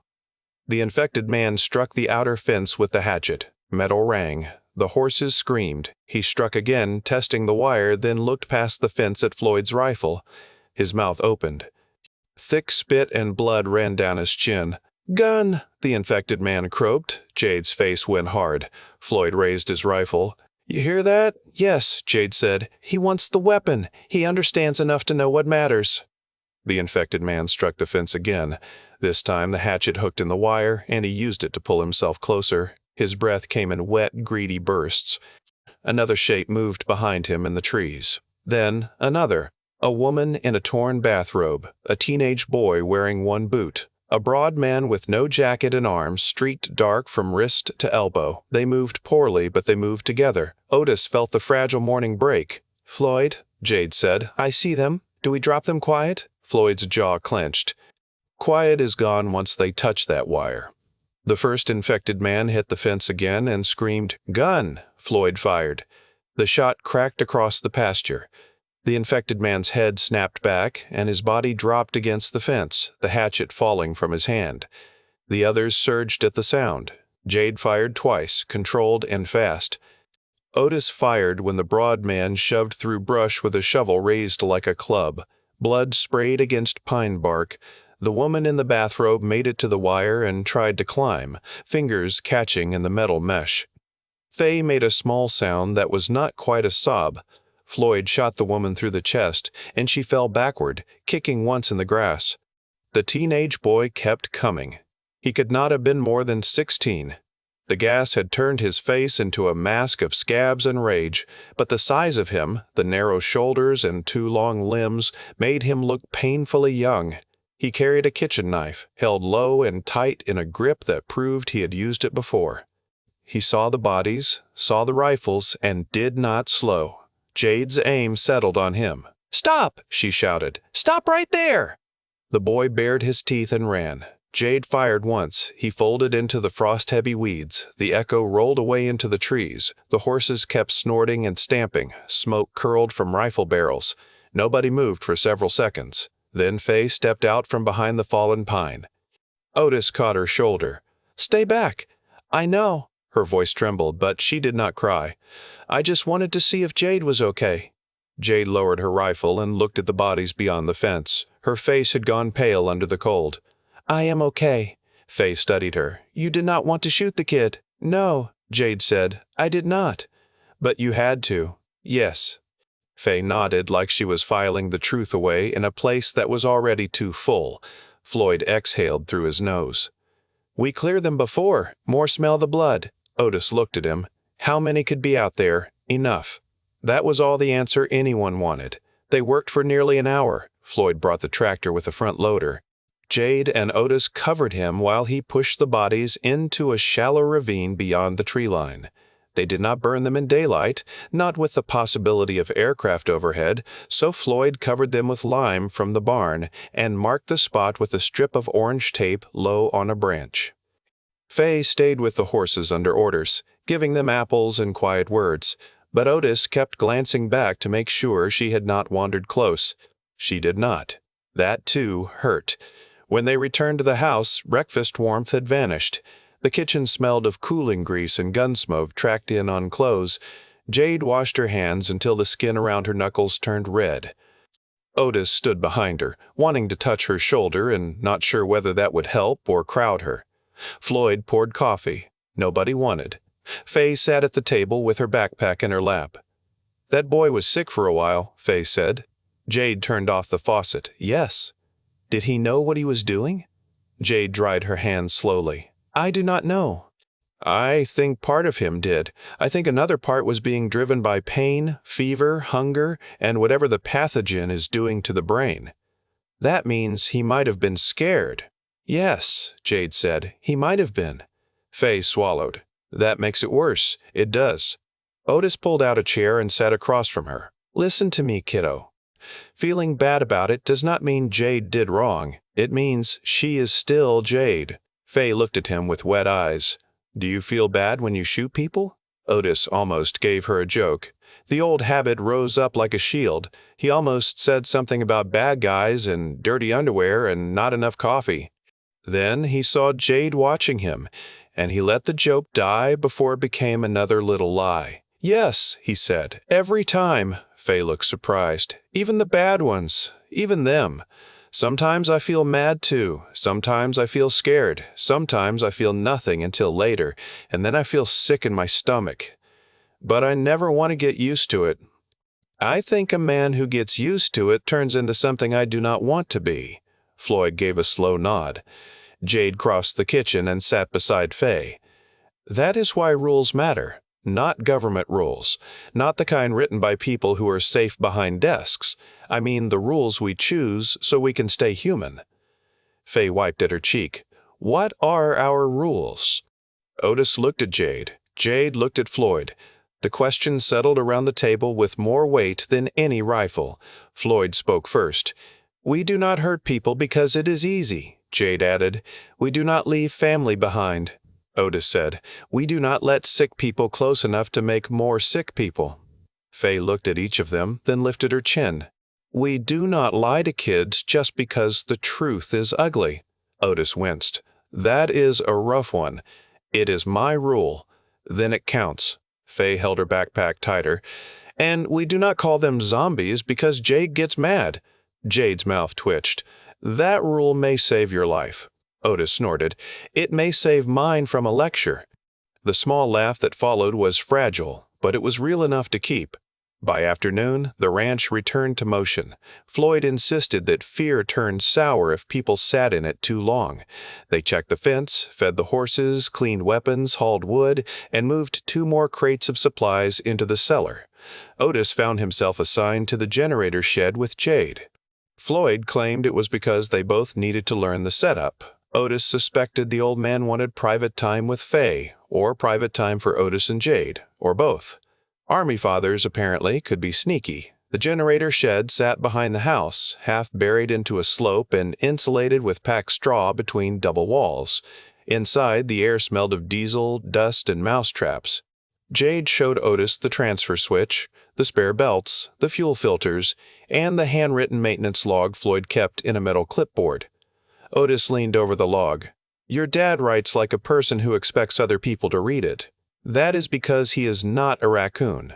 You heard that? I hear everything. That seems inconvenient for me." "It is." Jade smiled, but the smile faded as she checked a fuel line.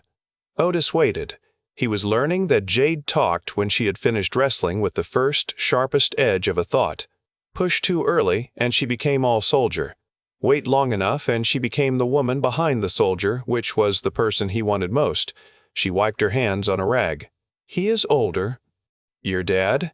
"Yes, I knew he would be. That is how time works, at least according to all the boring people who insist on being correct. But seeing it is different." She closed the panel on the generator. "I left thinking I would come back when things settled. I kept telling myself there would be time." Otis leaned against the workbench. "Time is a lying little weasel." Jade looked at him. "That may be the most accurate thing you have ever said. I am wise once every 6 months. You caught me on my day." She tossed the rag at him. He caught it against his chest. "I am serious," she said. "I know. I keep thinking about the lab, about the caves, about the order I refused, about the men who signed it and the people who carried it out anyway. I keep wondering if there was some other way to stop it sooner." Otis folded the rag carefully because his hands needed something to do. "From what you told us, you tried to stop it. I refused one order. That does not feel like enough. It was enough to get you chained up for trial." "Almost enough is not the same as enough." "No, it is not," Otis said, "but carrying the whole busted world on your shoulders is not going to unbreak it." Jade stared at him. "You sound like my father. Do not say that while I am having feelings for you, it gets weird." She laughed softly, then crossed the small space between them. The shed was cold, but when she set her hands against his chest, warmth moved through him so fast he almost forgot every careful thing he had planned to say. "You have feelings for me?" she asked. "No," I said, "I am having them, like a medical episode." "That sounds serious. It might require mouth-to-mouth. You are ridiculous. I am also available." Jade leaned up and kissed him. It was not like the motel kiss, not rushed by exhaustion and the knowledge that they might be dead before the next sunset. This kiss was quieter, deeper, less desperate, and somehow more frightening because it suggested a future. Otis held her gently at first, then more firmly when she did not pull away. Her fingers curled in his shirt. For several breaths, there was only the hum of the generator cooling, the scent of diesel, and the impossible fact that someone like Jade had chosen to stand close to someone like him. When the kiss ended, she stayed with her forehead against his. "I do not know what happens now," she said. "That makes 2 of us. I have spent years being useful." Orders, training, research, containment plans, emergency response models. Everything had a line and a consequence. With you and Fay, I do not feel useful. I feel needed. Otis swallowed. You are both. Needed is scarier. Tell me about it. I bought a kid pizza one night, and now I would fight a tank with a broom if she asked me to. Jade smiled against his cheek. She loves you. I know. That terrifies me. You love her too, more than I know what to do with. You are doing fine. I am making it up. Everyone is. Otis closed his eyes. Do you think this place can hold? Jade did not answer right away. That told him more than a quick yes would have. It can hold against hungry people, small groups, and infected wanderers, she said. It can hold against weather. It can hold against fear if we do not turn on each other. And against the military? Her hands tightened on his shirt. "No," she said, "not if they really want in." The words hung in the shed. Otis opened his eyes. "You think they will come? I think they never stopped looking. Because of what you know? Partly. Because you ran. Partly. Because you are immune." Jade's face changed. Otis saw it. He was not a scientist, not a soldier, and not a man who understood half of what she had muttered in her sleep during the road north, but he knew guilt when he saw it. He knew a secret trying to hide behind discipline. He went still. "Jade." She stepped back.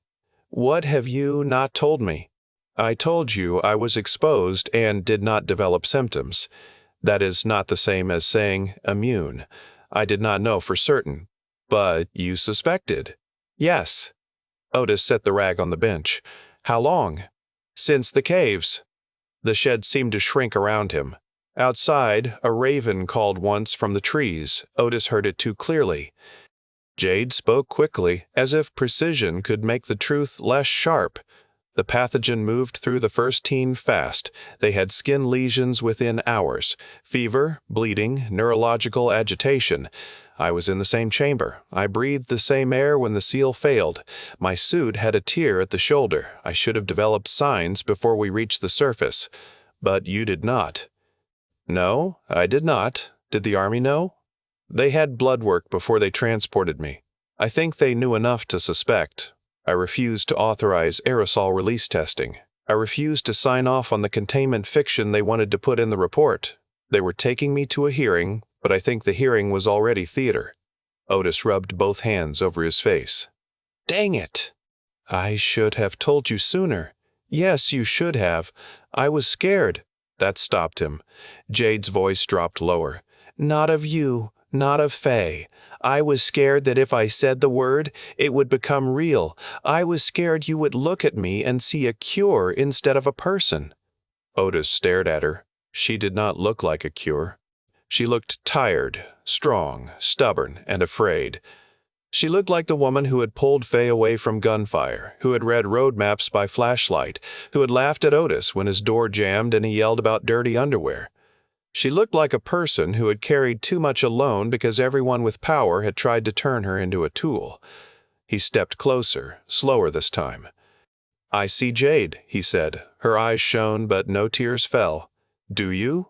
"Yes, even if I am the reason they come. If they come, they are the reason they come." "That is too simple. I am a simple man." "No, you are not. I sell booze and call children fart stain. You saved her." Otis shook his head. "She saved me too." Jade touched his hand. "If they come, they will say it is for everyone. They will say one life can save millions. They will say refusal is selfish." Otis hated how calm she sounded. "And what will you say? I do not know." A door slammed outside. Both of them turned toward the sound. Another slam followed, then Fay's voice from the yard, sharp with alarm. "Jade and Otis, you need to come here." They ran. Fay stood near the porch with Floyd, both of them looking south. Otis followed their gaze and saw nothing at first except pale sky over the ridge. Then he heard it, a low thudding. Far away, but coming closer. Helicopters were coming. Jade went rigid. Floyd's face turned to stone. Inside right now. The sound grew as they moved. Not 2 helicopters this time. More aircraft followed, and the beat rolled over the hills in heavy waves, a mechanical heart pounding through the clean air. The horses screamed again in the barn. A dog barked somewhere distant, frantic, and then abruptly quiet. Otis grabbed Fay's backpack from the porch as they rushed into the house. Floyd moved like a man 20 years younger. "Cellar!" Jade caught his arm. "Dad, if they have thermal, the cellar only buys minutes. It buys minutes. They already know where the house is. Then we make them ask polite." Otis shoved the table aside while Floyd opened a floor hatch hidden beneath a braided rug. Fay crouched near Jade, eyes wide but dry. She had learned the terrible art of saving panic for later. The helicopters came over the ridge. The windows trembled in their frames. Floyd grabbed the field phone from the wall and cranked it. "North box, do you read?" No answer. Of course there was no answer. No one was in the north box. Jade moved to the window and lifted the curtain just enough to see. Otis joined her on the other side. He saw 3 Black Hawks in tight formation, dark against the sky, banking toward the ranch. Behind them came a larger transport helicopter, slower and heavier, with a white medical emblem painted on the side. Sun flashed off glass. Men sat in the open side doors with weapons pointed down. Otis's mouth went dry. "That is a lot of polite." Floyd opened a gun cabinet behind a false panel and pulled out a scoped rifle wrapped in oiled cloth. "They land in the south field if they have sense." "They will," Jade said. "You know their playbook? I helped write parts of it." Floyd gave her one hard look. It carried fear, anger, pride, and old love all at once. "Then tell me how not to lose you again." Jade did not answer. The first helicopter circled the ranch. Dust lifted from the yard. Chickens scattered. Loose leaves ripped across the porch. Fay covered her ears. The sound was enormous, filling the house until speech became mouths moving and hands pointing. Otis felt it in his teeth. The second helicopter dropped lower beyond the barn. Floyd shouted over the noise. "Basement or firing line?" Jade shouted back. "If we fire, they answer with rockets or door guns. They would not risk hitting you." "You do not know what they think they need." Floyd's eyes flashed. "I know men like this." "So do I." The helicopter settled in the south field, rotors churning grass flat. Armed soldiers spilled out and spread with efficient discipline. They wore masks, helmets, body armor, and armbands marked with a black triangle inside a red circle. Not standard FEMA. Not regular guard. Something special, something built for the thing Jade had tried to stop. Otis saw them through the side window and felt the old storeroom fear come back. The same knowledge. Bars were strong until someone brought the right tool. Doors held until enough men wanted them open. A man could hoard rifles, ammo, food, and medical kits, but he could not hoard a world where no one came for the people he loved. A voice boomed through a speaker. "Floyd Walker, this is Colonel Marcus Hale. Hold fire. I repeat, hold fire. We are not here to engage your household." Floyd stopped moving. Jade stared at him. "Hale!" Floyd's grip tightened on the rifle. "I know that voice." The speaker crackled again. "Floyd, I know you are in there. I also know your daughter is with you. I am coming up with 2 men and no heavy weapons in hand. Do not make this ugly." Otis looked at Floyd. "Friend of yours?" Floyd's face was bleak. "Once. That does not sound encouraging." "It is not." Jade stepped away from the window. He was Army Medical Command before he moved into special programs. He signed off on field trials I argued against. "Then he is not coming in," Otis said. Jade looked at him with heartbreaking patience. "Otis, he is already in. The question is whether the house is still standing when he finishes." Outside, 1 helicopter stayed running. The other 2 powered down enough for the rotor thunder to ease into a heavy, chopping beat. Through the front window, Otis saw 3 figures walking up the dirt drive. The man in the middle had removed his helmet. He was tall, gray-haired, and straight-backed in the way old officers got when age tried to bend them and pride refused. His mask hung loose at his neck. He carried no rifle, only a sidearm holstered on his thigh. The 2 soldiers behind him carried weapons angled down but ready. Floyd went to the porch door. Jade grabbed his sleeve. "Dad, I need to see his eyes. That is not a plan. It is the only one I have that does not start with shooting." Otis lifted his rifle. "I am coming." Floyd looked at him. "You stand to my right and do not twitch unless they do. That is my specialty." Fay reached for Otis. "Do not go outside." Otis crouched, bringing his face level with hers. "I am only stepping on the porch." "That is outside. You are annoyingly accurate. They have helicopters, I noticed. They could take you." Otis set his free hand on her shoulder. "They are not taking me without hearing a lot of bad language first. That is not funny." "I know." Her eyes filled. "Do not joke when I am scared." The words cut him cleaner than any blade. He nodded. "You are right. I am scared too. I am going to stand with Floyd and Jade because families stand together, but I am coming back through this door. You promise?" I promise I will do everything I can. Fay looked like she wanted more than that, but she was too smart to ask for a lie. She hugged him hard around the neck. He held her for one breath, two, then let go before courage deserted him. Jade touched Fay's hair. "Stay away from the windows." Fay nodded. Floyd opened the door. Cold air and rotor wash slammed into the house. Dust skittered across the porch. Otis stepped out behind Floyd with Jade on his other side. He kept the rifle low but ready. The soldiers at the edge of the yard shifted. More weapons turned toward the porch. Otis felt every red dot that might be on his chest, even if he could not see them. Colonel Hale stopped at the bottom of the steps. He looked at Floyd first. For several seconds, neither old soldier spoke. Hale's face carried history. Otis could see it there: old deserts and bad winters, arguments in barracks, letters sent after funerals, debts that had never been cleanly paid. Floyd's face carried the same history with less patience. "Floyd," Hale said. "Marcus, I am relieved you are alive." "That relief come before or after you surrounded my house?" Hale glanced at the rifles in their hands. "I assumed you would greet me in your usual way." "My usual way depends on who parks aircraft in my field. I would have called ahead, but the phones are not what they used to be." Otis did not like the man's voice. It was calm, reasonable, and polished smooth by years of making terrible choices sound like weather reports. Jade stepped forward. "Colonel Hale."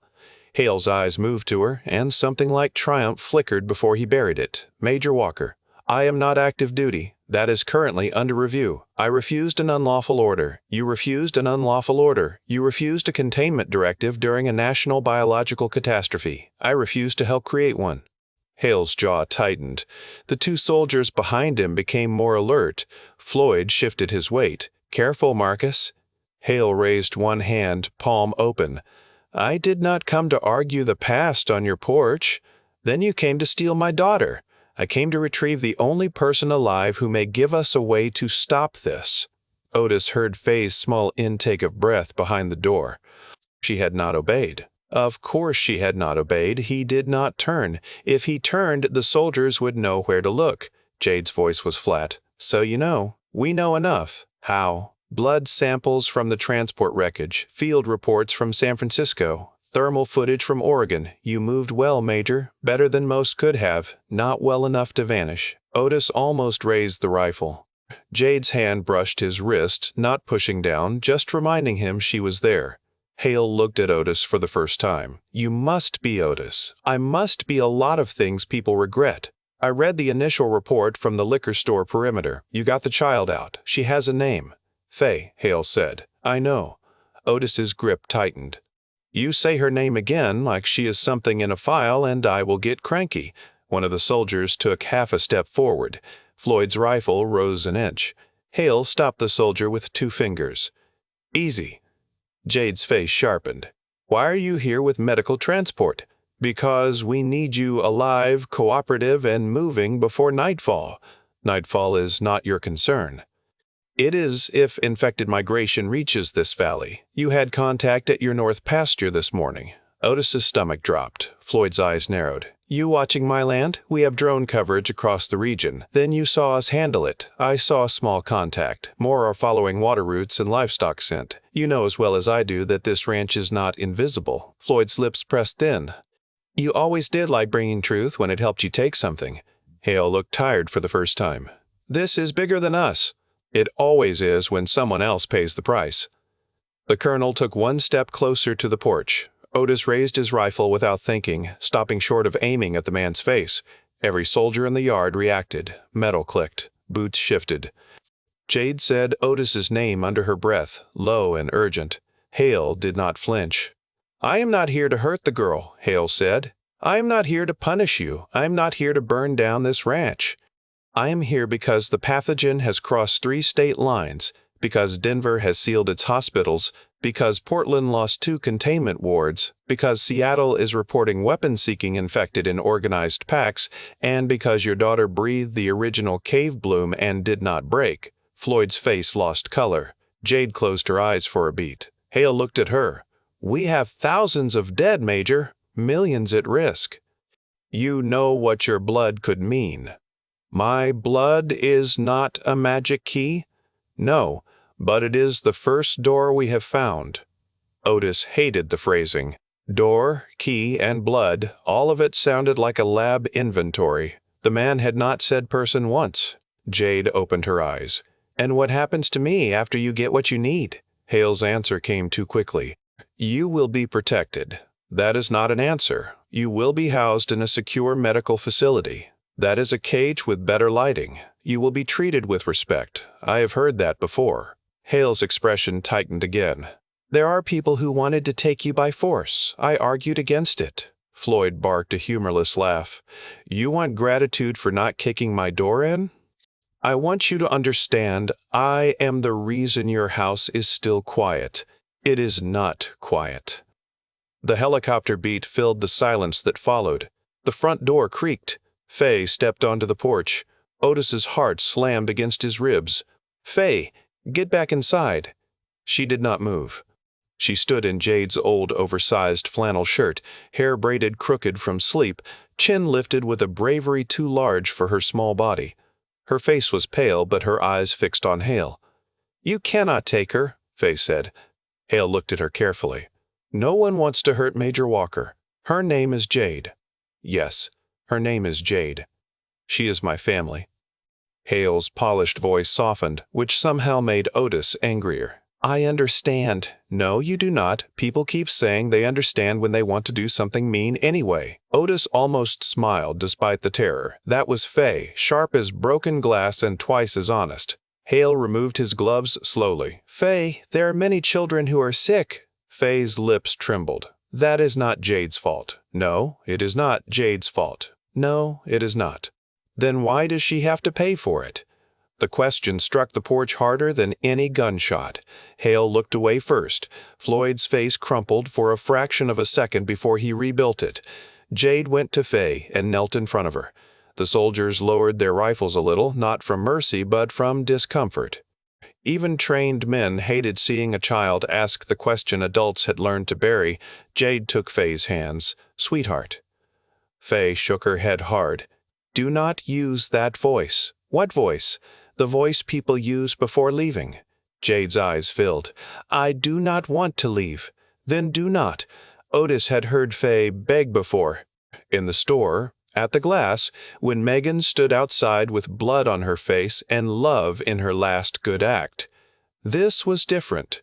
This was not panic. It was a child taking the full weight of what adults were about to do and trying to hold it back with bare hands.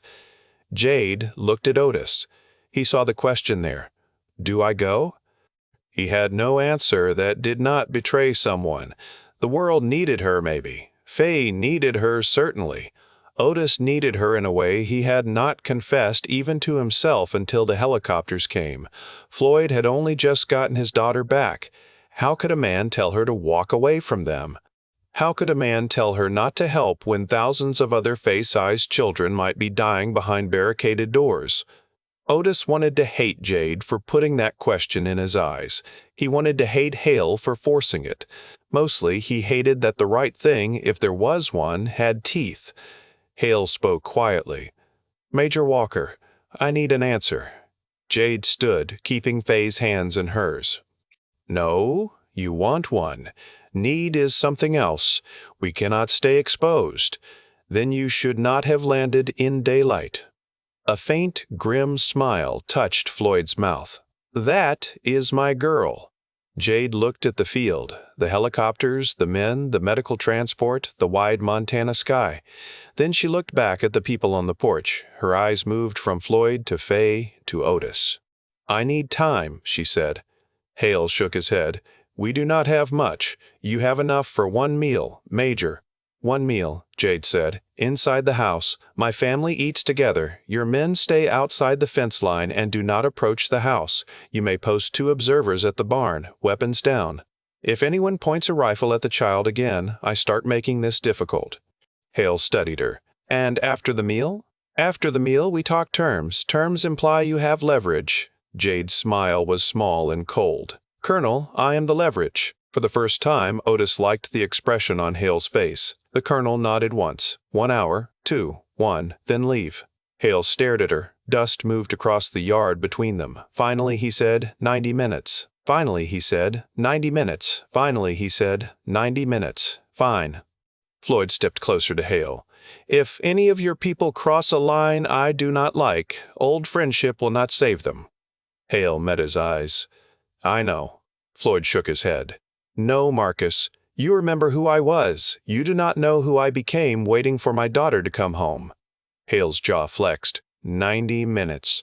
The colonel turned and walked back toward the field. The two soldiers followed. The porch remained tense until they were far enough away that Otis could breathe without tasting metal. Then Fay hit Jade with both fists. Not hard, not really. She struck Jade's chest and arms with the desperate fury of a child whose world kept stealing people and asking her to be mature about it. You said family does not leave family behind. Jade caught her gently. I know. You said it. I know. Then stay. Jade pulled Fay into her arms. Fay fought for half a second, then collapsed into her, sobbing so hard her whole body shook. Otis stood frozen. Floyd turned away, wiping at his face with the back of his hand as if dust had gotten in his eyes. The helicopters chopped at the air, indifferent to grief. Jade held Fay and looked over the child's shoulder at Otis. This time, Otis did answer the question in her eyes, though he hated the answer. He gave one small nod. Not permission. Never that. Only understanding. Chapter 26. Patient Zero. The kitchen had seen 1,000 ordinary meals before that day. Floyd's late wife had canned peaches at that counter. Jade had done homework at the table while rain hit the windows. Hunting dogs had slept by the stove. Neighbors had argued politics over coffee. Ranch hands had eaten stew from chipped bowls, laughing too loud, tracking mud on floors Floyd complained about and never cared enough to replace. The room had been built for life in all its loud, messy forms. Now it held the kind of silence that comes before loss. Jade cooked because her hands needed work. Floyd tried to take over twice. She pushed him away both times with her hip and told him to sit. He obeyed the second time not because he wanted to, but because he understood that cooking was the only thing keeping her from breaking in front of Fay. Eggs were gone, so she made biscuits from a tin of flour and lard, opened jars of green beans and venison, and fried thin slices of ham in a cast-iron pan. The food smelled good. That felt offensive. Otis hated his stomach for noticing. Fay sat at the table with her arms crossed. Her face was blotchy from crying, but her mouth had hardened into stubborn lines. She had refused to look at Hale when Floyd allowed him inside. The colonel sat near the far end of the table, back straight, helmet on the floor beside his chair. He had agreed to leave his sidearm on the porch. Otis suspected there was another blade or tiny pistol hidden somewhere under all that authority, but Floyd had patted him down with the grim thoroughness of a man searching a stranger at his daughter's door. 2 soldiers waited outside near the barn as agreed. The rest remained by the helicopters. Otis could see them through the window, dark shapes in the field, turning Floyd's land into a staging zone. Hale accepted a mug of coffee when Floyd set it down in front of him. "Thank you," Hale said. Floyd did not answer. Jade placed plates on the table. "Eat." No one moved. She looked at Otis. "Do not make me be bossy on my last peaceful meal here." Otis picked up a biscuit. "I would never deny you a chance to be bossy." Fay glared at him. "This is not funny." "No," Otis said. "It is not. But she told me to eat, and I am scared of her." Jade's face almost smiled. Fay looked down at her plate and tore a biscuit in half with more force than bread deserved. "They ate because the body is rude that way. It keeps needing things while the heart is busy suffering." Otis chewed and tasted nothing. Floyd ate 3 bites, then stared at his fork as if it belonged to someone else. Hale ate with controlled discipline, neither too much nor too little, performing humanity one measured movement at a time. Jade ate only because Fay watched her and would have refused food if Jade refused first. Halfway through the meal, Fay said, "What is patient zero?" Every adult at the table stopped. Hale set his fork down. Jade closed her eyes briefly. When she opened them, she looked at Fay with the respect due, a person asking a dangerous question. It is a term people use for the first known person connected to an outbreak. Fay's fingers curled around her cup. Like the first sick person? Sometimes. Sometimes it means the first person studied. Sometimes it means the person who helped scientists understand where the sickness came from. Fay looked at Hale. You called her that. Hale did not hide from the child's stare. Otis wished he would. It would have made hating him easier. I did, Hale said. She is not sick. No, she is not. Then the name is stupid. A breath of silence passed. Floyd made a sound that might have been a laugh and might have been pain. I agree with the young lady. Hale nodded slowly. It is an ugly term. Then do not use it, Fay said. Fair enough. Jade reached for Fay's hand, but Fay pulled away. The movement hurt Jade visibly. Otis could see it, and he wanted to grab the whole world by the throat. Hale took a folder from inside his jacket and laid it on the table. Otis stared at it. Plain black cover, no markings. It somehow looked more dangerous than the rifles outside. Jade did not touch it. You brought paperwork to a family meal. I brought information. That is a fancy kind of paperwork. Hale opened the folder. Inside were printed pages, photographs, maps, and lab graphs. Fay leaned forward despite herself. Otis shifted his chair just enough to block her view of the worst photo, but not before he saw a hospital corridor streaked with blood, overturned gurneys, and handprints along a wall. Hale noticed and turned that photo face down. Thank you, Otis said, surprising himself. Hale nodded. Jade pointed to a graph. These samples are from me. Some are from blood left at the transport vehicle. Some from the medkit you used in the library. We recovered it after drone teams tracked the car route. Otis stared. You people went through our trash? We went through everything that might keep cities alive. That is the kind of answer that makes me want to throw a biscuit at your head. Hale looked at him. I would prefer you did not. Then say fewer things, like a villain in a government movie, Floyd muttered. He always talked that way. Jade studied the pages. Her scientist mind took over despite the terror in the room. Otis watched the transformation with a strange mix of pride and dread. Her eyes sharpened, her breathing slowed. She was reading patterns, numbers, little notations that looked like nonsense to him but meant the world to her. This viral load should have killed me, she said. Yes, Hale said, and these antibody markers are not normal. No, they are not. Adaptive response within hours. She tapped the page. That is impossible. Apparently not. Do you have live cultures? Yes. Jade looked up sharply. Where? Secure facility in Nebraska. That facility was not rated for subterranean bloom organisms. It was upgraded. By whom? People you trained. That does not comfort me. It comforts me more than the alternatives.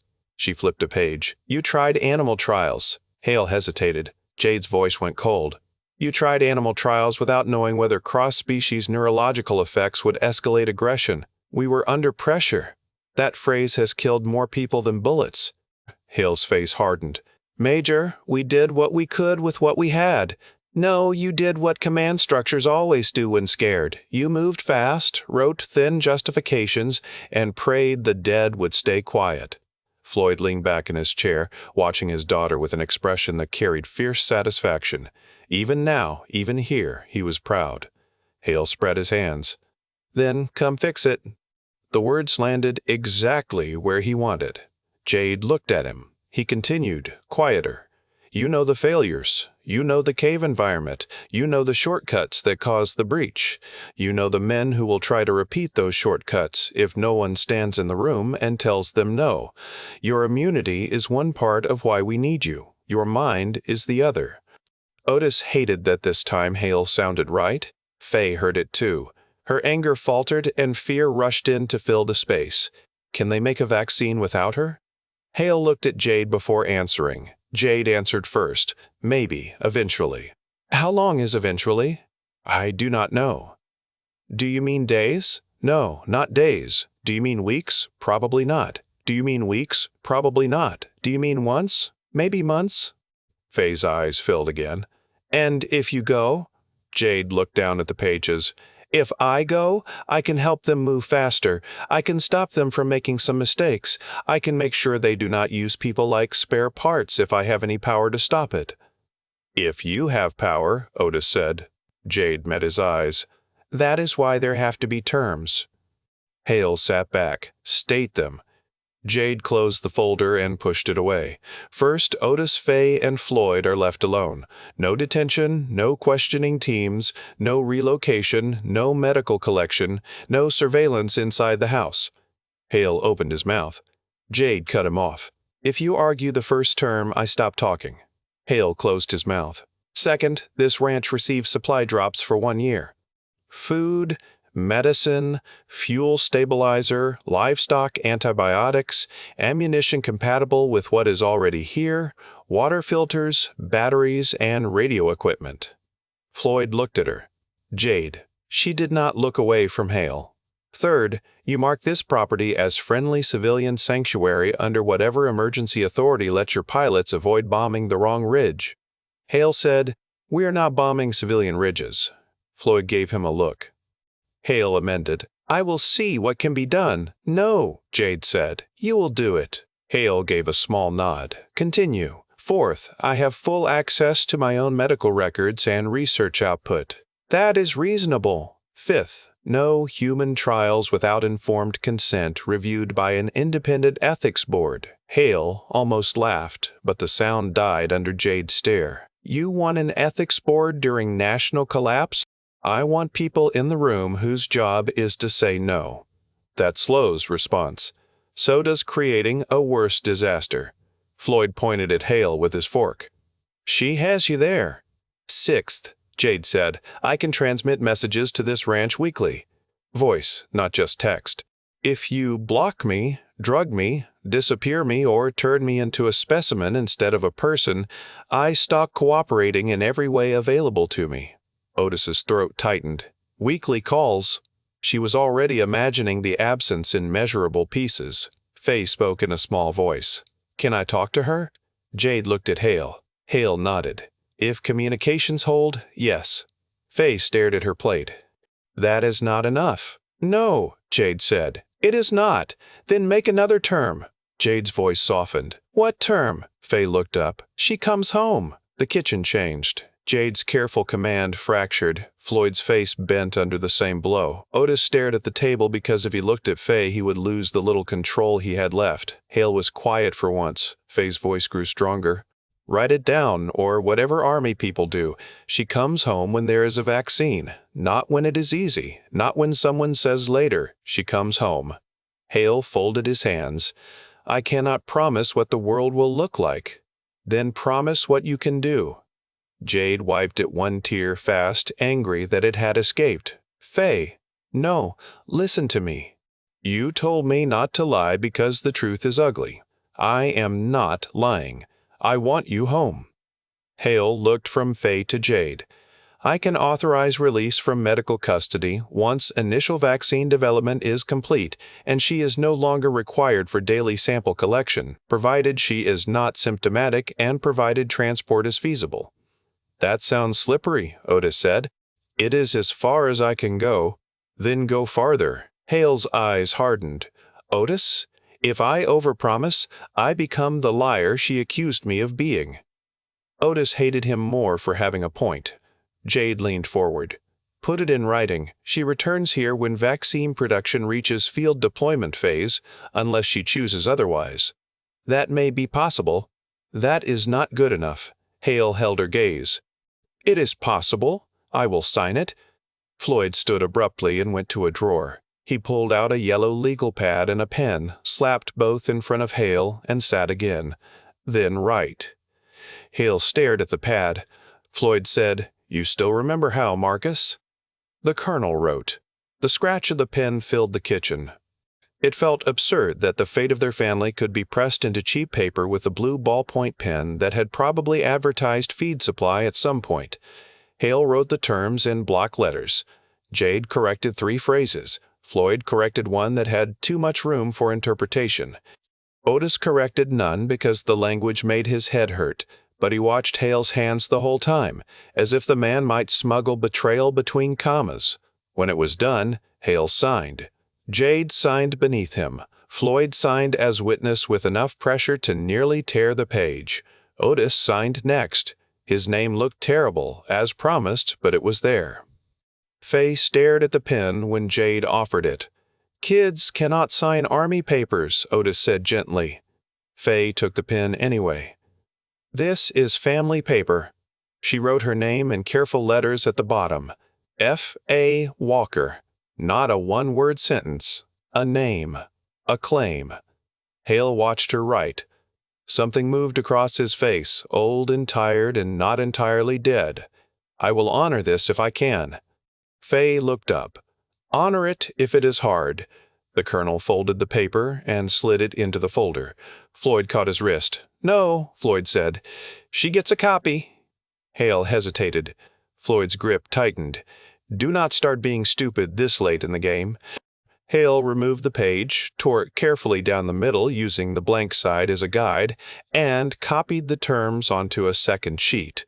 It took 5 more minutes. Nobody rushed him. When Floyd had the copy in his own hand, he tucked it into the family Bible on the shelf near the stove. Otis had not noticed the Bible before.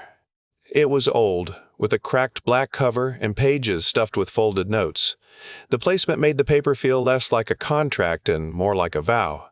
Outside, one of the soldiers called Hale's name. Time had teeth again. Jade stood. "I need to pack." Fay shoved back from the table. "No, do not pack like this." Jade closed her eyes.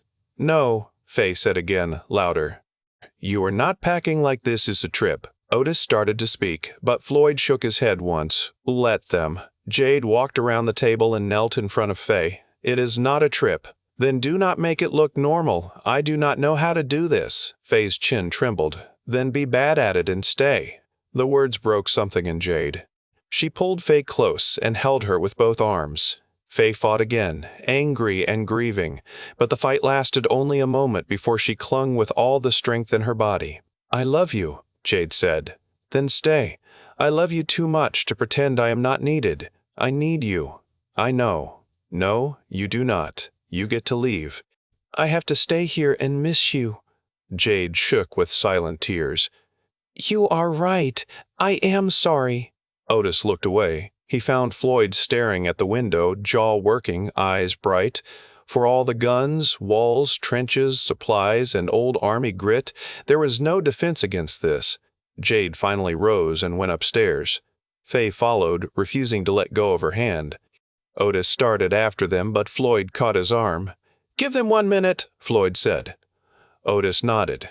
Hale remained at the table. For a moment, Otis imagined lifting him by the front of his clean uniform and slamming him into the wall until all that polished reason cracked. The image was vivid and satisfying. It also would not bring Jade back from what she had already decided. "You ever have kids?" Otis asked. Hale looked toward the stairs. "A son. Where is he? Fort Collins containment zone?" Otis heard the answer beneath the answer. "Alive? As of 4 days ago." "That why you are so fired up to drag Jade away?" Hale's face did not change, but his eyes did. "My son is a doctor. He stayed when the first ward failed because there were children inside. He reported infected patients coordinating attacks on supply cabinets and weapons lockers. Then the line degraded." Otis sat slowly. "I am sorry. So am I. I still hate you." "I know. Good. That saves time." Hale nodded once. Floyd poured more coffee with a hand that shook. "Marcus, look at me." Hale did. "If she disappears, I will come for you. I believe you." "No, you do not. You believe the old version of me, the one who followed rules even when he hated them. That man is mostly bones now. My daughter walks out of here because she chooses to help, not because you own her. If that changes, I will use every lesson the Army ever taught me and every dirty trick I learned after, and I will come until one of us is dead." Hale's voice was low. "Understood." Floyd leaned closer. "Say it like you mean it. Understood." Upstairs, a drawer opened. Fay's voice rose, muffled but urgent. Jade answered softly. Otis could not make out the words, which might have been mercy. He looked around the kitchen, trying to memorize it the way it was with Jade in it, her mug by the sink, her jacket on the chair. A few strands of dark hair caught on the shoulder of Otis's shirt. The smell of ham grease because she had cooked for them even while preparing to leave. These were little things, stupid things. They felt unbearable. Jade came down 15 minutes later with a small pack.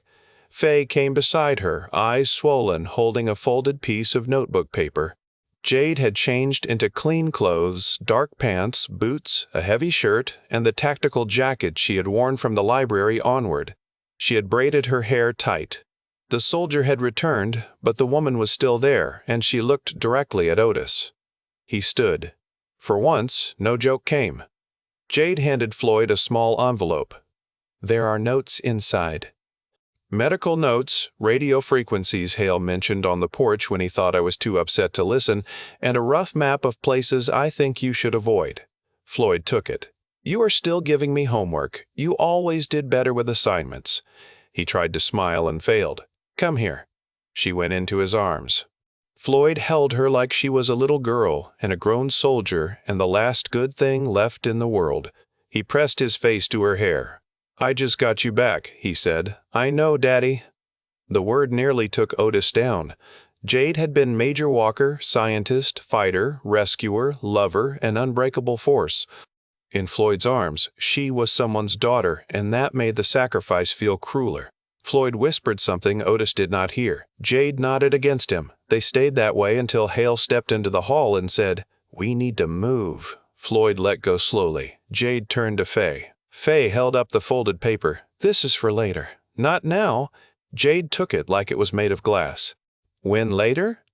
"When you are alone and think we forgot you." Jade pressed the paper to her chest. "I will never think that. You might. People get stupid when they are sad."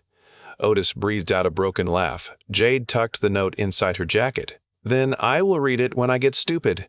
Fay nodded, then threw herself into Jade's arms. This time, there was no anger in it. Only grief. Jade lifted her off the floor and held her tight. Fay buried her face in Jade's neck.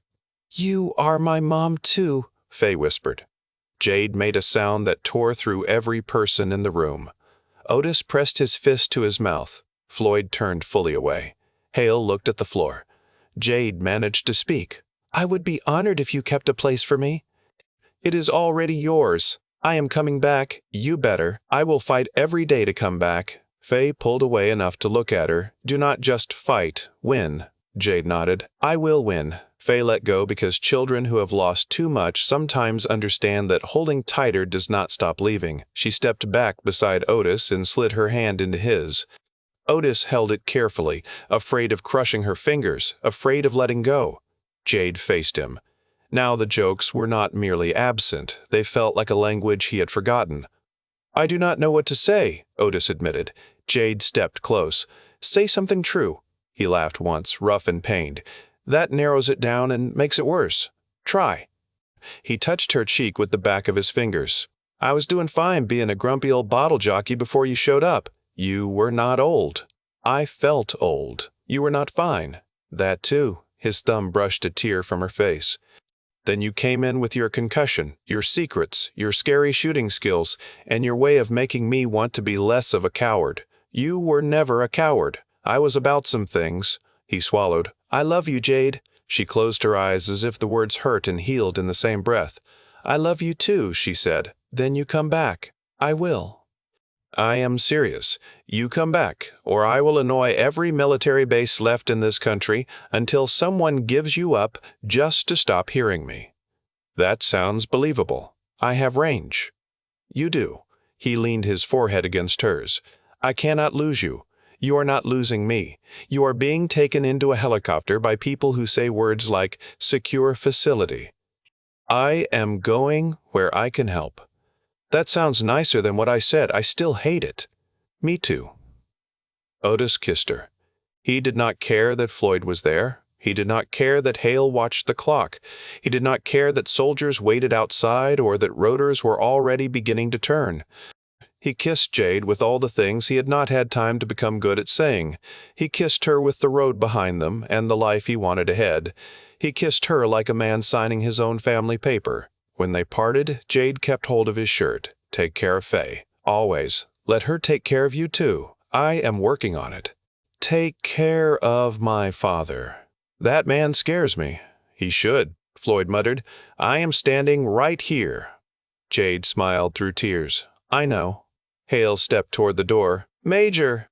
Jade picked up her pack. Fay squeezed Otis's hand until it hurt. Otis did not pull away. They walked out together. The yard had changed under military occupation. Soldiers stood at careful intervals.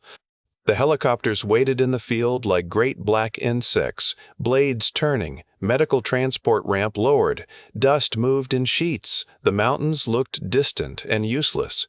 Jade walked between Otis and Floyd with Fay on Otis's other side. No one spoke. There was too much to say and no language large enough.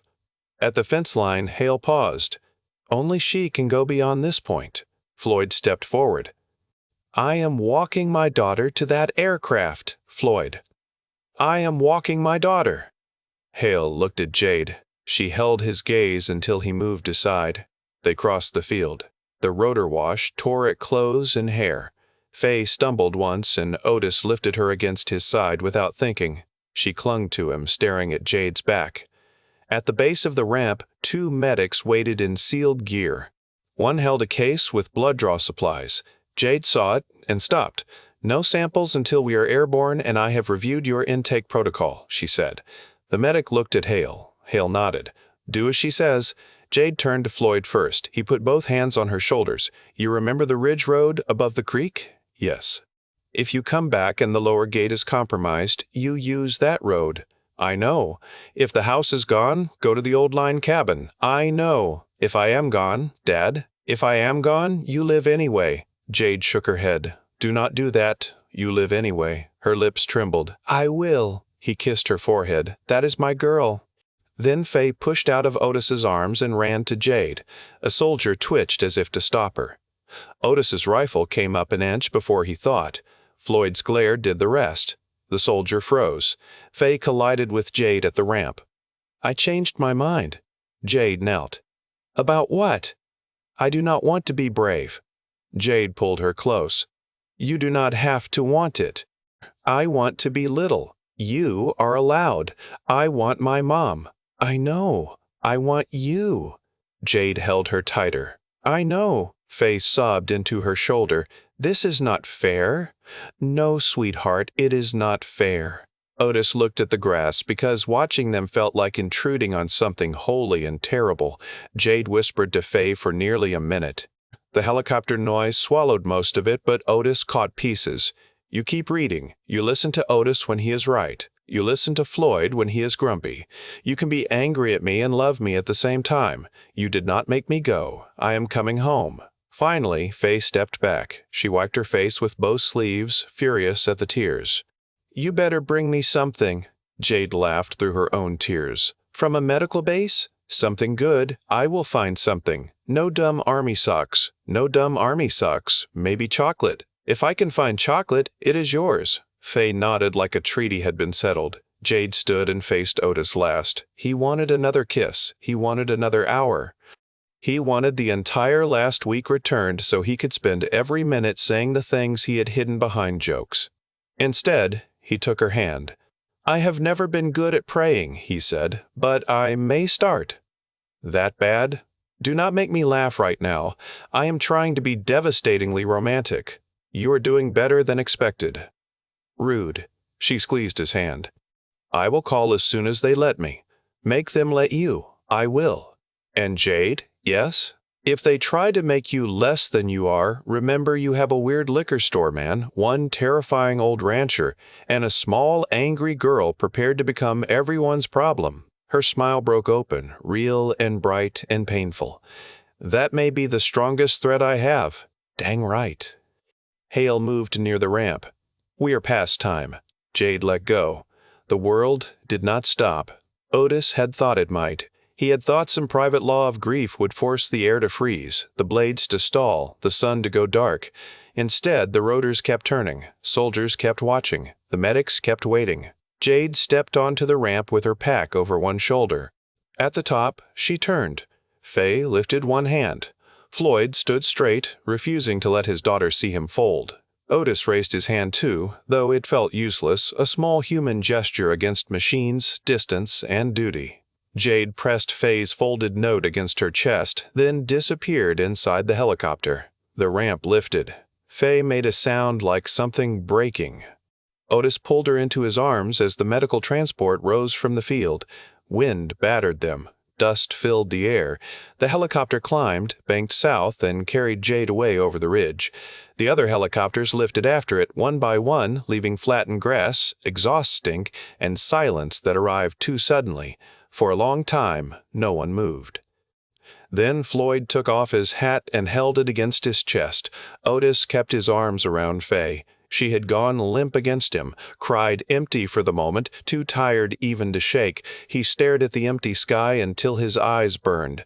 The ranch looked the same. That was the cruelest part. The house still stood. The barn still needed work. The horses still called nervously from their stalls. Breakfast dishes waited in the sink. Jade's mug sat by the stove. Her jacket was gone from the chair, but one loose thread remained caught on the wood. Floyd put his hat back on. "We secure the property," he said, voice raw. Otis looked at him. "Right now?" "Right now." Fay lifted her face. "Why?" Floyd looked at the sky, then at the tree line beyond the north pasture. "Because grief makes noise if you let it, and noise brings trouble." Otis understood. Work would not fix the hole Jade left, nothing would. But work could keep them from falling into it before the sun went down. He picked Fay up because she let him. She was getting too big to carry far, but he carried her anyway. As they walked back toward the house, she whispered, "She is coming back." Otis held her tighter. "Yes, she is. You do not know." "No, I do not know. You promised not to lie. I am not lying." He swallowed hard. "I am choosing to believe it." Fay thought about that. "Can I choose too?" "You can." "Then I choose it." Floyd opened the porch door and looked back at them. His face was ruined by grief and held together by stubbornness. "We all choose it," he said. They went inside.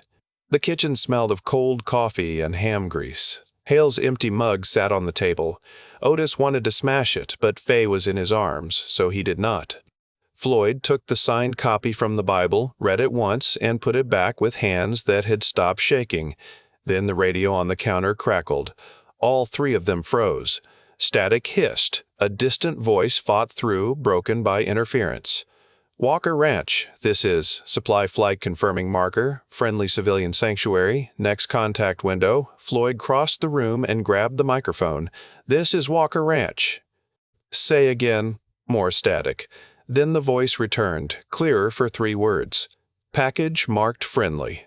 Floyd closed his eyes. Otis let out a breath he had not known he was holding. She already started bossing them. Fay wiped her face. "That is good."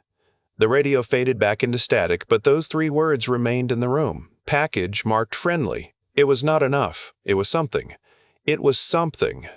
Outside, the sun slipped toward the mountains, throwing long shadows across the field where the helicopters had crushed the grass. The world beyond the fence was still broken. The infected were still moving. The government still had Jade. The future was still a snarling thing with blood on its teeth. But the ranch had been marked. The family had terms. Jade had left by choice, not surrender. And Otis, who had once thought survival meant stocked shelves, barred windows, hidden rifles, and enough canned food to outlast fools, understood that survival had changed again. It was not only staying alive. It was holding a place for the people who had to leave. It was teaching a child that grief and hope could sit at the same table. It was a signed paper in a Bible, a radio call through static, and the stubborn decision to believe a promise until the person who made it came home. That night, they ate leftovers without Jade. No one sat in her chair. Fay carried her plate to the floor by the fireplace and ate there with a blanket around her shoulders. Otis sat beside her, his back against the couch. Floyd stayed at the table facing the window, rifle across his knees. The house creaked as the temperature dropped. Far off, coyotes called. After a while, Fay leaned against Otis. "Can you still call me Fartstain?" she asked. Otis looked down at her. "You want me to?" "Not all the time. Just sometimes. Everything feels too serious." He nodded slowly. "All right, Fartstain." She gave the tiniest smile. "All right, Fartstain." She gave the tiniest smile. Floyd looked over from the table. "Do I want to know?" "No, sir," Otis said. "This is advanced parenting. Looks questionable. It usually is." Fay's smile lasted a little longer. Later, when she fell asleep against him, Otis lifted her carefully and carried her to the small room Floyd had given her. She woke enough to grab his sleeve. "Do not leave yet. I will sit right here." "Until I sleep?" "Until after." She nodded and closed her eyes. He sat on the edge of the bed in the dark, listening to her breathing even out. On the dresser, Jade had left a small folded shirt Fay liked, washed and ready. Otis touched it once, then pulled his hand back because the ache was too fresh. When Fay was fully asleep, he went downstairs. Floyd stood on the porch with 2 mugs of coffee. He handed one to Otis without a word. They looked out at the field. The grass lay in circles where the helicopters had landed. Moonlight silvered the flattened blades. Beyond the fence, the trees stood black and close. Floyd spoke first. "I am glad she found you." Otis stared into his coffee. "I am not sure I deserve that." "Deserve has less to do with family than people think. That right?" "Yes." Otis sipped the coffee. "It was terrible and hot and welcome. I should have stopped her." Floyd did not answer quickly. "Could you have?" "No, I could not." "Then that is grief talking." "I hate grief. It is chatty." Floyd looked at him. "She made her choice. We can hate it and respect it at the same time." "That sounds mature." "It is awful." Otis nodded. "Good. I was worried maturity might be comfortable." Floyd gave a tired laugh. "Not in my experience." They stood until the cold crept through Otis's shirt. Then Floyd pointed toward the north pasture. "Tomorrow, we burn the bodies in the ravine before the smell travels. We reinforce the creek gate. We move extra water into the cellar. We set a new radio watch schedule." Otis looked at him. "And after that?" "After that, we keep this place standing until my daughter comes home." Otis looked at the empty sky where the helicopters had disappeared. "Then we better not be lazy," he said. Floyd lifted his mug. "No, we better not." They drank terrible coffee under the clean stars. 2 men connected by a woman neither of them could protect from duty, and by a child sleeping upstairs with too much loss behind her and too much hope still alive. Inside the house, the radio hissed softly. Outside the fence, something moved in the dark. Otis heard it. Floyd heard it too. The old man set down his mug and lifted his rifle. Otis did the same. Grief would have to wait its turn. The ranch still needed defending. The first sound from the dark was not a moan. It was metal. A soft, deliberate scrape traveled from the north fence, then stopped. Otis stood motionless beside Floyd, rifle tucked hard into his shoulder, trying to sort the night into pieces. Wind in the grass, horses shifting, the creak over stone, the radio's faint hiss through the open kitchen window. Then the scrape came again, followed by the tiny clink of wire under pressure. Floyd whispered, "Not infected." Otis kept his eyes on the black line of trees. How can you tell? They do not test quietly at first contact. They come hungry, angry, or sick. That sound is somebody trying to find a latch. Wonderful. I was afraid the night might be boring. Floyd gave him a look that was almost fond and mostly irritated. "Wake Fay, bring her to the cellar, then meet me at the north corner." Otis hesitated. "You sure?" "No, I am not sure. That does not inspire the flock. It was not meant to." Floyd moved off the porch without another word, keeping low as he crossed toward the barn. Otis watched him vanish into shadow and felt again the strange fact of trust. 2 weeks ago, he would not have trusted an old rancher with his coffee order.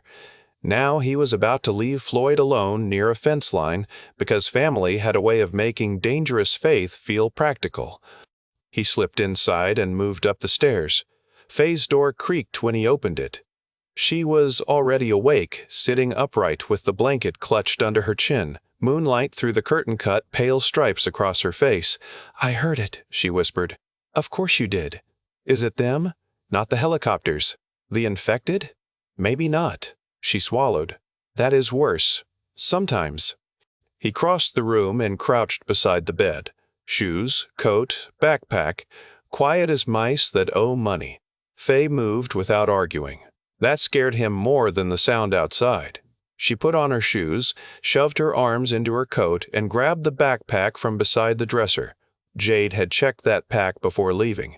Otis knew what was inside. A water bottle, protein bars, socks, a small flashlight, and an emergency blanket. A folded note from Jade with instructions Fay had not shown him. The thought of Jade packing survival into a child's bag made his chest burn. Fay looked at him. "Do I go to the cellar?" "Yes." "Do I stay there no matter what?" Otis opened his mouth, then remembered her rule. No lying to kids just because truth was ugly. You stay unless the house catches fire or Floyd gives the fallback call. What is the fallback call? 3 shots fast, then 1 shot after. You remember? She nodded. Then I go through the cellar tunnel to the spring house. Good. Do I wait there? You wait if it is quiet. If it is not quiet, you take the north track to the line cabin. Alone? The word nearly killed him. He forced himself to answer. Only if you have to. Fay's face tightened, but she nodded again. I hate all of this. Me too, kiddo. She hugged him suddenly. He hugged back hard enough to make the little backpack crinkle between them. Do not die, she whispered. That is high on my list. Promise, better than that. He pulled back and looked at her. I promise I will fight mean, hide smart, and cheat if I need to. That earned a faint, frightened smile. That sounds like you. Good. Now move. He took her downstairs, opened the hidden hatch, and helped her onto the cellar steps. The air rising from below smelled of earth, canned food, and old wood. Fay paused halfway down. Otis. Yes? If it is people, try not to shoot first. The request hit harder because she knew what it cost to make. Otis touched the top of her head. I will try, he said. Try hard. I will try hard. I will try hard. He closed the hatch and pulled the rug back into place. The scrape at the fence became a snap. Otis ran. He crossed the yard low, feet finding the path Floyd had shown them that morning. The moon gave just enough light to make everything uncertain. Fence posts became shoulders. Bushes became crouched men. The barn roof shone dull silver. Somewhere ahead, Floyd made a soft clicking sound with his tongue, the signal they had agreed meant friendly to your left. Otis clicked back once. He reached the north corner and slid behind the stacked woodpile that Floyd had built into a firing rest. Floyd crouched 10 feet away behind a water trough lined with sandbags. His rifle was pointed toward the outer fence. 2 at least, Floyd whispered. Maybe more in the trees. Human? One coughed like a smoker, not like a fever case. Could still be both. Yes. A low voice floated from the fence. Gates got chain. Another voice answered. Cut it. Otis closed his eyes for half a breath. People then, or people enough to talk, people enough to choose. Floyd cupped one hand near his mouth. You at the fence, step back and speak your business. Silence snapped tight. Then someone cursed. A flashlight beam stabbed through the dark, sweeping too high and too fast. Otis ducked behind the woodpile. The beam passed over the porch, the barn, the water trough. Floyd did not move. The first voice shouted, We need help. Floyd answered, Help starts with stepping away from my fence. We got sick behind us. Then you should not make noise. A different voice, a woman this time, sharp with panic. Open the gate, please. We have a boy. Otis felt Fay's request press at him. Try hard. He shifted enough to see. Shapes stood beyond the fence, 5 or 6 of them clustered near the lower hinge. One held bolt cutters, one carried a shotgun, another had a bundle in his arms that might have been a child or might have been bait. In this new world, both were possible. Floyd called, Set your weapons down and move into the open. The man with the flashlight shouted back, No chance, old man. Then you are not coming in. The woman cried, My son is bleeding. Otis flinched at the forbidden word's proximity in his mind. The word she used was not one he planned to write into their life if he could help it. He heard the child din a thin whimper from the bundle, real and hurt and terrified. Floyd's face changed in the moonlight. Not soft, never soft, but torn. Otis whispered, Could be a trap. I know. Could be a kid. I know that too. The man with the bolt cutters raised them toward the chain again. Floyd fired into the dirt 3 feet from his boots. The night exploded. The group beyond the fence shouted and scattered. Horses screamed in the barn. Otis's ears rang. Floyd's voice cut through it. "Next one is not dirt." The shotgun came up. Otis saw the movement before thought could argue. Fay had asked him not to shoot first. Floyd had fired into dirt. The stranger chose the next step. Otis fired. The shot hit the man with the shotgun in the upper arm and spun him sideways. He dropped the weapon and went down screaming. Not dead. Not if Otis had placed it right. He had aimed to stop, not kill, and the effort made his hands shake afterward. "Back from the fence," Floyd shouted. The woman screamed, "You shot him!" "He raised on us," Floyd answered. "Move back." Then the trees behind the strangers erupted. The infected did not drift out one by one. They came in a rush, 6 or 7 bodies breaking through brush with a speed Otis had not seen since the gas station. They were ragged, slick with old blood and fresh mud, eyes reflecting flashlight glare like animals. The first one slammed into the man with the bolt cutters and drove him against the fence. He shrieked as teeth sank into his cheek. Another infected grabbed the woman by her coat and yanked her backward. The bundle fell. The child hit the ground and cried out. Otis moved before anyone told him to. He vaulted the inner rail and ran toward the gate. Floyd shouted his name, but Otis was already moving. The outer fence stood between him and the worst of it, but the child lay just beyond the bars, small hands clawing at frozen dirt, one leg twisted wrong beneath him. The strangers were fighting, falling, firing wild. The flashlight spun in the grass, turning the chaos into jerking slices. Otis reached the gate and dropped behind the post. An infected man threw himself against the other side, face pushing between the bars, teeth snapping inches from Otis's sleeve. Otis drove the rifle muzzle through the gap and fired. The infected man's head kicked back. Hot blood sprayed the gate. He worked the latch. Floyd reached him, furious. "Do not open that gate. The kid is right there. It is a kill pocket. Then cover me." Floyd cursed with old army creativity and fired past him. An infected woman crumpled near the bolt cutters. Otis yanked the chain loose, opened the gate just wide enough for his body, and dove through. The world narrowed to mud, screams, and the child's pale face. The boy could not have been older than 7. He wore a coat too thin for Montana night and one shoe. His eyes locked on Otis with animal terror. "Grab my jacket," Otis shouted. The boy tried. His fingers slipped. Otis hooked one arm under him and lifted. Pain tore a scream from the child. Behind them, the hurt shotgun man crawled toward his dropped weapon. The woman who had pleaded at the fence swung a tire iron into an infected man's jaw, breaking teeth loose in a black spray. She looked at Otis and shouted, "Take him!" An infected shape lunged at Otis from the left. Floyd fired from the gate. The shot punched the attacker sideways but not down. It stumbled, regained balance, and came again with hands outstretched. Otis could not raise his rifle while holding the child. The woman stepped between them. The infected hit her with brutal force. She screamed once, slammed the tire iron into its skull, and both of them went down in the grass. Otis ran for the gate. Bullets cracked past him from somewhere in the trees. Not infected, another human firing blind. "Floyd, I see him!" Floyd fired twice. The tree-line shooter stopped shooting. Otis crashed through the gate with the child in his arms. Floyd slammed it shut behind him and looped the chain through with shaking hands. The child sobbed against Otis's chest, hot tears soaking his shirt. The woman at the fence tried to crawl after them. Her sleeve was torn. Her forearm was dark with fresh bite marks. She knew it. Otis saw her know it. She looked at the boy in his arms, then at Otis. "His name is Caleb," she shouted. "He is not sick." The infected behind her pushed up again. She grabbed the dropped shotgun with her good hand, rolled onto her back, and fired into its chest. The blast tore it open and knocked it away. Then she looked at Floyd. "Do not let him watch," she called. Floyd's face hardened with grief. He raised his rifle. Otis turned, pressing the child's face against his shoulder. "Do not look, Caleb." The boy sobbed and clung. Floyd fired once. The woman's body settled in the grass beyond the fence. For a few seconds, the only sounds were the child's crying and the wet struggling of infected bodies dying in the weeds. Then more shapes moved in the trees.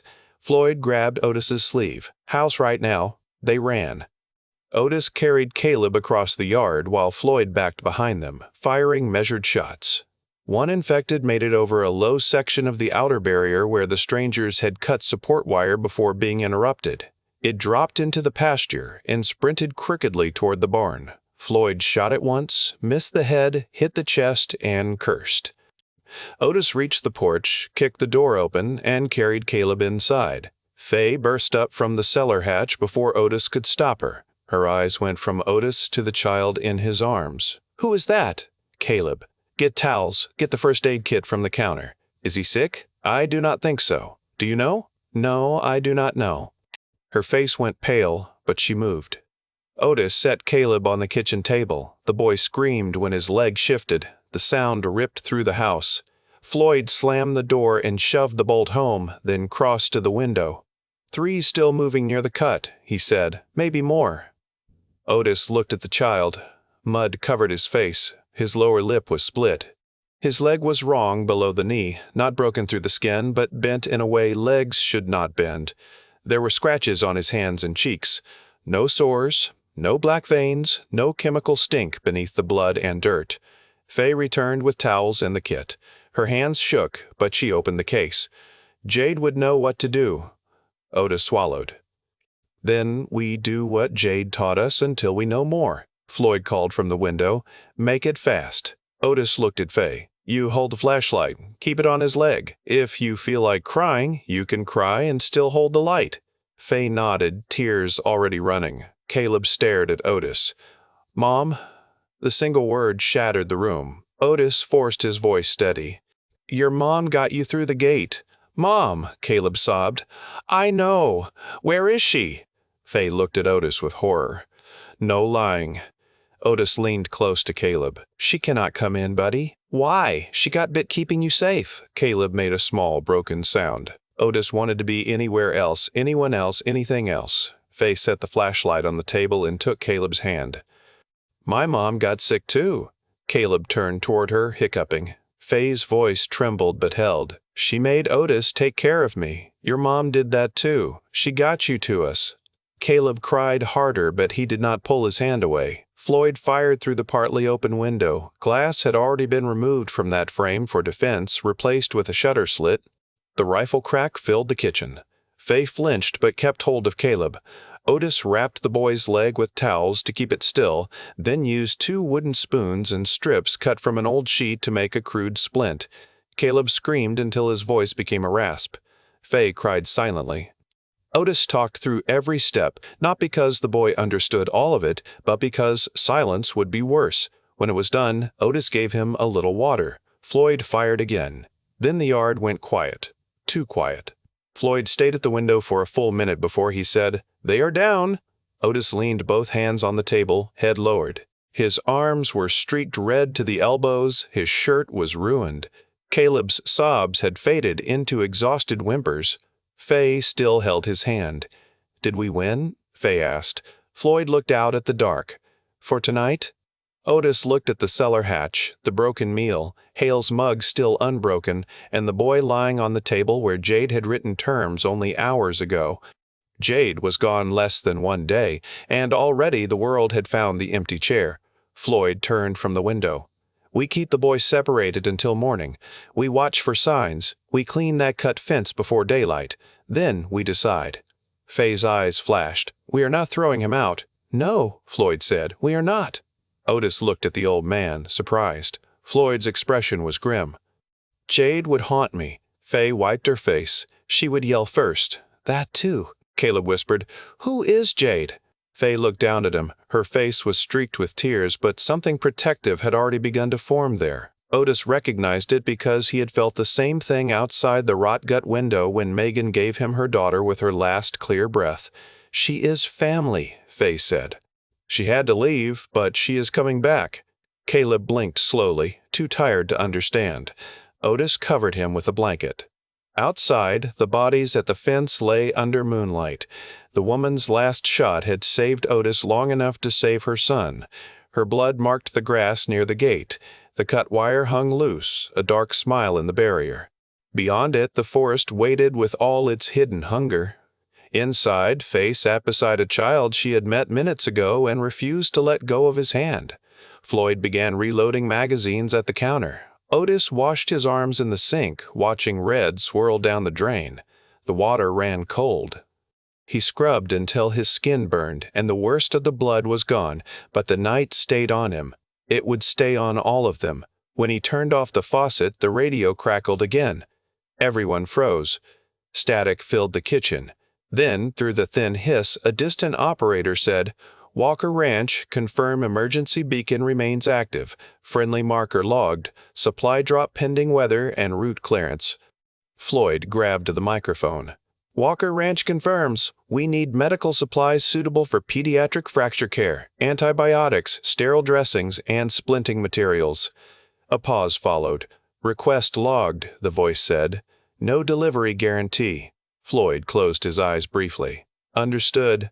Otis took the microphone from him before he could stop himself.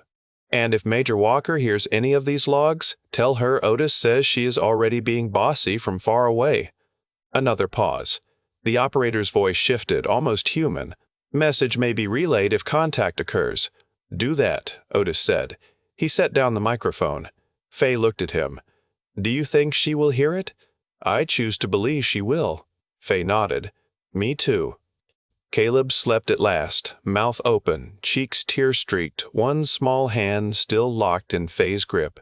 Floyd sat near the window with his rifle. Otis pulled a chair beside Fay and lowered himself into it, every bone in his body aching. The house was no longer only a ranch house. It was a sanctuary because Jade had demanded it, because Floyd had built it, because Fay had rules, because Otis had opened a gate he probably should not have opened, and because a dying mother had trusted strangers with the last thing she loved. Otis looked at Fay, then at Caleb, then at the empty chair. "We are going to need more beds," he said. Fay gave him a tired look. "That is what you are thinking about? I am thinking about a lot of things. Beds are less terrifying than most of them," Floyd grunted. "There are cots in the cellar. See, that is why we keep you around. My land, my house. Still helpful." Fay leaned her head against Otis's arm. "Jade is going to be surprised." "About Caleb?" "About all of it." Otis looked at the window where the dark pressed close. "Then we better make sure we are here to tell her." Floyd rose and checked the rifle chamber. "Dawn is 4 hours away. Otis, you take first indoor watch with the children. I will walk the porch. Wake me if the boy's fever rises, if Fay gets scared, or if you hear anything you cannot explain." Otis gave him a tired look. "That is a lot of categories. Welcome to ranch life. I miss liquor customers. They were easier to identify as stupid." Fay made a small snort. Otis looked at her. "Was that a laugh?" "No, it was not." It sounded adjacent to a laugh. It was air. Suspicious air. For a moment, in the ruined kitchen with blood on the towels and helicopters gone into memory, Fay smiled. That was enough to get him through the next breath. Floyd stepped onto the porch. The door closed behind him. Otis sat with the rifle across his lap, Fay against his side, and Caleb sleeping under a blanket on the table. Through the window, he could see Floyd's silhouette moving from post to post, old and unbreakable under moonlight. Beyond the fence, the world gathered itself for another try. Otis thought of Jade in the belly of a military transport, maybe already strapped to a gurney, maybe arguing with doctors, maybe reading Fay's note with tears she would not let anyone see. He hoped she could feel him holding the ranch from far away. He hoped she knew her place was still open. He hoped she knew that her leaving had not made them less of a family. It had made the word stretch until it covered distance, blood, static, and promise. Fay whispered, "Otis, I am here. Do you think family can get bigger even when everything is bad?" He looked at Caleb, then at the empty chair, then at the field where grief and mercy had both left marks in the grass. "Yeah," he said, "I think sometimes that is how family survives." Fay closed her eyes against his arm. Otis watched the night until the first pale line of dawn touched the mountains. The ranch had held. Jade was gone. A new child slept under their roof. And somewhere beyond the ridge, the long year had already begun. Dawn did not bring peace. It brought color to what the night had hidden. The north fence looked worse in daylight. The strangers had cut 2 support wires and bent a hinge plate before the infected reached them. Mud was churned into deep prints on both sides of the barrier. Brass glittered in the grass. Blood marked the gate in dark fans and ugly drops. Beyond the fence, the bodies lay where they had fallen, their shapes made smaller by morning light and more human because of it. Floyd would not let Fay come close at first. She argued from the porch until Caleb woke and cried out for water. That pulled her back inside. Otis watched her go and felt grateful for the task because grief needed somewhere to put its hands. Fay had lost one mother to a window, nearly lost Jade to a helicopter, and now had listened to another mother die outside a fence so her son could live. The world kept teaching her lessons no child should have to learn, and she kept standing back up with new rules in her eyes. Otis and Floyd worked in silence. They dragged the infected first. Floyd used the tractor again, jaw clenched, face closed. Otis covered him with the rifle until his arms ached. The human dead came after. The man with the shotgun had lived long enough to crawl 15 yards, then died with one hand buried in the grass. The bolt-cutter man had no face left worth looking at. The woman lay near the gate, eyes half open, one hand still curved as if reaching for the child she had saved. Otis stood over her for a long time. Floyd came beside him. "We put her separate." "Yeah? She earned that." "Yeah?" They found a patch beneath a stand of cottonwoods where the ground was soft enough to cut. Floyd brought shovels. Otis dug until sweat soaked his shirt despite the cold. Each bite of earth felt too small. When the hole was deep enough, they wrapped the woman in a clean tarp from the barn. Otis searched her pockets and found a cracked driver's license, a folded grocery receipt, and a key ring with a plastic dinosaur charm. "Name was Hannah Price," he said. Floyd removed his hat. "Then that is what we mark." Otis looked at the house. Fay stood in the window with Caleb beside her on a kitchen chair, his splinted leg propped on another. She had one hand on his shoulder. Caleb's face was pale and stunned. He did not understand the burial fully, but he understood enough to look smaller than he had in the night. Otis lifted the dinosaur charm. "The boy should have this, after we clean it." "Yeah." They lowered Hannah into the ground. Floyd said a prayer. It was plain, rough, and short enough to sound like him. He asked God to receive a mother who had spent her last strength saving her son. He asked mercy for those who had been sick and lost to rage. He asked protection over the house, the children, Jade in the hands of soldiers, and every decent soul still trying to stay decent. Otis did not say amen by itself. He said it in a full breath, because one-word sentences were not part of this family if he could help it. When they filled the grave, Otis made a marker from a strip of cedar and burned the name into it with a hot nail from Floyd's stove. Hannah. Price Shagatim thread the gate. Floyd read it and nodded. "That will do. It is not enough." No marker ever is. They repaired the fence next. Floyd worked with the fierce precision of a man telling grief where to stand. Otis held posts, tightened wire, and carried tools. Twice he heard movement in the trees and raised the rifle, but only deer stepped through the brush, thin and nervous, vanishing again as if even wild things knew people had become dangerous. By mid-morning, the first aircraft returned. Not helicopters this time. A small fixed-wing plane circled high over the ranch, silver belly flashing in the sun. Floyd and Otis both froze, hands on rifles, until the radio crackled from inside the house. "Walker Ranch, supply marker inbound. Stand clear of South Field." Floyd ran for the porch. Otis followed. Fay met them at the door. "Is it Jade?" "No," Otis said. "Supplies." Her disappointment was so quick and raw that he wished he had lied for half a second. Then she remembered her own rule and nodded. They watched from the porch as the plane dipped lower and released 2 cargo bundles under square parachutes. The bundles drifted down into the south field, swaying in the wind, then hit hard and rolled through the flattened helicopter grass. The plane banked away without another pass. Floyd looked at the sky. Hale moved fast. Jade moved him fast, Otis said, likely. They waited 10 minutes before approaching because Floyd trusted gifts from the sky only slightly more than strangers at the fence. The bundles were sealed in hard cases with red crosses and black triangle markings. Inside were medical supplies, antibiotics, sterile wraps, splinting gear, water purification tablets, radio batteries, and 2 vacuum-packed bags of chocolate. Fay stared at the chocolate. Otis picked up one bag and read the label. "Well, I will be dadgummed." Fay's voice went small. Jade promised. Floyd looked away. Otis handed the bag to Fay. Then she kept it already. Fay pressed the chocolate against her chest like it was a letter. Inside, Caleb watched them from the table bed they had made for him. Otis cleaned the dinosaur charm until the bright green plastic showed through and put it in the boy's hand.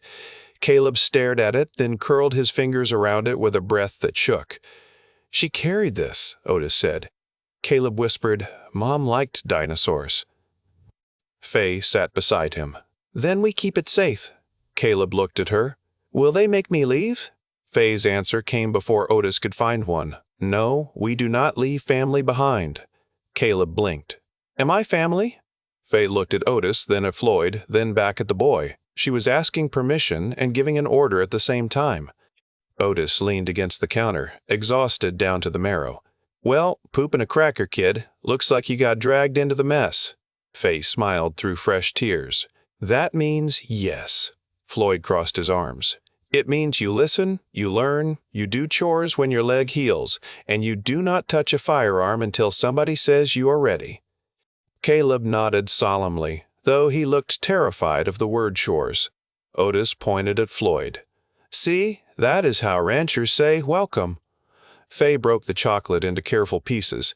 She gave the first to Caleb, the second to Floyd, the third to Otis, and kept the fourth for herself.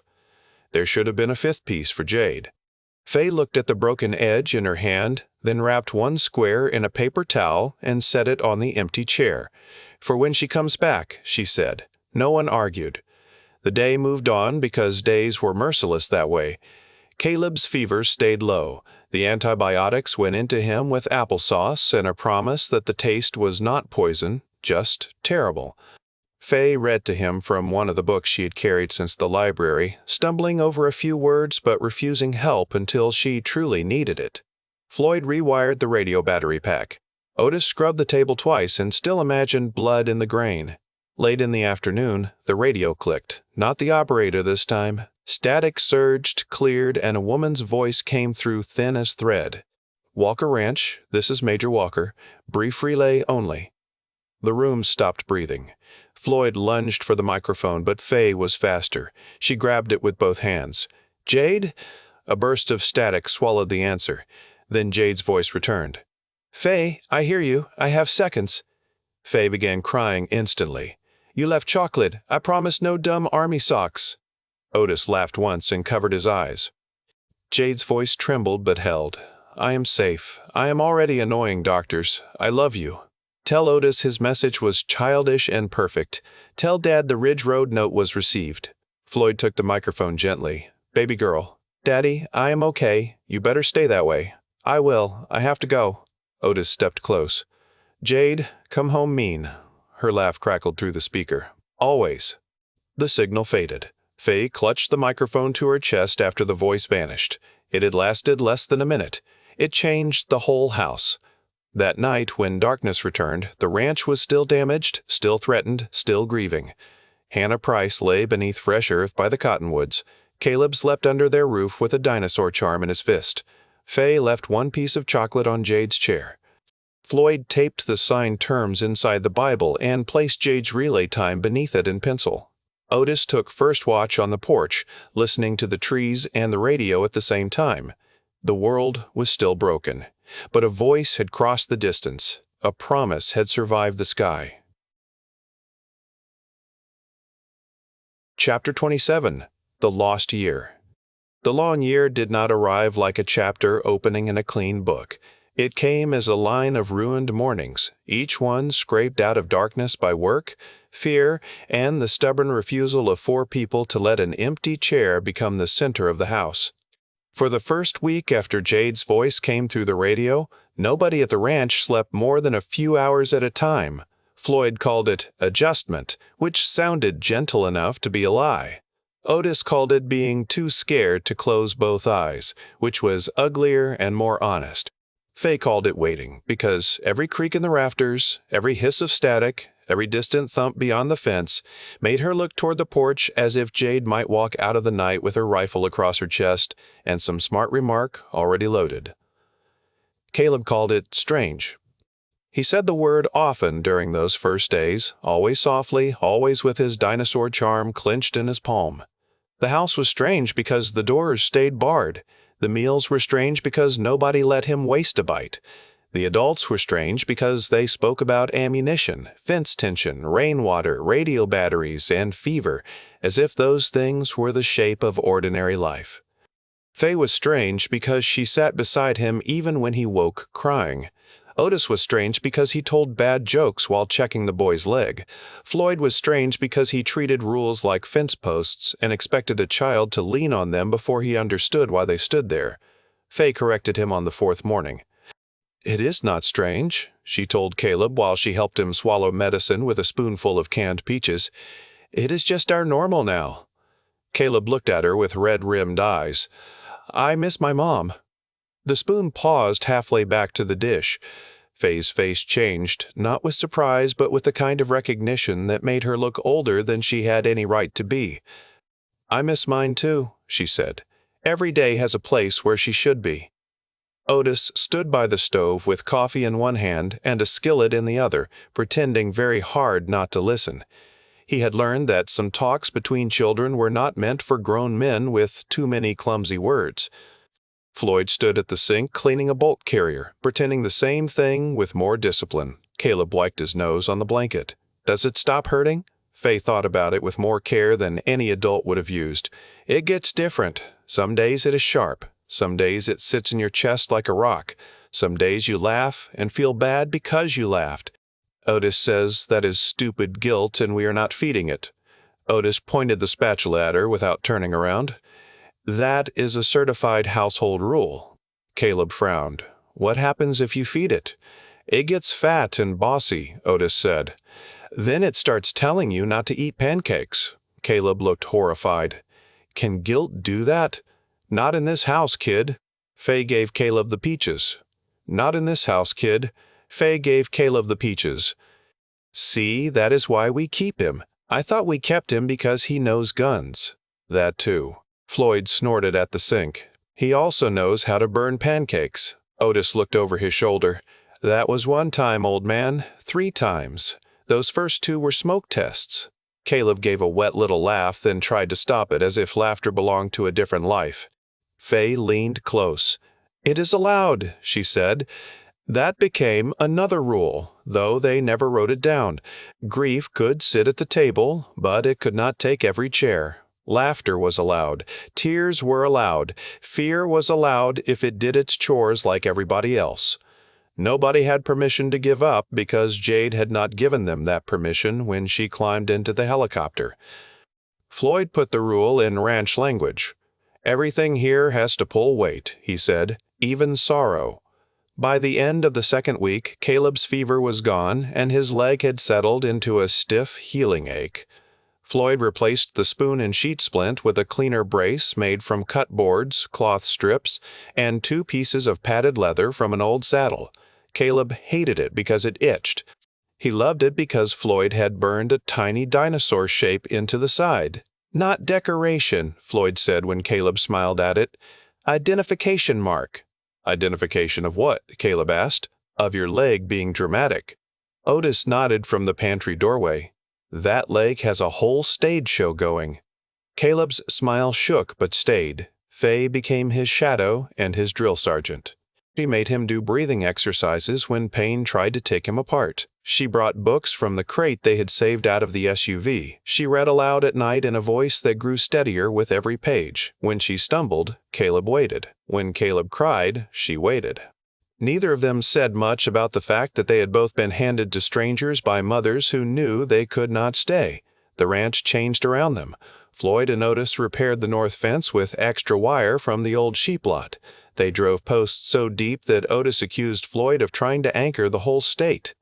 They strung cans on fishing line in the tree breaks, not because the infected cared about noise, but because people trying to creep through brush usually did. They dug shallow ditches where vehicle tires would sink. They moved hay bales into angled barriers near the gate, not enough to look military from the air, but enough to force anything on four wheels into a slow approach. The cellar became a small fortress under the floorboards. Floyd organized shelves into food, water, medical, ammunition, spare clothing, tools, and things he called morale because he did not like saying toys. Fay added books to the morale shelf. Caleb added a box of colored pencils from the supply drop.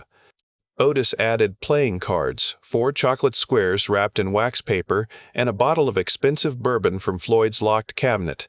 Floyd found it 2 days later. This is not morale. Otis folded his arms. You ever see someone smile at a can of beans? I have seen hungry people smile at beans. That is survival smiling. I am talking about morale smiling. Floyd stared at him for a long moment, then slid the bottle back into place. It stays sealed, unless the house is safe, the children are asleep, and Jade is home. Otis's grin faded in a way he could not stop. That is fair. Floyd shut the cabinet. It is also mine. Less touching, but still fair. The first month was all edges. Every meal was measured. Every bucket of water mattered. Every new track outside the fence was studied until it became either animal, infected, or a reason for everyone to sleep with boots on. The world beyond the ranch went quiet in a way that made old sounds feel dangerous.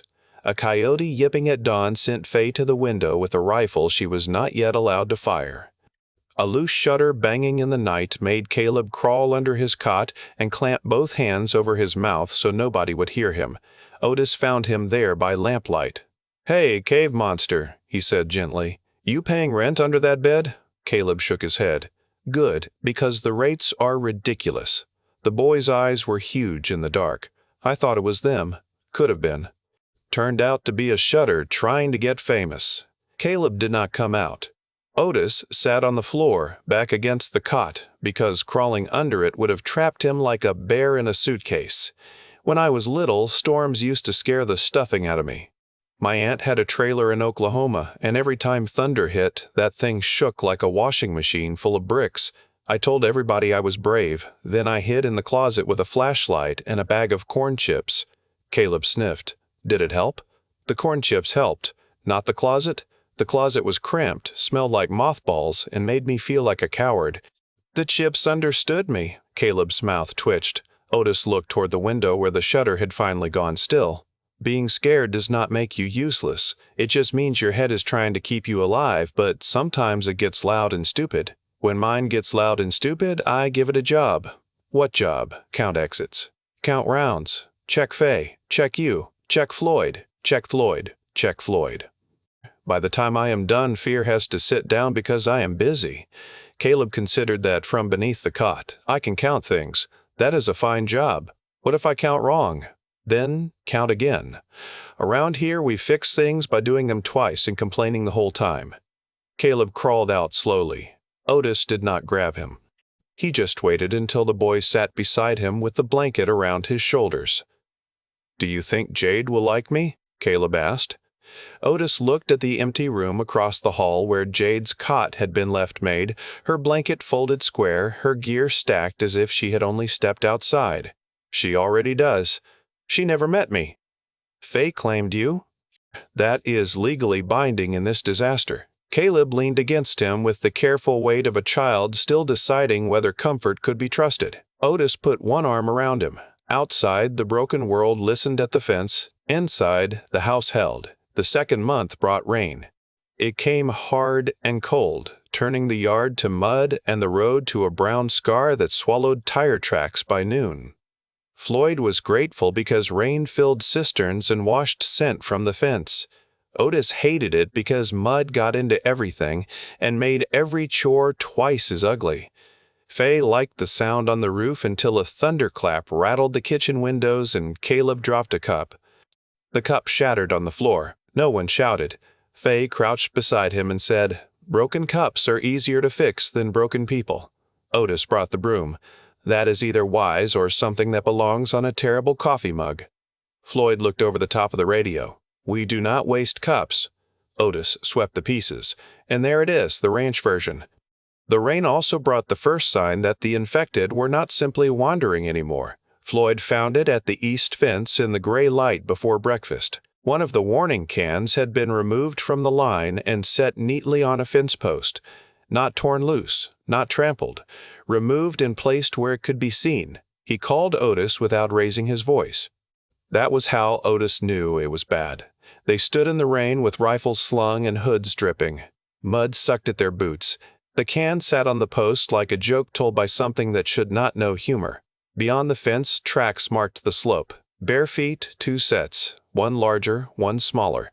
They moved along the wire, stopped at each noise line, and turned away before reaching the gate. Otis swallowed. "Tell me that was a person." Floyd's face was carved from old stone. "Could be. You do not believe that." "I believe tracks first."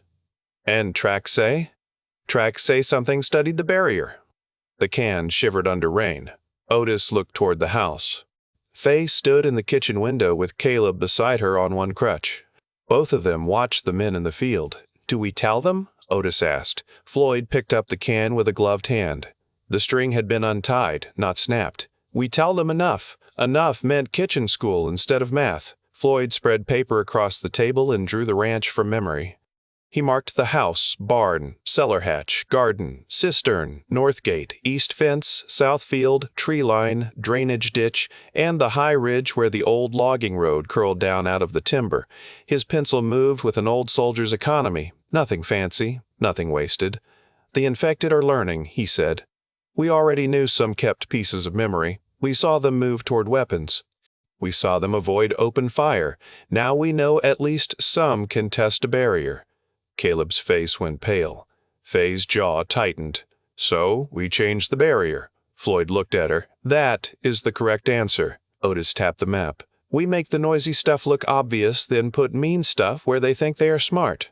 Fay gave him a look. "Mean stuff? Not bombs. Not bombs." "I can see that face. I mean brush piles, thorn wire, pits shallow enough to trip but not enough to break a kid, and maybe some of those old cow panels that make a racket if something brushes them." Floyd nodded. "We build layers." Caleb raised his hand as if still in school. "What can I do?" "Read the map," Floyd said. Caleb blinked. "That is all?" "That is not all. You learn every safe path from the house to the cellar, from the cellar to the barn, from the barn to the old well, and from the porch to the fire pit. You do it until you can explain it in the dark." The boy looked disappointed and relieved at the same time. Fay nudged him. "That is a big job." "Is it?" "When the grown-ups are being stupid, somebody has to remember where to run." Otis put a hand on his chest. "I object to how accurate that was." Caleb studied the map as if it were a treasure chart. In a way, it was. It showed where life hid. They spent the next 8 days turning the ranch into a place that lied to attackers. The gate remained the obvious entrance, wide and tempting, but Floyd and Otis buried tire spikes beneath loose mud 10 yards before it. The east fence kept its loose can line, but behind it they dragged thorny brush into a hidden belt. The north pasture looked open from the trees, but Fay helped string black cord between low posts where running feet would catch. Caleb, still on crutches, became the watcher from the porch. He called out when Otis left tools behind, when Fay got too close to the ditch, and when Floyd tried to work through lunch. Floyd pretended to dislike being monitored. "That boy is nosy," he said one evening. Caleb looked worried. Otis leaned toward him. "That means he likes you." Fay nodded. "He called me bossy for 2 days before he admitted I was useful." "I did not admit that," Floyd said. "You said my eyes were sharp. Sharp things can be annoying." Fay smiled. "Still useful." The smile did not last long, but it came easier than before. The radio relays became the spine of their calendar. Jade could not speak often. When she did, the connection was short, filtered through operators and military caution, but her voice cut through the house like sunlight through boards. She told them she was being tested until she was sick of needles. She told him she had argued with 3 doctors, 1 colonel, and a man from Washington who said the word acceptable in a way that made her want to hit him with a tray. She told Floyd she had not let anyone take samples without signed chain of custody records because if the government wanted her blood, it could at least learn manners. She told Fay that the chocolate chair rule had made one medic cry when the operator relayed it. She told Caleb, on the first day she learned his name, that anyone Fay adopted was automatically under her protection, which made him sit straighter for the rest of the evening. She told Otis less when others were listening. When a relay came late one night and everyone else had drifted into exhausted sleep, Otis took the microphone alone. Rain whispered against the roof. The lamp had burned low. His hand shook a little when the operator connected the line. "Walker Ranch, speak now." Otis leaned close. "Jade, you there?" Static scratched. "I am here," she said. The sound of her voice nearly undid him. He closed his eyes. "You sound tired. I am tired. Are they hurting you?" There was a pause long enough to make his stomach knot. "They are taking what they need. There is a difference." That was not an answer I liked. It was the true one. Otis gripped the microphone until his fingers ached. "I want to come get you." "I know. I have thought about it more than once. I have thought about stealing the SUV, lying to Floyd, and driving straight at whatever fence they put around you. That would be stupid. That has not always stopped me." Her laugh was soft and ragged. "Stay with Fay. I am. Stay with Dad. I am. Stay with Caleb. I am doing that too." Kid snores like a tiny chainsaw. "He belongs. He does. Good enough." Otis swallowed against the burn in his throat. "Do you belong where you are?" Jade did not answer right away. In the quiet, he heard distant voices behind her, the hum of equipment, maybe wheels on tile. "No," she said at last, "but what they can make from me might let other people belong somewhere again." That sounds like something brave people say before they get themselves killed. It sounds like something scared people say when they choose anyway. He pressed his forehead against his knuckles. Jade's voice softened. "Otis, listen to me. There is something I have not told you because I did not know how, and because everything here is watched." His whole body went cold. "Are you sick?" "No way." "Then say the thing before my heart crawls out of my shirt." Another pause came. This one held a breath. "I am pregnant."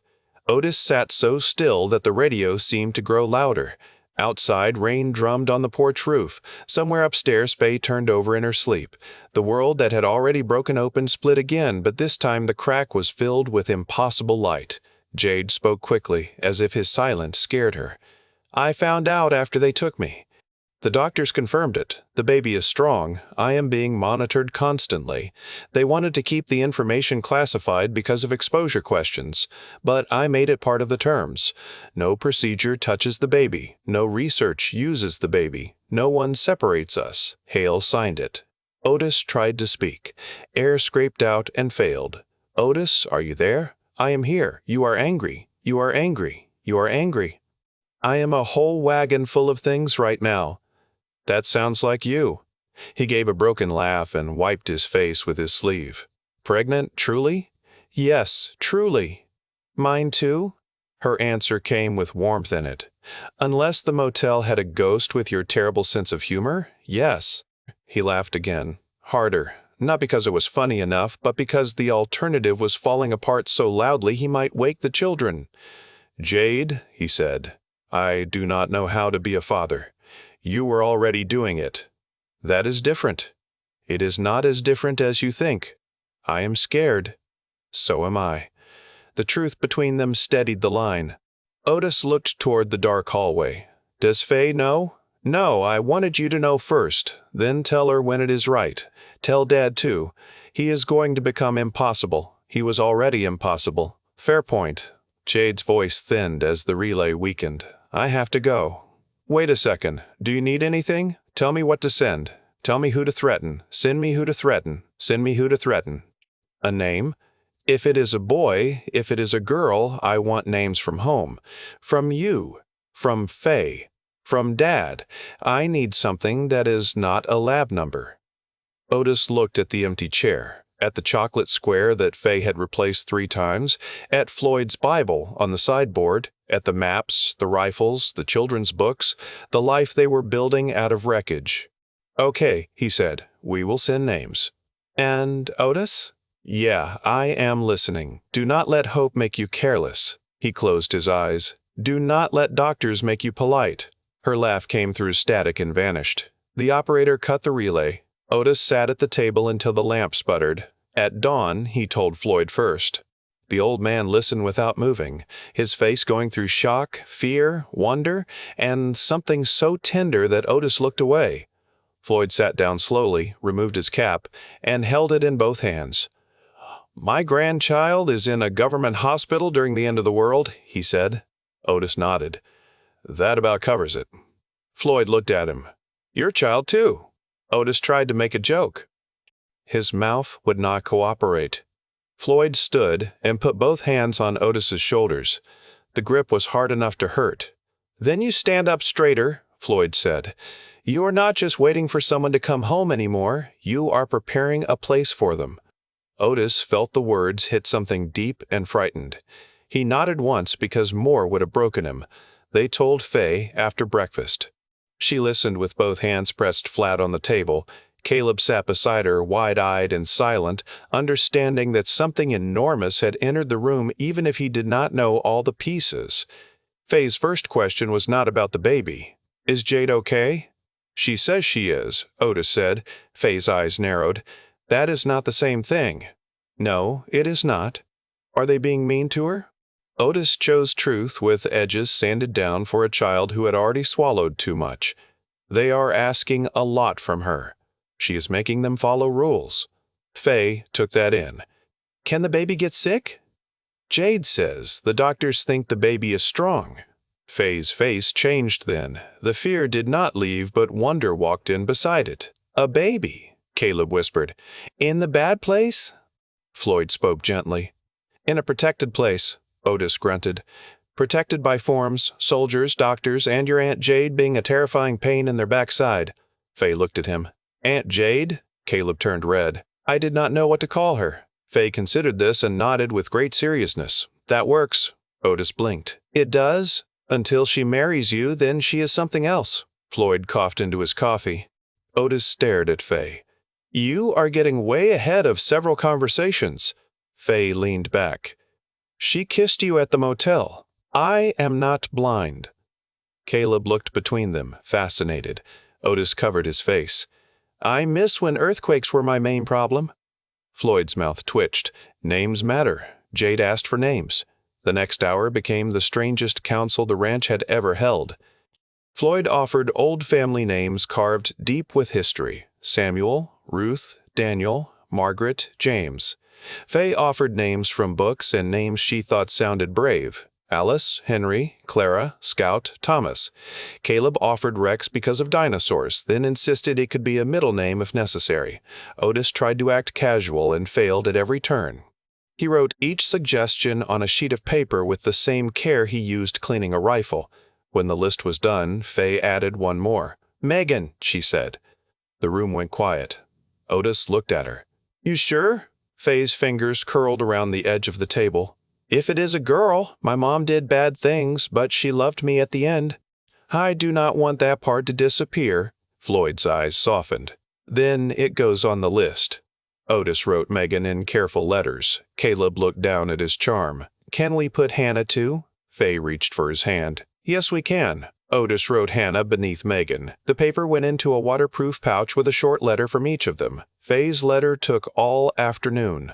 She wrote slowly, tongue caught between her teeth, crossing out only when words felt too small.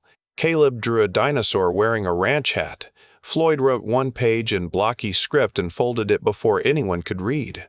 Otis stared at blank paper until dusk, then wrote less than he felt because feeling did not fit. "Jade, the chair is still yours. The house is still yours. The kid is already ours, whichever name you pick. I am scared, but I am standing up straighter. Come home mean. Come home with the baby. I love you, Otis." He read it twice, hated how small it was, and sealed it anyway.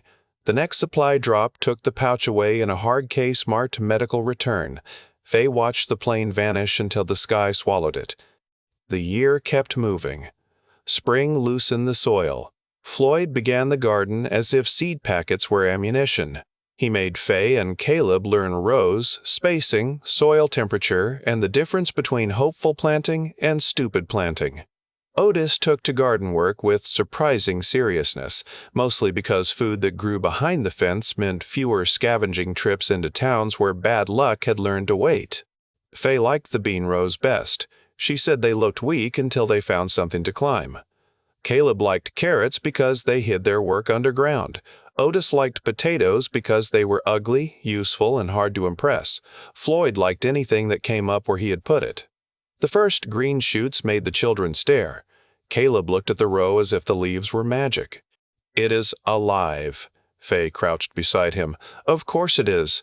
But everything outside is ruined." "Not everything." That became the quiet lesson of spring. Not everything was ruined.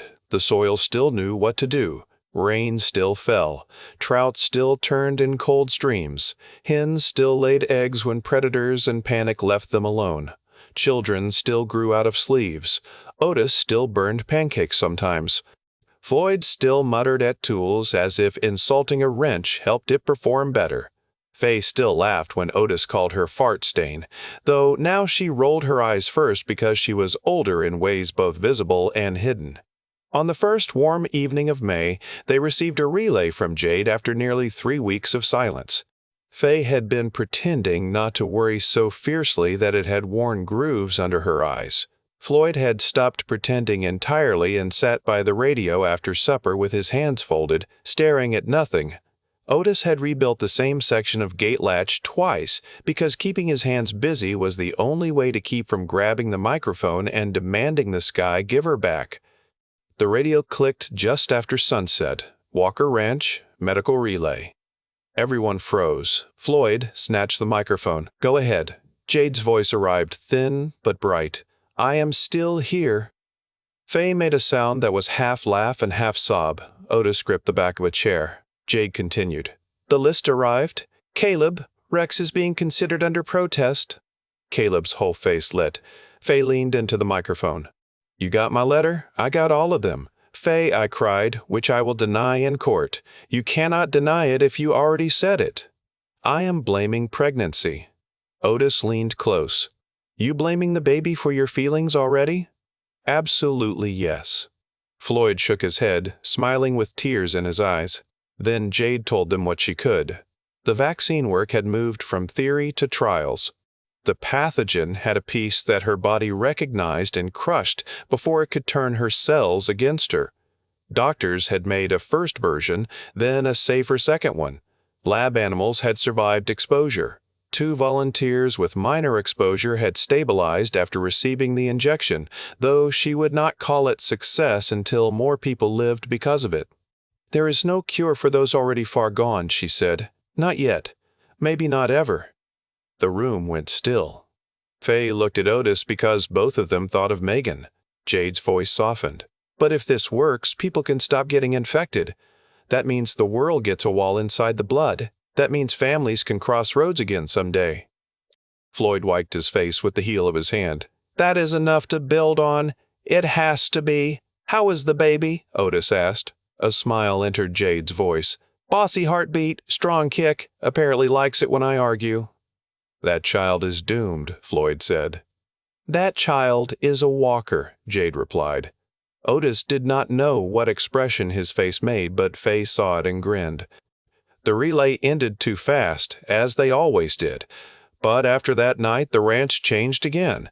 Hope, which Jade had warned them not to let make them careless, still got in through the cracks. It did not make them foolish. If anything, it made them meaner about surviving. The baby became a future with a heartbeat.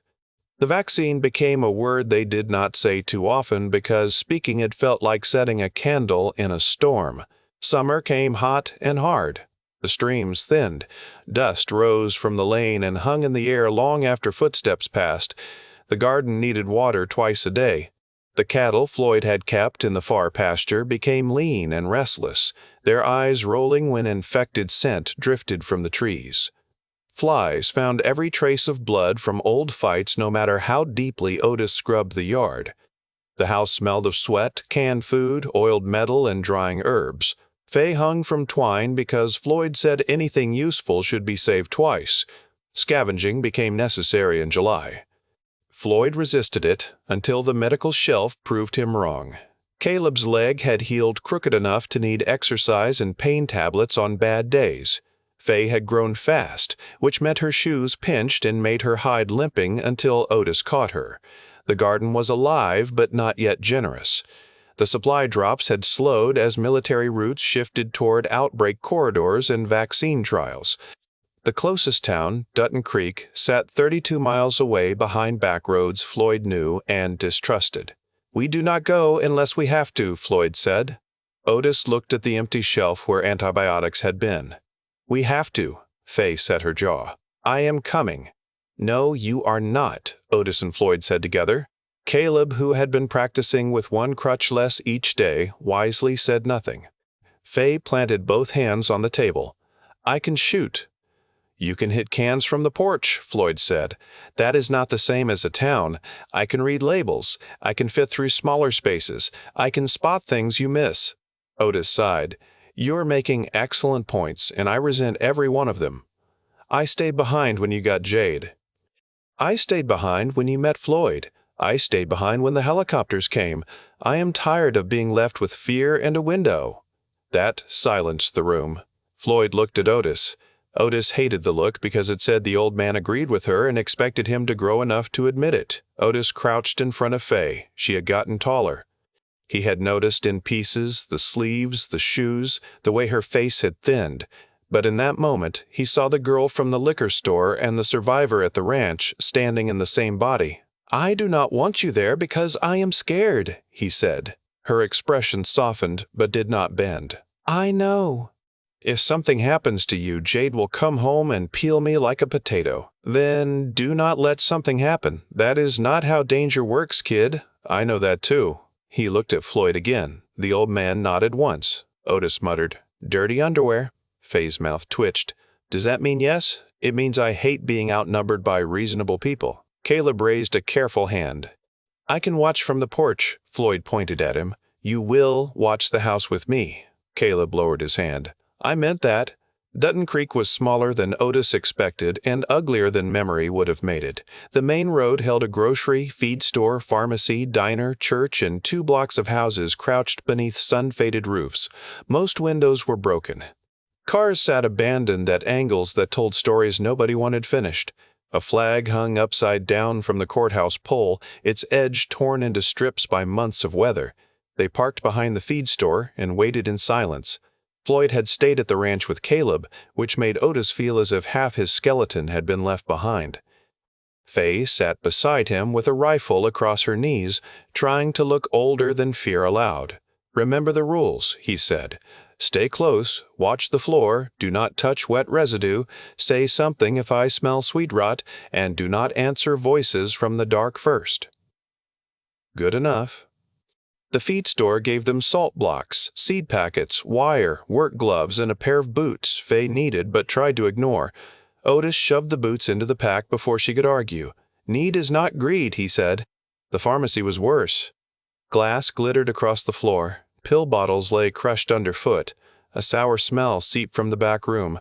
Fay touched Otis's sleeve and pointed to a smear on the floor that still looked damp despite the heat. The smear was fresh. A man's voice came from behind the counter. "Please help. My wife is upstairs. Baby is coming. I am not infected." Otis hated the timing because it felt arranged by a cruel storyteller.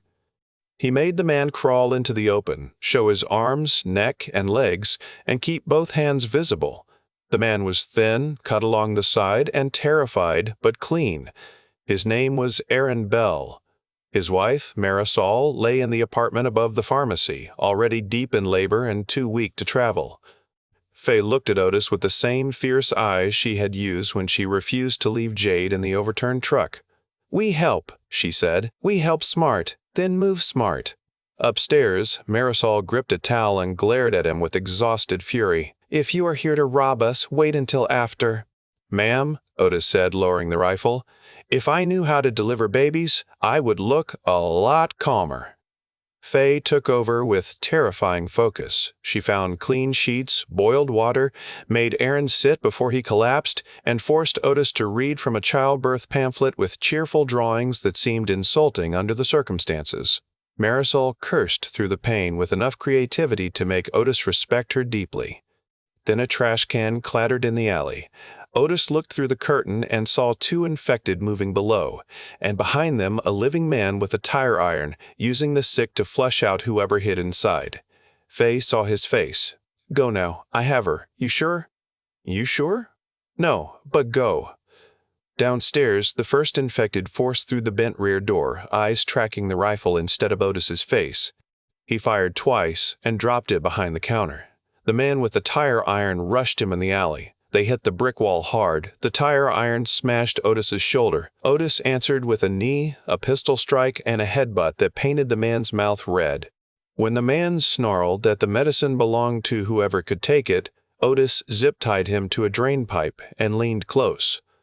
"There is a woman having a baby upstairs," he said. "If you get loose, run away from this building." A scream tore through the pharmacy. Otis ran back up with his heart hammering. The baby arrived in blood, sweat, and a fierce cry that made the whole ruined town feel less empty. Fay held the newborn with both hands, crying openly while Marisol sobbed and laughed. Aaron pressed a towel to his side and stared as if the world had handed him sunrise in a room full of dust. "It is a girl," Fay said. Otis leaned against the doorframe, bruised and shaking. "That child has dramatic timing." Marisol named her Grace before they left. They could not bring the family back to the ranch.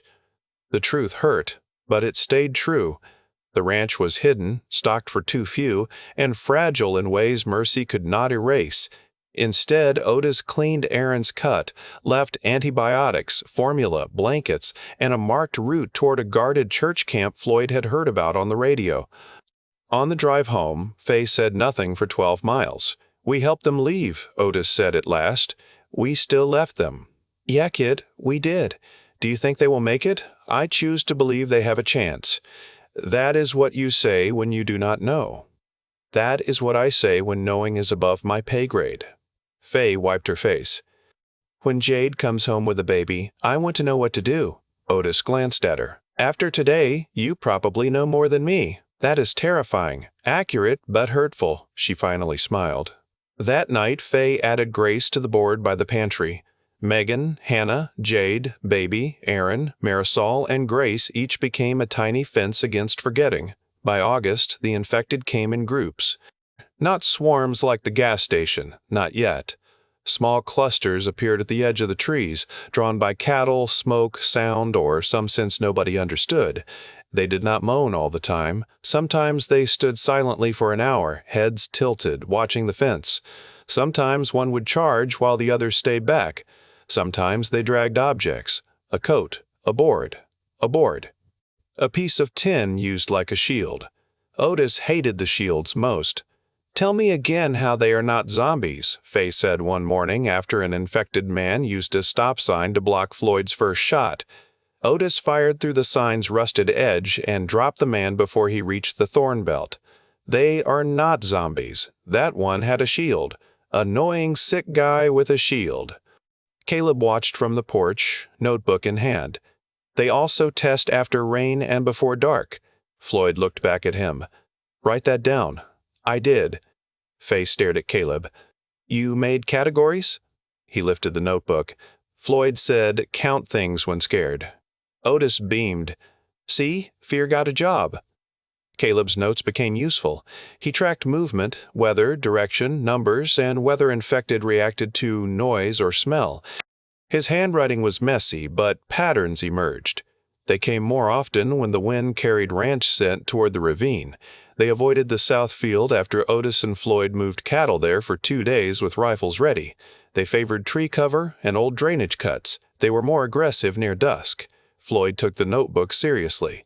That changed Caleb in visible ways. The boy stood straighter.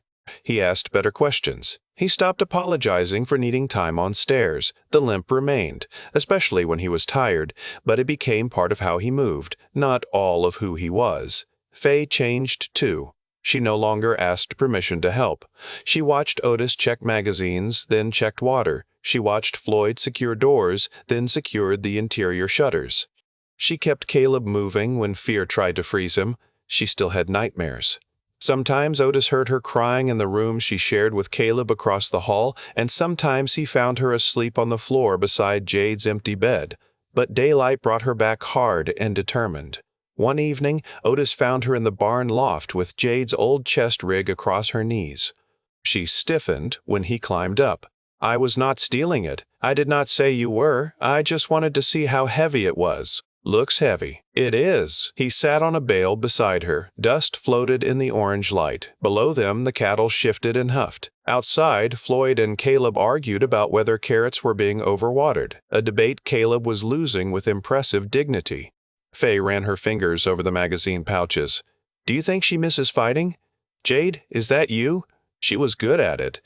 Being good at something ugly does not mean you miss needing it." Fay considered that. "Do you miss the liquor store?"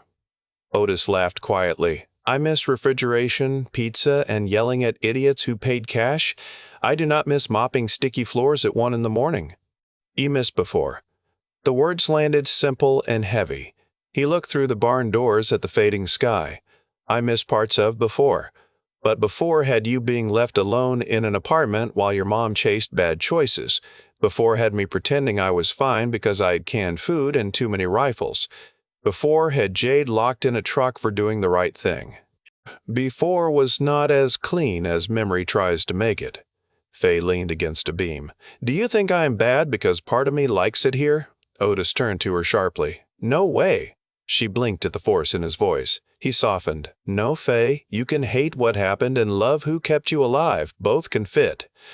Life is not a jar with room for only one thing." Her eyes filled. "I love the ranch. I love Floyd. I love Caleb, even when he breathes loud.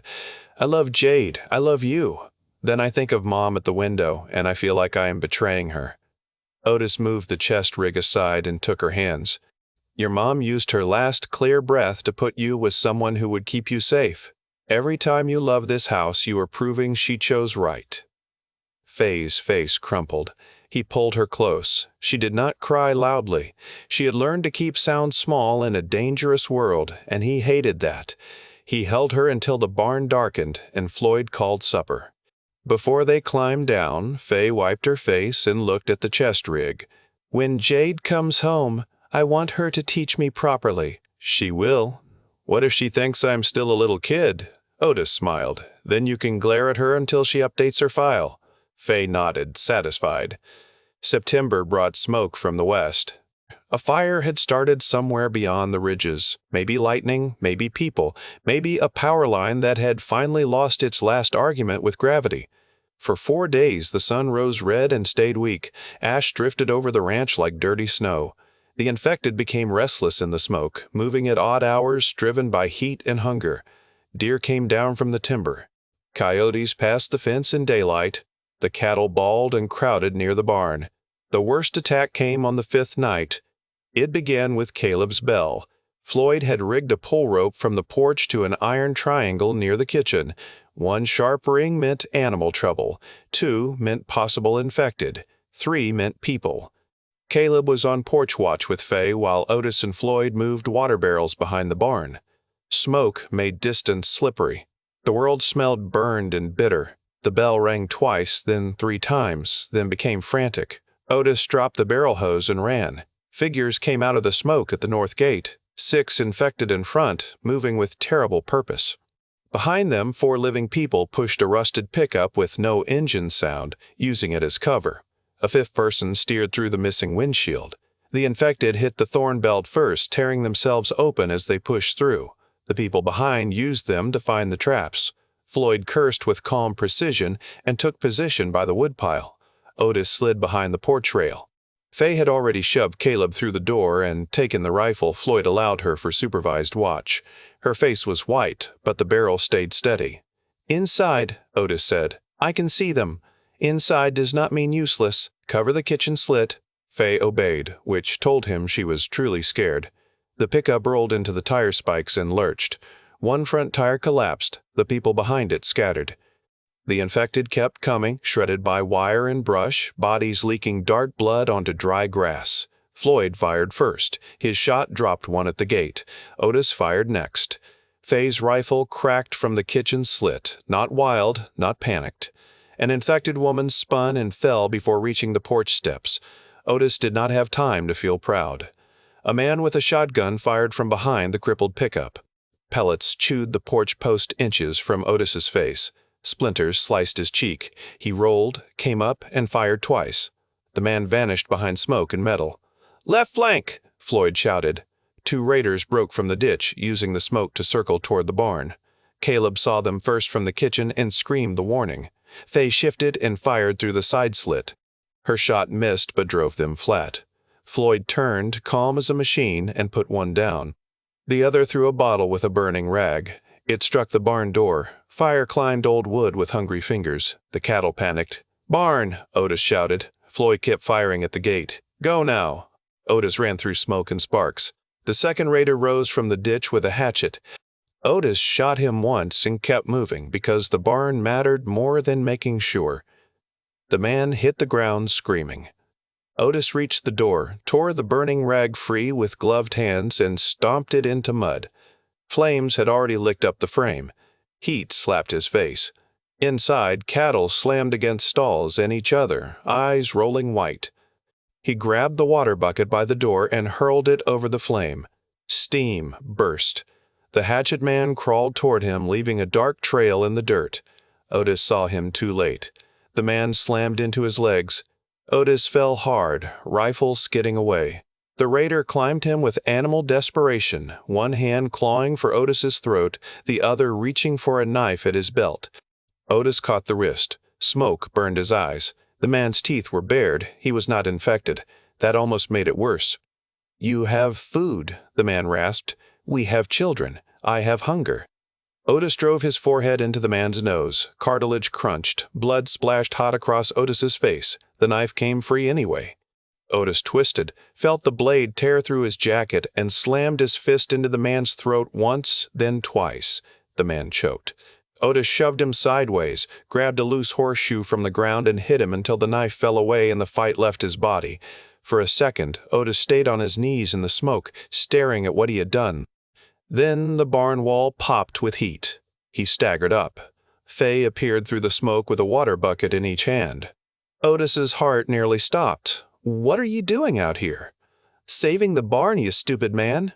Inside meant inside. Fire changed the rule. She threw water at the frame. Caleb limped behind her, dragging a wet blanket, face streaked with ash. Otis wanted to yell at both of them. Instead, he grabbed the blanket and slapped it over the smoldering wood. Together, they killed the fire. At the gate, Floyd ended the last raider with a shot that echoed across the field. The remaining infected tangled in the thorn belt, ripping themselves apart against wire until Floyd and Fay put them down from a distance. Silence returned in pieces. The barn still stood. The gate held. The porch was chewed and smoking. A raider moaned near the pickup, then went quiet before anyone reached him. Otis leaned against the barn door, chest heaving, face sticky with blood that was not all his. Fay stood in front of him, shaking with fury. "You said inside," she said. "You came out. You were on fire." The barn was on fire. "You were near the fire. That is not the same thing. It is when I am scared." Caleb looked between them and whispered, "Are we in trouble?" Floyd walked up, rifle low, face blackened with smoke. He looked at the barn, the children, Otis, the dead raider, the ruined gate, and the wet blanket. "Everyone is in trouble," he said. "After we secure the field." That was Floyd's way of saying he was grateful nobody had died. They worked until dawn. The bodies were dragged and burned in the old gravel pit because burial had become a luxury they could not afford for attackers. The infected burned differently than healthy dead. Their bodies gave off a chemical reek that clung to hair and clothes. Fay vomited behind the barn and then came back without being asked. Caleb sat on the porch with a notebook and wrote every detail his trembling hands could manage. Floyd wrapped Otis's torn jacket and inspected his ribs, declaring nothing broken except his common sense. Otis told him that common sense had been cracked for years. At sunrise, Fay found the raiders' pack in the ditch. Inside were 3 cans of peaches, a child's mitten, 2 shotgun shells, and a photograph sealed in plastic. It showed the hatchet man before hunger sharpened him, standing beside a woman and 2 little girls in summer clothes. Fay stared at the picture for a long time. Otis came beside her. He had kids, she said. Looks that way. Did he become bad because he was hungry? Otis wanted to say yes because it would make the world simpler. Hunger had teeth. Fear had teeth. But not every hungry person used infected bodies to test a fence. Not every desperate father threw fire at a barn with children inside. I think hunger opened a door, he said. He chose what walked through. Fay slipped the photo back into the pack. Do we keep it? Why now? So somebody remembers he was not only what he became. Otis looked at the gravel pit smoke rising beyond the field. That is a heavy thing to carry. I can carry heavy things. He did not argue. They buried the photograph in a tin beneath a fence post, not as honor and not as forgiveness, but as proof that the line between person and threat had to be guarded inside as fiercely as outside. Floyd said nothing when Fay did it. Caleb added the date to his notebook. After the smoke attack, the ranch became harder. Floyd moved the children into the cellar during every night watch. Fay hated it until Caleb admitted the cellar made him feel safer when she was there. Otis rebuilt the barn door with steel strips. They turned the ruined pickup into a barricade near the north approach after stripping anything useful. Floyd set a second radio antenna in the hayloft hidden under patched roofing. Fay learned to clean and load under pressure. Caleb learned Morse code from an old field manual and tapped messages on the table until Otis threatened to assign the spoons their own call signs. The vaccine news improved. In October, Jade reported that the first large trial had held. Exposed volunteers who received the vaccine before symptoms did not develop sores. Medical teams had begun moving along secured corridors. Safe camps were being inoculated. The word inoculated became Fay's favorite because it sounded like a spell and a machine at the same time. Floyd wrote it in his Bible margin. Otis wrote it on the pantry board under beans, coffee, and do not let Caleb trade chores for pencil stubs. Jade's baby kicked during the relay. She laughed mid-sentence, then gasped. Otis nearly knocked over a chair grabbing the microphone. What happened? Your child just kicked my ribs. Fay pressed both hands over her mouth. Floyd's eyes filled. Caleb whispered, Tell the baby Rex is still available. Jade heard him and laughed so hard the operator warned her about signal time. It is not Rex, she said. Caleb sighed. I accept this terrible news. What is the name? Fay asked. Jade paused. Otis felt the room lean in. If it is a boy, Samuel Otis Walker. If it is a girl, Megan Hannah Walker. No one spoke. Otis's throat closed. Fay covered her face. Floyd turned away completely. Jade's voice softened. I wanted all of you in it. Blood family, chosen family, lost family, found family, found family. Otis finally managed words. You put my name in there? Try not to sound so horrified. I am not horrified. I am not horrified. I am. I do not have the right word.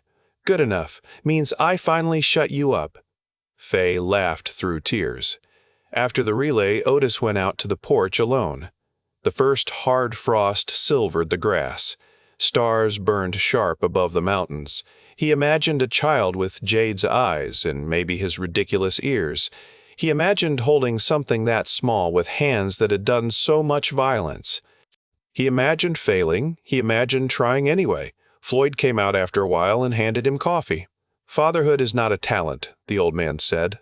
Otis looked at him. That obvious? You are thinking loud.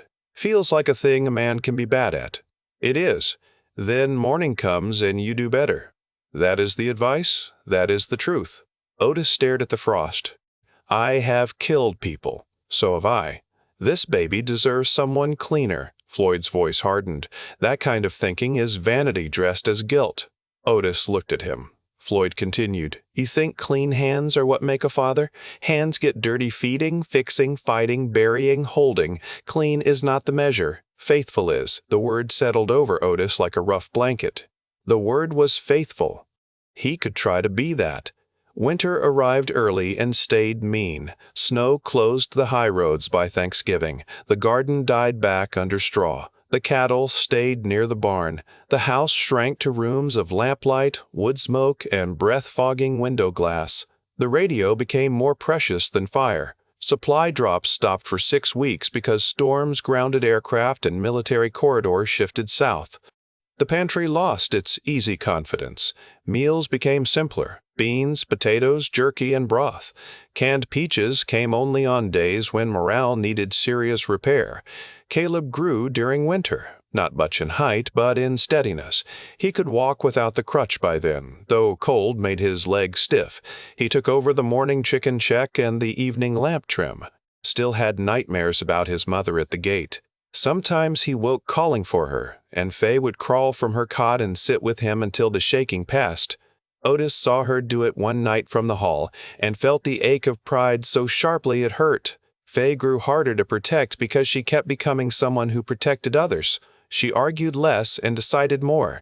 She challenged Floyd when a rule seemed old instead of useful. She told Otis when his jokes hid fear badly. She wrote letters to Jade every Sunday even when there was no way to send them. She folded each one and put it in the chocolate chair, beneath the wrapped square that had become dusty, replaced only when mice threatened it. On Christmas morning, Floyd opened the sealed bourbon. Otis stared at him. "You said Jade had to be home." Floyd set 4 tiny pours on the table, then poured cider for the children. "Jade is not home, but the house is safe for one morning, and I am tired of letting absence make every rule."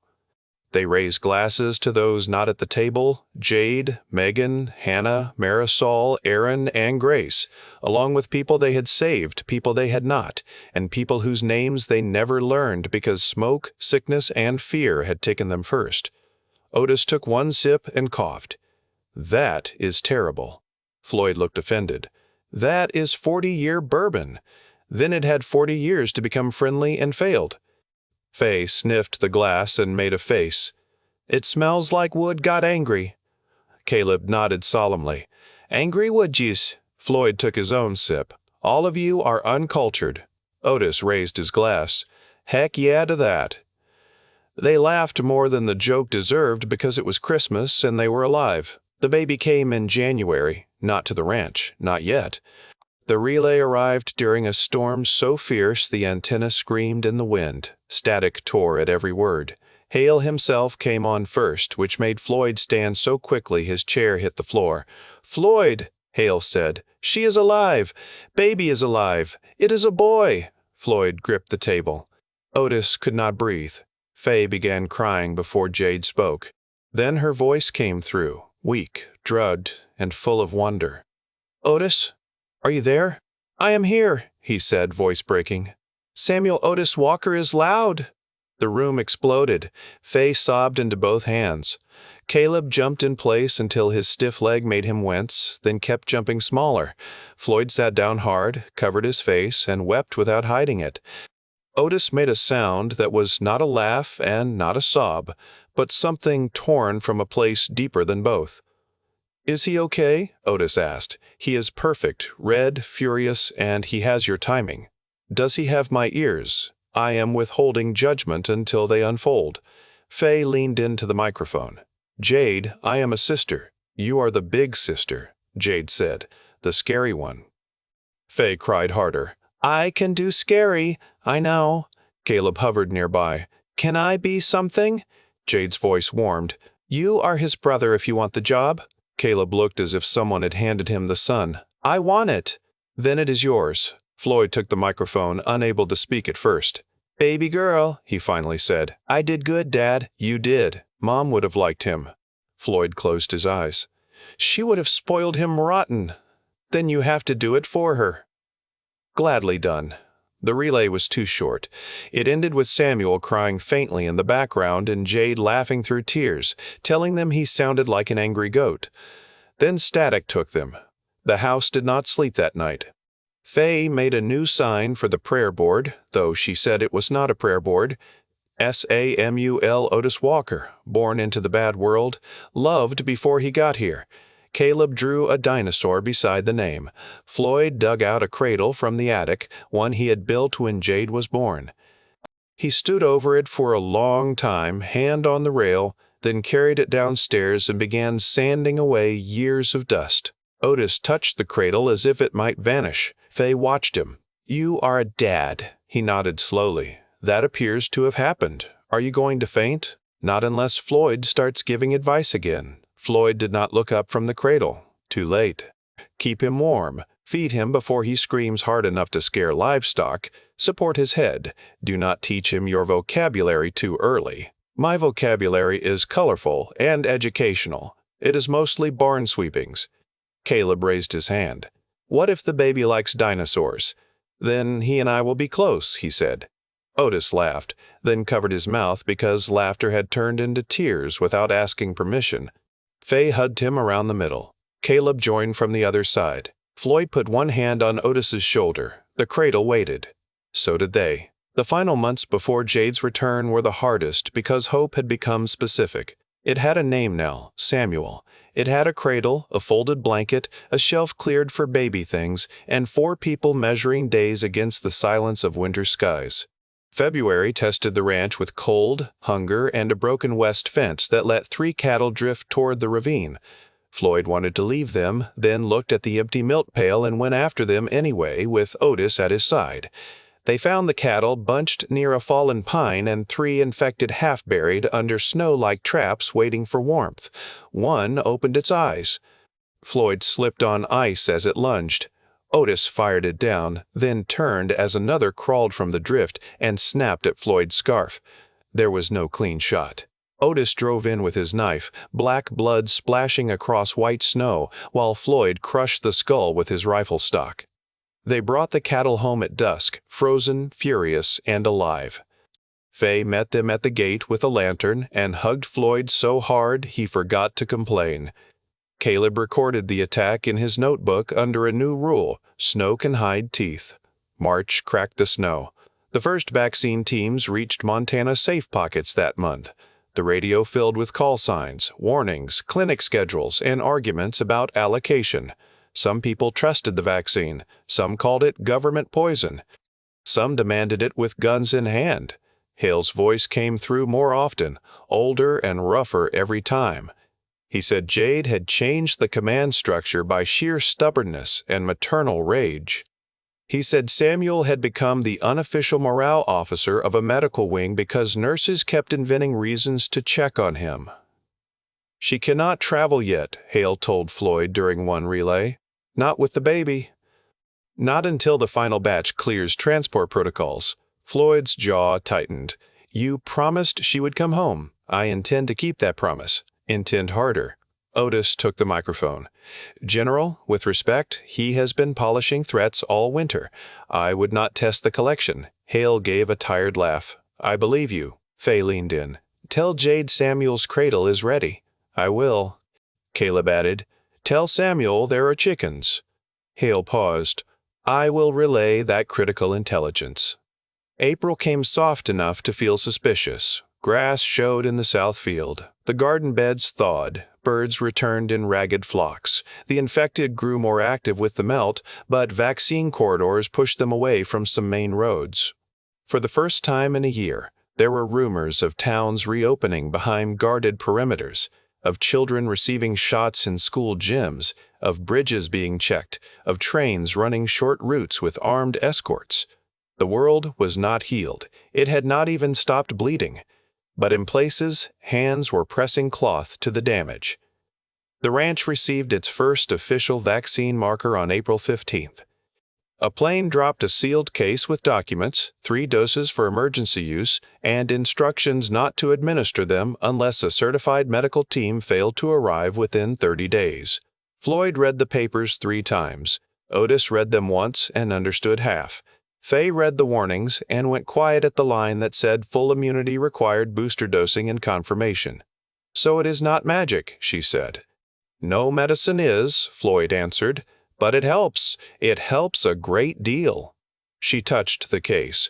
Jade made this. Jade helped make this. Fay looked at him. She made them be decent enough to use it right. Floyd smiled faintly. That may be the larger miracle. 2 days later, the ranch almost fell. It happened in the hour before dawn, when even disciplined eyes grow heavy and the world turns blue at the edges. Otis was on porch watch. Floyd slept in the chair near the radio. Fay and Caleb were in the cellar, not because of an alarm, but because spring storms had been rattling the house, and Caleb slept better underground. Rain whispered on the roof. Fog lay thick across the field. The first sign was the smell. Sweet rot. Otis stood, rifle ready. The fog moved wrong near the garden. Then hands rose out of the bean rows. Infected had crawled through the drainage ditch under cover of rain, sliding beneath the lowest trip lines where water had loosened the mud. 6, maybe 8. No cans rang because the ditch swallowed sound. No fence broke because they had used the culvert, the one Floyd had marked as too narrow for a grown man. Too narrow for a healthy grown man. Not for bodies willing to tear themselves smaller. Otis rang the bell twice, then shouted until his throat ripped. Floyd came out of sleep with the rifle already in hand. The infected reached the porch steps as Otis opened fire. The first fell, then the second. A third crawled under the railing and grabbed his boot. Otis kicked free, fired down, and felt black fluid splash his pants. Floyd fired from the doorway. Fay appeared behind him against orders, hair wild from sleep, rifle in hand. "Cellar," Floyd snapped. "They came through the ditch," she said. "Caleb is barring it from inside." For one terrible moment, Otis understood. The cellar had an old drainage passage, sealed years ago with boards and stone. If infected had followed the culvert to the house foundation, Caleb might be holding the only barrier between them and the food stores. "Go," Floyd barked at Otis. Otis ran through the house, down the cellar steps, and into lamplight chaos. Caleb had wedged a table against the old drainage door. The boards behind it shook under blows from the other side. Dust fell from the frame. The boy stood with a shotgun braced against his shoulder, face pale, jaw clenched so hard it trembled. "They are in there," Caleb said. "I see that, buddy. I counted 3 voices. Good counting." The drainage door cracked. Otis shoved a crate against the table. "When it breaks, you get behind me." Caleb shook his head. "If they pass you, I shoot." That was not a suggestion. "If they pass you, I shoot," Caleb repeated, tears standing in his eyes. Otis looked at him and saw a child, a brother, a survivor, a boy who had crawled through a gate with his mother's blood behind him and had decided the house was worth guarding. "Then do not miss," Otis said. The door burst inward. The first infected came through low, crawling over broken boards with fingers stripped bloody. Otis fired. The blast filled the cellar, deafening and hot. The body slammed back into the passage. The second came over it, smaller, faster, hair hanging in wet ropes. Caleb fired before Otis could. The shotgun kicked him backward into sacks of flour. The infected folded against the frame and stopped moving. Caleb stared, horrified. Otis grabbed his shoulder. Eyes on the door. The third infected did not come through. It threw something. A stone hit the lamp. The cellar went dark. Caleb gasped. Otis dropped low and pulled him down as the third infected launched through the doorway, silent now, aiming for where the lamp had been. Otis felt it pass above him, smelled rot and mud, heard it hit the shelf behind. Jars shattered. In the dark, it moved fast, too fast. Caleb whispered, "Left." Otis fired left. The muzzle flash lit the cellar for a blink. The infected was on the shelf, reaching not for him, but for the vaccine case. Otis fired again. The body hit the floor inches from the sealed case. For a few seconds, neither of them moved. Then Fay's voice shouted from upstairs. "Otis, are you there?" He found his breath. "We are alive," Floyd called. "Status?" "Cellar clear. Vaccine case safe. Caleb just got promoted." Caleb started shaking so badly Otis had to take the shotgun from his hands. Upstairs, the porch fight ended with rainwater running black down the steps. Fay had killed one infected near the garden. Floyd had dropped 2 by the cistern. Otis and Caleb had stopped the cellar breach. The ranch had held by splinters and stubbornness. At daylight, Floyd inspected the culvert and swore for a full minute without repeating himself. Fay looked impressed. Otis pointed at her. "Do not learn from that. I learned some of those already from you." "That is disappointing and believable." Caleb sat on the porch wrapped in a blanket, staring at his hands. The shotgun bruise was already dark on his shoulder. Fay sat beside him. "I shot one," he said. "You saved the cellar. I was scared." "Good," Fay said. Fear was doing its job. He looked at her. "I think I hate its job. Everybody does." He leaned into her. "I think I hate its job. Everybody does." He leaned into her. She put an arm around him. The attack changed the last doubt in Floyd's mind. The ranch was strong, but it could not remain alone forever. The vaccine teams were not just a medical hope now. They were the difference between a hidden holdout and a world with roads again. On April 29th, the radio called before sunrise. Floyd answered. Hale's voice came through clear. "Walker Ranch, this is Hale. Walker Ranch, this is Hale. Stand by for inbound medical transport at 1000 hours. Confirm landing zone South Field. Major Walker is aboard with dependent child." Floyd closed his eyes. Otis gripped the table. Fay whispered, "Today," Hale continued. "Repeat, Major Walker is aboard. Vaccine team included. Security escort included. Do not shoot my pilots, Otis." Otis grabbed the microphone. "No promises if they part badly." Jade's voice broke into the channel, bright and fierce. "You better not start our reunion by insulting aviation." The kitchen erupted. Fay screamed and clapped both hands over her mouth. Caleb shouted something about chickens. Floyd laughed and cried at once. Otis stood frozen, microphone in hand, because after a year of imagining, the real thing had arrived and his body did not know how to hold it. Jade spoke again, softer. "Otis, are you there?" He swallowed. "I am here." "Good enough. Open the gate in your heart or whatever poetic thing you're bad at." He laughed then, a full broken laugh. "Heck yeah, woman. Get home." Chapter 28. Heck yeah. The morning did not move.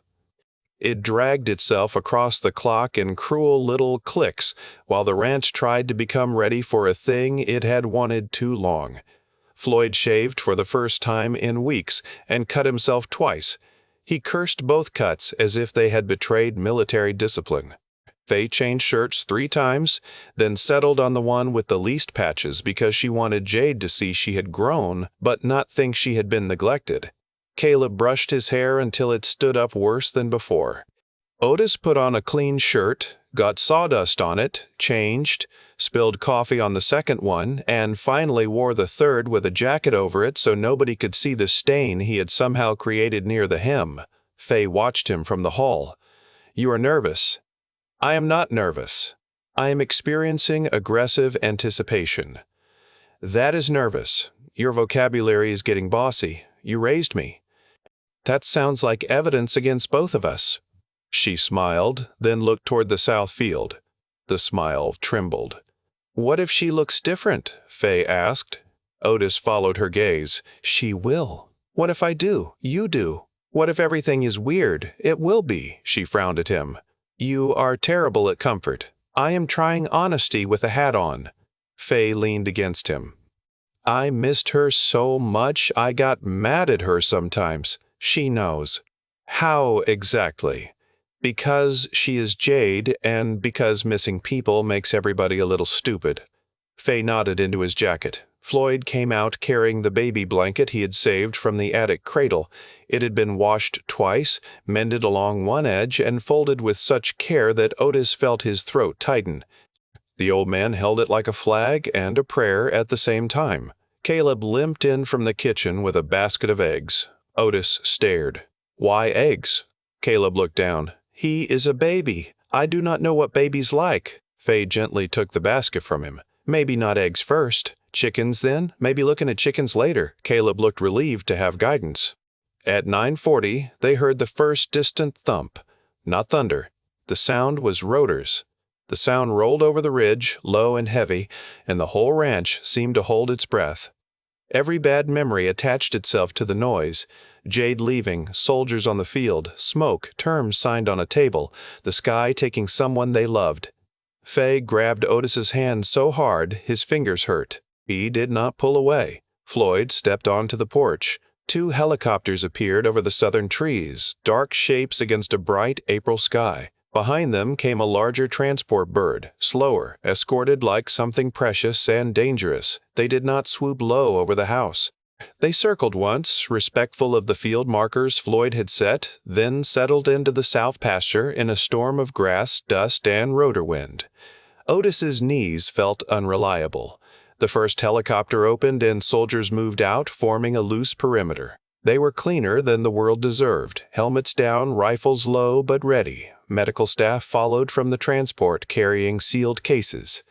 Hale stepped out next, older than his voice had sounded, hair grayer, face lined by a year of impossible decisions. Floyd did not move toward him. Hale saw that and gave a tired nod from across the field. Then the transport door opened wider. Jade appeared at the top of the ramp. For one heartbeat, nobody moved. She looked thinner in the face and stronger in the eyes. Her hair was shorter, tucked behind her ears. She wore a dark jacket over medical scrubs and a shoulder holster she had apparently argued into keeping. A sling crossed her chest, and in the sling, wrapped tight beneath the blanket, was a baby with one tiny fist lifted against the light. Fay made a sound like her heart had jumped out. Jade saw her.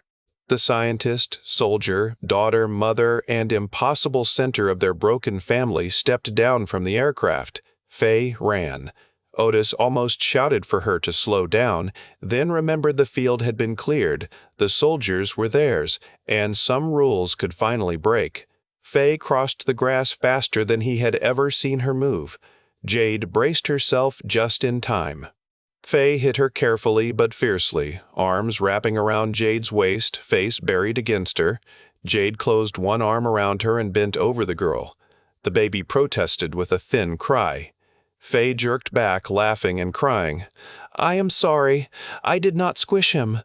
Jade's face crumpled with joy. "You are taller. You have a baby. That was the general idea." Fay looked into the sling. Samuel Otis Walker blinked at her with a red, furious little face and a wrinkle between his eyes that looked so much like Jade's glare that Fay laughed through tears. "He looks mad," Fay said. "He has opinions. He is tiny. He disagrees." Fay touched one finger to the baby's fist. Samuel grabbed it with shocking strength. Jade whispered, "Meet your big sister." Fay stopped breathing for a second. "Big sister," she repeated. Samuel squeezed her finger as if signing the contract. Otis reached them more slowly because his legs had decided drama was appropriate. He stopped a few feet away, suddenly terrified to touch either of them. Jade looked up at him. All the jokes he had saved disappeared. Her eyes filled. "Hey, liquor man!" His laugh broke. "Hey, science soldier! You kept them alive!" "Mostly they kept me aimed. You look terrible. You look bossy. I had a child during the apocalypse and made a vaccine program behave. Bossy is now my resting condition." He looked at the baby. Samuel's face scrunched. His mouth opened. He released a furious cry that made Otis flinch. Jade smiled. He wanted to make an impression. Otis's eyes blurred. "That is him? That is your son." The words struck him so hard he had to look away for half a second. When he looked back, Jade was watching him with all the softness she rarely let the world see. "Do you want to hold him?" she asked. Otis wiped both hands on his jacket, panicked. "Should I wash? I touched a gate. I touched my face. I touched possibly 3 dumb things this morning."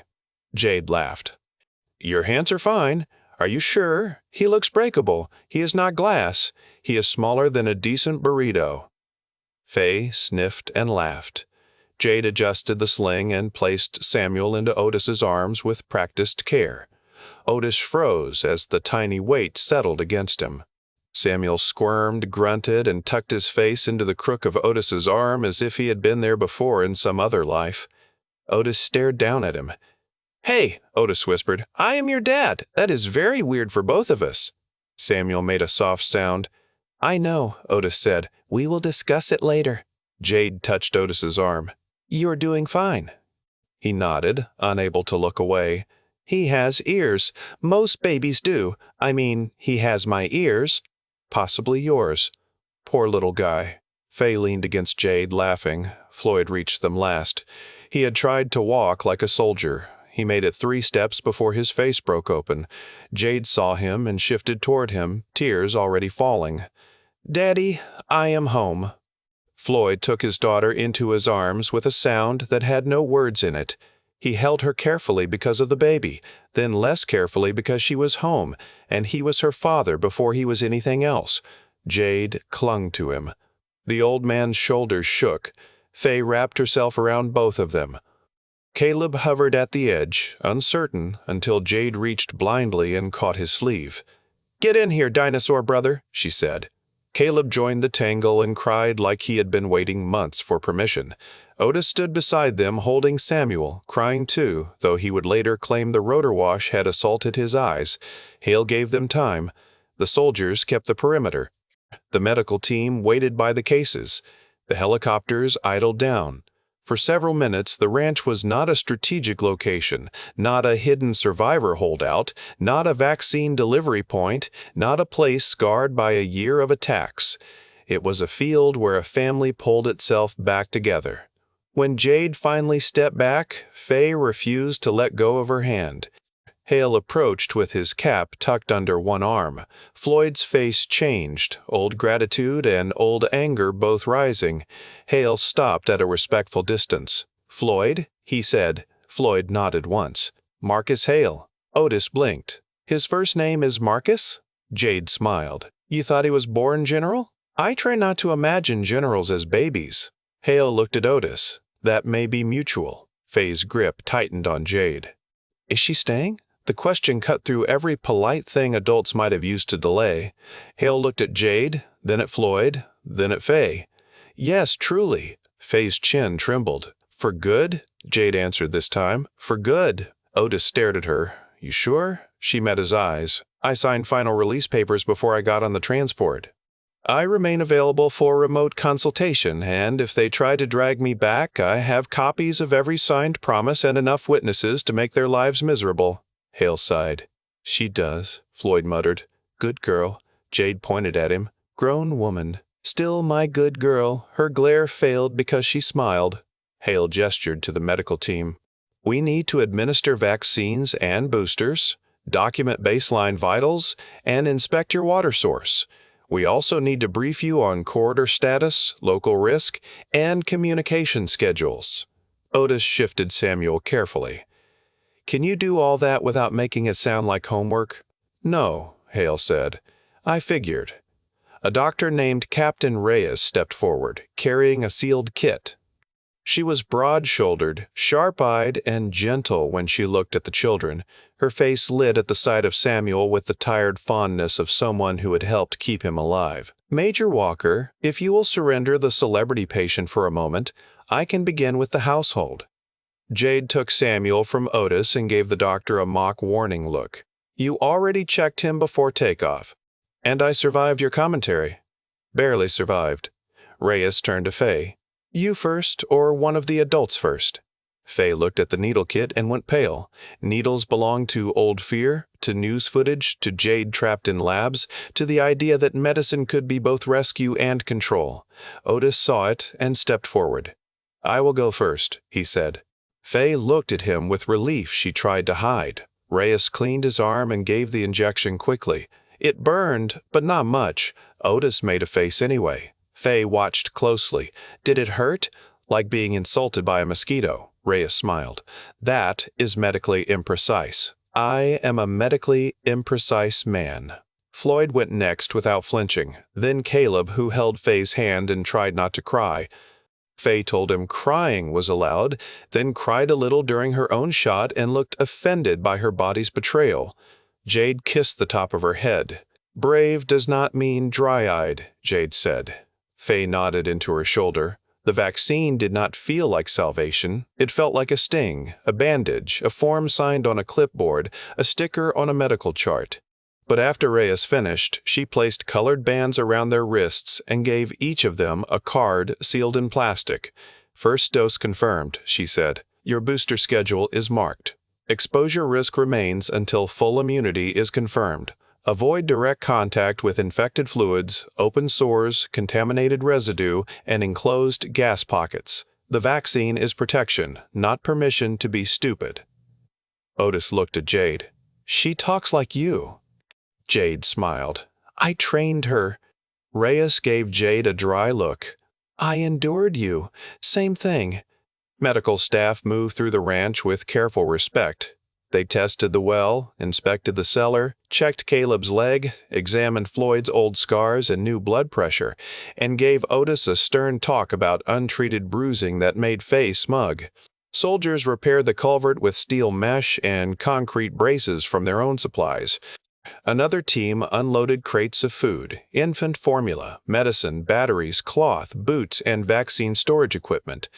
There were also 3 boxes marked morale. Fay opened one and found chocolate, books, pencils, baby blankets, and a small stuffed dinosaur. Caleb held it up in triumph. Samuel likes dinosaurs. Samuel is asleep, Otis said. He will like them later. Hard to argue with long-term planning. Floyd and Hale walked the fence line together while the others worked. Otis watched from the porch as the 2 old soldiers moved slowly past posts, talking with their heads bent. He could not hear the words, but he could read the shapes. Anger, apology, duty, and regret moved between them as men who had given too much to flags and orders tried to decide what was left after the giving. Jade came to stand beside him with Samuel asleep against her chest. You are staring, she said. I am supervising emotionally. That sounds useless. I have been practicing. She leaned her shoulder against his. For a long moment, neither spoke. Otis looked at Samuel. You were alone for the birth. I had doctors. Not the same. No way. I am sorry. Jade watched the field. I was angry at you for not being there, even though it was not your fault. Then I was angry at myself for being angry. Then Samuel screamed like a furious goat, and I got too busy. Otis nodded. I was angry at you for leaving, even though you had to. Then I was angry at myself. Then the ranch caught fire, and I got distracted. Her mouth twitched, healthy coping all around. We are very mature. She turned her hand and took his. I missed you. All the jokes went quiet. I missed you so bad I talked to your chair, he said. Did it answer? Mostly with judgment. Sounds like my chair. He squeezed her hand. I have your chocolate square inside. I expect interest after a year. It may have mouse-related tax issues. Jade laughed softly, then grew serious. Fay looks older. She is. What about Caleb? He is ours, if that is okay. Jade looked up at him. Fay decided that before any of us had paperwork. That is true. Then ours. He exhaled a breath he did not know he had held. Jade turned toward the house. Tell me everything I missed. That could take a while. I have time. You sure? You being home for good sounds dangerous. I might get used to it. That is the idea. The afternoon became a strange mixture of reunion and procedure. Jade moved from room to room, touching everything. Her chair, the radio, the stair rail, the pantry board, the chocolate square Fay had saved, the cradle Floyd had restored, the prayer board that was not called a prayer board. When she saw the names Megan and Hannah, she rested her fingers beneath them and closed her eyes. Fay stood beside her. I did not want them gone. Gone? They are not, Jade said. Not if we carry the best part forward. Fay pointed to Grace's name. She was born in Dutton Creek. I helped a little. Jade looked at Otis. He lifted both hands. There was a pamphlet. Jade stared at him. You delivered a baby with Fay and a pamphlet? Mostly Fay. I provided panic and reading services. Fay smiled despite tears. The baby was okay. Jade pulled Fay close. Of course you helped. You never could leave someone behind. Fay held her tight. Do not leave again. Jade shut her eyes. I will not choose leaving again. Fay accepted the careful wording because the world was still dangerous, but she did not let go for a long time. At supper, the table did not have enough room. That felt like victory. They squeezed in anyway. Floyd at one end, Jade beside him with Samuel in the cradle within reach, Otis across from her, Fay and Caleb shoulder to shoulder, Hale and Captain Reyes politely refusing a place until Floyd ordered them to sit because nobody who brought his daughter home would eat from a crate in the yard. The meal was beans, trout from the freezer, potatoes, canned peaches, and fresh bread made from flour Reyes had brought. It was not fancy. It was one of the best meals Otis had ever eaten. Samuel woke halfway through and screamed until every adult gave advice at once. Jade glared over the baby's head. "I have handled field extractions with less commentary." Floyd held out his hands. "Give him here." Jade hesitated, then passed Samuel to his grandfather. Floyd settled the baby against his chest with the calm of a man remembering a skill stored beneath years of grief. Samuel quieted almost immediately. Otis pointed. That was witchcraft. Floyd looked smug. Pure experience. Jade smiled at her father in a way that made his eyes shine again. Caleb watched Samuel with awe. "He is really small." Fay nodded. "You said that about Grace. Babies keep being small. It is surprising every time." Hale chuckled. Fay looked at him. "Will the vaccine reach California?" Hale's smile faded. "Yes, but slowly. The bay remains dangerous. Gas pockets still vent from fractures. Several containment lines hold, but not all. The vaccine lets teams move with less risk. It does not rebuild bridges or make the infected peaceful." Otis felt the old city rise in his mind. The rot gut, the barred front, Megan at the glass, the streets cracked open, the library, the road out. "Can people go home?" Fay asked. Hale chose his answer carefully. "Some people may return to some places someday. Not soon, maybe not to the same homes. But the map is not only red anymore." Fay looked at Jade. "Could we see where Mom was one day?" Otis's chest tightened. Jade reached across the table and covered Fay's hand. "If it becomes safe enough, and if you still want to, we will go together." Fay nodded. Otis added, "And if it is not safe, we will remember her here until it is." Fay's eyes shone. "Okay then." After supper, Hale briefed them by lamplight. The country had not fallen evenly. Some regions had sealed early and survived. Some had burned. Some cities were still lost in layers of infection, violence, and gas. The pathogen remained most dangerous through exposed fluid and concentrated vapor near ground fractures, but mutations had complicated symptoms. The vaccine worked best before exposure and could prevent the fatal sore progression in the great majority of known cases. It could not reverse advanced infection. It could not restore minds already consumed by fever and neurological damage. It could not promise a clean world, but it could give humanity time. Time for corridors, time for farms, time for babies, time for a ranch in Montana to stop being an island. Floyd listened without interruption. When Hale finished, the old rancher said, "What do you need from us?" Jade looked at him sharply. "Dad, wait." Floyd held up a hand. "Not her, not the baby, not my family. I am asking what decent people can do without handing over their souls." Hale seemed to understand the difference. A relay point. Weather reports, movement logs, possible safe rest site for vaccine teams on rural routes if you approve. Nothing without consent. Otis glanced at Jade. "Consent matters." "Fancy new military word?" Jade smiled thinly. "One I made painful to ignore." Fay sat straighter. "We can help families?" "Sometimes," Hale said, very carefully. Caleb lifted his notebook. "I have infected patterns." Reyes leaned forward. "May I see?" Caleb looked at Floyd for permission. Floyd nodded. The doctor read the notebook with increasing focus. "This is good field observation." Caleb flushed. "I counted things when scared." Reyes looked at him gently. "That is how a lot of science starts." Jade smiled at Caleb. "See, dinosaur brother, you are useful and annoying. A family tradition." Caleb beamed. Night settled over the ranch, but for once it did not feel like a lid. Soldiers kept watch at the perimeter, and the household stayed inside because habit was stronger than comfort. Samuel slept in the cradle near Jade's chair. Fay sat on the floor beside it, refusing to be farther away. Caleb dozed with the stuffed dinosaur under one arm. Floyd and Hale sat on the porch with coffee, talking in low voices. Captain Reyes sorted vaccine records at the table. Otis found Jade in the barn.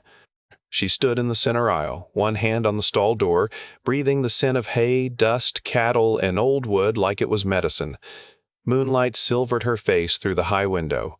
Without the noise of reunion around her, she looked exhausted down to the bones. He stopped beside her. "You hiding?" "Just regrouping. Fancy soldier word for hiding." "Yes, truly." He leaned against the stall. "You okay?" "No way." The honesty took him by the throat. Jade looked at him. I am happy. I am grateful. I am home. I also spent a year as a specimen with a rank. I had a baby under armed guard. I signed forms between contractions. I watched people die because the vaccine came 1 week too late for them. I left you. I left Fay. I left Fay. I left Dad. I came back and found a new child, new graves, a burned barn door, a prayer board full of names, and a girl who grew up while I was gone. Otis did not try to fix it. He had learned at least that much. He stood close enough that his shoulder touched hers. Jade wiped her face angrily. I do not know how to put all of that down.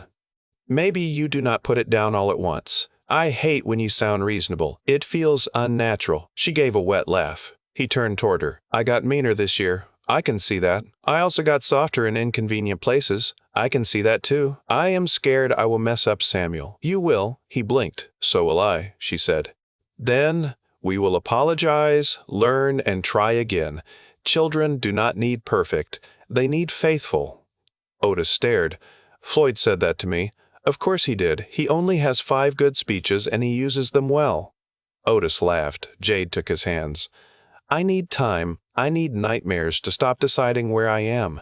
I need to hold my son without hearing machines. I need Fay to be mad at me if she has to be.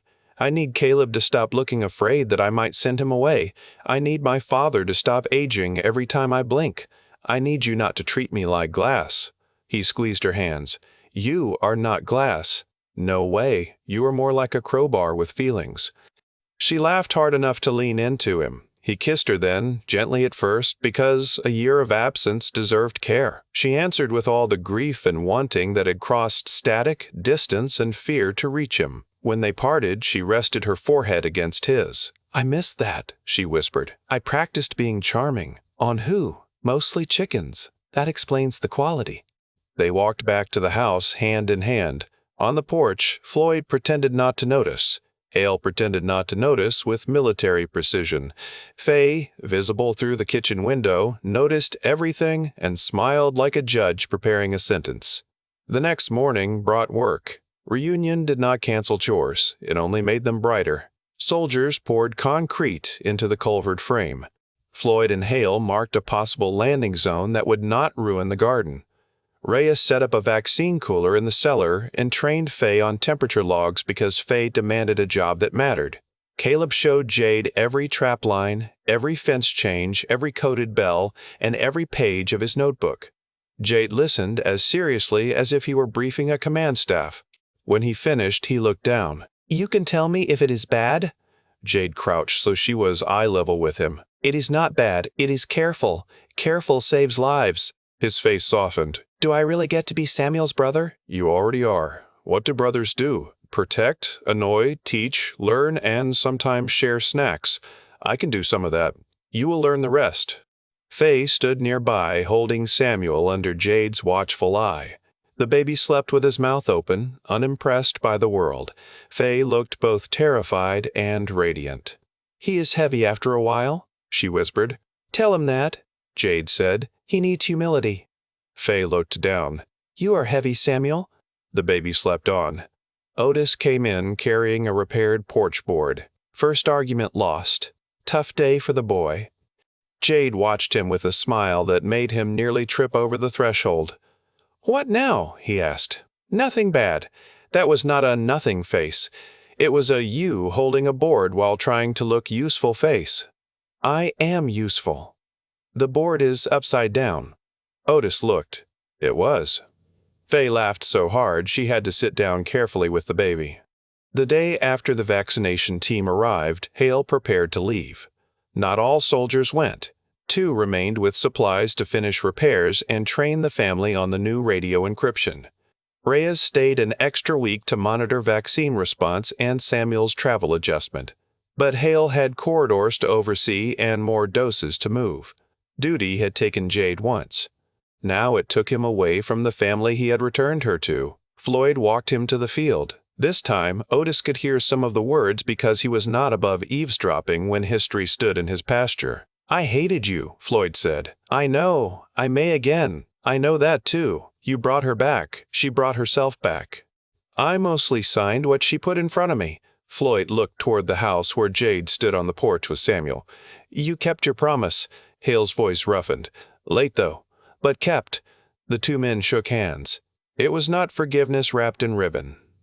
It was something older and harder. Acknowledgement, debt, and the understanding that good men can still be part of terrible machines and must spend the rest of their lives proving which side of themselves they feed. Hale boarded the helicopter. Before he ducked inside, he looked at Otis. Do not make me regret leaving a vaccine relay in your hands. Otis lifted Samuel's stuffed dinosaur, which Caleb had shoved at him for luck. This facility is under dinosaur supervision. Hale stared. That answers nothing. Welcome to the family. Hale shook his head and climbed in. The helicopter lifted, carrying dust and old fear with it. Fay stood tense until it cleared the ridge and vanished. Jade put an arm around her.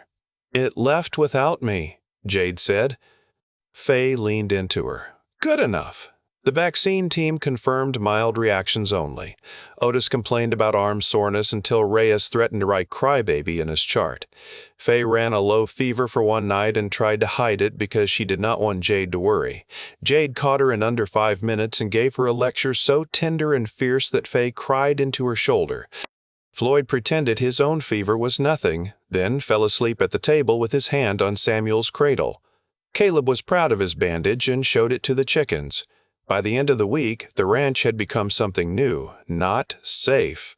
Safe was still too large a word, but connected. The radio carried scheduled contacts. Vaccine teams moved along routes Floyd helped map. 2 families passed through under escort, slept in the barn loft, received hot food, and left with directions to a safer valley. Fay held a toddler while the mother got vaccinated and looked at Jade with shining eyes afterward. Caleb taught a boy his age how to count fence cans. Otis fixed a truck alternator with wire, profanity, and what he called spiritual pressure. Jade reviewed field reports at the kitchen table while nursing Samuel, terrifying soldiers over the radio with calm questions. Life did not return to before. It grew around after. One evening, a week after Jade's return, the family gathered by Hannah Price's grave beneath the cottonwoods. The grass was new around the marker. Floyd had carved a better sign over winter, sanding the wood smooth and burning the letters deep. Hannah Price, beloved mother, she got him through the gate. Caleb placed the plastic dinosaur charm at the base, then picked it back up after a moment and looked guilty. Fay touched his shoulder. You can keep it. She got you here so you could carry it. Caleb nodded, crying silently.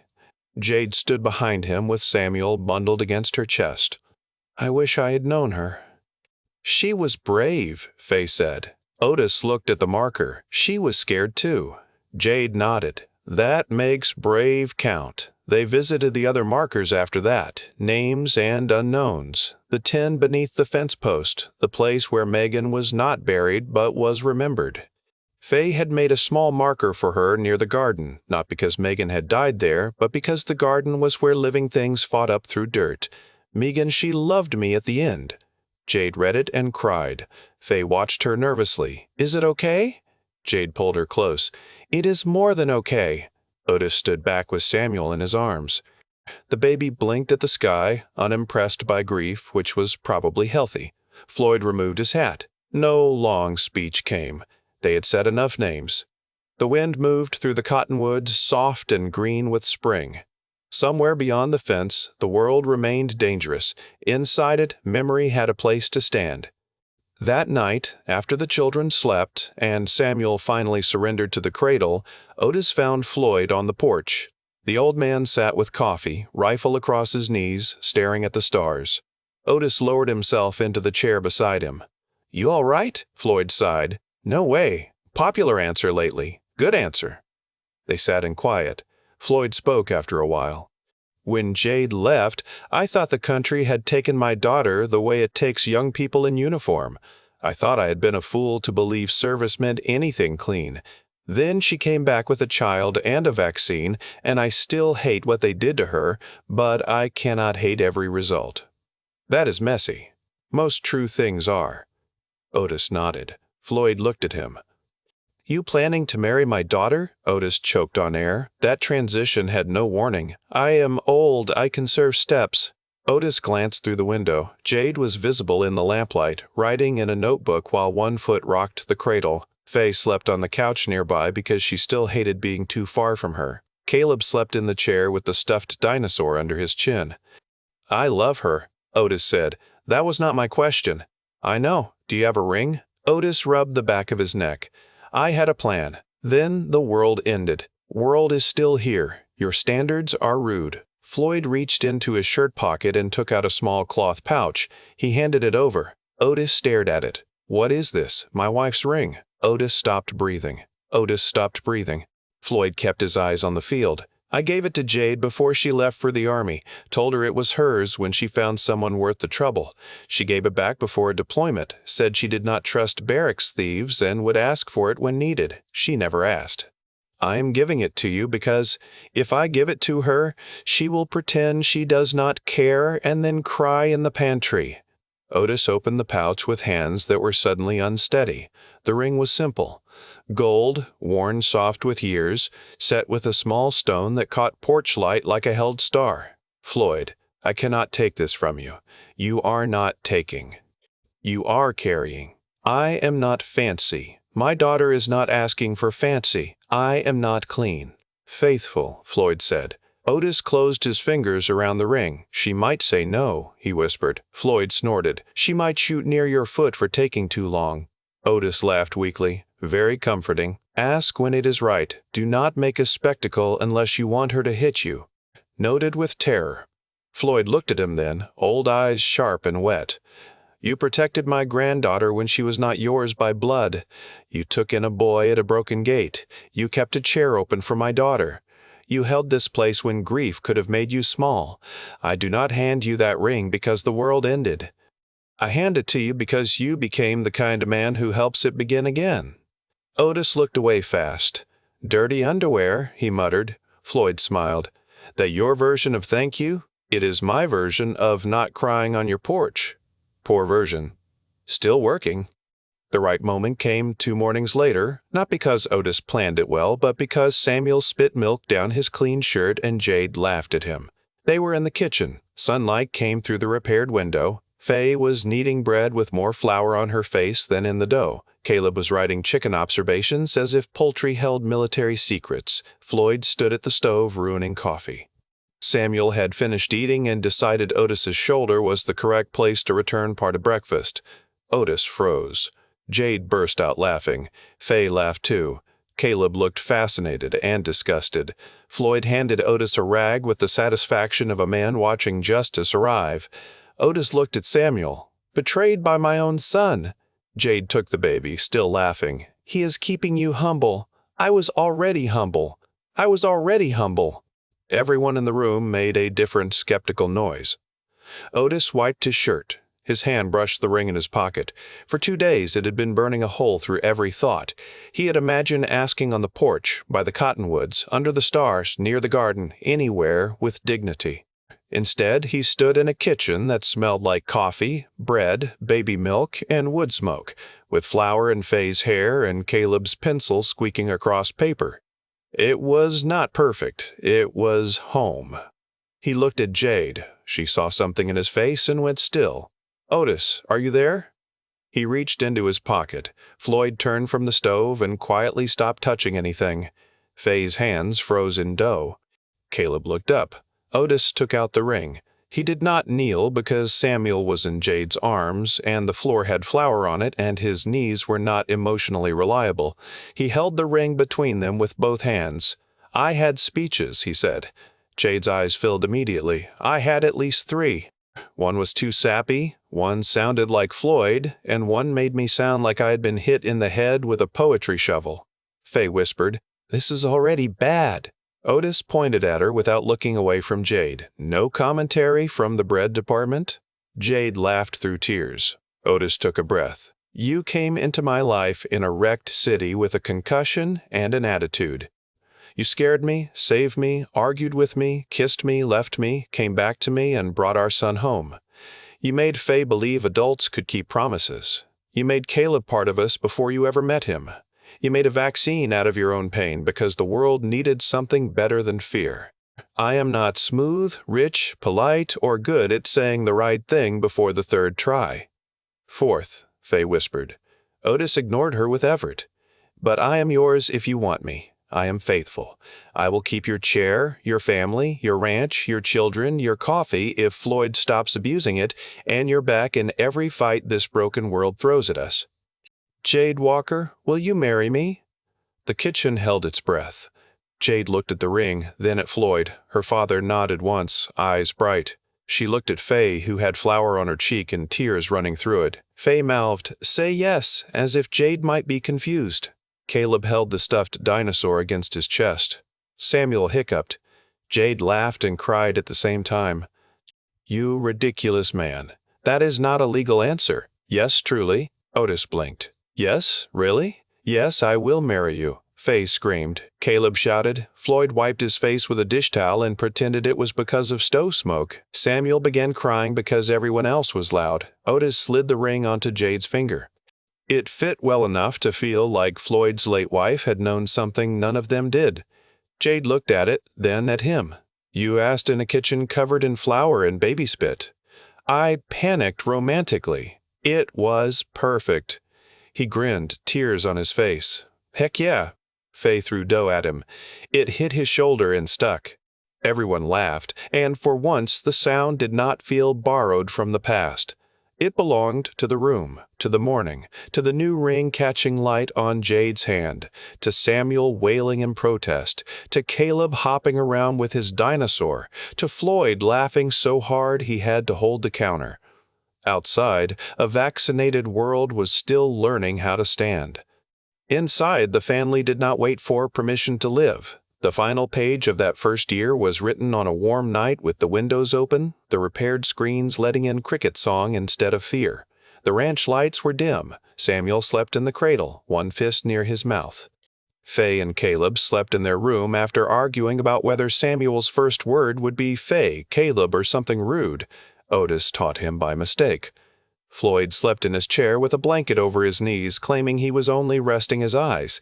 Jade sat beside Otis on the porch, her ring warm against his hand.